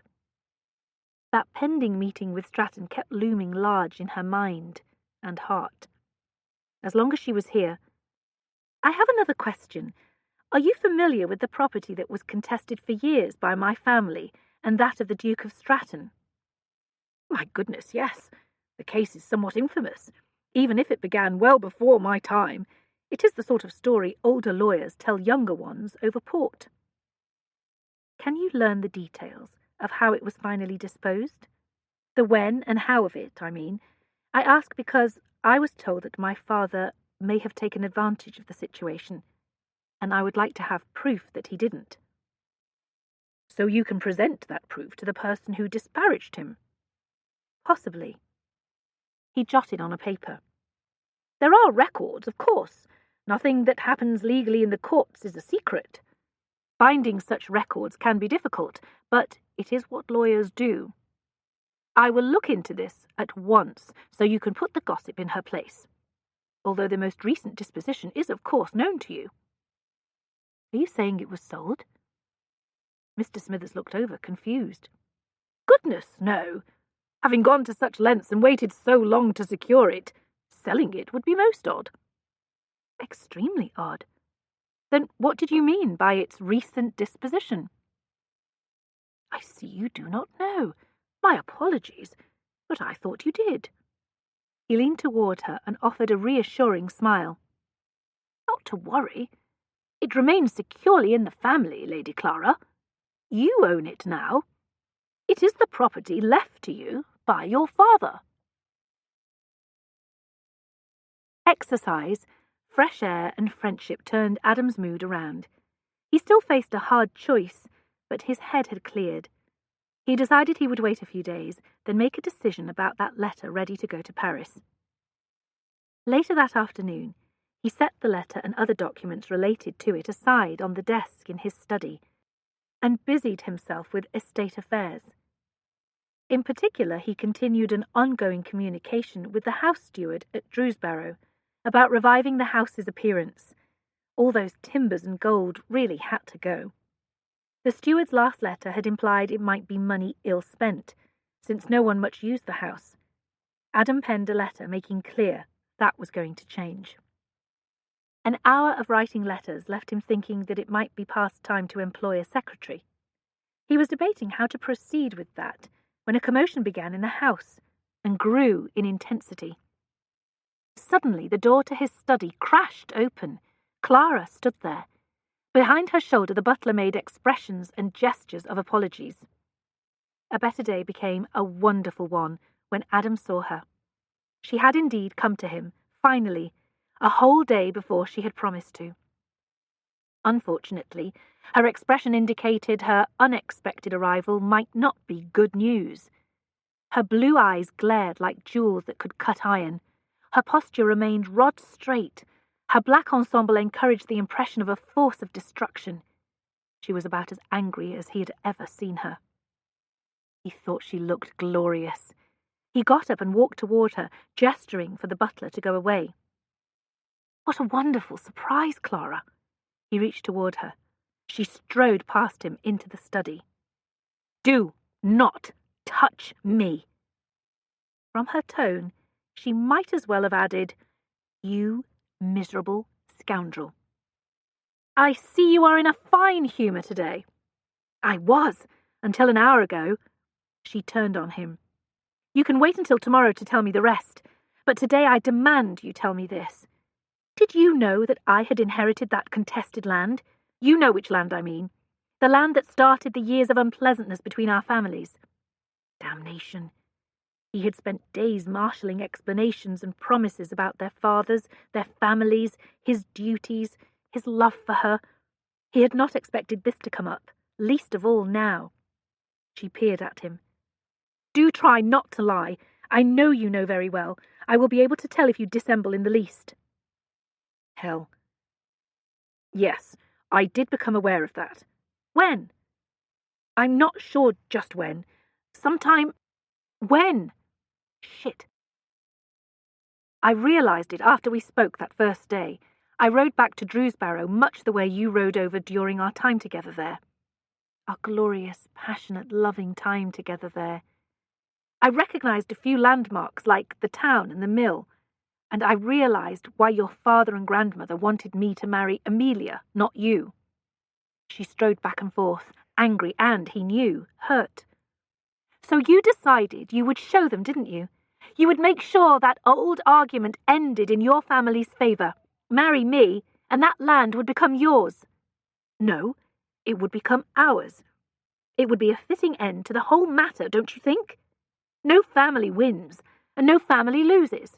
Your grandmother claimed to want peace. I think you saw a way to turn the tables on her, on my father. I think you enjoyed the idea of besting them at their own game. Since it undermined his careful plan to ensure that land would forever remain out of my family's hands, I definitely enjoyed knowing that." "What do you mean, careful plans?" "Why in hell do you think he bequeathed you that property, Clara? There had to be other lands not entailed that would have suited you just as well. He believed you would never marry. He counted on it. Theo might sell it, maybe even to me, if he ever found himself caught in financial trouble. You never would, because it would be your source of independence." She wanted to disagree. He saw that in her scathing glare and tight posture. Adam counted on her being too smart to miss how very neat that plan had been. She looked down on the desk and its papers. "Were you in here making your own plans on how to ruin his good name the way he did your father's?" She still sounded angry, but at least she no longer looked ready to shoot him. "My last letter discussed decorating at Drewsbarrow, if you want the honest answer." The worst of her fury left her like a dark spectre flying out of her body. "Tell the steward not to use blue too much. So many people use blue." Looking weary now, she walked to the door. "I'll go now. My carriage is waiting." He strode over and pressed his hand against that door so she couldn't open it. "You are here now. I cannot let you go on the chance you will return tomorrow." She stood there, her hand on the latch, her back a mere inch from his body. He drank in her scent and closeness like a man deprived for years. "I cannot let you go, Clara, because I fear if I do, I will never see you alone again." She turned. "You're braver than I am, if you force this conversation now." "Not so brave." "Not brave at all. Desperate." "I will send your carriage away. Don't move. Don't leave." He sent word to her coachman. When he stepped back in the study, she was sitting on a bench in front of the garden window. She had removed her black bonnet, and the afternoon sun found those subtle strands of copper in her dark hair. She didn't appear eager to see him again. "Do you have any sherry here?" "I can send for some, or I have brandy on hand." "I suppose brandy will do." He opened the cupboard that housed it and poured 2 glasses. She tasted tentatively, thought about it, then shrugged. "It will do." "You were making calls today," he said. "What makes you think so?" "The black." She looked down at her dress. "I visited my solicitor. That is how I learned about the land. As I think about what you said about my father's plan, I think you give him more credit for nefarious plotting than is fair. My grandmother changed her mind, you see. When she concluded you preferred me to Amelia, she decided that would do as well." He set down his glass and went over to her and knelt on one knee in front of her. He wanted to say he was wrong and swear that he never thought about land or fathers or anything at all where she was concerned except heartfelt emotions. "I saw you and decided to marry you." It was not the entire truth. "Your grandmother decided that because that old argument and that land was the least of it. She knew I had more recent causes to want an accounting with your family. More serious reasons. I will not lie and say my interest in you was always separate from that, Clara. I desired you from the start for the woman you are, but I also saw at once how knowing you might benefit me as I sought to learn the truth." "And did it benefit you?" "In small ways at first, and then soon I no longer cared if it did." She searched his face, his eyes, looking for the signs of lying, he assumed. He counted on her knowing him very well, as she claimed. He ventured a touch on her hand. When she didn't resist, he took that hand in his. At Drewsbarrow, you asked if I could let it go, if I could ever be finished with it. For you I can, and I will. Her hand turned palm up, so she held his. I said you must tell me everything. I don't think you want to. If I will be finished with it, maybe you should be too.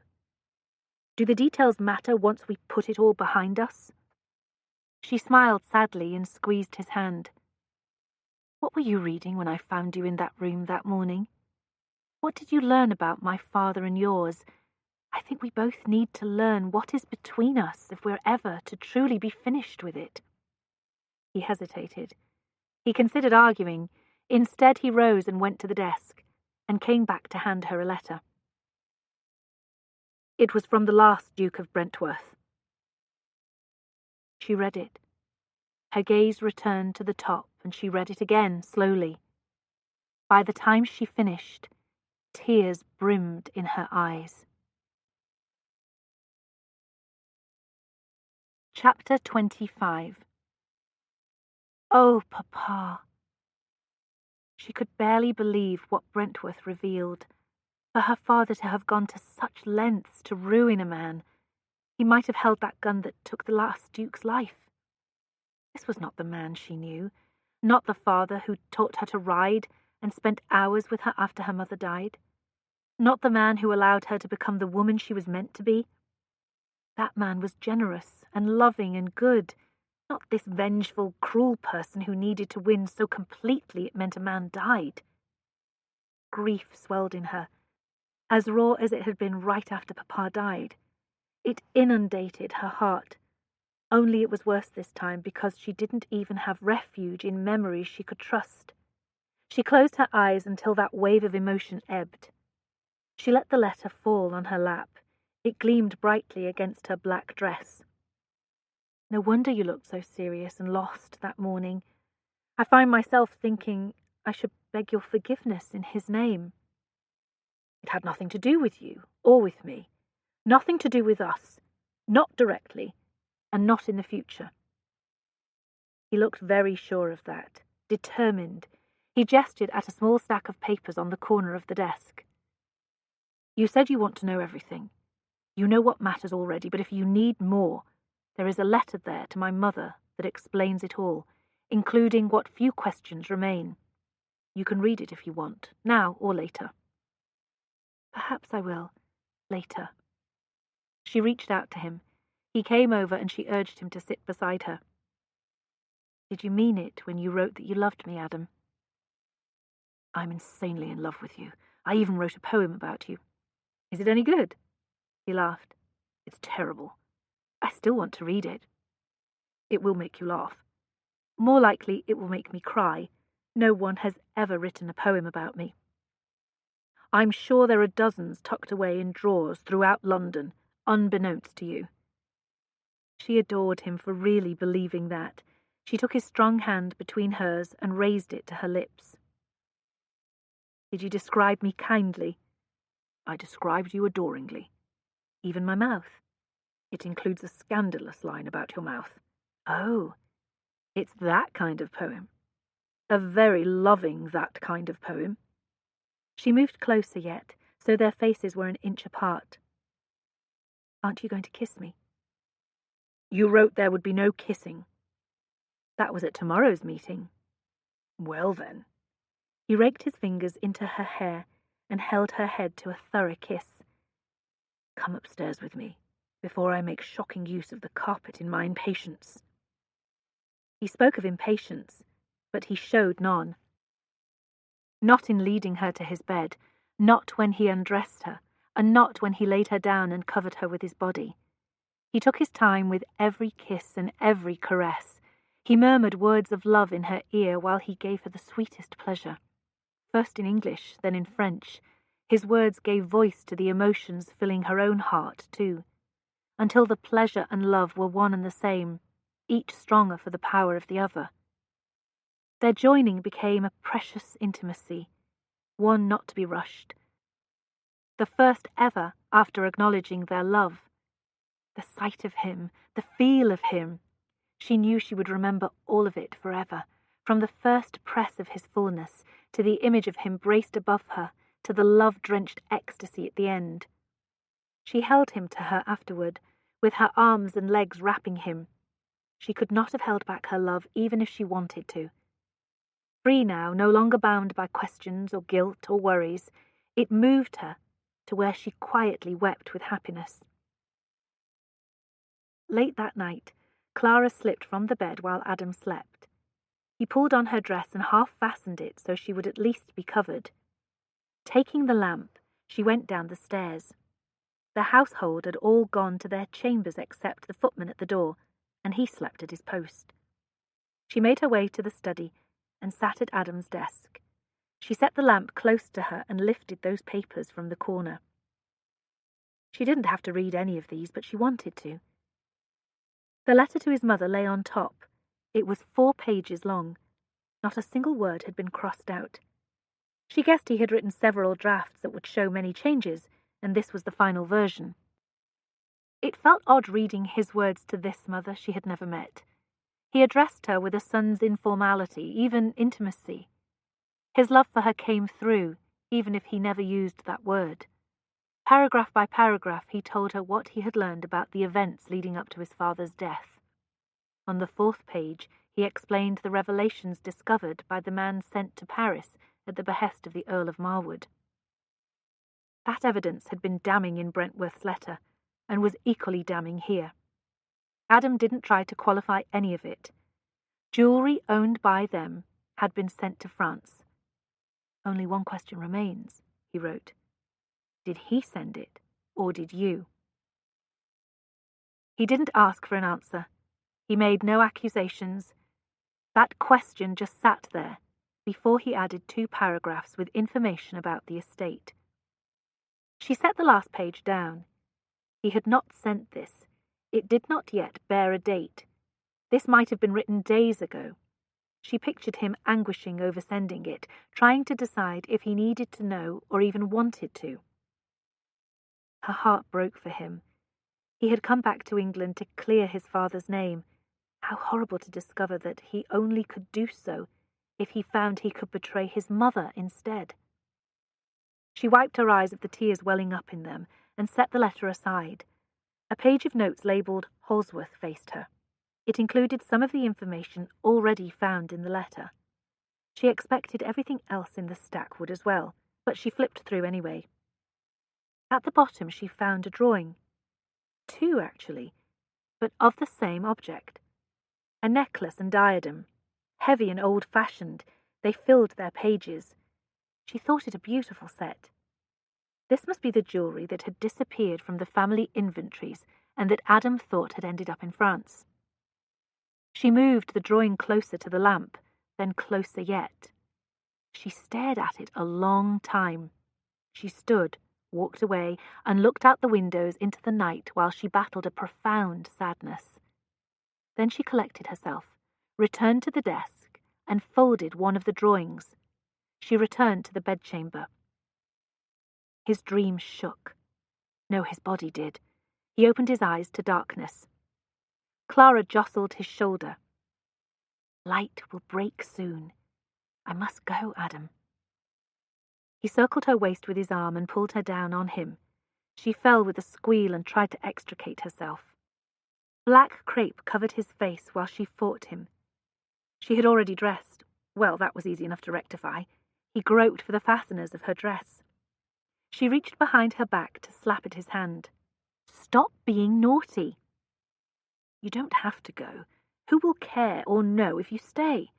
That housekeeper who brought me to your chamber our first night? She escaped his grasp, sat on the edge of the bed, then turned to hold his arms down, pressing with her weight. I seem to be imprisoned, he said. If you stay, I will let you bind me properly and do your worst. A flash of curiosity showed in her eyes, but she shook her head. I have things I have to do this morning. More mysterious doings? Very mysterious. If I ever convince you of marrying me, You will have to tell me about them." Suddenly serious, she cocked her head. "Will I?" "That argues against marriage, it seems to me." "I will tell you about any such doings I have, too, so it is fair at least." She looked down at his chest and bent to give it a kiss. "You're proposing again. Are these settlement negotiations?" "I hope so." "Would you promise I can keep the use of my house?" she asked right away, as if she already had a list in mind. "As long as you don't bring lovers there. Or anywhere, of course." "Can I have at least half of my income from the land to use as I choose?" She pressed her advantage now, but he was in no condition to truly negotiate after last night. "I have no need of that income." "Can I continue with my circle of literary friends, those blue stockings, as you once called them?" "I would never deprive you of friends." That might be too generous. This was Clara, after all. "As long as they are not revolutionaries or criminals." She raised her eyebrows. "Criminals? I'm just eliminating the impossible, darling." She decided to let it pass. "And no matter what else you should learn, do you promise that you are finished with this quest you brought back with you? Do you promise that you will never seek revenge?" "I have already said so." She released his arms and sat straight. "Then I will marry you, Adam." She laughed quietly. Those words almost made me choke, but it seems I got them out. She leaned down and kissed him. "I will marry you, because I love you too much not to, it seems. So much that I can never be contented again without you." He wrapped his arms around her and held her to his body. They remained like that long enough that he decided she must stay. Again he felt for her fasteners. Again she slapped him away. She stood. "You should write to your mother and tell her to come home, I think. I'm sure that you will want her at the wedding. Now, I really must go. I will tell the servant at the door to find me a hackney." Two thoughts crossed her mind after she left, while he drifted back to sleep. One was that writing this letter to his mother would be far easier than the last one, which he would never send now. The other thought was that as soon as they were married, he intended to find out about Clara's mysterious doings. Chapter 26. The Decadent Dukes sat in their usual chairs in the upstairs chamber at White's. Adam had just told the others about his nuptial plans. "We will announce it in a fortnight." Brentworth congratulated him graciously. Langford did too, but with little enthusiasm. He gazed around the chamber. "I suppose this is over now, or will be soon. The Decadent Dukes will be no more." "Why? I'm decadent still, just with one woman." "It won't be the same. There is nothing decadent about being bad with your wife. If we continue, we will have to change our name." He pondered it. "The Doer Dukes, the Despondent Dukes." "In time, I expect it will be the Domesticated Dukes," Brentworth teased. "Take that back. I cannot bear the thought of it." Brentworth laughed. "The Dutiful Dukes." Langford covered his ears with his hands. "I refuse to hear it." "You could continue alone and be the Debauching Duke." Langford brightened. "That isn't so bad." Brentworth turned to Adam. "Have you met with her brother yet?" "This afternoon." He was so happy he almost wept. He believed a duel was inevitable, and only a marriage alliance would save him. "If he knows half of what you know, he worried for good reason." "Clara reports that her grandmother is also elated." "I'm sure, since she probably knows all that you do," Langford said. "So you decided to leave it all as it stood after all?" Brentworth said. "Just as well." Yes, just as well. He had faced a devil's choice. He understood his father better now, and why he had ended it as he had. "Let us go out," he said. "It's too fine a night for this chamber. Langford, you can lead the way. We will visit your favourite lairs." Langford was on his feet at once. "Follow me, and we will reclaim our name. There is a most interesting party taking place tonight that you will both find a revelation, After that we will visit a new pleasure house that opened near Covent Garden. Stratton, you can remain in the gaming salon if you choose. Unless, until you marry, you believe you can visit the more interesting chambers. There is one in which a woman shackles a man and uses a whip and a feather to... It sounds inventive, but I will remain in the salon. Clara climbed out of her carriage at Gifford Hall. As soon as she did, the door opened and Amelia ran to her and embraced her. "Theo told me. Everyone is so excited and happy. I think Stratton rather frightening still, but if you like him, this is wonderful news." "I do like him, very much." Clara linked her arm through Amelia's and they walked together. "Perhaps you can visit us if you like, should grandmother ever become a trial." "Do you mean it? Here in London?" "At any of his properties. You will always be welcomed as part of our family, Amelia. It's important to me that you know that." "I'm so glad. My one sorrow since I heard was that we would not see each other so much any more. This way we shall." Inside the house, Clara went to the morning room at once. Amelia trailed along. "Has Grandmamma not come down yet?"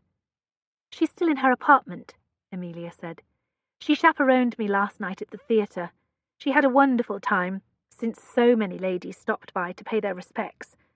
I'm not surprised she slept in." Clara pictured her grandmother holding court in the family box at the theatre. Of course, she had a wonderful time with all of that grovelling proving her place in society. "I will go up to see her," Clara said. "You know she doesn't like that." "This cannot wait." Amelia thought better of joining her and stayed in the morning room. Clara mounted the stairs slowly, not looking forward to this meeting. She had not seen her grandmother since she wrote and told her of her pending engagement to Stratton. 5 letters had come in reply in fast succession, praising her in the first and listing long series of instructions in the others. She faced the door to the dowager's apartment for a solid minute before knocking. Margaret opened it and led the way to the dressing room. The dowager sat at her dressing table, dressed and ready. She looked over at her visitor, and her whole expression lit. "Welcome, Duchess. I'm delighted to see you, although it took you a good long while to come. Sit, sit. Margaret, have some coffee sent up. Lady Clara and I have much to discuss." "Please don't, Margaret. I'll not be here that long." "Oh, tosh! Of course you will stay. In fact, I've had your apartment made ready. It's best if you move back here until you marry." Clara did not argue. She wanted Margaret to leave, and this provided a reason. "August will be good, I think," the dowager said. "Ideally, we would wait until the year of mourning is over, but I think we can wink at that. Or even July, if that would not be too rushed. Most of society is still in town in early July. It goes without saying that it must be a special license, but I doubt Stratton would have it any other way." Her grandmother chattered on, moving from one plan to the next. Clara spent her time finding her courage to say what she had come to say. "You're probably relieved," she finally interrupted. "Pleased, that is certain." "No, relieved. You so worried that Stratton might harm Theo, remember? It was your reason for trying to form an alliance through marriage, so he wouldn't find a reason to challenge Theo." "I'm sure I did not say it quite that way." "You said it exactly that way, as did Theo. You indicated it had to do with that old argument over property. I thought it bizarre that you believed he would kill a man over that ancient disagreement, and you said I didn't know everything." "Did I say that? I don't remember, nor can I think why I would. Now, about your wedding garments. You know why he came back, why he fought those duels, what he intended to discover. That was why you were afraid." "I am sure that I do not know what you—" "He has learned what you feared he would learn, Grandmamma. About how my father revived the accusations and even sent a man to investigate. He says he knows everything." The dowager fussed with the bottles and cases on her dressing table, holding her expression firm and her composure strong. "Except he is wrong," Clara said. "He doesn't really know everything, even now. I think I do, however. She stood, walked over to her grandmother, and placed a sheet of paper on the table in front of her. "As do you." Her grandmother looked down at it. Her colour rose. She picked it up and waved it. "What nonsense is this?" "It's a drawing of jewellery." "I can see that." "That set belonged to Stratton's family. Only I saw it here when I was very young. Right here, in this very dressing room. It was in that drawer with your paints. I even wore it. Then I stared at it in a looking-glass while you whipped me. Do you remember?" "I have never forgotten." Her grandmother's arm dropped. The drawing hung limply from her hand, then fell to the floor. She turned her body and faced Clara. She looked afraid. Clara's heart clenched for her. This woman was often an interfering harridan, but she was also family. "I love you, Grandmamma, but not enough to pretend ignorance about this. A man killed himself over this deception. The man I love believes one of his parents committed treason. So I must put the question to you.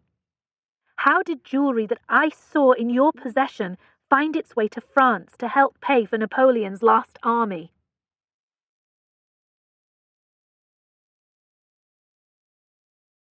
Chapter 27.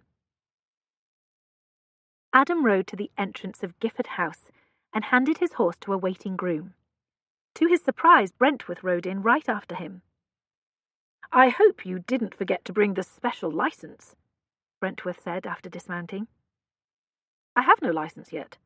"You can't get married without one." "I'm not getting married today." "How odd. I received a letter yesterday from the Dowager requesting my attendance today to bear witness. Her exact words. Since I came at her request as well, let us go in and see what whimsy drew us here." They were brought into the drawing-room. The Dowager sat there, resplendent in black. Her grandson did too, looking bored. Clara also waited, along with an older woman. "What is Lady Farnsworth doing here?" Brentworth murmured to Adam. "Perhaps she will bear witness too. It would be like the Dowager Countess to find a way to arrange a wedding without my consent." After greeting Adam and Brentworth, the Dowager turned to Clara. "Are you quite satisfied now?" "I am." Face pursed, the Dowager surveyed her company. "Should you not begin, Countess?" Lady Farnsworth asked. The Dowager glared at her, then composed herself. She looked at Adam, or rather at his crown, not his eyes. "I asked you here, Duke, in order to explain some family matters to you. Why my granddaughter insisted you also attend Brentworth is beyond my understanding. As for Lady Farnsworth, that is utterly incomprehensible to me." "She wanted witnesses, so no one will ever believe your claim that Stratton lied about what you are about to say," Lady Farnsworth inserted. "Should you ever decide to recast any of it later, that is." "Please, Lady Farnsworth," Clara whispered, "let us allow my grandmother to do this her own way." "That way will take 2 hours," Lady Farnsworth muttered. "Not at all," the Dowager said. "I have no desire to prolong this. I will get right to the heart of it. Stratton, neither of your parents sent that jewellery to France. I did. Not to support the Corsican, I assure you. However, it was not them, but me." Adam hoped his expression remained bland, but he suspected not. Such a public admission cleared his father's name and answered the remaining question in one sentence. Clara rose and came to sit beside him. She smiled at him sweetly, delighted by his relief and astonishment. "Not to support that army, then why?" Brentworth asked.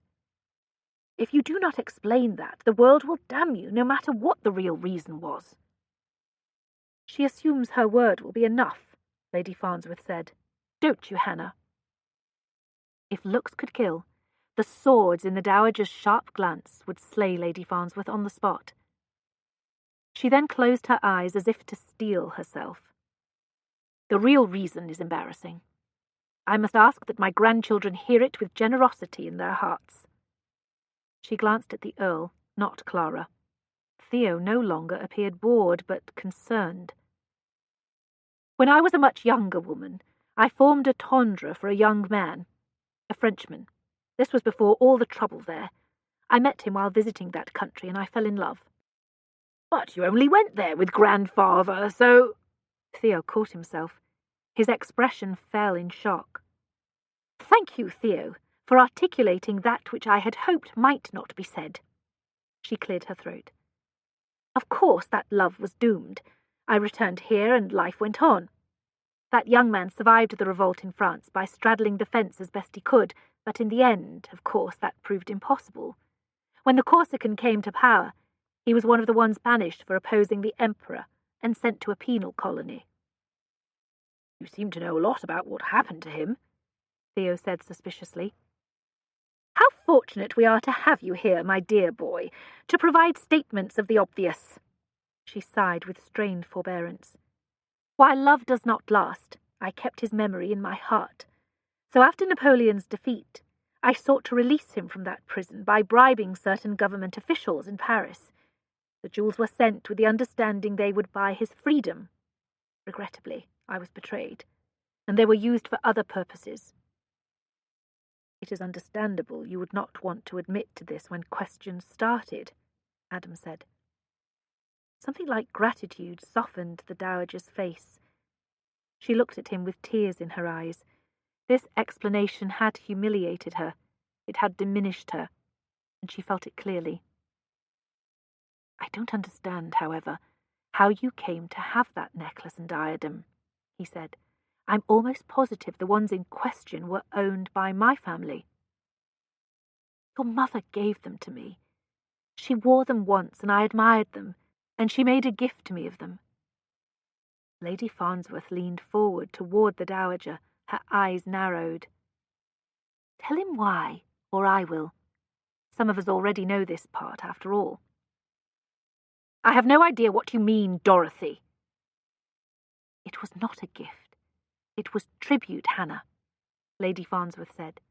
She made you that gift so you might cease your cruelty, so she might not be cut left and right and ignored, and she might be received as the Duchess she was. She gave them to you so you would take your boot off her neck. The dowager's face turned to stone. She didn't look at Adam or anyone else. Are we done? Brentworth asked. I've heard enough. Should any questions ever arise in the future, I will take my leave now. He bowed to the ladies. I will go out with you, Lady Farnsworth said. I dare say Stratton will be glad for our absence. He no doubt has much he would like to say in private. I know that I would if I were he. The door closed on the two of them. Do you have anything you want to say, Adam? Clara asked quietly. The dowager still sat straight and tall. Her face showed no emotion. Such a woman would know the cost of what she had just done. She would be the one cut left and right now. Her power was over. I have nothing I need to say. Well, I do, Theo said. Did Father know about this? He sent that man to France who said it was all Stratton's doing. Did he lie about that? The dowager's face crumpled. She closed her eyes. I think we will never know. If he did, it was to protect his mother, Marwood. I'm not sure you or I would have done differently, Adam said. Clara took his hand in hers and squeezed it.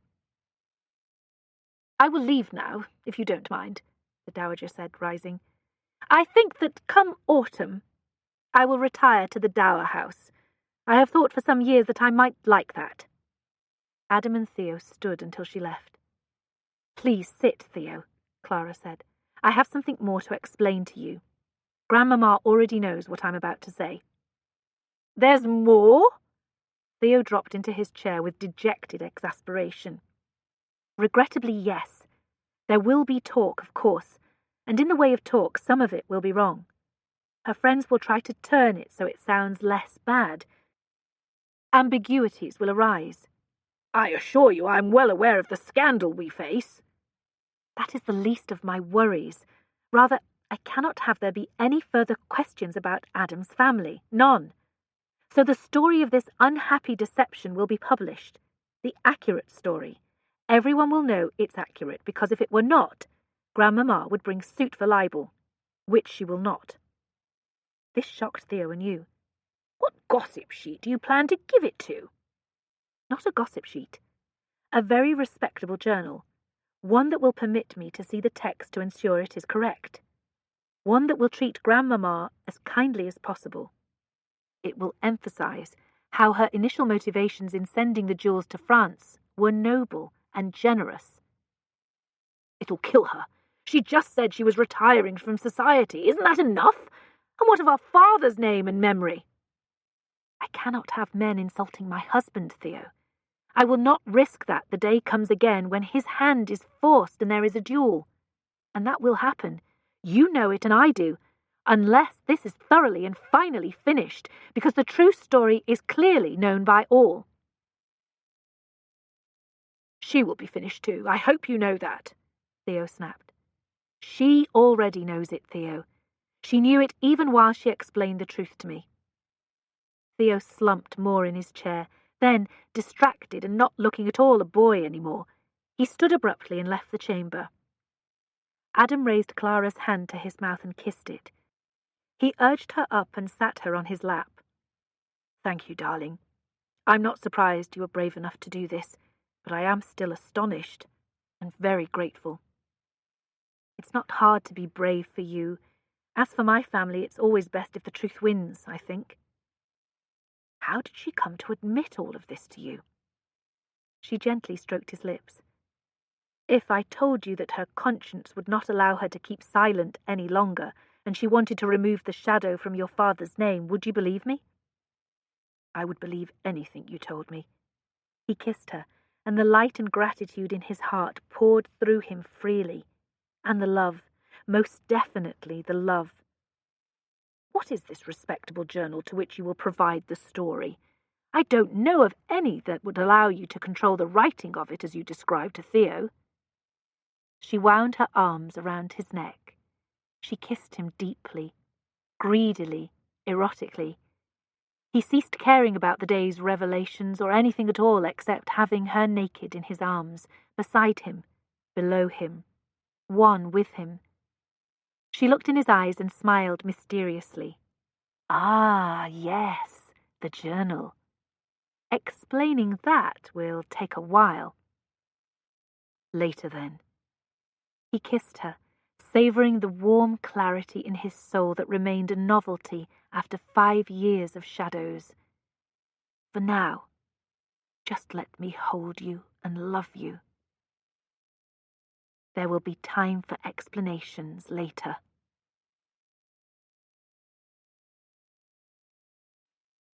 The end.